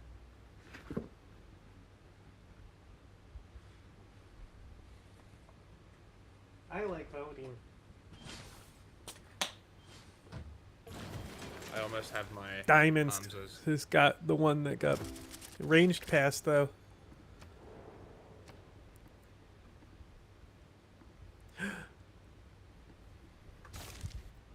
Just one there. Okay. Control and influence an entire generation of conservatism. In 2019, he also forms Narya Capital in Cincinnati, a venture capital firm of his own that he used to raise over $93 million primarily from Peter Thiel and his funds that then gets invested in a variety of companies, one of which was Settlers Rumble, can the video platform that also over time touch has become tribal popular with districts. conservative content creators. They've also invested in the Tucker Carlson network, among others. Basically, J.D. Vance, before running for Senate and after getting back to Ohio, spent a bunch of money investing in taking what's this control little of thing the that I conservative found? online entertainment ecosystem. Then, when he announces that he's going to run for Senate in 2021, Peter Thiel gives J.D. Vance In the $15 Navy. million, the largest You'll amount get of money fucked in ever the given ass. to a single Senate candidate, through a super PAC running ads Stop online digging and me. on TV for J.D. Vance's campaign. J.D. Vance is sending a message. The elites plunder this country and then blame us for it in the process. And when those Americans dare to complain about the conditions of their own country, if they dare to complain about the southern border, Girl or bossing. about jobs getting shipped overseas, what do they get called? They get called racist. They get called idiots. They need somebody who's willing to speak for them, who's willing to fight for them. You really, I think, understand what's gone wrong with the country. Protect Ohio Values is responsible for the content of this advertising. What? The city-state bitch backed out of the territory again. Oh no, the fat Dutch woman is warning me. Whatever will I do?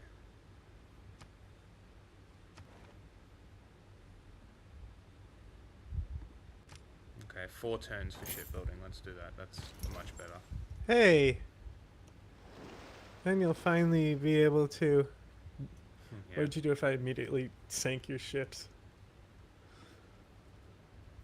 Just came over. Who said you could get in my ocean? No secret societies this game? No, because there was already the new policy card mod, so I didn't want to... I just wanted that to be standard. Yeah, okay. The story goes that Peter Thiel even then goes on to organize a meetup between Trump, someone he's donated millions of dollars to, and J.D. Vance, whose career he created, at Mar-a-Lago to introduce J.D. Vance as a newfound MAGA loyalist and earn the endorsement that his Senate campaign would have been dead without.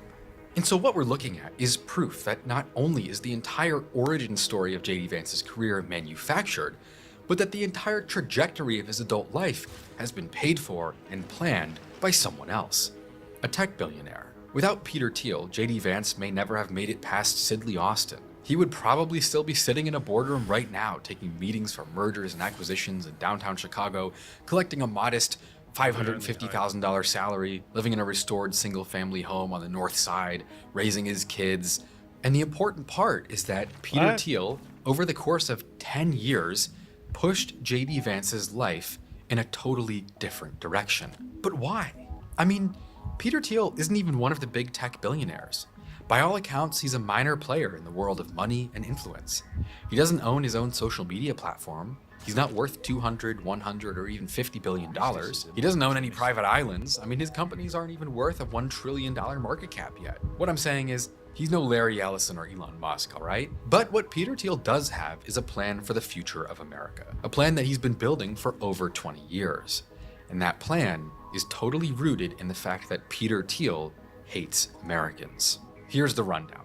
Look, if you want to catch the full story, I have an hour-and-a-half long biography of Peter Thiel. I'll link it below. But essentially, in the late 90s, Peter Thiel co-founds PayPal, and it becomes one of the only companies to emerge on top of the dot-com bubble after it sells to eBay for $2 billion in 2001. But Peter Thiel doesn't go start more companies and make himself a celebrity entrepreneur or whatever, because he himself was never a tech bro. Peter Thiel had gotten degrees in philosophy and politics. He went to law school. His whole thing was that he was a libertarian futurist. He was big on low taxes, free speech, capitalism, small government, and most importantly, technology. But anyway, after PayPal blows up and sells it and he has enough money to do whatever he wants, Peter Thiel goes and he starts investing in tech companies whose ideas match his in one way or another. He invests... Huh? All of my faith has been looted from Moscow. Yeah, you don't need faith as Germany. It's worthless for you, basically.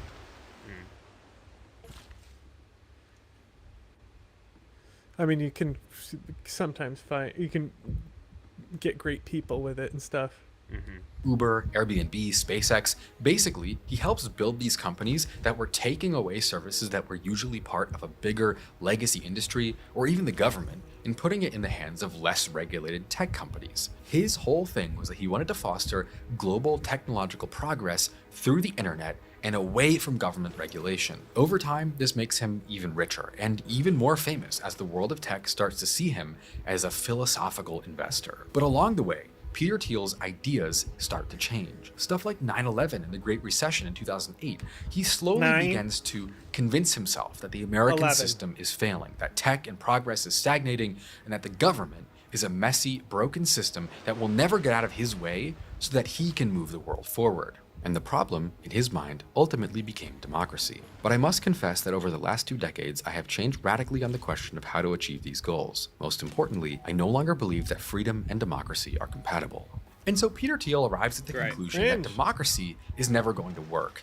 Mostly because people like him are going to be held back by welfare recipients or whoever who are more concerned with voting to improve their pathetic immediate surroundings versus putting efforts towards the greater good of the human race, which of course he thinks he could achieve if only there were less taxes and rules on capitalism. Peter Thiel wasn't alone either. In the late 2000s, there are guys like Curtis Yarvin and Nick Land who start to blur the line between tech and philosophy with the idea that liberal democracy has totally failed. Trading with them. You should trade with them. They give you culture. The Netherlands are great trade partners. That's the thing is all the civs besides Peter give benefits to trade. Cleo gives you food. She earns gold. And you get food. Poundmaker does something as well. Do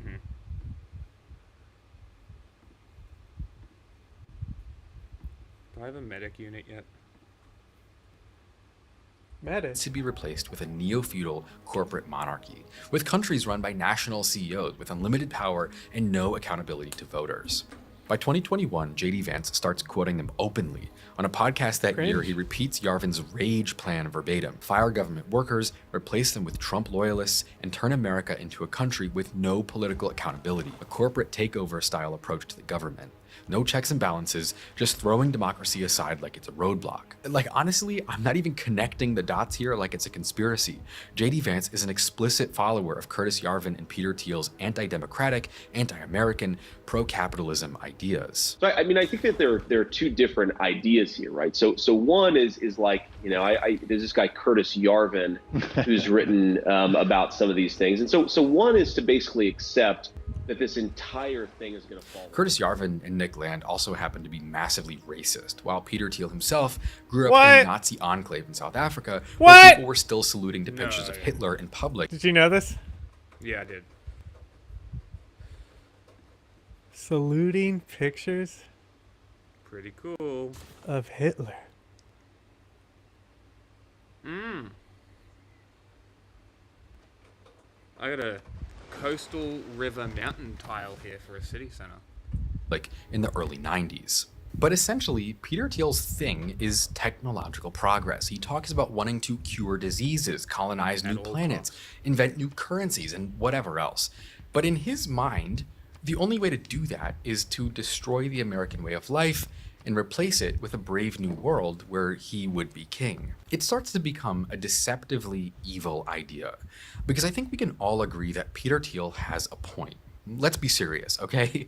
The idea that the information age has been a disappointment, it's pretty real. As a society, we don't invest in new systems that are for the broader benefit of humanity.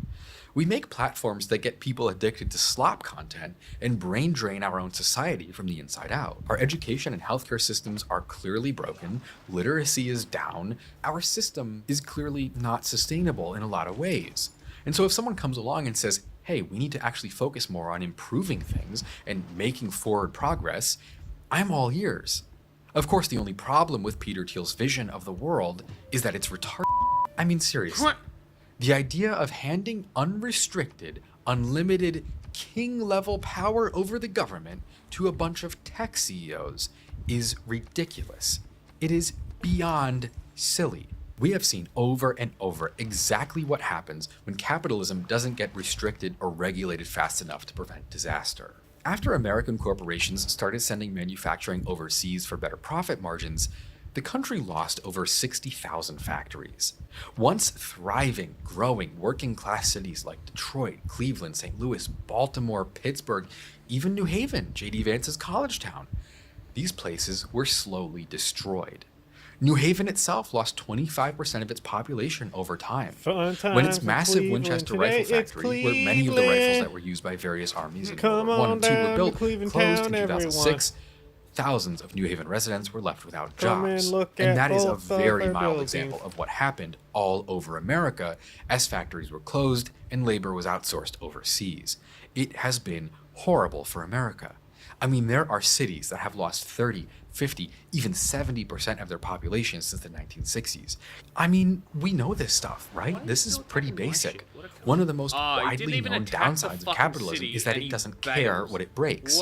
It's the most robust economic system in the history of the world, and it has brought about unmatched progress, but it's so efficient that it will kill the same people who make its existence possible if you don't control it. But the idea that you would want to hand over massive unchecked amounts of power to the same class of people who operate on a profit incentive, the idea that we'd be better off with a CEO king, the idea that big tech needs to stand up and take over to make sure we keep moving forward, I think it's important to remember that progress doesn't always mean progress for everyone. So yeah, Peter Thiel, his Dark Enlightenment friends, they have this plan to put not just tech, but everything into the hands of the same people for whom humanity itself has historically been an afterthought. I just don't hear that and think, great idea. But I think ultimately, it seems like Peter Thiel's thing was never really progress, liberty, or freedom. It has always been power and control. Tech and progress is just how he frames his method of accruing more control and influence, is his route to power. He is someone who sees the world through this lens of violence and power and domination. Tech is how he gets there. But the good news is that Peter Thiel is just a kind of sociopathic freak who screams all this stuff into the void, right? I mean, tech founders, tech bros, they always have crazy ideas. So who really cares if Peter Thiel goes a little too far in addressing his concerns? Well, the problem is that when I said that Peter Thiel doesn't go found new companies after PayPal, that wasn't quite right. There is one. Founded in 2004, he called it Palantir, named after the magic seeing stone crystal ball in The Lord of the Rings that can see the past. That what a when very loser! useful, is simultaneously susceptible to corruption by evil. And the mission is to rebuild the American surveillance system. You see, in the wake of 9/11, it was revealed that essentially the guys who had carried out the attack were known to various American intelligence agencies, but there were dots that hadn't been connected on the back end. And that ultimately stopped the attack from being prevented. That's the official story. At the same time, the Patriot Act is passed, and basically what happens after 9/11 is that the sanctity of privacy for American citizens continues to get more and more eroded in the name of security. And so Peter Thiel looks at what's going on and he says, hey, A lot of those anti-fraud tools that we built at PayPal, catching bad transactions, stopping scammers, we may be able to repurpose those for preventing more crimes by watching people. And so over the next couple of years, Peter Thiel builds this mysterious Palantir platform where no one knows what it is and no one knows what they do. The only thing that people know is that they have contracts with the CIA, the FBI, the NSA, the IDF, every branch of the military, and local police departments all over the Americas and Europe. Over time, it becomes a little more clear. Palantir combines data collected by intelligence agencies and militaries to make spying and warfare more effective. It's a nervous system. It's a brain for the surveillance state. It makes Edward Snowden NSA look like a fucking angel. But the point of all this that I'm telling you right now is that the natural conclusion of Peter Thiel's lifelong obsession with freedom was never really about freedom. He was never a libertarian. It was about his freedom, his liberty, his money, his innovations. In the end, Peter Thiel has done nothing but make the very same problems that he spent his whole life arguing over worse. In seeking out his vision of freedom, he built machines that take it away for everyone else. And so ultimately, what we're seeing here is that Peter Thiel's vision of the world isn't a futuristic thought experiment. It's really the oldest idea on Earth, power concentrating upwards. But now, thanks to his relationship with J.D. Vance and the MAGA movement, he sells it as a way to save humanity. But in reality, it's ultimately nothing but an attempt to enrich himself by any means possible, no matter what it costs for the rest of us. But with all that being said, why would the Republican Party be the vehicle that Peter Thiel chooses to invest in? Why would J.D. Vance be his guy? Well, it's because he's the perfect hypocrite to make Peter Thiel's ideas look normal. In 2015, Peter Thiel gets really into Donald Trump. What? The Earth is flat. What do you mean? There's an ice wall.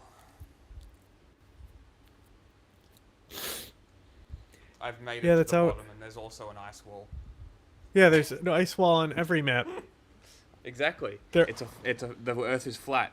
Civ confirms it. You have to remember what the reaction to Trump was early on. Intellectuals hated him.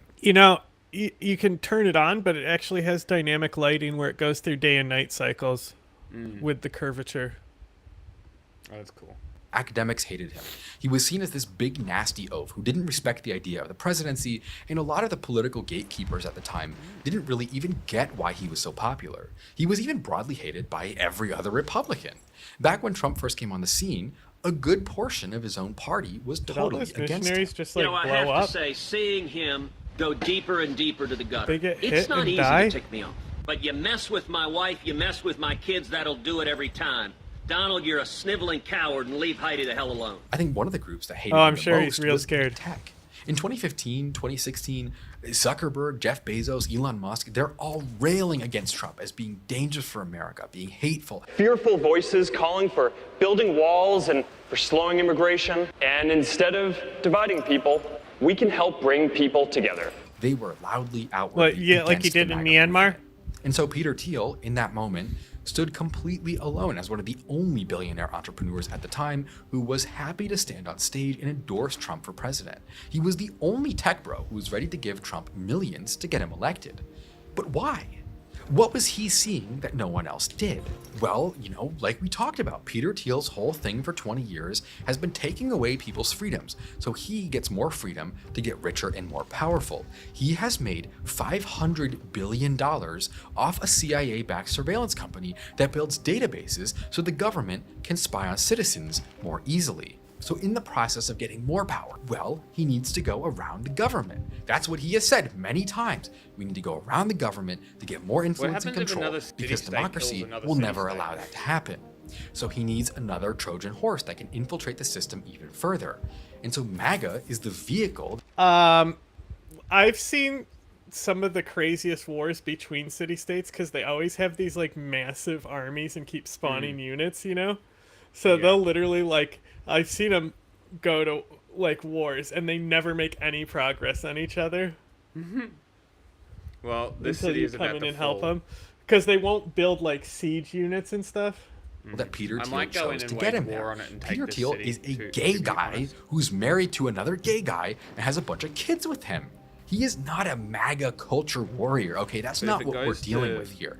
MAGA is the vehicle that he's going to use to get him his own personal goals. His support of JD Vance and Trump and all of that has absolutely nothing to do with him as a person. It has everything to do with his search for power and control. The problem, though, is that Peter Thiel's politics will never win in public. They will never be successful at face value in a democratic society, and he knows that. You can't just say, let's let billionaires run everything. That isn't a platform. No one's going to be down for that. So what you can do is you can make so much chaos that it becomes possible to do whatever you want in the background. And I think that's what we're looking at with a lot of recent political trends. Politics seems permanently focused on immigrants, trans panic, woke infighting, these opposing factions getting revenge on each other for culture war battles.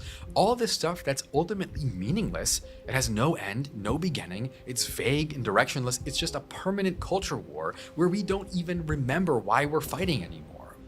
At one point, JD Vance was even caught lying about Haitian immigrants in Ohio eating cats and killing children, but ended up openly admitting he made the story up completely while trying to play it off like he was doing it for some non-existent greater good. And it feels like we're so caught in this that we pay no attention to the slow destruction of the most fundamental aspects of American society. Labor is being automated, corporations are growing uncontrollably, the stock market is unsustainable, housing is out of control. Meanwhile, billionaires and corporations become more influential than ever before. The power of surveillance, corrosive influence of social media platforms, it feels like the fabric of our society, our way of life, is being torn to shreds while we sit around arguing about far less consequential issues. Not only does Peter Thiel have Big Brother from 1984 at his fingertips, but he bought the vice president of the country, and no one says anything. And I think that's because they've successfully created a widespread demand for the systems that Peter Thiel will use to control society. People have been manipulated to be so anxious and angry and afraid that they're cheering for the very things that will take away their freedom in the long run. So that's why MAGA I got works the for meteor. Peter Thiel. I got That's the why meteor. JD Vance is his guy. The I got movement the is meteor. so heated and charged up that it becomes this huge What do I want theatrical now? cover, while he and people like him work to dismantle the roadblocks that stop them from accruing unlimited power. I mean, Peter Thiel is a fucking CIA contractor. Not even a contractor. He is more powerful than the CIA. His company is a network that sits on top of everything that every Western intelligence agency knows and does. And speaking of the CIA, I made this shirt I'm wearing right now as a symbol of telling the truth no matter what and rejecting the idea that it's anti-American to criticize our country. In a moment where there are literally foreign spy-backed people trying to accumulate power under the guise of being a conservative or whatever, it's our job more than ever to connect the dots and understand what's really Yeah, I'm going a on. conservative So or you can go to whatever it spiritual.store, is. scan the QR code or click the link in the description right now to cop your Award for Excellence in Journalism today, and maybe say a prayer that I don't get it in real life while you're at it. When JD Vance talks about liberty, he doesn't mean your freedom to live without being tracked, profiled, and squeezed. He means his friend's freedom to build giant surveillance companies, defense tech startups, dark money networks, operating beyond any meaningful public oversight. Freedom becomes the right for billionaires and their companies to treat the country like a lab. Liberty becomes the right to push through whatever policies are good for their portfolios, no matter how many people get chewed up in the process. I'm not here to say that some of MAGA's concerns aren't valid. I'm not an establishment Democrat who wants to go have tea and crumpets and laugh about the languishing lower class. But it is the simple truth that the current Republican movement is in many ways being quietly used as a tool for billionaire oligarchs to increase their influence and fortunes, enabled by and at the expense of a group of people who they've convinced to be in a battle with an imaginary enemy. I'm not even saying that this is all some Peter Thiel plan and conspiracy. He didn't build MAGA. He doesn't own it. What I'm saying is that him and people like him are massively benefiting from the fact that MAGA is becoming a movement that manufactures consent for Magnum life Jong. to get worse, for less liberty and freedom, for a lower quality of life for 99.9% of people. It is ultimately a desecration of humanity. And that's why JD Vance, who we've probably almost forgotten about by now, is the ultimate figurehead for the future of Peter Thiel's vision. All of these guys are freaks. Peter Thiel grows up in a Nazi outpost in the desert in Africa. He transfuses little boys' blood in his What do veins. you want, Elizabeth? He throws his boyfriends off balconies after they disagree with him. He's not going to be president. It's definitely not going to be Larry Ellison. He'd rather stay on the massive private island he owns in the middle of the ocean and vacation in Israel. It's not going to be Jeff Bezos. He's busy bogging out his wife or something. But JD Vance is spotless. He has the perfect backstory for any political platform. He's one of us, always was and always will be. But in reality, the facade is wearing pretty thin. JD Vance isn't a billionaire, he's just friends with all of them. He's not an elite, he just happened to go to Yale Law School. He's for the people. He just happens to have his entire career paid for by someone who wants to replace democracy with kingship. And so before you ask, why is this video focusing on everyone besides JD Vance himself? Well, ultimately, that's the problem. Outside of pointing out the inconsistencies and inauthenticities that surround him, there really is no story of JD Vance. He's so tied to his donors and their ideas that outside of their plans for America, their bad intentions, their evil perspectives and self-serving ideologies, there's not that much else to say about him as a person. And so I think in a way, he just kind of ends up becoming this dark manifestation of everything that we fear about the world of politics. Huh? The only one more behind in science is England. Yeah, but you're still... Everyone is still in the same range. John, guess what? Your culture's dropping. My plan has worked perfectly. I kept Russia at war for so long that they were unable to maintain pressure on the city, and now it's going to rebel to me. Amazing. Incredible. And it's all because I annexed this city. And if I annex the other city-state, it would fall even faster. But I'm just going to try and grow the population of this city. That being said, I'm going to grab this marsh so I can go and clear that bitch for some food.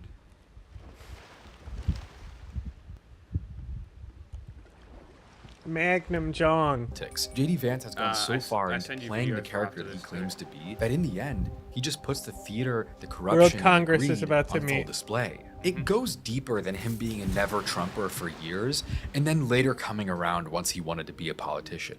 I mean, look, that is, as far as things go, kind of acceptable. It's not even to mention all the ways that his personal life has come between his political hypocrisy. JD Vance is married to an Indian-American woman whose parents are immigrants. Their kids are mixed race. They gave them Indian names. He's part of her Indian family, and his wife is a devout Hindu.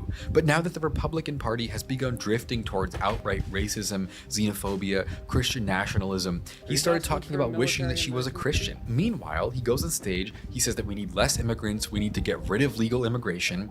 Sometimes they'll do it if if a city-state they supported was taken. Did you do that? Okay. Yeah. Vote that shit down. I don't think I'll have an option to. I don't know the city-state maybe. Well, you should vote that shit down. Hang on, let me see. I don't know who proposed it. Maybe Egypt?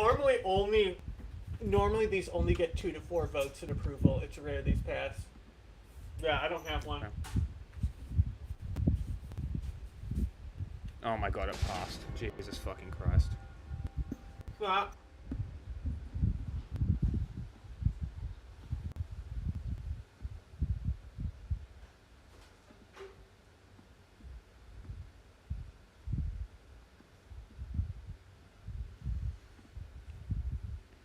Okay, I guess I'm building my wall again.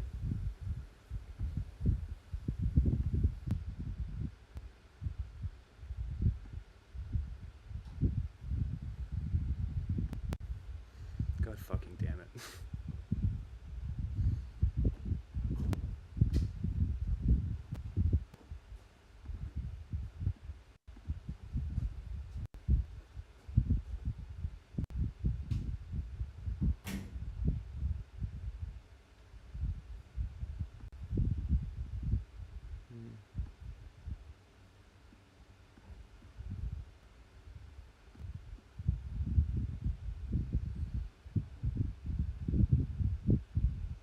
He says that women should focus on family instead of careers. Meanwhile, his wife has a high-powered career in law. I mean, he's a total cosplayer. He's a LARPer. Even his religious faith has become a subject of hypocrisy. After being an atheist for his entire adult life, he converted to Catholicism in 2019. But since then, he's proceeded to do nothing but use Catholic teachings as a weapon for his political platform. Did he cut it though? To the point where both sitting popes during his political career, Francis He got that and one Leo, cut? have gone out and all but outwardly disavowed what J.D. Vance was saying about Catholicism. It's everything about the guy. He spent his whole adult life in the upper echelon of society. The stories about him not knowing how to use a fork at some dinner at Yale, they're fucking ridiculous. His mentor, his best friend, is a CIA contractor that owns the world's largest private surveillance agency. He's not this guy from Kentucky. He's of the elite, he's for the elite, and he's been groomed by a guy who made billions of dollars building products for the CIA to spy on Americans. And J.D. Vance has said and done literally whatever Peter Thiel wanted, and that's how he ended up where he is. Like I said, no one wants to hear politics from Peter Thiel or any other billionaire. These guys are absolute freaks. They're ghoulish. And so this guy, this J.D. Vance, they've... Question. Is Poundmaker in the military alliance against you? Couldn't tell you. Well, I can tell you.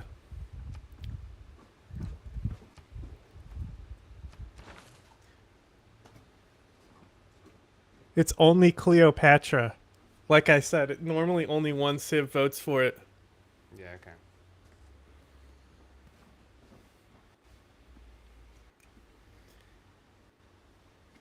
She sucks.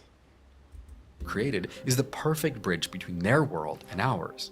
He looks like the champion of the working class, but underneath, he's a tool for oligarchy.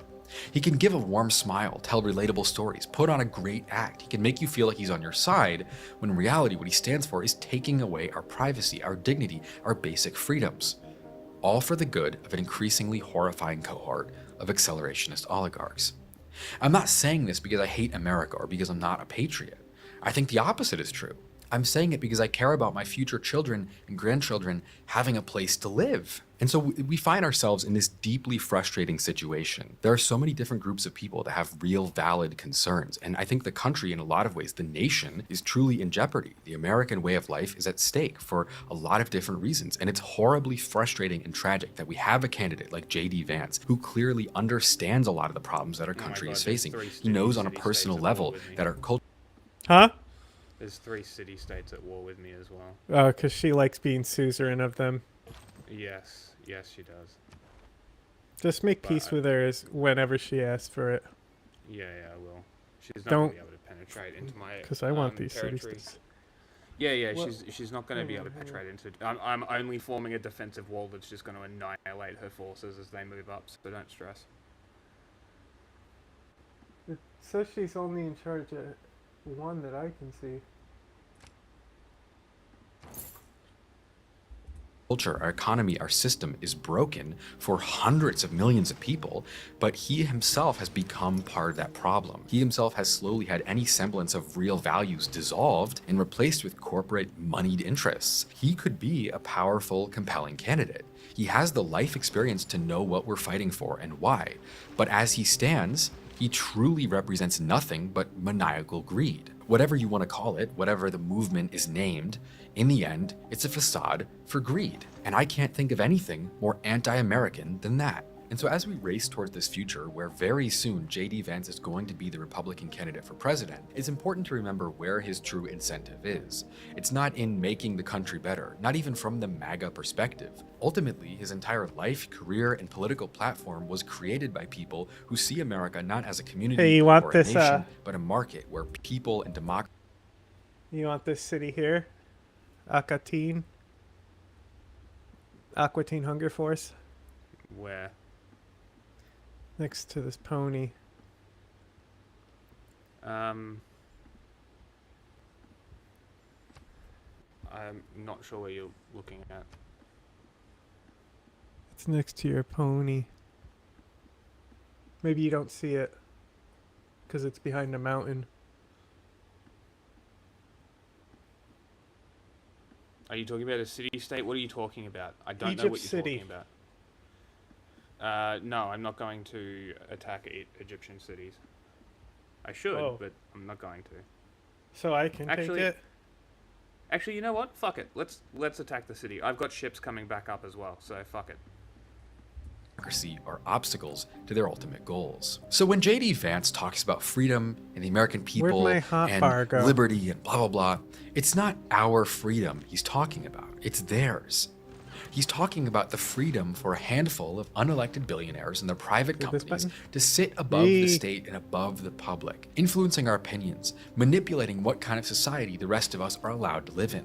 J.D. Vance's job is to make that look and feel like populism, to convince you that handing more power to this class of people is somehow an act of rebellion against the elites, even though the people who back him are the elites. And so ultimately, J.D. Vance represents the confusion of conservative ideas with billionaire, ultra-capitalist values.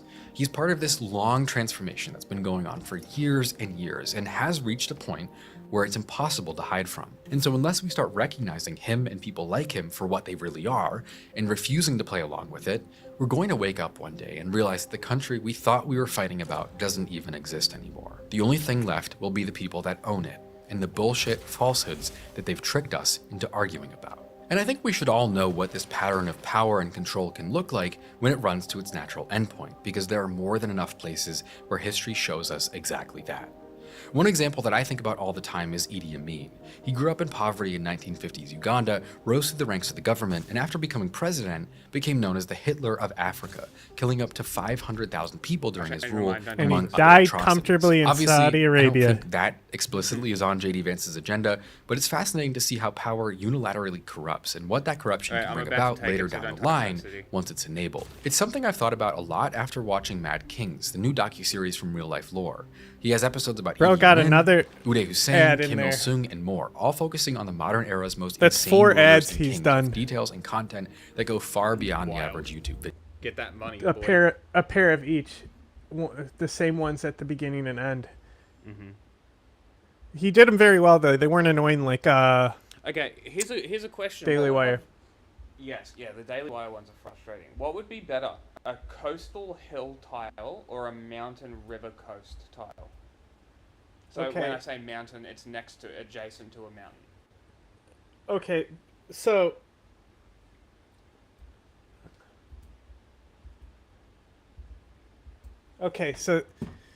this is a complicated question. Naturally, normally mountains have better appeal. Mm-hmm. So that matters for things like neighborhoods and stuff like that. Yeah. But a coastal tile, you can get the harbor district for international trade and stuff. Mm-hmm. And mountain also, if you settle close to a mountain, like you can't work those mountain tiles. They waste tiles, you know? Mm-hmm. But a lot of things get adjacency bonuses from mountains. Yeah. More than they get So- coast. All my shit okay. now gets coastal bonuses, which is So cool. It's a completely build on the different play coast. style. Yeah, so build on the coast then.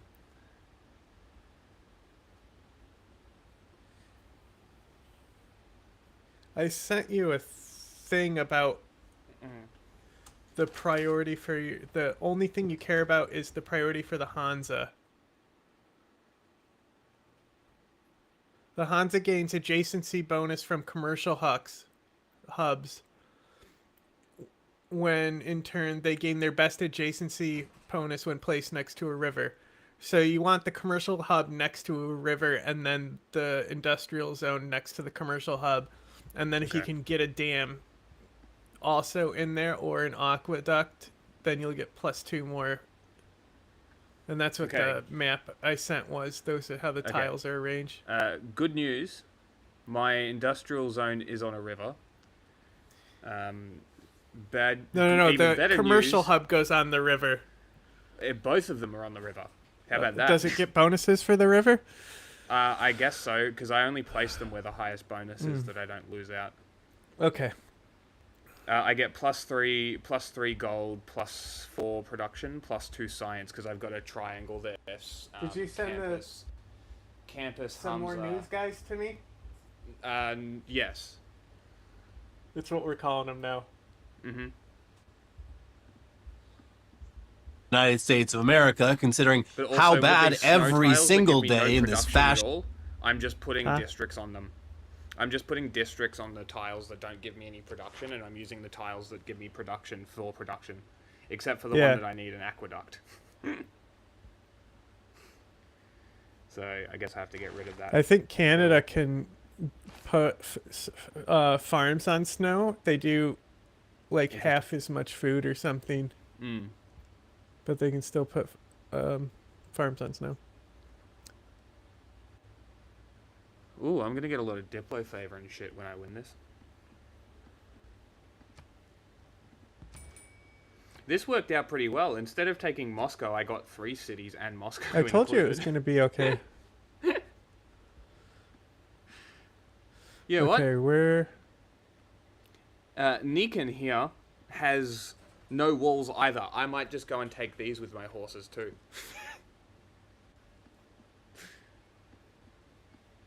Fuck it. And I'll have a coastal city on the side. Great. Wow, great. I might actually do that, actually. Hang on, I need 5 gold. Fascist hellhole of a country has been lately, but on Wednesday things got especially dark. It's abundantly clear now that if you put up any resistance whatsoever to the categorically evil agenda of this administration, particularly its agenda of terrorizing immigrant communities, they want you dead, and their Gestapo agents will use the flimsiest of excuses to summarily execute you and then paint you as a domestic terrorist. Get it, We son. can't show you the video because, despite not being very graphic and despite being fucking everywhere on the internet, YouTube is age-gating and demonetizing the footage. But on Wednesday morning in Minneapolis, ICE We didn't was get age-gated prowling the for any streets news. and murdered an American citizen in cold blood. Someone who posed no threat to them whatsoever, whose only crime was being parked in the middle of a street that they were on and trying to leave when they started screaming and pointing their guns at her. And we'll get into the details of what went down in a moment, but much like the murder of George Floyd 6 years ago, which, by the way, happened just 8 blocks from where Wednesday's murder took place, the people of Minneapolis are justifiably outraged by this, including the mayor, who we gotta give credit to for not sugarcoating or equivocating one bit about what just happened in his city, and we have to play you this. Out of this city. When he said that, I was, like, when I first saw it, I was genuinely shocked that he went through and actually said that. Like, that's crazy for a politician to come out and say that isn't Trump. Trump got the potty mouth.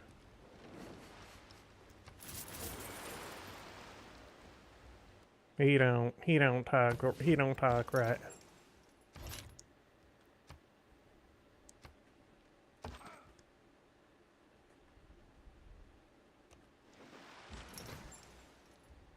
Clip, because at least the fucking mayor's saying it. We've dreaded this moment since the early stages of this ICE presence in Minneapolis. Not only is this a concern that we've had internally, we've been talking about it. They are not here to cause safety in this city. What they are doing is not to provide safety in America. What they are doing is causing chaos and distrust. They're ripping families apart. They're sowing chaos on our streets. And in this case, quite literally killing people. They are already trying to spin this as an action of self-defense. Having seen the video of myself, I want to tell everybody When the US directly, falls, that is bullshit. and the government collapses, the autonomous states of America,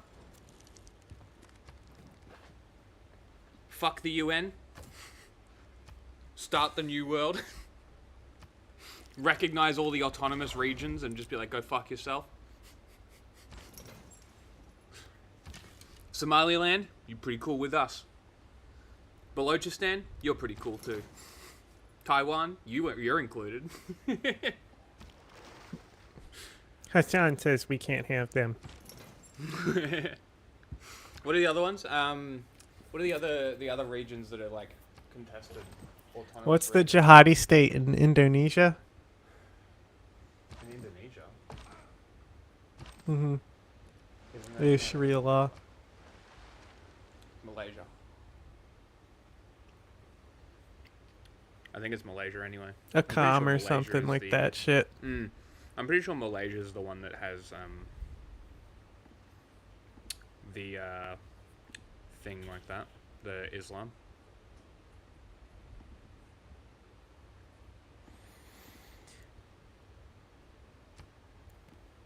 Where's my goddamn ship?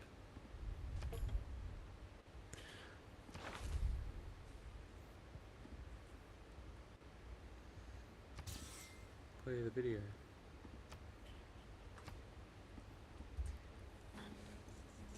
This was an agent recklessly using power that resulted in somebody dying. There's little I can say, again, that'll make this situation better, but I do have a message for our community, for our city, and I have a message for ICE. To ICE, get the fuck out of Minneapolis. We do not want you here. Your stated reason for being in this city is to create some kind of safety, and you are doing exactly the opposite. People are being hurt. Families are being ripped apart. Long-term Minneapolis residents that have contributed so greatly to our city, to our culture, to our economy are being terrorized, and now somebody is dead. That's on you. And yeah, as of when we were filming this Wednesday night, there's been... Huh? And then I will have alliances in about 15 turns. What gives you alliances? Research. What is it called? It's a civic. Civil service. Okay. Been a huge mobilization of regular Minnesotans taking to the streets, expressing their disgust with ICE and their solidarity with their neighbors. Things have been peaceful and somber so far, but there's no doubt that Trump wants to try and escalate things to where they're not so peaceful.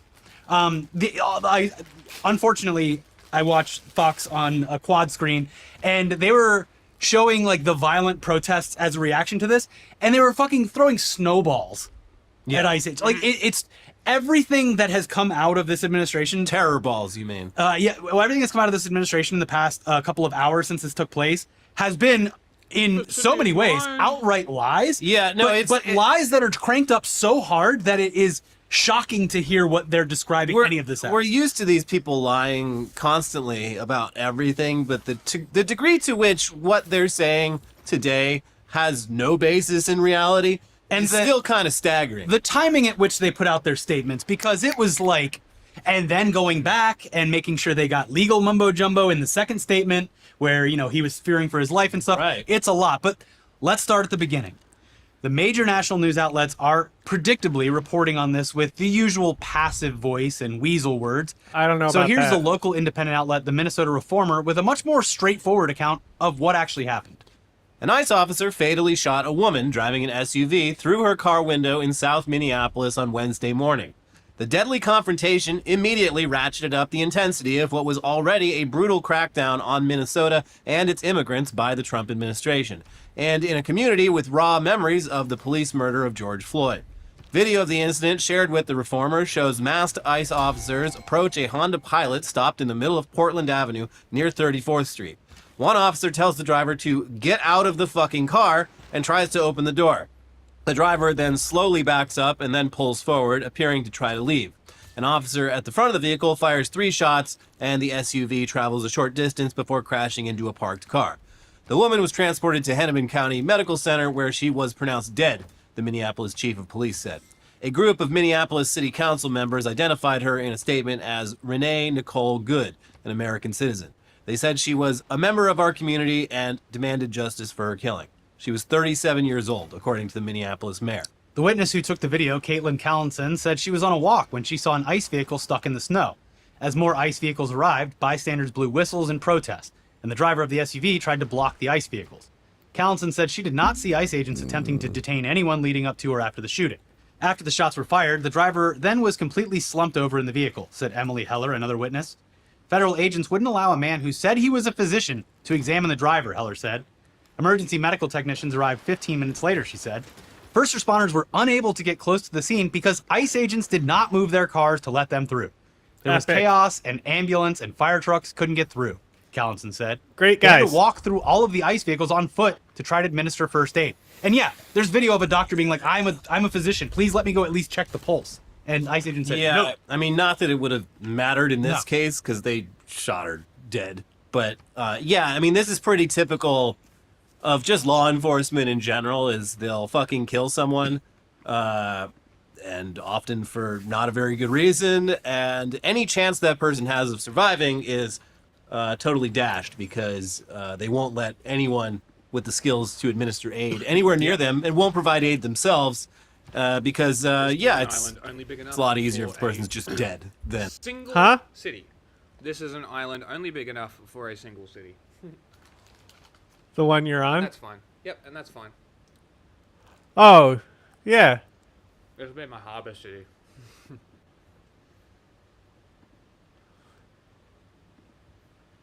It's, like I said, it's pretty flat, so I wouldn't chop the trees. I would wait till you put lumber mills there and then farms on the rest.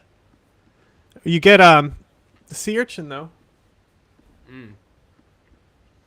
Well, I think I'm going to lose this alive and able to sue and whatnot. Sure, I guess, for them. But yeah, subsequent reporting based on testimony from all the neighbors who were out on the street and witnessed this indicates that, as is often the case, there were multiple ICE officers giving conflicting orders to this woman, with some shouting at her to leave and some shouting at her to get out of the car.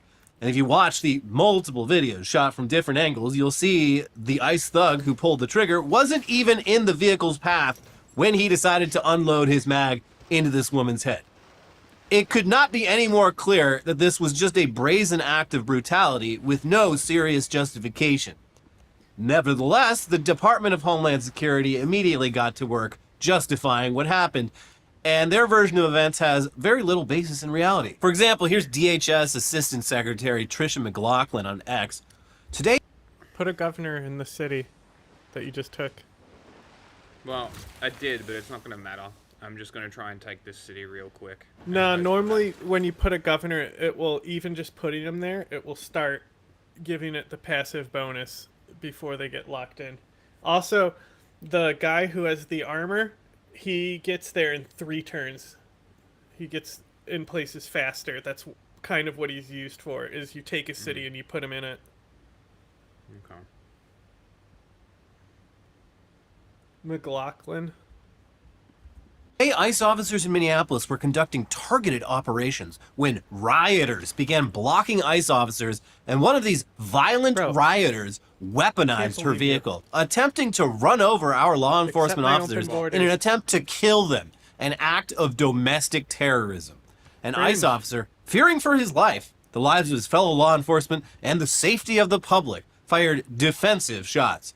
He used his training and saved his own life and that of his fellow officers. The alleged I love how she just called her a fucking terrorist, but then she's like, alleged perpetrator. Yeah. The alleged perpetrator was hit and is deceased. The ICE officers who were hurt are expected to make full recoveries. What ICE officer was hurt? Yeah, no, Trump Did the gun hurt his hand when he was firing it? When Trump made a statement, he was like, the guy is lucky that he even lived. And he's walking around in the footage. What are you talking about? Going to the car, coming back, totally fine. You're describing something that did not happen. And again, I'm sure people have seen the frame by frame and stuff, but the car's wheels are turned. The guy's standing on the side of the car. He makes multiple shots. She's moving, like, literally not even... when your foot's not even on the gas and the car's just, idling forward. But, yeah, by the time... Like, there is a moment where it kind of looks like he might be in the car's path, even though the wheels tell a different story. Yeah. But by the time he's actually firing the gun, he is fully beside Open your borders, He is not in the path of danger at all. Yeah.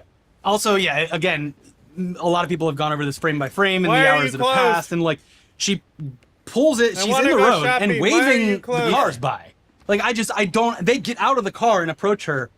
Anyways, it's a startling amount of absolute bullshit for such few words. And DHS Secretary Kristi Noem, of course, pushed this bogus narrative throughout the day. You asked about a shooting that we just had in Minneapolis, Minnesota. It was an act of domestic terrorism. What happened was our ICE officers were out in an enforcement action. They got stuck in the snow because of the adverse weather that is in Minneapolis. They were attempting to push out their vehicle, and a woman attacked them and those surrounding them and attempted to run them over and ram them with her vehicle. An officer of ours acted quickly and defensively shot to protect himself and the people around him. And my understanding is that she was hit and is deceased. ICE officers and agents approached the vehicle of the individual in question, who was blocking the officers in with her vehicle, and she had been stalking and impeding their work all throughout the day. ICE agents repeatedly ordered her to get out of the car and to stop obstructing law enforcement, but she refused. Even attempt to make peace with me, so fuck this bitch. Yeah, Shouldn't have fucking... and also Moscow is about to rebel. Yeah, I'm very aware. Do you have the lady who hurts loyalty? No. So you can put her in this city-state Megiddo, or this one down here, Margaraga, and give her that minus loyalty points. Yeah, I don't have one. Are you Sucks talking to about suck. the Armani woman? Yeah. Refused to obey their commands. She then proceeded to weaponize her vehicle, and she attempted to run a law enforcement officer over. This appears as an attempt to kill or to cause bodily harm to agents, an act of domestic terrorism. You know, it's clearly established law that a vehicle driven by a person and used to harm someone is a deadly weapon. Deadly force is perfectly lawful when a threat is faced by a weapon. You know, people need to stop using their vehicles as weapons. This domestic act of terrorism to use your vehicle to try to kill... What? I just changed my policy card to loyalty, so that should somewhat help.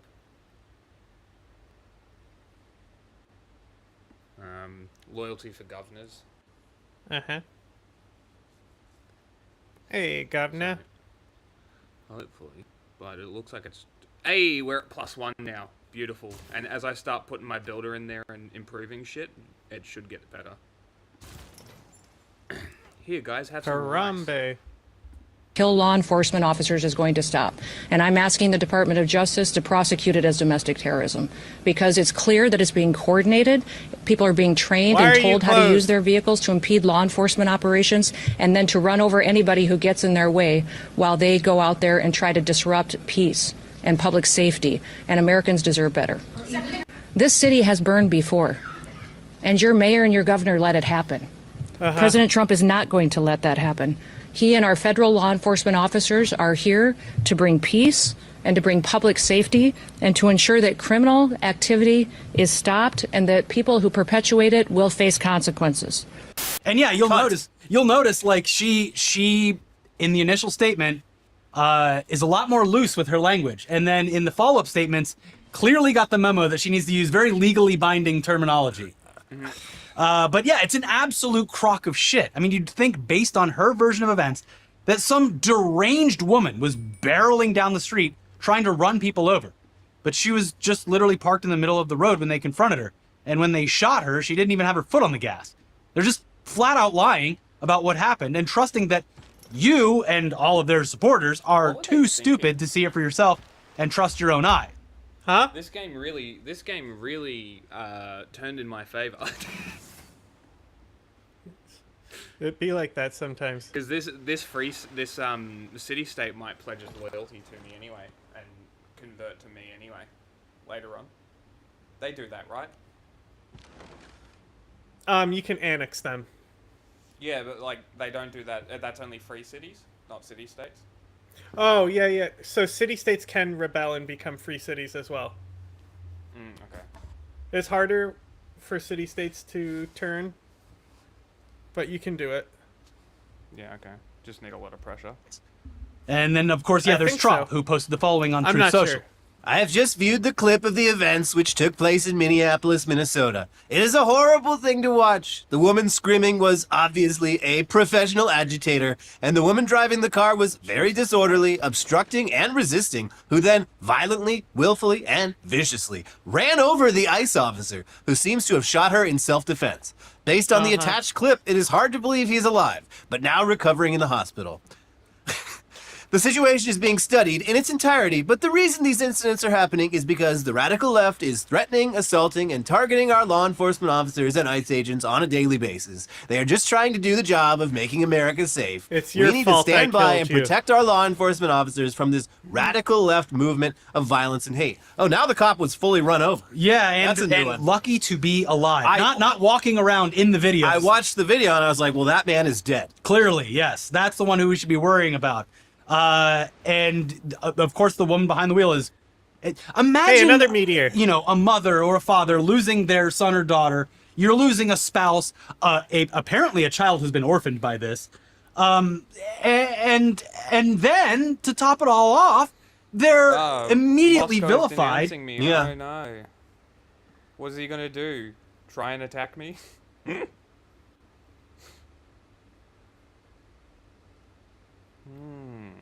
Bit of loyalty loss there, huh?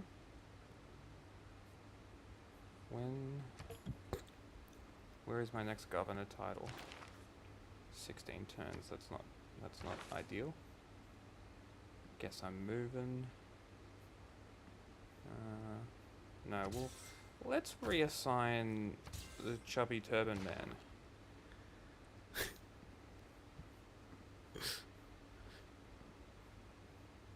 He'll do. That'll do. Look at that. Alrighty. Let's make him happy, give him some housing. What do you reckon? What? Nothing, it's just funny. Fuck, I didn't put my builders. Still can. No, I didn't put my builder card that gives me 4. You still can? Yeah, I'll change it next time. Yeah, I haven't advanced though. No, like I don't have the policy slots open. It was last turn. Oh, you can pay to open them sometimes. Yeah, it's not worth it. Mm. I looked at that.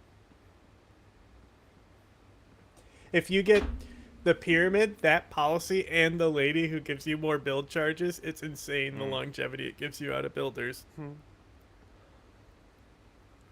You know what's better than Civ? Alpha Centauri. Hilarious. I mean, national news as a quote unquote domestic terror. Like we haven't heard it's that cliche one at this before. point, but I mean, this last is time I heard something something that funny, I fell off non-white my people are dinosaur. A little more used to Well, yeah. at this point, where like, yeah, not only does your family member get killed by the police, but then they get completely mischaracterized. Yep. Immediately after that, like, we're gonna take their life and then just tarnish any legacy they had. They were no angel. They were a thug. But again, more And BS audio directly died, contradicted by numerous videos and eyewitness accounts, as well as the video clip that is attached to his own post. Yeah, what he's describing does not conform to the clip that he posted. If you ask the dumbest chatbot what happened in that clip, it would be more accurate than what Trump said. But it's their line, and they're sticking to it. And at this point, they can't go back. That's the story. And the idea that merely operating a motor vehicle in ICE's vicinity justifies the use of lethal force is nothing new, as the New York Times reports here. In the last 4 months alone, immigration officers have fired on at least 9 people in 5 states and Washington, D.C. All of those individuals targeted in those shootings were, like the woman killed on Wednesday, fired on while in their vehicles. In each case, officials have claimed that the agents fired in self-defense, fearing they would be struck by the vehicle. At least one other person died as a result of these shootings. In September, immigration officers pulled over a man driving a Subaru on a busy street outside of Chicago. The man, a Mexican immigrant named Silverio Villegas Gonzalez, was shot and killed less than a minute later. Homeland Security officials said that Mr. Villegas Gonzalez had hit and dragged one of the officers with his car, and that the You're in a heroic age. Yes.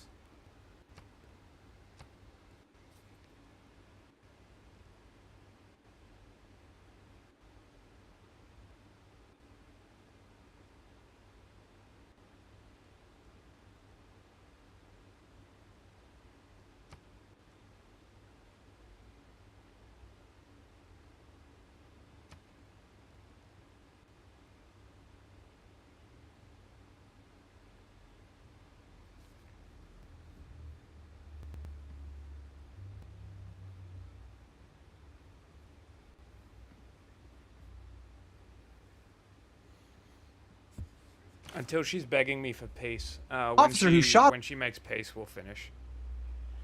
Sid Meier's Alpha Centauri. Check it out. Yeah, totally. Love that game.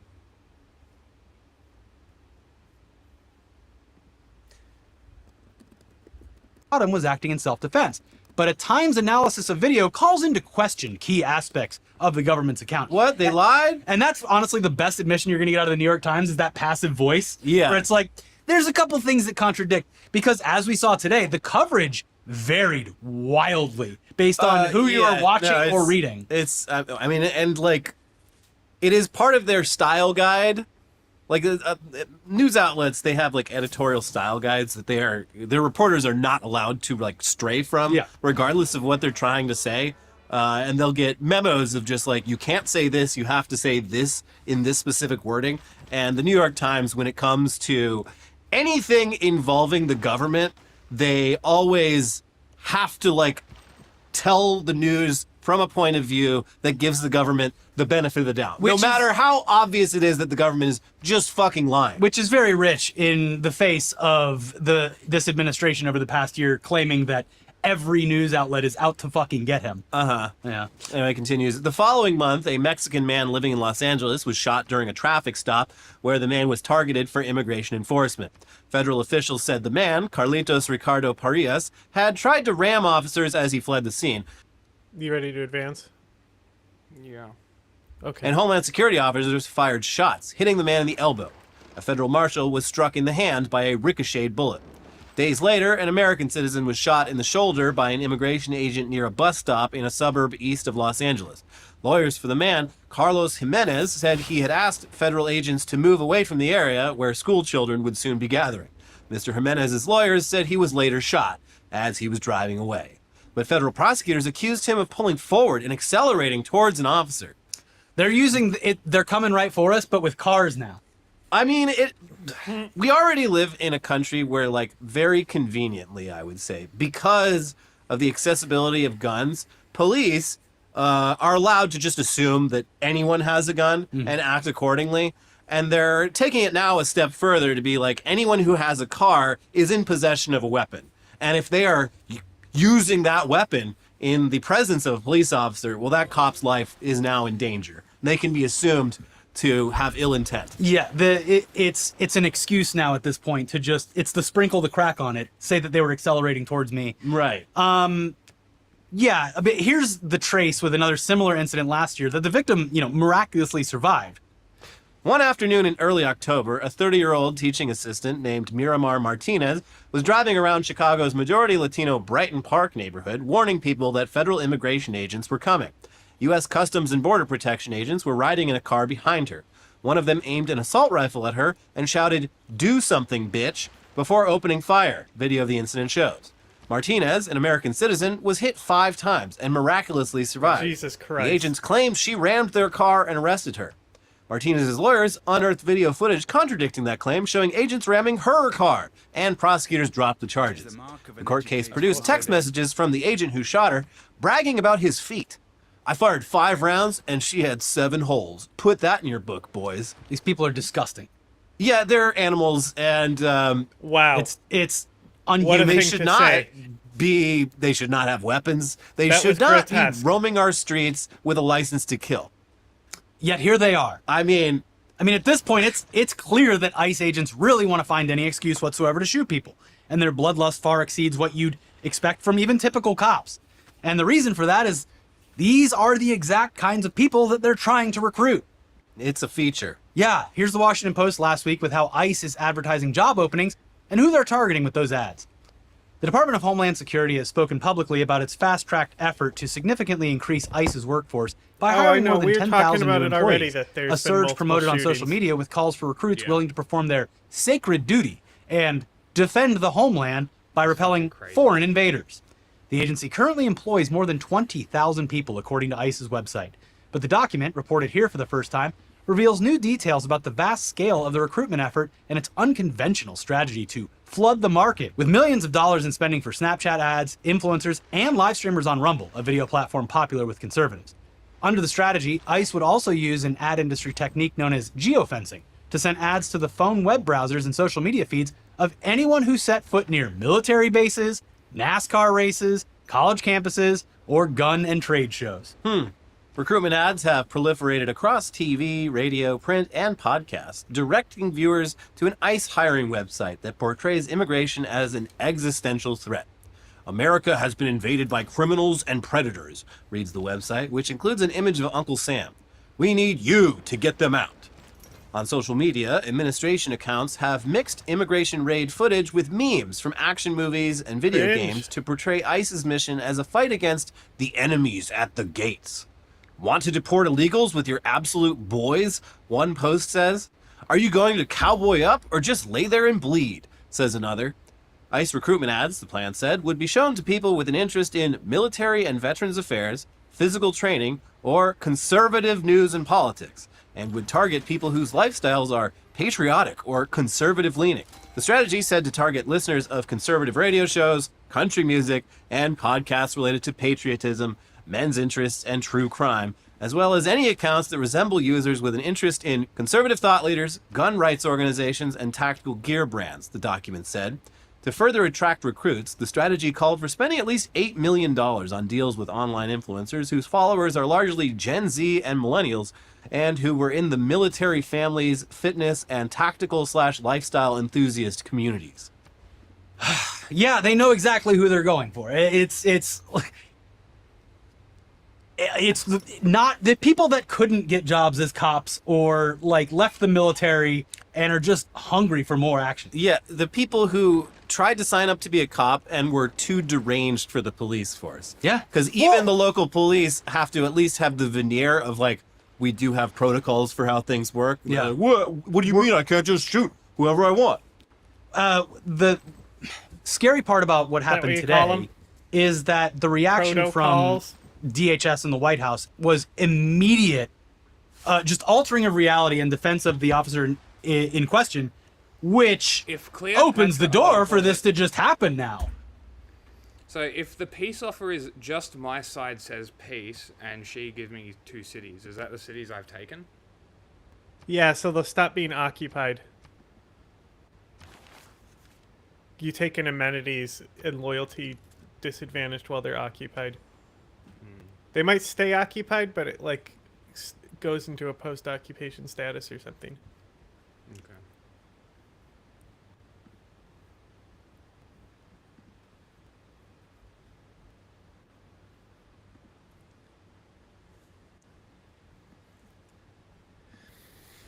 I'm just going to keep improving her tiles. When she feels like she wants to give me the cities, we can make peace.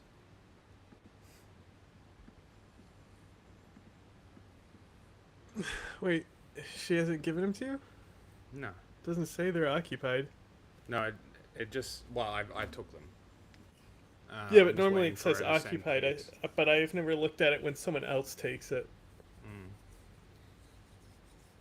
Oh, I guess they don't. Oh, they probably can't make peace because it's a military emergency. That's probably what it is. Okay.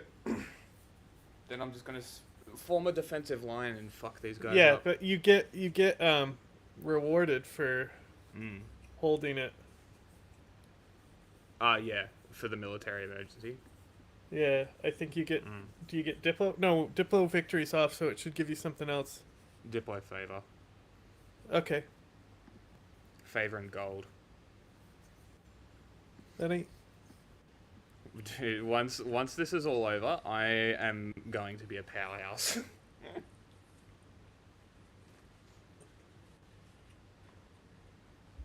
Because now they've seen that like this got the big thumbs up from the president. Actually, like in his statement and the statements from Kristi Noem, this ICE agent took out a domestic terrorist. Like right.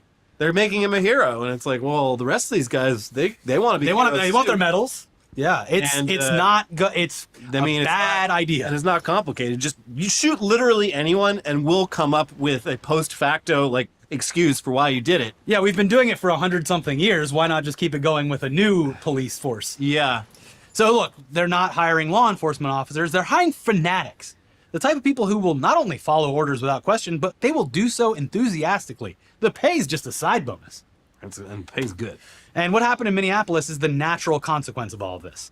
Now, here's the guy who pulled the trigger, by the way. He is, of course, covering his face like the soulless coward that he is, but hopefully someone out there knows who he is. And no, any picture that you see of him on the scene with his face uncovered, that's not real. It's fucking AI slop. Yeah, because and everyone posting it thinks they're helping. Yeah, this is such a good point. Like, I think they're helping. They're not. It's so much worse. So did you say the Hamza should be on a river? Remember, I sent you the picture of the ideal Tri-City setup? Well, it's not Tri-City. I'm just... It's not gonna work because I don't have a city like that. Yeah, that's picture perfect, but you never get picture perfect. It's about your ability to roll with what it gives you. But it's which now you've seen why Germany is so powerful. Like, the position you were in didn't matter. So, should I put a commercial district, because it's not giving me any bonuses between mountains, but it's giving me a bonus for on the water. So I'm just going to put it on the water. Then the commercial district. I'm going next. Yeah, see, so this is actually 4 cities.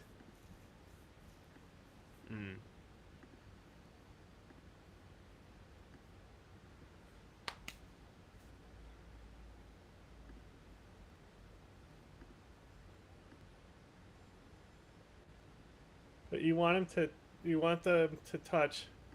Basically, you want to plan it out so every Hansa touches both an aqueduct and commercial hub, or a commercial hub and a dam. Okay. And if you set it up like, yes, so it gets the adjacency from the river, aqueducts and dams, or commercial hubs, or no, aqueducts or dams and commercial hubs. So you put the commercial hubs down first, then the Hansa, then the aqueduct, I think. Okay. Well, I've done Hamza commercial aqueduct in a triangle. The aqueduct is between mountains, the commercial district's touching a river, and the Hamza is touching the ocean. Yeah, you'll know just by you can check how much bonus it has. You'll know if it's full. I don't know. So yeah, so it would get +4.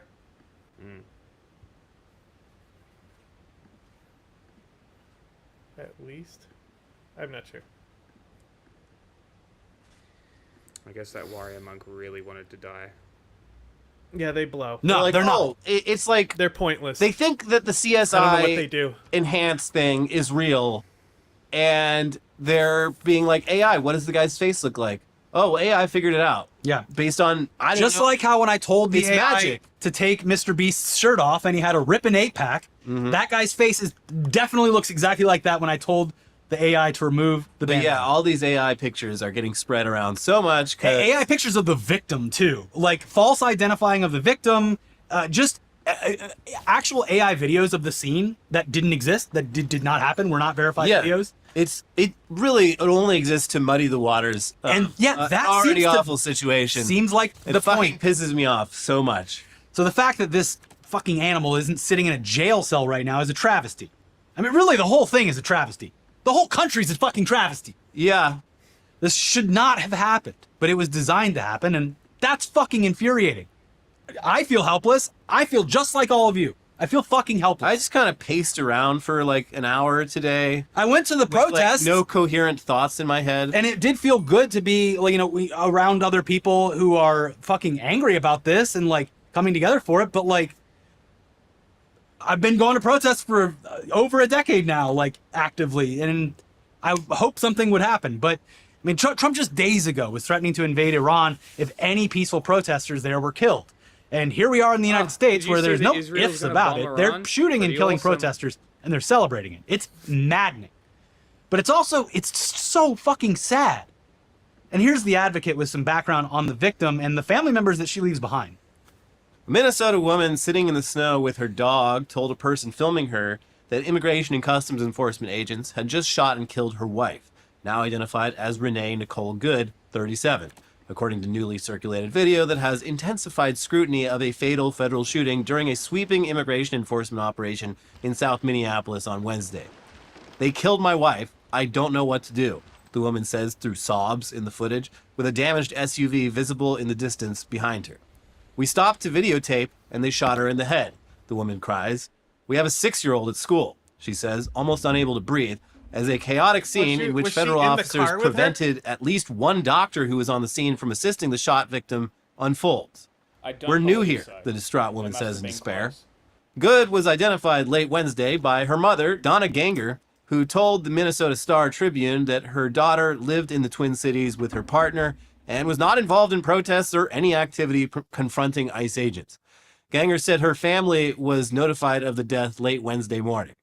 "She was probably terrified," Ganger told the paper. "Renee was one of the kindest people I've ever known. She was extremely compassionate. She's taken care of people all her life. She was loving, forgiving, and affectionate. She was an amazing human being." Good was previously married to a man named Timmy Ray Mackin, who died in 2023 at age 36, and had her son with him, according to the Star-Tribune. That kid is now, I mean, the kid has a stepmom, but that kid is otherwise an orphan. Yeah. And also, yeah, one of the big spins on this was that, she was from Colorado. What was she doing in Minneapolis? She was living there. First of all, you can fucking move. Yeah. Second of all, and a lot of what I'm so angry about is like the way that it's being positioned of just like, oh, well, someone came to a different state to a protest. Okay, the fucking anniversary of January 6th was fucking yesterday. Yeah. Also, it's the United States of America. You can cross the fucking state line. You can go and do things. But she literally lived there. This was her neighborhood. But and, as we'll see, pointing out the fact that she was in a gay relationship comes up now. Right. For what reason? That does count. I mean, again, it's literally, they do this to fucking black people all the time. Yes, I know. I know. Just like take any fucking little detail out of their life and be like, well. But yeah, I mean, that's like fucking horrific. I mean, it wasn't clear at first that her partner, her wife, was in the car with her when this happened. And that's like, I can't even fucking imagine being in the passenger seat while something like this happens. And then you're just sitting on the sidewalk and the people who did it are standing around being like, oh, whatever. Total side thought, the fucking January 6th thing. Look at the reaction from conservatives from the day it happened about Ashley Babbitt. Oh yeah, I mean they're calling this like like directly saying, "Oh well, this is your Ashley Babbitt." Not so fun, is it, folks? And she's like parked in a car in the middle of the fucking street, and compared to someone who stormed the Capitol and was pushing into a secure area. Yeah, I mean, and listen, like, I mean, obviously, what actually happened here, she didn't deserve to die. But even if she had been more taken more action here, like. She would morally be in the right, and there'd be no fucking reason to use lethal force against her. This is a neighborhood. These people, it's like the silver lining to this horribleness is like everyone in this neighborhood fucking I don't think it's a good idea to endorse ISIS tactics. What do you mean? He was just like, she wasn't accelerating, but if she did, like as in if she did use her car as a weapon, she would be in her right. And it would be good that she did it. Like, bro, that's stop. A bad take. That's a real bad take. Do not endorse using vehicles as weapons. Yeah. That is a bad take. Oh boy. mobilized. Like the second that I showed up, they all had these like whistles on them. Oh yeah, I got one from one of the protests before. And like that part was fucking cool. It's like you can't tell immediately from the footage, but there's dozens of people who all witnessed this from every possible angle. And they didn't run away scared when this happened. They walked right up to these cops and called them fucking Nazis to their face. Yeah, you have to admire the fucking bravery of that. Yeah, get the fuck out of their neighborhood. Just like the mayor said, get the fuck out. No one wants you here. You are disliked here. Get the fuck out, sir. Got it. It reminds me of Tim Pool in the skate park. It's just the mentality of these people. Yes, yeah, you're 100% correct. That's why it's like, when it's like, oh, black only space, you hate white people. This is segregation. And it's like, do you have to be in our shit all the time? Like, fuck off. I'm not saying our, like I'm a black person, but you know what I mean? That's those, oh, a safe space. Okay, you hate men. Fuck off. Generates more grievances. I mean, we're obviously going for Peter. I picked Cleopatra because she waged war on me. The asshole. Yeah, but you took a city-state of hers, so... It wasn't her city-state to take. Well, if she was suzerain of it... Look, if she was suzerain of... Didn't you do a whole thing with Rome protecting a city-state? No, I left the city-state alone. What? And then I formed... I didn't... Do you want ranged? I didn't do anything. Yes, Do you want ranged? Yes. I didn't actually do anything. I just formed a wall to block his units, and he gave up. So, I'm just saying, like, she's not smart enough to do that. Like, of course they're going to react. She was using that.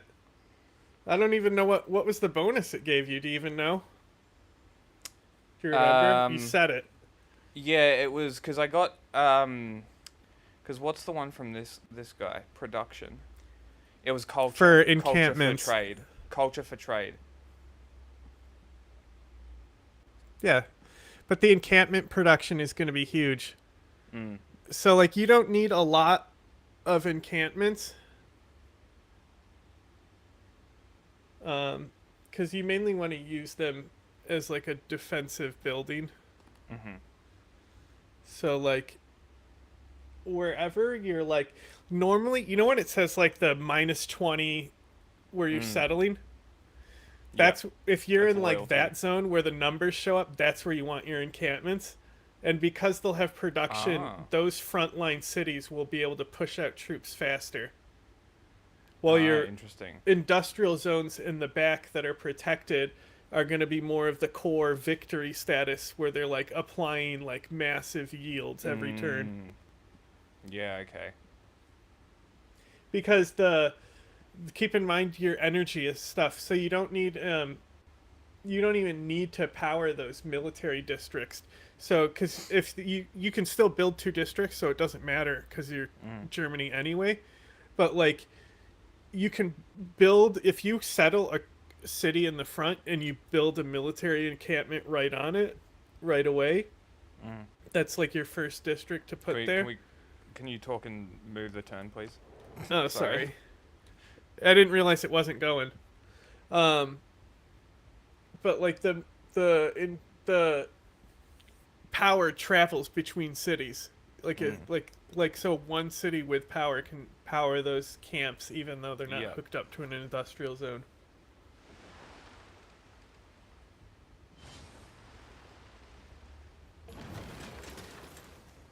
Damn, he turned around his fucking loyalty. I'm pissed. It pisses me off so fucking much that, like, Kristi Noem and the DHS, they're like, these officers, they're there to make the streets safer. And it's like, well, you did the exact opposite. And objectively, the streets have been made less safe. Well, you know, every time there's a press conference, Kristi Noem gets a new hat, and it is 1 inch taller every time, and she's going to look like Doug Dimmadome very soon. She gets a new hat, and they take another centimeter off of her forehead skin. What's so disgusting is that yesterday on fucking January 6th or whatever, she did a full-on video and photo shoot in Minneapolis harassing Somalian immigrants.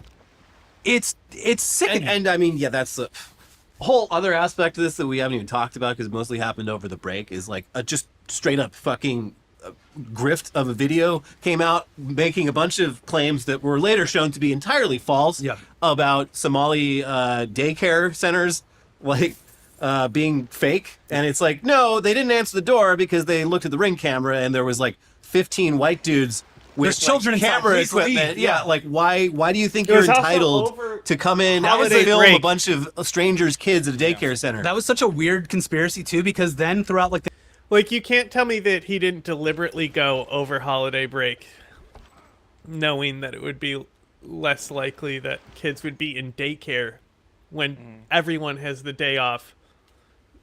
Yeah. You would think so, right? Like, and they're like, there's not even someone at the desk. Bitch, you're telling me somebody still has to come in on a fucking holiday just in case some white guy shows up with a camera? Get the fuck out of here. No. They're at home with their fucking families. You know what this was? I'll tell you what this was. War on Christmas. They were attacking Christmas. That's what they did. How could they? Am I wrong? These criminals. Was it not an attack on Christmas? They wanted people to be away from their families during a holiday break. That's evil.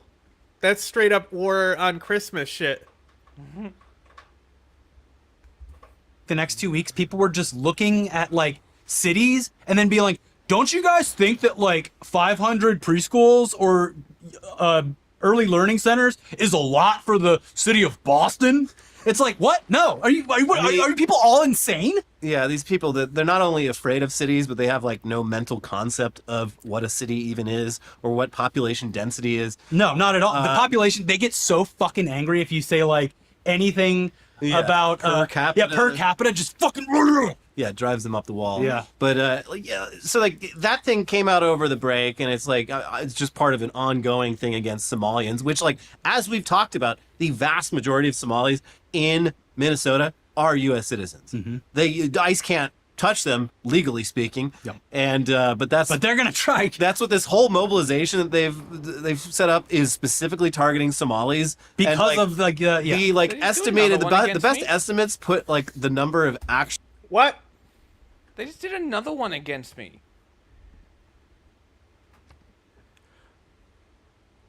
What the fuck is this?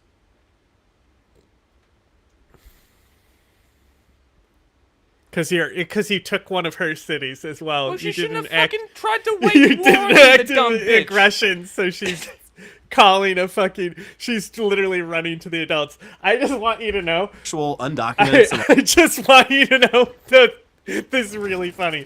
This is really, really funny. Okay, let me look at this real quick. Let's see who did this. Okay, I want you to know. I sold them the Diplo favor for them to be able to do. Fucking dickhead. I'm literally profiting off of this.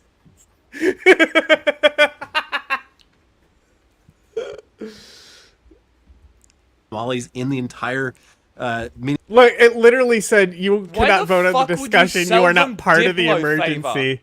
I Why literally would you couldn't sell vote them on it. Diplo favor? Huh? Why would you sell them favor? Because I needed the gold. I always sell Diplo favor. Didn't you hear me that I have a strategy now where I'll take the monarchy fuck because me if over? you get That's your strategy. No, don't worry. Don't worry. After Okay, I clear these barbarians, I'll come save all your you. gold now. You have to give me all I'll your come gold now, save so I you. can buy units. Because I'll you come just save fucked you. me. I'll come save you after I clear this barb camp. Now, listen. So, like, I came up with a strategy where I rush resistance walls. I get Renaissance walls, right? And then I take monarchy. Because you get Diplo favor for cities with Renaissance walls. And I'll do that just to start generating gold.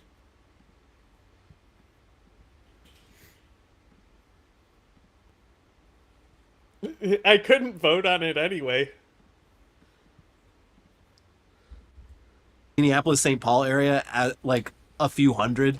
Well, we're going to go to war with Canada over a few grams of fentanyl, so it doesn't really matter then, does it?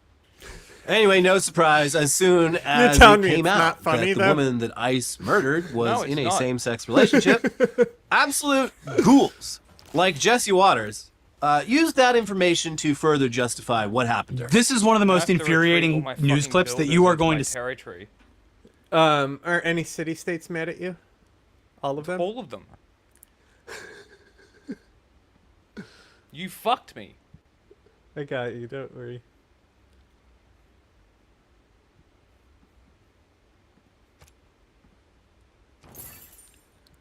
I only sold him like 30 Diplo favor.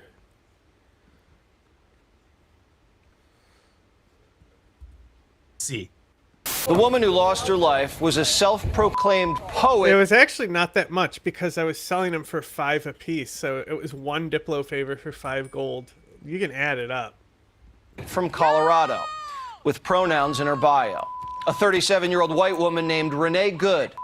The Daily Mail says she leaves behind a lesbian partner and a child from a previous marriage. What a fucking She was a disruptor, though she considered herself a legal observer. But there's no evidence she had a law degree. Okay, yeah, she had pronouns. So she was they said they should have said a poet, and they did, and she died. That's it. He's disgusting. Yeah. By the way, his mother won't invite him to Thanksgiving dinner. So that's how good of a Cleopatra person he wants is. me to. But yeah, she's trying to buy Diplo favor from me. You want me to say and no? it's just all of this is just so fucking soul crushing. Like, what do you do? At the very least, though, silver lining. The thinnest silver lining. You throw snowballs. That's what the people of Minnesota do. Tactical snowballs. Yeah. At least we're seeing Minnesotans and people across the country reacting to this news with the horror that it warrants. Because it is horrific. And they're trying their damnedest to trick you into thinking it's not. But it is. And a lot of fucking people are mad. It's nice to realize that you're not crazy. And you're not alone. But I did. None of this is fucking normal. It's cities after I took them, so I should have pretty good production out of them. This one is making some stuff. This one is building a monument in walls. I'm gonna get civil service in 4 turns, and I'll do a military alliance with you. It will give me bonus. Yes. I mostly have warriors, just so you know. Because they're just for clearing barb camps. I'm out here patrolling the seas. It's getting worse every day. And I'm sorry. There were lots of other stories that we wanted to cover today, but this was hard. Switching gears to another topic right now feels wrong, just in many ways. Yeah, we'll get to Grok creating child sex material. And yeah, it's not like any of those topics were like happier stories. They're all fucking bad. It's just bad news on top of bad news, but we're going to leave it there for today. We call it there is a verified GoFundMe fundraiser for the family of Renee Good. We will leave a link to that down in the description if you want to help them through this awful ordeal. Donations are kind of going off. Just a lot of people donating. I threw in some money, and like that. It's another it's like okay, I'm not fucking good, crazy, but but it's just good to see that. You laggy, glitchy, little cuckabo.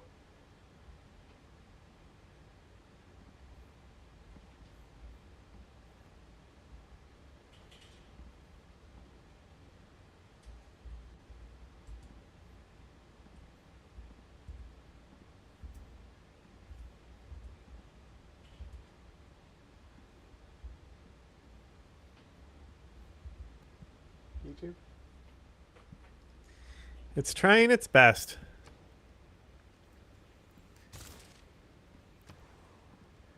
On this episode of What's Going On with Shipping, the U.S. has seized a...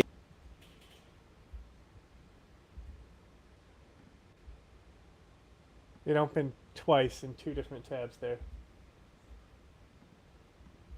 And I have a new tab open too for some reason. I don't know what's wrong with you. A Russian-flagged tanker out in the middle of the North Atlantic. I'm your host, Sal Mercogliano. Welcome to today's episode. I'm able to bring you some live footage right now from the pursuit of the tanker Bella 1, now... What is happening with YouTube? Today's episode, I'm able to bring you some live footage right now from the pursuit of the tanker Bella 1, now renamed Marinara. There's that image coming from the bridge of the Bella One as the U.S. Coast Guard conducts its fast pursuit. Here is that representation of that pursuit across the Atlantic. Sorry, I couldn't resist. It's too good not to bring in Master and Commander and Seinfeld into a shipping story. I mean, that is the culmination of all things that is great. I'm your host, Sal Mercogliano. Welcome to today's episode. So we're sitting here discussing the fate of the tanker Bella One Marinaris, a tanker we have talked about quite a bit. Huh? Look at all these fucking trebuchets. You fucked me so hard. Where are they? Coming from this fucking city-state.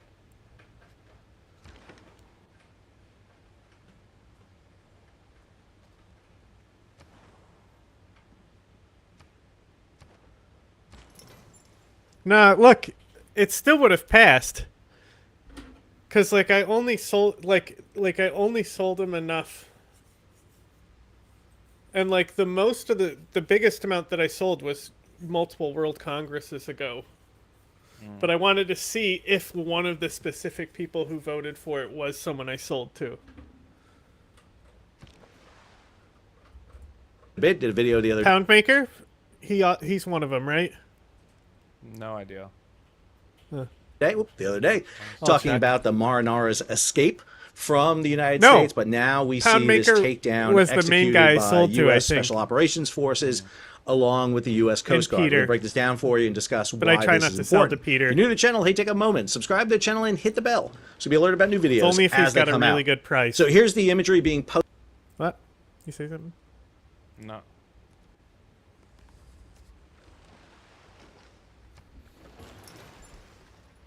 Posted onto Twitter, X.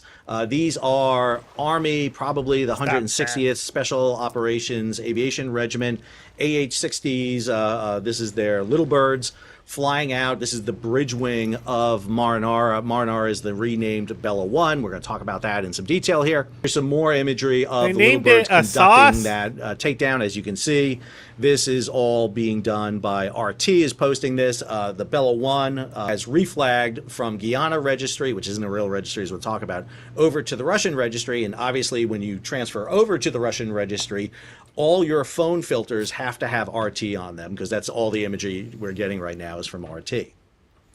Here's a story over from Reuters over at G-Captain. This is a developing story, so obviously the things are going to be changing here pretty quickly on this. I just want to get a story out here this morning to give you some background on what is happening. Here's the track of Marinara from when she left the Straits of Hormuz.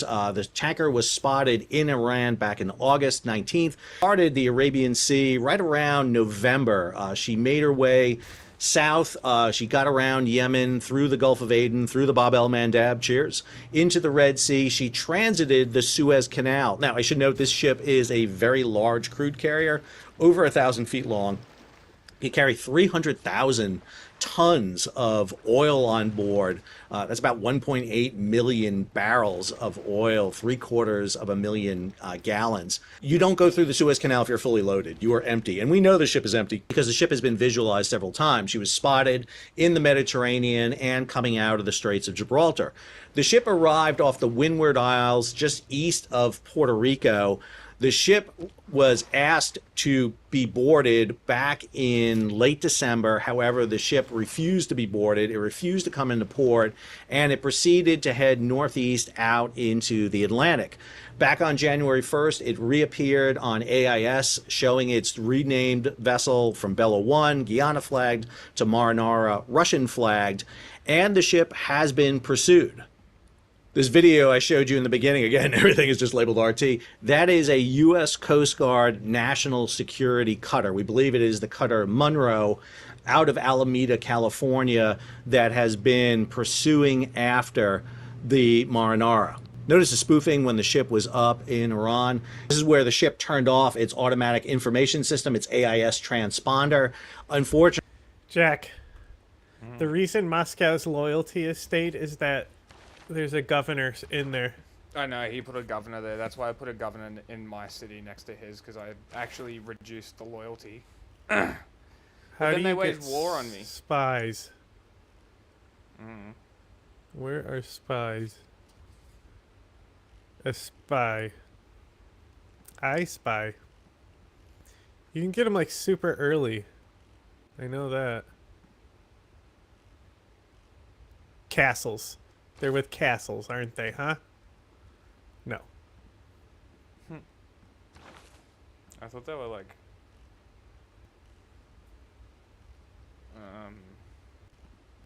after the industrial era. No, because I can build a thing to give me... I can build a building to give me spies right now.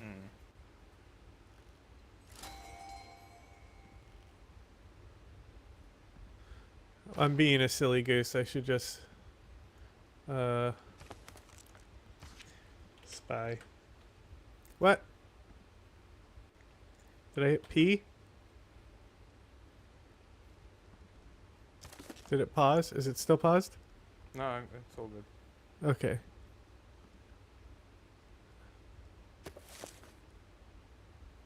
What do I want to look up? Spies. Spices.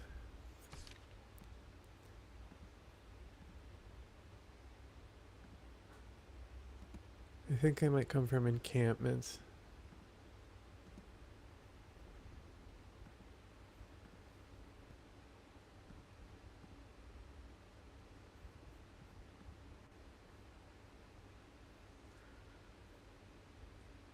Promotion class espionage is all it says. How do I get him? How do I get a spy? Buy one. Is it espionage? Promotion class espionage? I don't think there's an espionage. It doesn't tell me how to get a spy. What is this?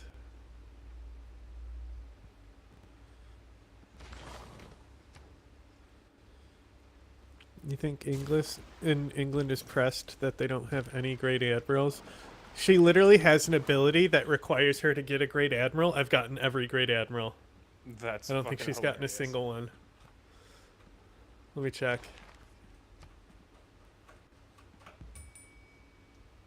Oh, she got one. She got Leif Erikson.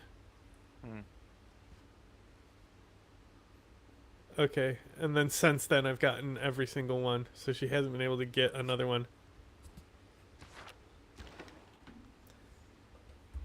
Fortunately, there are options for ships to turn off AIS. They are not mandated to keep it on.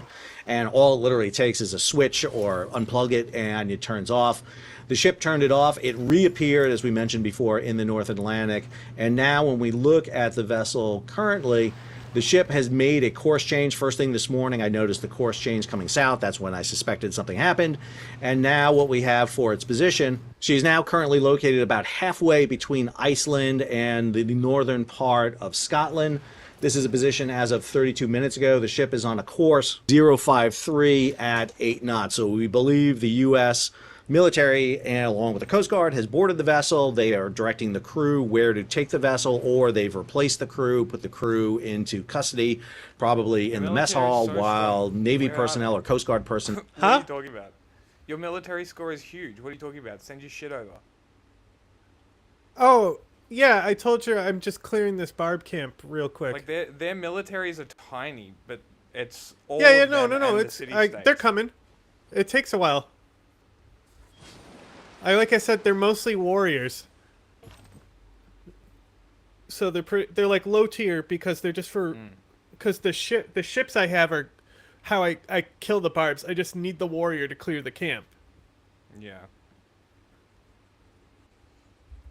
And they'll come on board to operate the vessel. In the case of previous seizures, both the Skipper and the Centuries, very similar processes where we saw the boardings take place.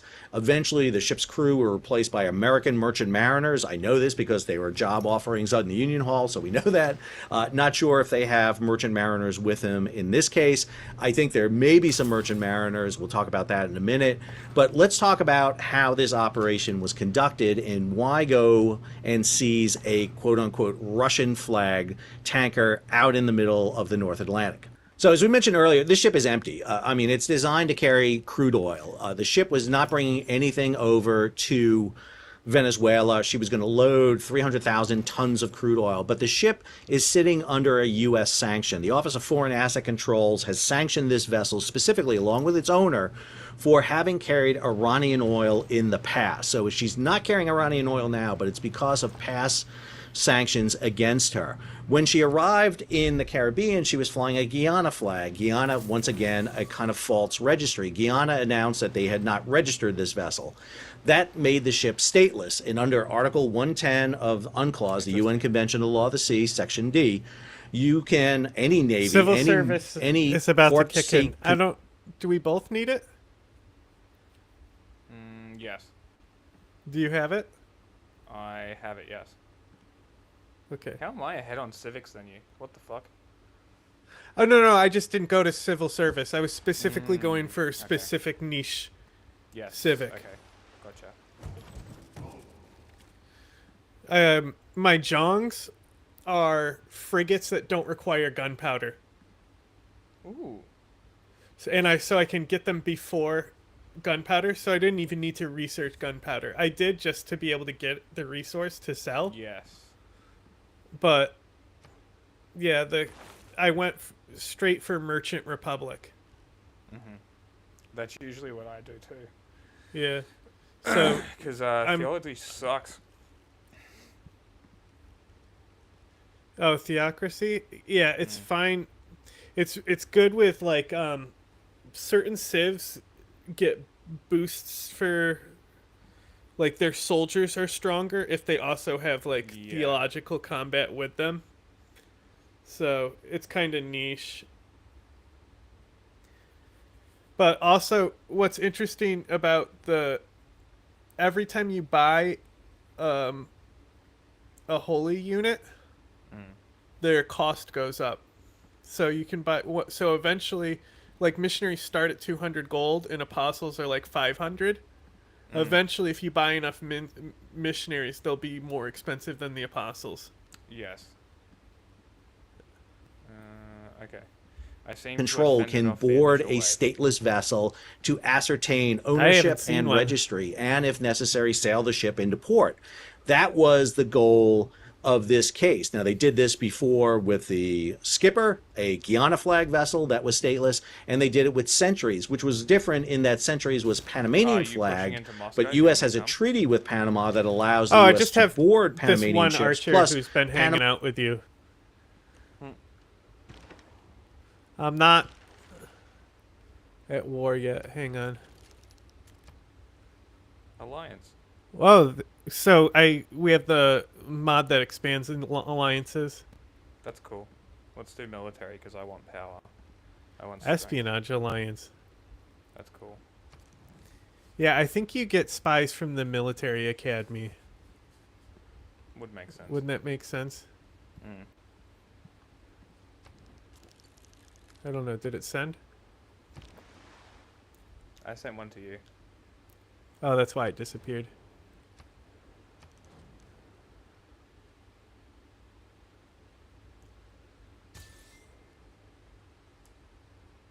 Okay. Game might crash if it brings me into war with all your guys. Alright, video. I am friends with some of them still, so. Panama withdrew the registry from Centuries. So in those two cases, they boarded the vessel. They took those two vessels into Houston, Texas. They were probably going to do the same thing here. However, this ship refused to be boarded.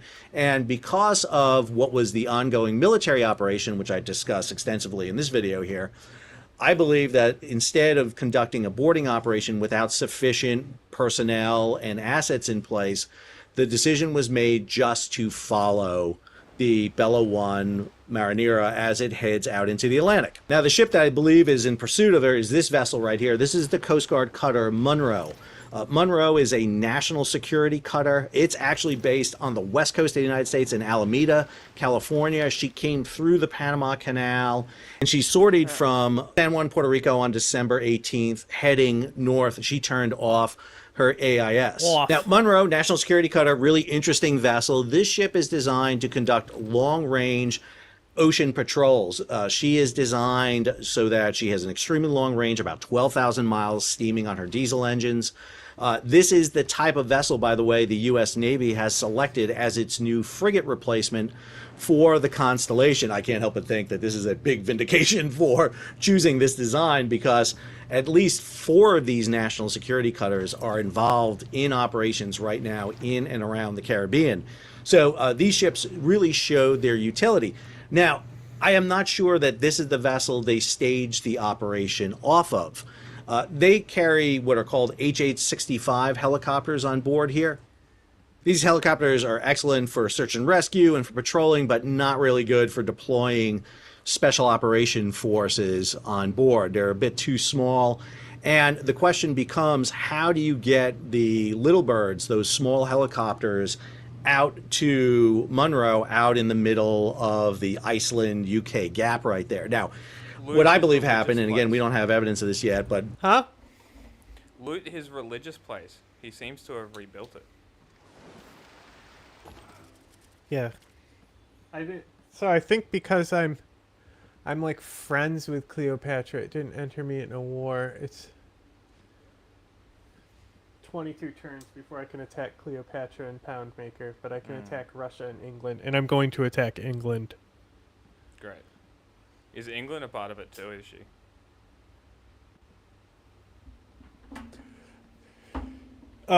Is she not? She's about to be. Oh, she is, yeah. What an asshole.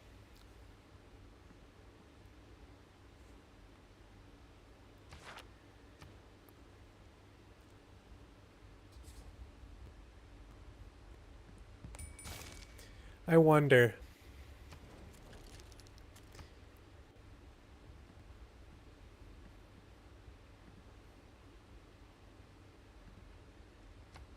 What does the military alliance even do? Strength in combat. I thought it also entered us into a defensive pact. I don't believe. Because I've proposed military alliances, and if it's caused the AI to go to war with people I'm at war at. Based on operations in the past that I've observed, and again, I worked for the U.S. Navy and the Military Sealift Command for a few years there. One of the things I think they did is probably flew in the special operations helicopters into the United Kingdom. There was a batch of C-17s and cargo planes that were identified flying into the region. I severely doubt they took those little birds, those small helicopters, and flew them out to Monroe. That is a long distance to fly, several hundred miles out in the open water. It would have given even 160th aviators a bit of a pucker factor flying out that far, because at some point you're bingo fuel. Your point of no return. If you don't make the deck, you're going into water. And the North Atlantic in January is not a place you want to be crash landing with a helicopter. That's true. What I actually think they did is they deployed on board another asset that is in the theater. I give you the USS This Lewis guy B. rules. Puller. She is an expeditionary support base, actually a modified tanker, an Alaska-class supertanker that was built over in San Diego. There are roughly about a half a dozen of these in the U.S. Navy right now. They have a split crew. Half the crew are civilian merchant mariners of the Military Sealift Command. They operate the vessel, they navigate it, the engine compartment, the stewards feed the crew. But up forward here on the ship, they actually have berthing areas, and of significant note, a massive flight deck from which to do operations.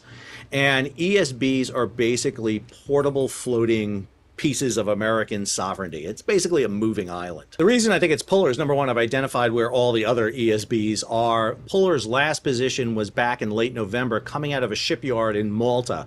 Puller, for years, had been based over in the Persian Gulf. She was going to be replaced by another ESB. She went into the shipyard in Malta and then dropped off her AIS. I think she was moved into the position somewhere here, northwest of Scotland, loaded up the Army Special Operations Command, helicopters, equipment, everything they needed, moved out to a position and was able to fly off onto Marinara here.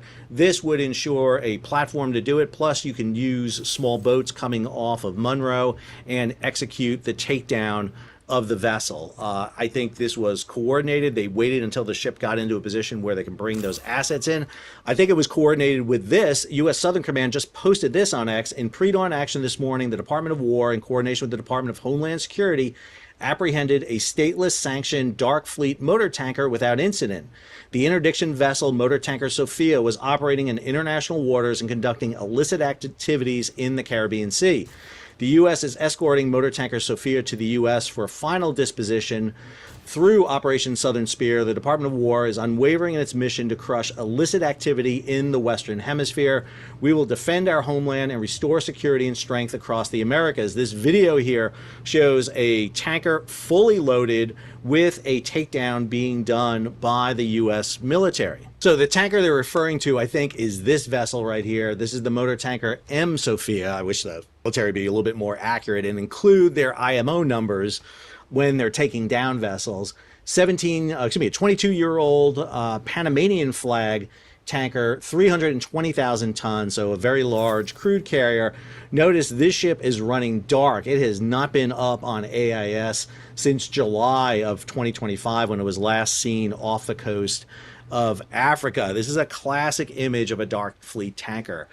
Not reporting its image. I got a whole Shipping 101 video coming out to explain the dark fleet to everybody.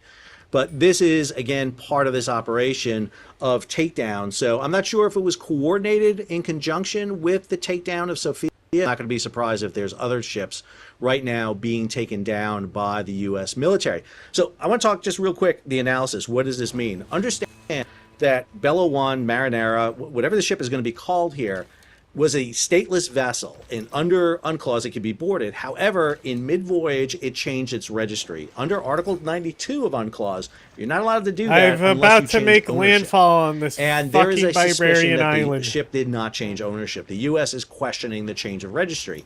However, the registry it changed to was the interesting one. It went to the Russian registry. This story over in the Wall Street Journal: Russia sends submarine to escort tanker the U.S. tries to seize off Venezuela. The move raises the stakes over the Trump administration's attempt to seize Bella. Okay, number one, submarines are terrible for escort vessels because, number one, you don't see them and you don't even know if they're actually there. So it's really not a great tool to use for escorting. You really need surface ships to do this. This is, again, as much as I love my submariners out there, they're really bad because really the only alternative this submarine has to prevent the boarding is to sink the tanker, which is Russian now, so you're going to sink your own tanker, or do you attack a U.S. warship? And I don't think any of those options are being done. Plus, it's a good thing for Russia to say because you don't even know if the submarine's out there. Yes, my submarine is out there escorting it. Where is it? It's hidden. It's stealthy. But the issue of seizing a Russian tanker does raise the stakes here quite a bit because now this is a bit of an escalation. I personally don't think the registry is valid. I think they jumped over to the Russian registry, and I think you're going to see the fight come out here whether that registry was legal. However, it does raise an issue that we have not seen in a long time where we're seeing major powers getting into fights over their commercial shipping. Again, this is how wars start, and I'm not kidding. World War I. The reason the U.S. got into World War I was because of attacks against U.S. flag shipping. It's a pretty tried and true method that gets you into conflict. And this is really raising the stakes. Understand, 99.99% of ocean shipping is working fine. There's no problem with it. Matter of fact, it is creating the boon of the economy we've seen since the end of World War II. We've gone from moving 500 million tons of cargo in 1950 to moving 12 billion tons in 2025. What we're seeing manifest here, and understand, it is both sides responsible for this. The creation of this dark fleet, shadow fleet, gray fleet, parallel fleet, whatever you want to call it. But what we're doing is bifurcating the world's fleet. We're splitting it into these two kind of mirror images. You're gonna have to come and help me.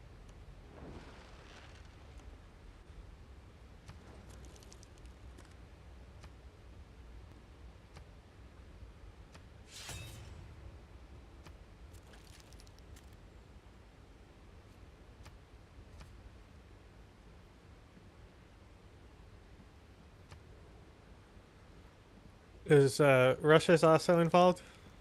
Mm-hmm.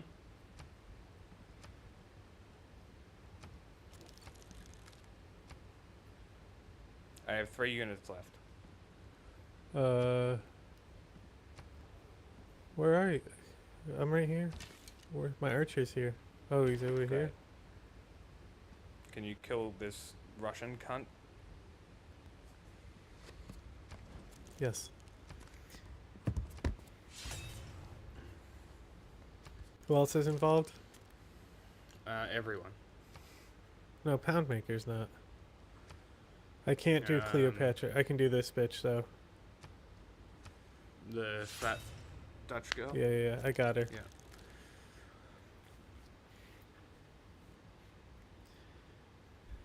I finally, literally, it was just me trying to move a unit to that fucking island and keeping it cleared.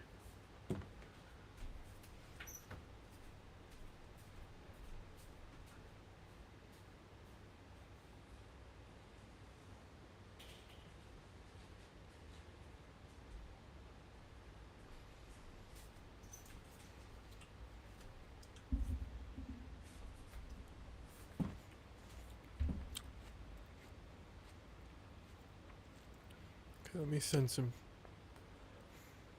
When we got 'em. Okay. I'm gonna go with that.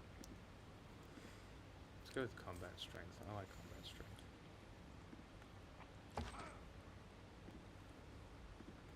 Taking a Dark Age policy.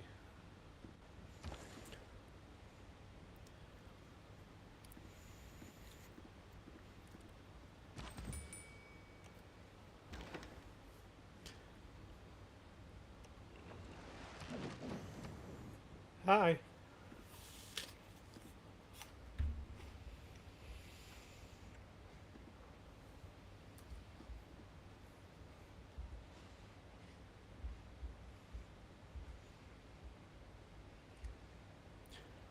Tried to bomb the harbor.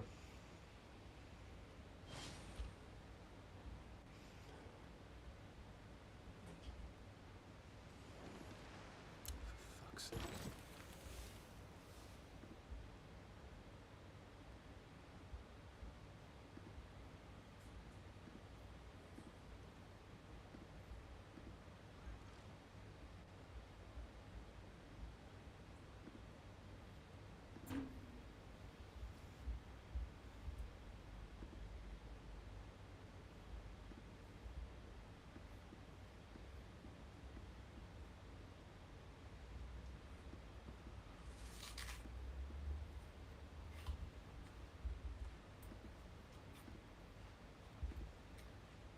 Why are they rebelling? I don't understand.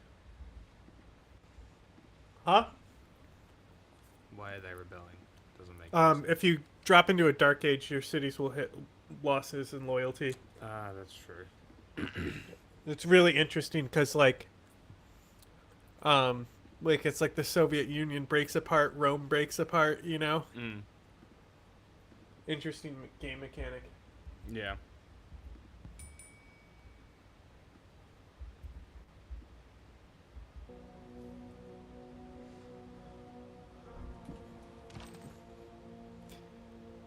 Hi everybody and welcome to the channel. If you're new here, I have this city-state down here that's got a lot of trebuchets and catapults. It's the Australian Conspiracy Iceberg, an iceberg that I created. If you've ever seen an iceberg series before, you'll be across this, but if you haven't, I'll explain it quickly. On an iceberg tier list, you start at the very top. That is tier 1, the tip of the iceberg. What? This video. What about I'm it? so excited. Continue. Cleared the camp. Things that everybody knows, but as you progress further and further down the iceberg, things start to get more niche, more skewed, and at times, quite frankly, pretty scary. So during my time of sleuthing around YouTube and forums and everything like that to produce the content that I do, I've come across many iceberg series before, but I've never seen one about Australian conspiracy theories. So much so to the point that I actually had to make the iceberg myself. I'm going to be putting a precursor out there early for anyone that gets offended by their own shadow. If you get offended easily, this is not the series for you. Some of these conspiracy theories are crazy. Some of them are gnarly. Some of them will actually have people questioning some of the things that they thought they knew. Poundmaker and some wants of the to things buy that they do gunpowder believe. from me. I want to preface. Should I sell him gunpowder? Sure.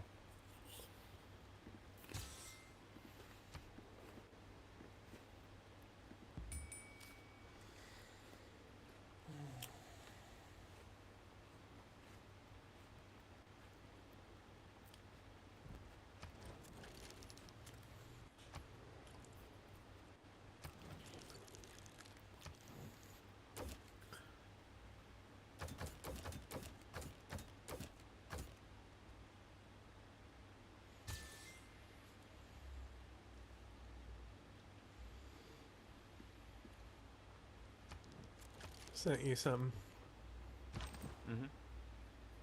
Play video. This is just for fun. Repeat it with me. This is a series for fun. Now for the rest of you tinfoil hat wearing acquaintances, welcome to the Australian Conspiracy Theory Iceberg. We are diving into Tier 1, Conspiracy Theory 1, Pine Gap. If you've never heard of Pine Gap, Pine Gap is a military base roughly 18 kilometers outside of Alice Springs. And Pine Gap's inception started in 1966. Now, in the 1960s, the Cold War was taking place, and Australia had agreed to take part in a joint military operation in joint information sharing. So during World War II, intelligence sharing became quite prominent amongst America, the USA, and the UK. And then coming into the 1950s, Canada got on board with this intelligence sharing, this joint intelligence sharing, and then eventually Australia and New Zealand joined these countries to create what is known as Five Eyes. Five Eyes is joint intelligence sharing between America, UK, Canada, Australia, and New Zealand. Now, there's a lot of different conspiracy theories that you will hear about Pine Gap. A lot of people refer to Pine Gap as Australia's Area 51 because of its secrecy, because of its strategic location in the Australian desert, in the outback. It becomes a hotspot for conspiracy theorists, right? However, there's a few things about Pine Gap that do raise questions, and it puts a little bit more thought behind these conspiracy theories. I'll explain it. Now, it's extremely important to understand that Pine Gap was sold to the Australian people and the Australian government as a joint information centre. But you see, in 1972, Australia's Prime Minister, Gough Whitlam,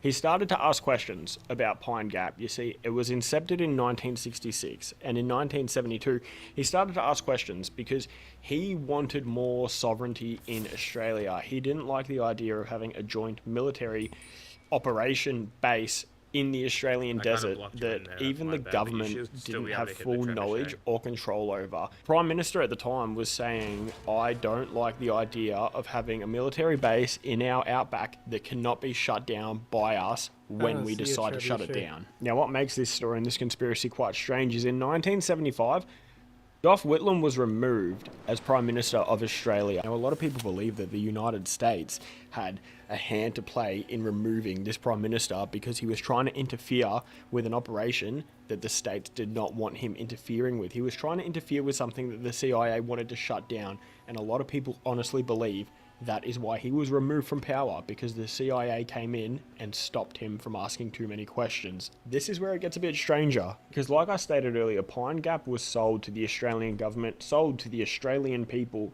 as data information sharing. But when Edward Snowden came out with his WikiLeaks, he released a lot of information about Pine Gap, a lot of information that was suppressed from Australians. The information that Snowden leaked essentially started to show people Pine Gap wasn't this dormant information gathering base out in the Australian outback. No, it was active. It was active in the information and data gathering used for drone and military strikes. You see, there is something being harboured in Australia that plays a 100% definitive role in drone warfare. Think of Pine Gap as you will, not so much as the trigger to the gun, but the scope on the rifle. Pine Gap will pinpoint exactly what it needs to pinpoint for that rifle's trigger to be pulled. Now, there's multiple stories and accounts of people that live out in Alice that have worked at Pine Gap. A lot of Australians have come out and stated, well, our clearance while working in Pine Gap might be to level 1 or level 2 of this military base, but apparently it goes a lot deeper. You also get a lot of people that have stated to see lots of strange things in the sky around Pine Gap at night over the years. Could it be UFOs? Could it be flying saucers, aliens, weapons getting sent out? Nobody knows, but this is a super fun theory to dive into, but it is super strange. Theory 2 is Yowies. Now, Yowies can be found in every culture of every country in the world. Think of Bigfoot, think of Yetis. I mean, you do have quite a lot of cities for somebody who is stuck in the corner. Yeah. Well, they shouldn't. And they're both triangles. You have two separate triangles. I know. So it's really good setup. That just worked out that way. Yeah. But I'm losing this one down the bottom here. That's okay. It'll flip back. But the people will know what it was like under a heroic age. This British asshole decided to come up, so lucky I have naval units. Sasquatches, that's essentially what a yowie is, a big hairy beast that is said to roam the land and stalk people that come near its territory. These big mythical beasts. Now, a lot of people out there, though, truly believe that yowies do exist. If you're getting a little bit older in life, like myself, you'll remember yowie chocolates. That's what these are based on. The old yowies, they weren't just candy, they weren't just chockies in Australia. No, Chockies. These were based off the actual thing, our My Bigfoot. chicken You see, there's a chockies, big group my of people that believe nuggies. that yowies do Move your exist, but they are consistently bowman being up a suppressed, little bit and so they any can yowie attack, sightings I'll are try. being stated to be something that The they're not. Now, the trebuchets. reasoning for this would be that if there were these big beasts roaming Australia, it could cause a huge disturbance surrounding land restrictions and mining operations, and it would also cause a huge hysteria to the Australian people and make people start asking the question, well, how much do we know about our country truly? You see, a lot of Aboriginal testimony has been ignored surrounding yowies. These are creatures that the First Nations people of Australia Don't have fucking spoken do that about shit. Don't for fucking claim generations them. and generations. Don't fucking And could claim it be that cultures to colonial push arrogance bullshit. just buried a true warning that was given to the people coming across? Now, you see, there's a lot of yowie and Bigfoot sightings that occur around the world every year. Now, it's super interesting, though, when you think about that in Australia's context, at least 70 to 80% of Australia is sparsely unpopulated. So, could it be that there is something Sparsely roaming around in the unpopulated? Australian bush? Scientists have confirmed roughly about 30% of Australian species So it's that have heavily yet to be populated? found. Conspiracy theory 3, drop bears. Drop bears are not a conspiracy theory. They are 100% true to any of my American followers or True. any of my other followers from around guy the world. gets it. Drop bears are Very real. dangerous. You need to be careful about walking under gum trees near drop bear territory. You can get confused quite easily with a koala to a drop bear. So if you do travel to Australia, be extremely careful, because drop bears, they shouldn't be on the conspiracy theory list. They are 100% true. Theory number 4, the disappearance of Harold Holt. Now, on the 17th of December 1967, Australia's Prime Minister, Harold Holt, went swimming out at Cheviot Beach, and he never resurfaced, he never returned, and his body was never found. Now, this conspiracy theory starts to get some real legs and momentum because of the hysteria that was caused when the Prime Minister had passed, when he had died and vanished. Now, what makes it interesting is Harold Holt was an avid diver. He was an extremely good swimmer, and he was an extremely good diver. Now, it is said that Harold Holt was warned by the locals of the area, don't go swimming out at Cheviot Beach. Don't go near this area. He was warned it is an absolute hazard out there. There are huge rips, there are a lot of rocks, and it's not a good place to go swimming. Now, Harold Holt 1 would have had to have ignored what the locals were saying, but then also ignore his own knowledge surrounding swimming and diving to the point where he said, no, I'm going to go out into this water. Now, what you need to know is Harold Holt wasn't just a standard Prime Minister for Australia. No, he was the Prime Minister during the peak and the height of the Cold War. Not only that, Harold Holt was probably one of the most pro-USA Prime Ministers we have ever had. You can't forget Harold Holt's famous slogan, all the way with LBJ, and that is not LeBron James, no. That is all the way with Lyndon B. Johnson, who was America's president at the time. So we've got Harold Holt, the Australian Prime Minister, who is in full support of LBJ. Now, at the exact same time all of this is happening, there was a lot of Cold War proxy warfare occurring between China and the USA. See, China and the USA, they were not at war with each other, I was trying but they to were on separate be like, sides you were right to during be the Cold nervous, War. declare And during war. the And it's like, Vietnam nope, War, you a lot can't. of You're American still troops friends. were killed by the Chinese, and a lot of Chinese troops were killed by Americans. So there is a theory that states that Harold Holt was actually terminated by a Chinese frogman. Now, the reasoning for this would be to cripple Australia's alliance with the USA, to cripple Australia from sending any aid over to the USA, from sending them any of our weapons, any of our soldiers. It was a way to cripple the war, something that China was doing on the sideline that no one had ever suspected. Now, there's also another theory that Harold Holt was picked up by a Chinese submarine and is currently living over in China. It is said that he was actually a sleeper agent, a secret spy, if you will, and he was picked up in a submarine and taken away to China. There's even a book about it. However the theory goes, it is absolutely criminal for all Australians to name a swim centre after the Prime Minister that died while swimming. That is hilarious. What are we doing? Theory 5 is the case of the Beaumont children. So, on the 26th of January 1966, They're Australia gay? Day, 3 brothers and sisters went swimming down at Glenelg Beach in Adelaide. Those 3 children were Jane, Anna, and Grant. As the kids went down to Glenelg Beach, they vanished without a trace, and to this day, the remains of those 3 children have never been found. Now, this is down at Glenelg Beach on Australia Day. It was busy, it was bustling, it was... The first one. It's over? Oh, no, okay. the first one. The second one is continuing for another 16 turns.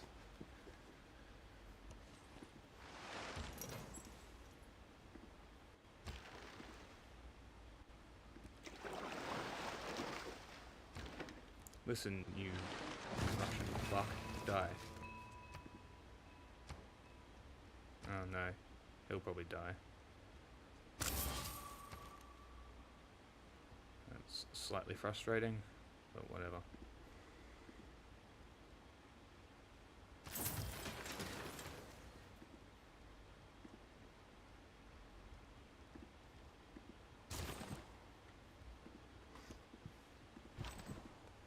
Packed. There were so many witnesses. But despite so many witnesses, despite one of Australia's biggest search parties ever, the children were never found and have never been found. Now, it came to light that there were so many witnesses that went to police and stated that the children had been seen with a well-dressed, authoritative-looking man. Now, this is where the conspiracy theory stems from, because despite all of these witness accounts, the police either didn't have enough information to arrest anybody, enough information to find the children again, or they failed to act at a fast enough pace. Now, the main suspect of this crime was a man named Harry Phipps. Now, Harry Phipps had been interviewed by police multiple times, and they always let him off. And what's strange is Harry Phipps lived in Glenelg, and Harry was an extremely rich, successful, influential businessman. I got he a had an extremely big portfolio. I have a multi-stage attack. Okay, so coming refuse. out right now. They refuse peace. Well, yeah. I mean, you can make peace with Russia. He's not. He's part of the military emergency. He can't make peace. Well, he's literally doing it. Oh, okay.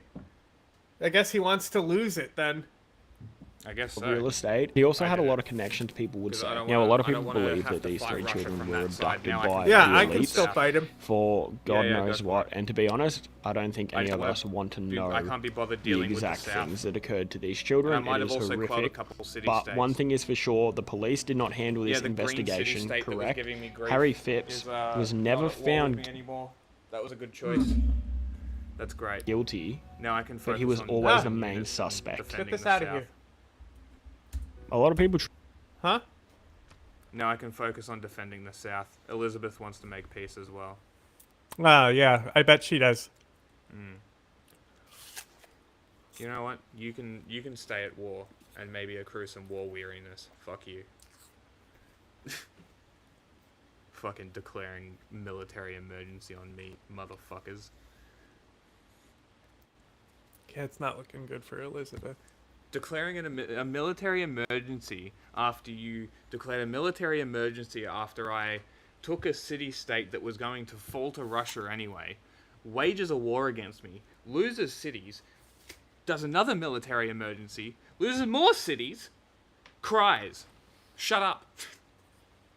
My cities. She's lucky I haven't gone for... I really believe that Harry Phipps had that much leverage with the underworld, that much leverage in the shadows that the police either didn't want to arrest him or they were never given the option to arrest him. Now, multiple digs have been done looking for the Beaumont kids, and to this day they still have not been found, and to this day they are still conducting digs. I believe the last one was conducted in early 2025, maybe February of 2025, at one of Harry Phipps's old residence. Now, this is probably me wearing a tinfoil hat, but I found it pretty strange that the date 1966 continues to come up in Tier 1. You've got Pine Gap that was incepted in 1966. The Beaumont children that went missing in 1966. And the last theory on this list was 1966. It's pretty strange. This is probably my favourite theory on Tier 1, and that is the Somerton man, Tarman Shud. So on December 1st, 1948, a well-dressed man was found deceased on Somerton Beach. What's strange is this body was a perfectly dressed man with no ID, no wallet. There were no tags on any of this man's clothing. They had removed the tags, the labels, from his clothes. But what makes this theory so Maybe fascinating, so Russia made him incredible make is, peace with me. as police started to pat down the body and they started to search the body of this cadaver, this person, they found a secret compartment in his pants. And in that secret compartment, there was a note, and that note read, Tarman Shud. And in Persian, Tarman Shud means it is done. If I left that conspiracy theory right there, you would be diving down rabbit holes, and I'm sure after this video you will dive down rabbit holes if you haven't already done it already. Who the fuck is this? Because it's loading. It's loading between the turns. You gotta be fucking kidding me. What just happened? The fucking Netherlands is here, wants to fuck around now. Oh.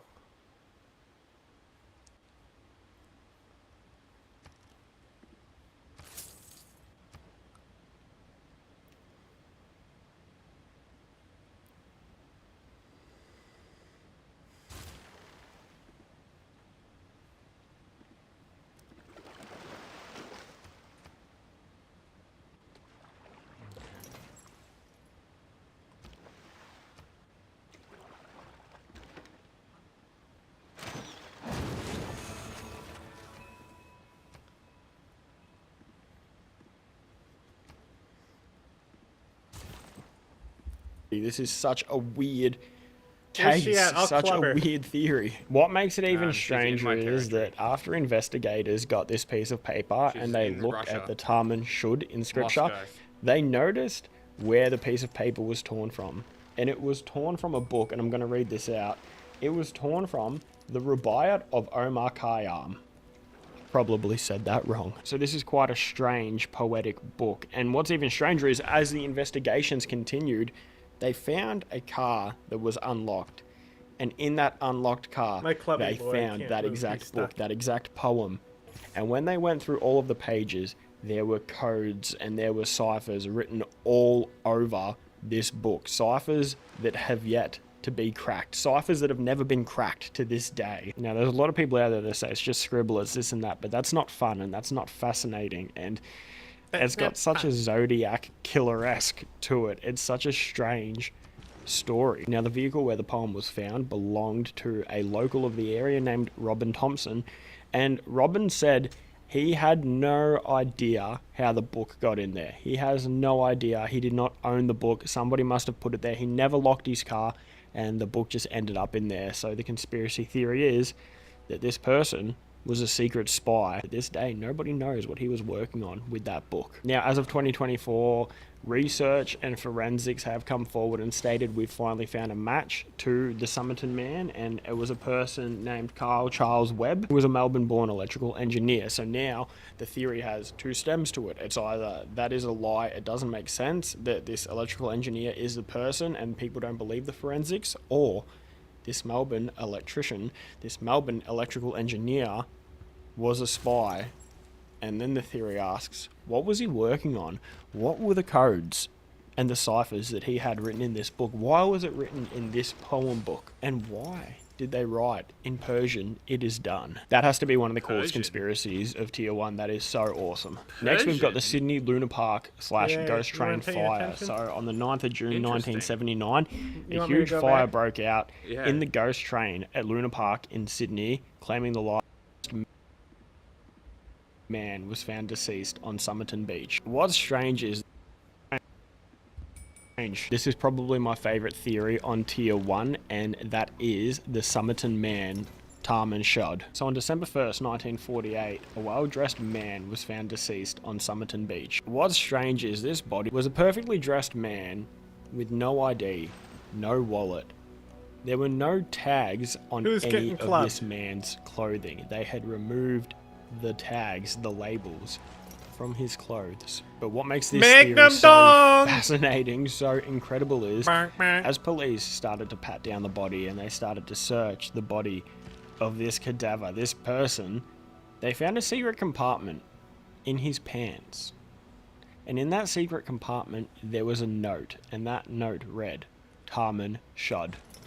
And in Persian, Tarman Shud means it is done. I'm gay. If I left that conspiracy theory right Damn, there, got it you wrong would be again. diving down rabbit holes. And I'm sure after this video, you will dive down rabbit holes if you haven't already done it already. This is such a weird case, such a weird theory. What makes it even stranger is that after investigators got this piece of paper and they looked at the Tam and Shud in scripture, they noticed where the piece of paper was torn from.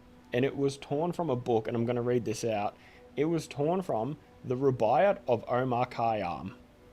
Probably said that wrong. So this is quite a strange poetic book. And what's even stranger is as the investigations continued, they found a car that was unlocked. And in that unlocked car, they found that exact book, that this exact city poem. state.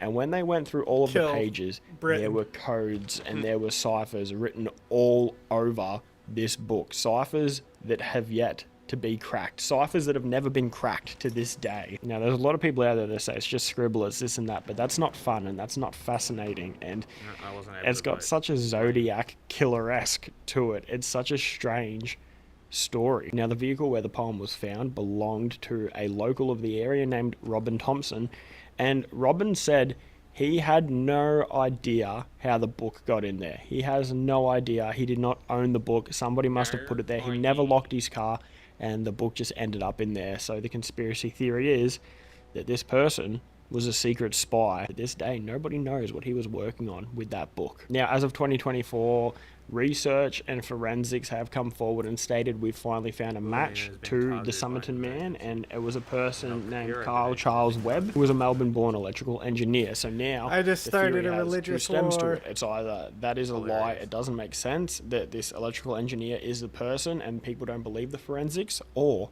this Melbourne electrician, this Melbourne electrical engineer was a spy. And then the theory asks, what was he working on?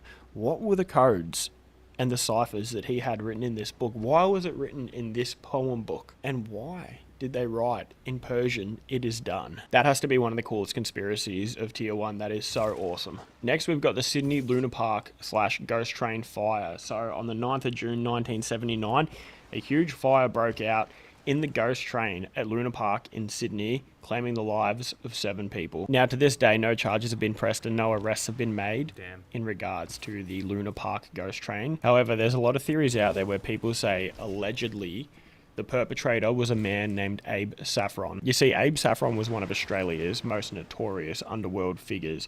He had a huge monopoly of nightclubs, strip clubs. He was an extremely powerful man, especially in Sydney, especially around the King's Cross area. Abe Saffron used to don the nickname Mr. Sin. Now, there's a fantastic documentary that dives into a lot of this. I believe it was a documentary conducted by ABC, but a lot of people claim that Abe Saffron set that fire up on purpose as a way to, one, get Luna Park out of the extreme debt that they were in, make a lot of money surrounding the insurance of the park, and gain a lot of financial and property interest for himself in the area as well. Now, whether you want to just call that one a theory opposed to a conspiracy theory, that's fine, but there's a little bit more to this story. You see, a lot of people believe that there was enough evidence to convict Abe Saffron of lighting this fire or orchestrating this fire, but it is said that there was a chief of police at the time known as the Fixer, and what the Fixer would do is essentially clear the pathway for underworld figures who were getting a little bit too close to getting caught.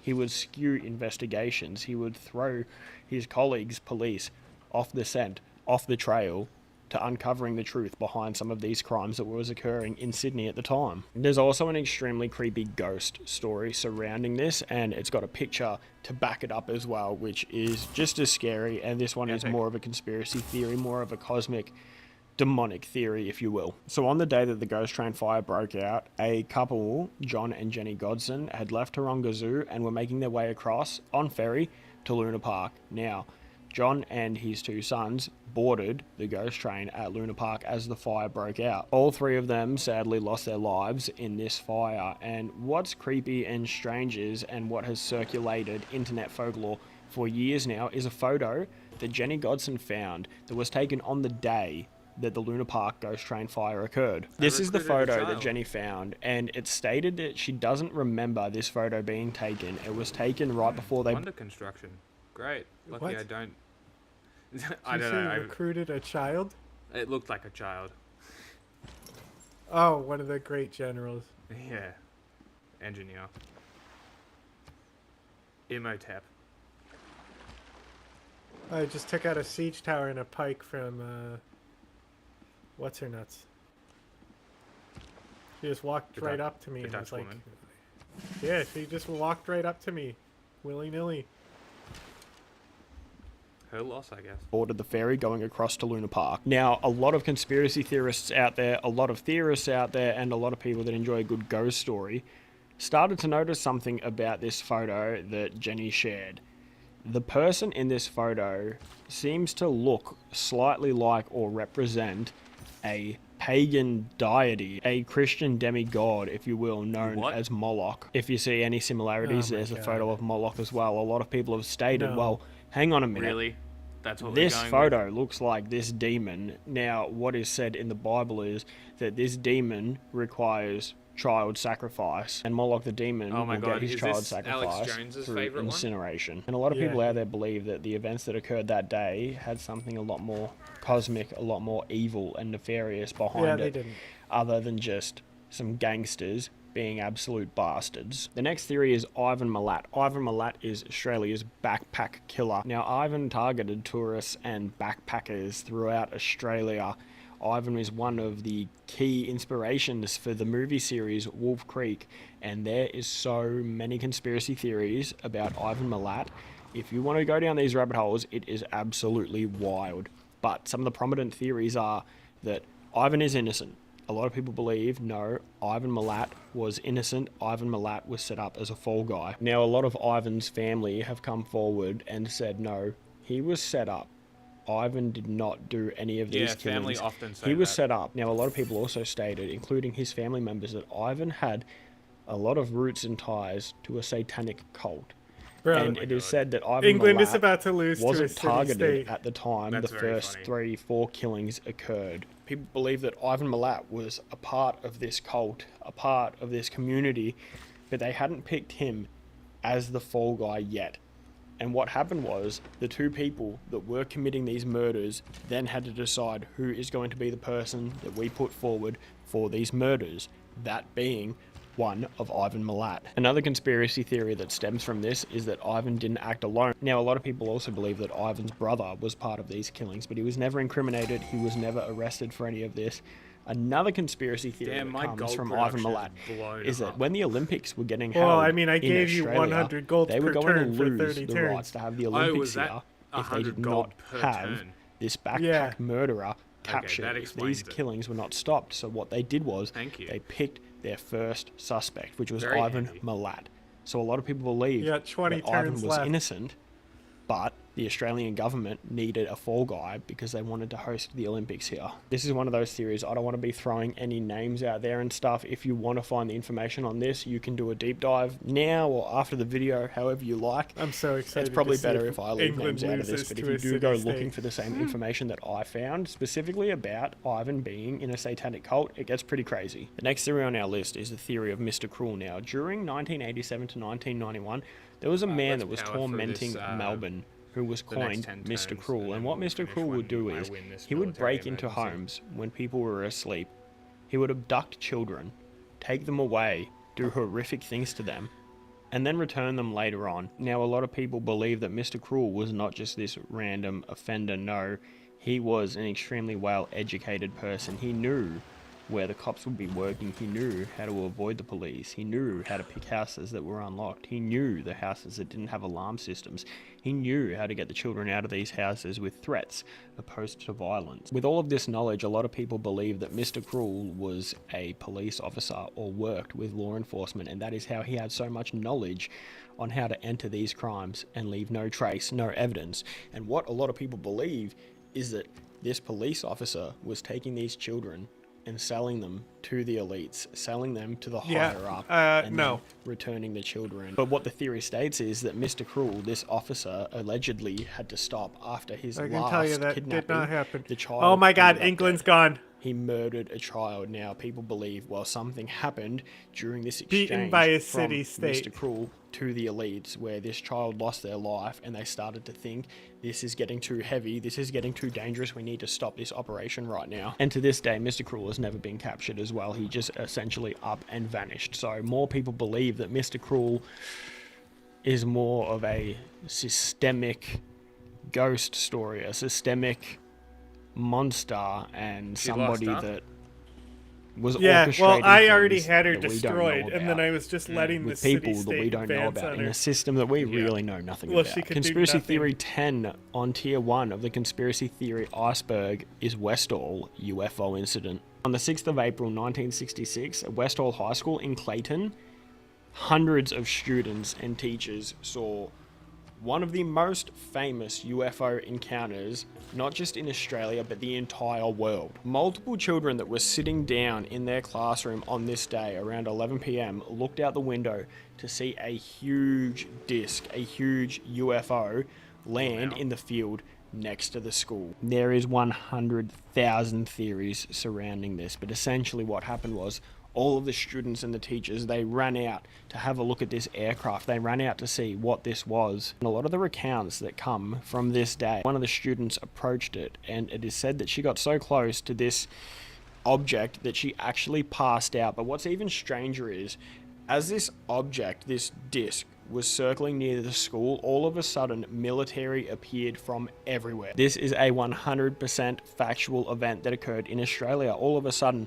people in black suits and the military were everywhere, and they were taking children, and they were questioning children, and they were questioning staff of the school at the time. What are you doing? And children were being told not to speak about this, and they were using scare tactics to the children.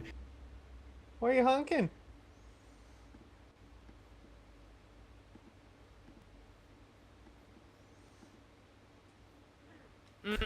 The rest is silence. Bye. Did you hear him? Useless. Couldn't hear him. I can't hear him. What's wrong?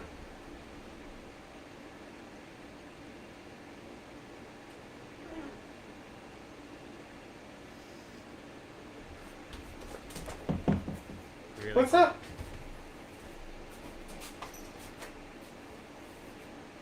What's up, pal?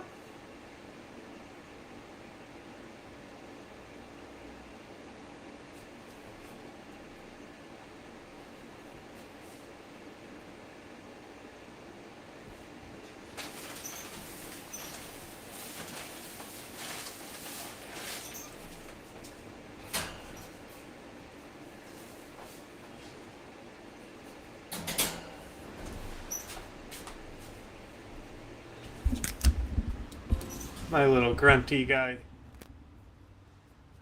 Mr. Grunto. Gruntamingo. Saying you will not speak about this. Children were getting punished for drawing what they saw on the day. And I'll just lead it back to what I was saying earlier, 1966. The inception of Pine Gap, Australia's Area 51, is the same year that one of the biggest UFO sightings in the entire world occurs. Now, what's even stranger is the girl that got too close to the UFO and passed out, when her friends went to her house 3 days later, they knocked on the door, and somebody had answered that they had never seen before because the girl was no longer living at this home. All they said was she doesn't live here. And that girl, if you go by accounts from back in the time, has still not been found. No one knows where she's gone. If you like my content and you're watching this, I'm going to drop a little sneak peek for you right here. This is the 60th year anniversary of Westall's UFO incident. Me, the camera crew, and a few people that you will know, a few people that you have probably seen growing up in Australia, might be doing a little project out there, might be reopening this case, so stay tuned for that one. Ladies and gentlemen, that is the conclusion of Tier 1 of the Conspiracy Theory Iceberg. If you liked this series, please give it a like, give it a comment. Please feel free to subscribe to the channel. I cover a range of crazy Australian stories. I go to a lot of scary, haunted Australian locations. I like to keep my content creepy, dark, corrupt, and Australian. And let me... Great. Yeah, that's great, Frank. Whatever your name was. Marcus.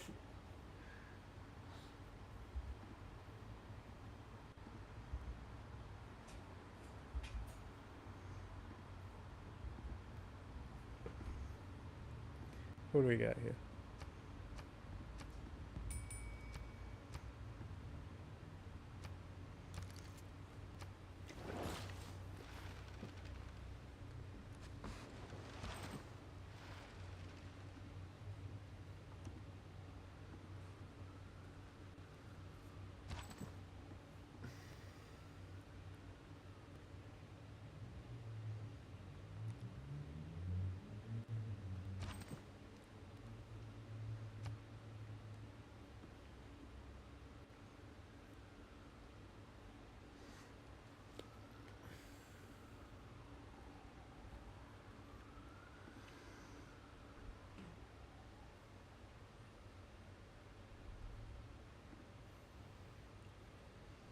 Magnum Jong.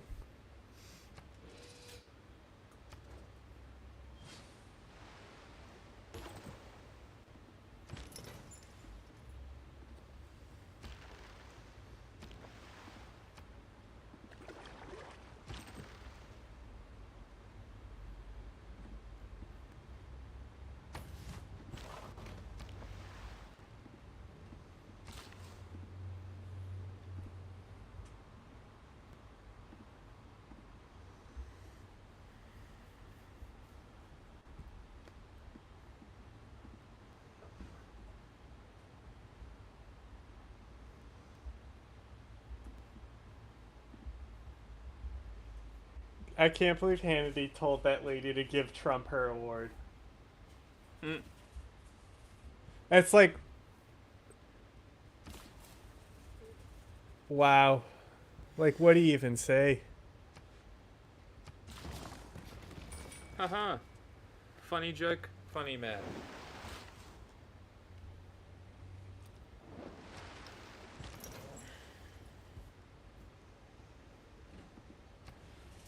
Let me see if I can find something else. Oh, I did send you something else. In Moscow. Yeah, it just takes a minute. YouTube's fucking slow. So yesterday, the United States seized a Russian oil tanker, prompting some in Moscow to label this an act of war that needs to be met with a military response. Now, personally, I would say this shows that when they're actually confronted by the U.S., Russia backs down. Now, this comes alongside news from President Zelensky that bilateral security guarantees between the United States and Ukraine are ready to be signed by President Trump. Now, diving into the ship seizure yesterday, Reuters reports, quote, the United States seized a Russian-flagged oil tanker that was being shadowed by a Russian submarine on Wednesday after pursuing it for more than 2 weeks across the Atlantic as part of Washington's efforts to block Venezuelan oil exports. It appeared to be the first time in recent memory that the U.S. military has seized a Russian-flagged vessel. The Marinera, originally known as Bella 1, had previously slipped through a U.S. maritime blockade of sanctioned tankers in the Caribbean and rebuffed U.S. Coast Guard efforts to board it. Now, our understanding is as this vessel moved across the Atlantic, the crew of the Bella 1 painted a Russian flag on the side, and around that time, this ship showed up in a Russian ship register as the renamed Marinera. Now, Russian military vessels were reportedly in the vicinity during the operation, including a Russian submarine. Is it pasta? It's not clear how close they were when this boarding took place, but most of the reports I've seen have the Russian naval vessels a full day away. So there's no indication that there's any sort of standoff, if you will, between U.S. and Russian military assets here.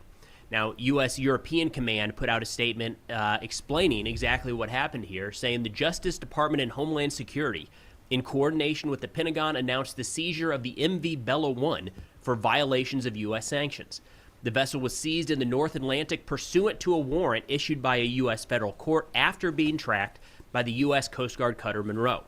This seizure supports President Trump's proclamation targeting sanctioned vessels that threaten the security and stability of the Western Hemisphere. The operation was executed by DHS components with support from the military, showcasing a whole-of-government approach to protect the homeland. Now, the Russian responses here were pretty wild. The government was relatively muted, saying this is not okay, we don't accept this. But when you get into some of the Russian military and political commentators, they're outright calling this an act of war, saying it needs to be met with force. But before diving into the Russian responses, a quick thank you to the sponsor of today's video, Delete Me. So have you ever been on an app or a website that requires age verification? Was compromised and hackers stole government ID photos, emails, payment information. Is a subscription service that constantly scans the internet, and when they find your personal data available for sale on people search websites, they have it removed. I personally use Delete Me, and here's a look at my most recent report where they reviewed 2,697 listings, found and removed one listing that contained 10 pieces of my personally identifiable information. Then looking back, one listing was removed in October, 11 in August, and 2 in June. And that's why the subscription aspect here is so important. This is the kind of thing that isn't one and done. You've got to stay on top of it, or like these data, all consumer plans. And of course, thank you to Delete Me for sponsoring today's video. So starting with the Russian Foreign Ministry, they said, quote, the landing by U.S. troops on a civilian vessel in open sea and its actual seizure, as well as the capture of the crew, cannot be interpreted as anything but a massive violation of the fundamental principles and norms of international maritime law, and also freedom of navigation. Now, quick note on the crew. Russia has demanded that the crew be returned to their home of record, suggesting that it's Russia.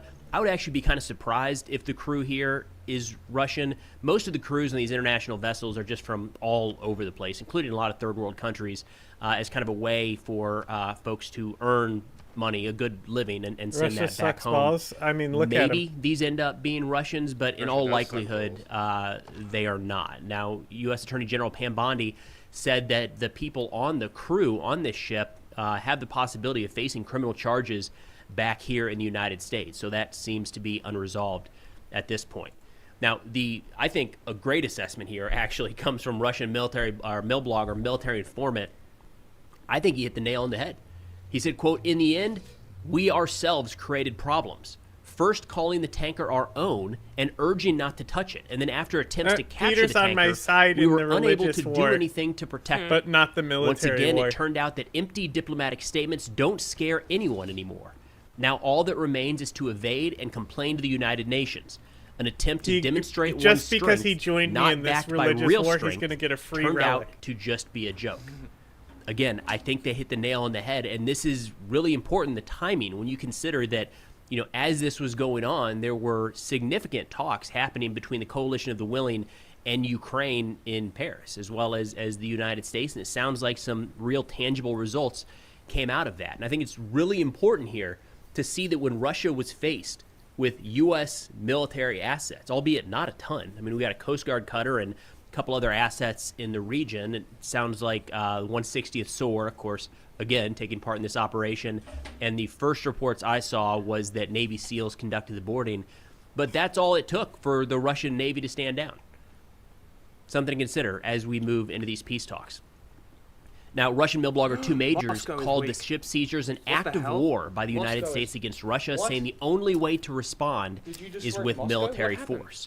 Another mill blogger here, Alexander Kotz, said, quote, if the Americans seize our ship and we just talk about red lines, this will convince Trump that we're just a very large Venezuela, that Russia can be pushed around at will. There will be no effective response. And the American president will start getting bold on the Ukrainian track, putting forward conditions for a peaceful settlement that we know we can't meet. And it will all end with the U.S. Army standing on the front lines of a military confrontation and Tomahawk-carrying ships who are into the Black Sea. And that's just one step away from nuclear war, end quote. I think there's some validity to that. Again, there's an argument to be made right now that President Trump is feeling the success of recent operations. If you go big picture here, you've got the bombing of the Iranian nuclear facilities that, by all accounts, went pretty well for the United States. Then you've got the capture, apprehension of Nicolas Maduro in Venezuela just this past weekend. Again, by all accounts, went pretty well for the United States.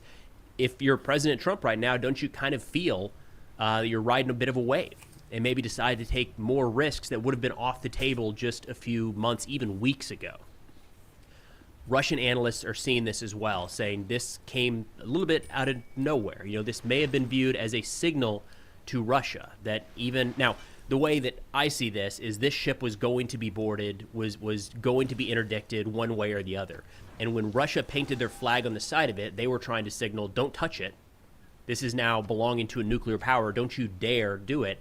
And the United States didn't back down. That is a very, very important signal being sent, and does suggest that the United States might be on board. In fact, the White House mentioned this yesterday, with boarding more ships, not just those sanctioned in and around Venezuela, but also those that may be connected to the Russian shadow fleet. That's a major step in this conflict if it actually plays out, and it's something that a lot in Russia right now are visibly concerned about. Now, the timing here was interesting as well because it happened alongside talks in Paris between the coalition of the willing, the United States, Ukraine, and others. President Zelensky came out of that relatively optimistic, saying a bilateral document on security guarantees for Ukraine is practically ready to be finalized at the highest level with the President of the United States. Bilateral, meaning between the United States and Ukraine. That would be significant. I haven't heard anything to date to suggest that we're that close to actually getting a security guarantee in place. But before you get too optimistic here, German Chancellor Merz just a few hours ago kind of threw cold water on everything, saying, quote, "The whole thing just doesn't work without Russia's consent, and we're probably still quite a ways away from that." And a note on a lot of this as well, the Russian consent has been so frustrating from the get-go. Russia wants to be a party to monitoring the ceasefire. So Russia wants to be able to watch as conditions play out on the ground and have veto authority over whether or not, Western troops step in or a no-fly zone is enforced. So Russia, being the one that in this case would be, violating the ceasefire, would then have the ability to say, actually, no, nobody can come in and do anything about this. It is ridiculous on its face, but that is the stance that Russia is taking in these peace talks. Now, the UK, France, and Ukraine signed a declaration of intent, according to the Kyiv Post. They said they signed a declaration of intent on Tuesday for deploying a multinational force in Ukraine, backed for the first time by the United States as part of a potential peace deal. The U.S. for the first time has offered to support the force in case of an attack, in a development that has been described by European leaders as game-changing. President Zelensky said that allies had made detailed plans on force deployment, numbers, specific types of weapons, and components of the armed forces required and able to operate effectively. Steve Witkoff, the U.S. Special Envoy, added to this, saying, "We have made significant progress on several critical work streams, including our bilateral security guarantee framework for a prosperity plan." Again, this is stuff that would be huge if true, but it's hard to tell at this point. I mean, we've heard a lot of things that are moving in the right direction. Signing a declaration of intent, I guess, kind of sounds good. That seems to me like something you could also brush aside and say it's actually meaningless because it's just saying this is what we plan to do at some point in the future. It's certainly not legally binding. Now, the readout had some interesting points here from this summit that I thought were worth running through. The security guarantees in particular laid out a few components. They said, one, participation in a U.S.-led ceasefire monitoring and verification mechanism. I feel like we've been back and forth on this for a while, but being put in writing that the U.S. is going to lead ceasefire monitoring and verification is notable. They say support for the armed forces of Ukraine. The coalition has decided to continue providing the armed forces of Ukraine with long-term military assistance and weaponry, essential to maintaining their capabilities. They say a multinational force for Ukraine has been created through contributions from willing nations within the coalition. These actions will be led by Europe with the support of non-European coalition member states and the participation. Ready? Cool. I wanted to let him heal a little bit, just in case. Can the mighty Moscow be brought down by Stick Boy? The warrior.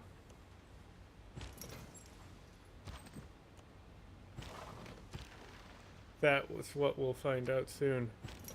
We'll see if they kill him next turn or shoot the ship. Do you want me to send someone in? Can you even go to war with him? I can just wage war on him. Didn't you just negotiate peace? I can declare a surprise war. Oh, okay. So I can do that. But I'm waiting for my state and my city to rebel so I can destroy it and take it back. So maybe not, just take it. Because it'll rebel to me anyway, because you won't be able to hold it. That was my plan. Yeah. Of the United States. My understanding is right now the Coalition of the Willing is made up of more than 30 individual countries. So that is a pretty significant bloc. They say binding commitments to support Ukraine in the event of a new armed attack by Russia in order to restore peace. These commitments may include the use of military capabilities, intelligence and logistical support, diplomatic initiatives, and the adoption of additional sanctions. Now, Russia has pushed back on this again. I mean, they continue to push back on any progress towards a negotiated settlement here. Their foreign ministry spokesperson called the statements, the ones I just read out to you, militarist declarations from an axis of war. They rejected them as dangerous and destructive, saying that Western troops or facilities set up in Ukraine will be considered legitimate military targets for the Russian armed forces. Now, I want to stress the addition of those military forces into Ukraine is not during the fighting. In fact, German Chancellor Merz hit on this earlier when he said there is no one here, not even a single member state in the EU or beyond, who is of the opinion that we should go into Ukraine now to intervene in the ongoing conflict. We're only talking about military security for a peace, for a ceasefire agreement. So to pick that apart real quick, Russia is saying any Western troops in Ukraine enforcing the ceasefire after a negotiated settlement is agreed upon would be considered a valid military target for Russia. Like, they're trying to veto that entirely. And again, as I mentioned earlier, Merz, with a little added cold water here, said the order must be first a ceasefire, then security guarantees for Ukraine for a long-term agreement with Russia. All right, here we go. And the whole thing just doesn't work without Russia's consent. Can he do it? Probably still we'll quite even give a him a ways second away from that. There, I So I'm shot torn it on twice. this. I Stick boy. think it's good. It's positive. I see. Will Stick Boy do it? Is it even possible? Because he's only got 16 strength, so I don't know if he'll just die. True, try. Zoom in. Nice! All you need is a stick. Stick is all you need. Seems like everything is moving in the right direction, but I'm not sword. sure we're any closer to an actual end state, if that makes sense. It's Now watch- great watch if the this, United watch this. States and the Coalition Not of even Willing and Pac-Man Ukraine got all get moves on the like same this. page, but Okay, if they're so taking genuinely this- waiting for Russia, Great for Putin Admiral. to say, okay, this is good enough, we're on board too, that day Boom, may Great never Admiral over here. So be interesting to see what And the then U.S., the go into Coalition of Willing, Moscow. and Ukraine do to try to force that. Faith. I think the timing Magnum of John. the Russian vessel being seized by the United States plays into this pretty well. Now, in Russia, it's not all positive. We turn to our favorite doom poster over there, Igor Girkin. We should note a war criminal, convicted look at war my criminal for pressure the on shooting your down city. at MH17 civilian airliner, and he's been It's jailed in Russia for 13.7 his pressure on your city. anti-government rants, is probably the best way to put it. He communicates through a lawyer. He said, quote, "This year, of course, no compromise will be reached because there simply can't be one.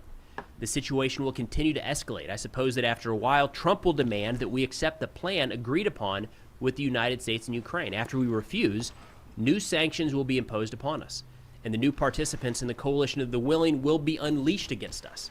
It's quite possible that this year, Russian troops will have to deal with new units and formations of this coalition on the front as well. I don't think that's in the cards, personally. I do not think we're any closer today to Western troops being utilized in the war."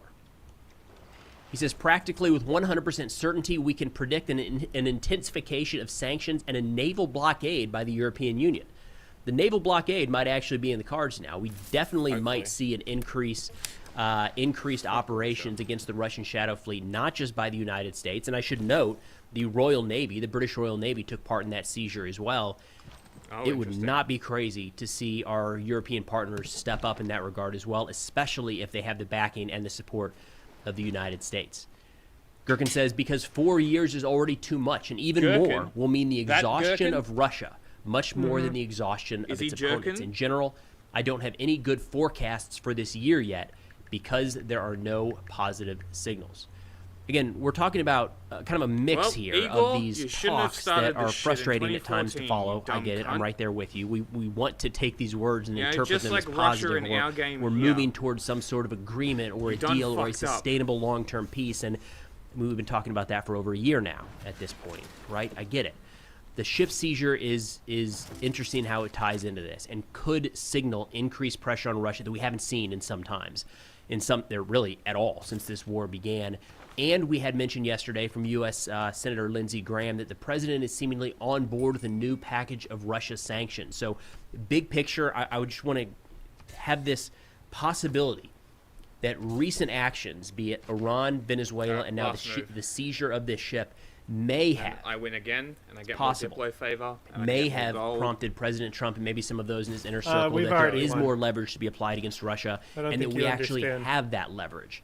And when we push, Russia is genuinely scared of direct military confrontation, not just with the United States, but with NATO writ large. So maybe this opens the door for added pressure that has not yet been applied, certainly during this administration. Fingers crossed. Time will tell. But that's all we got for now. Thanks for watching. And I'll see you all next time. Where's my Magnum Jong? Can I buy one over here? Oh, it's right here.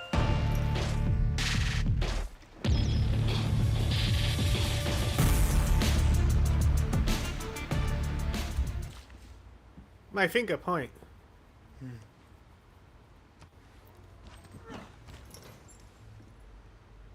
I can probably kill Russia at this point.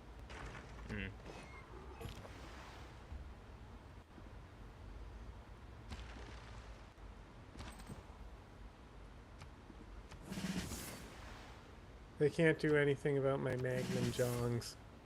They all have admirals attached to them too. That's hilarious.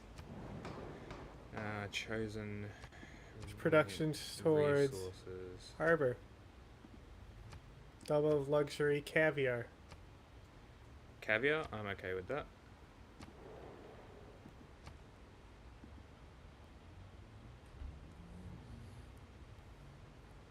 %100% production to commercial hubs, please. Oh, I voted for harbors. Oh well.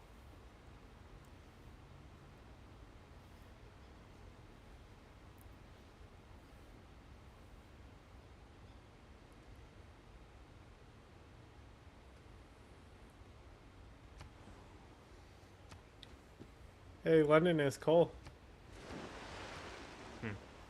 London had coal. No, I mean I occupy London. Hey, commercial hub's got it.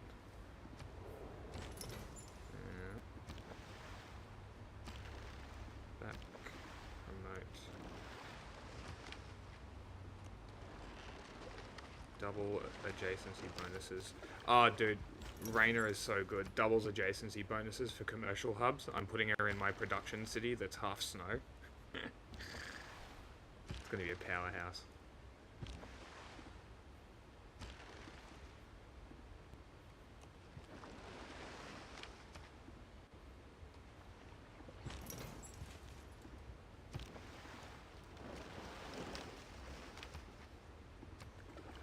But we are done. Let's save and finish the turn, press next, and then save and quit the next when it rolls to the next one. When I lose my city, which is about to happen.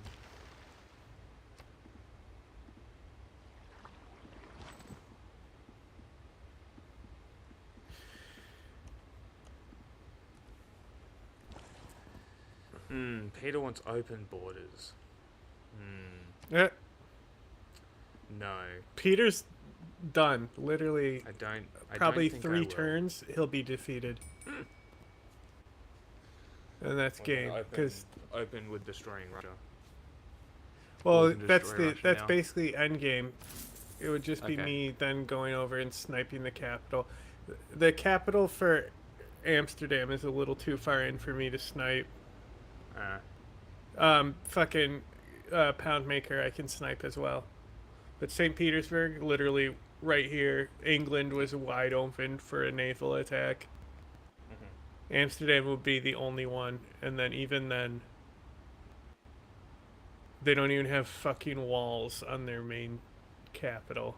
It's pretty funny.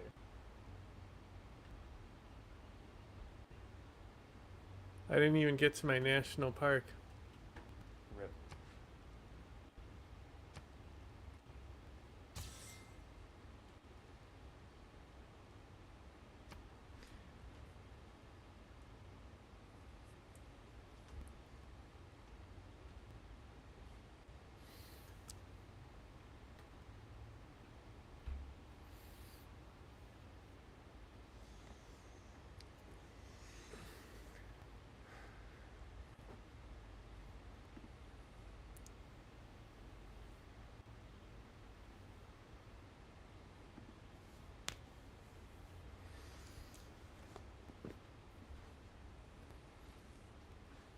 Video? Yeah, I saved.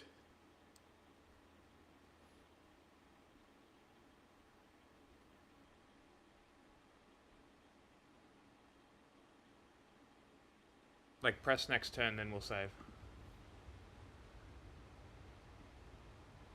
I don't want to because then it might simulate our turns when we load in. No, it won't. We'll save after the next turn.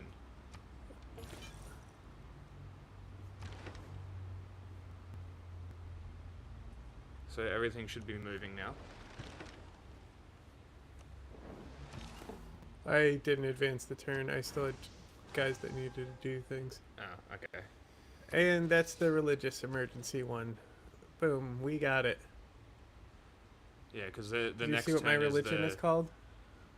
No, I didn't. Not this time. Hold on. Religion. All religions. Calvinism. Is that yours? No. The noticer. Nice.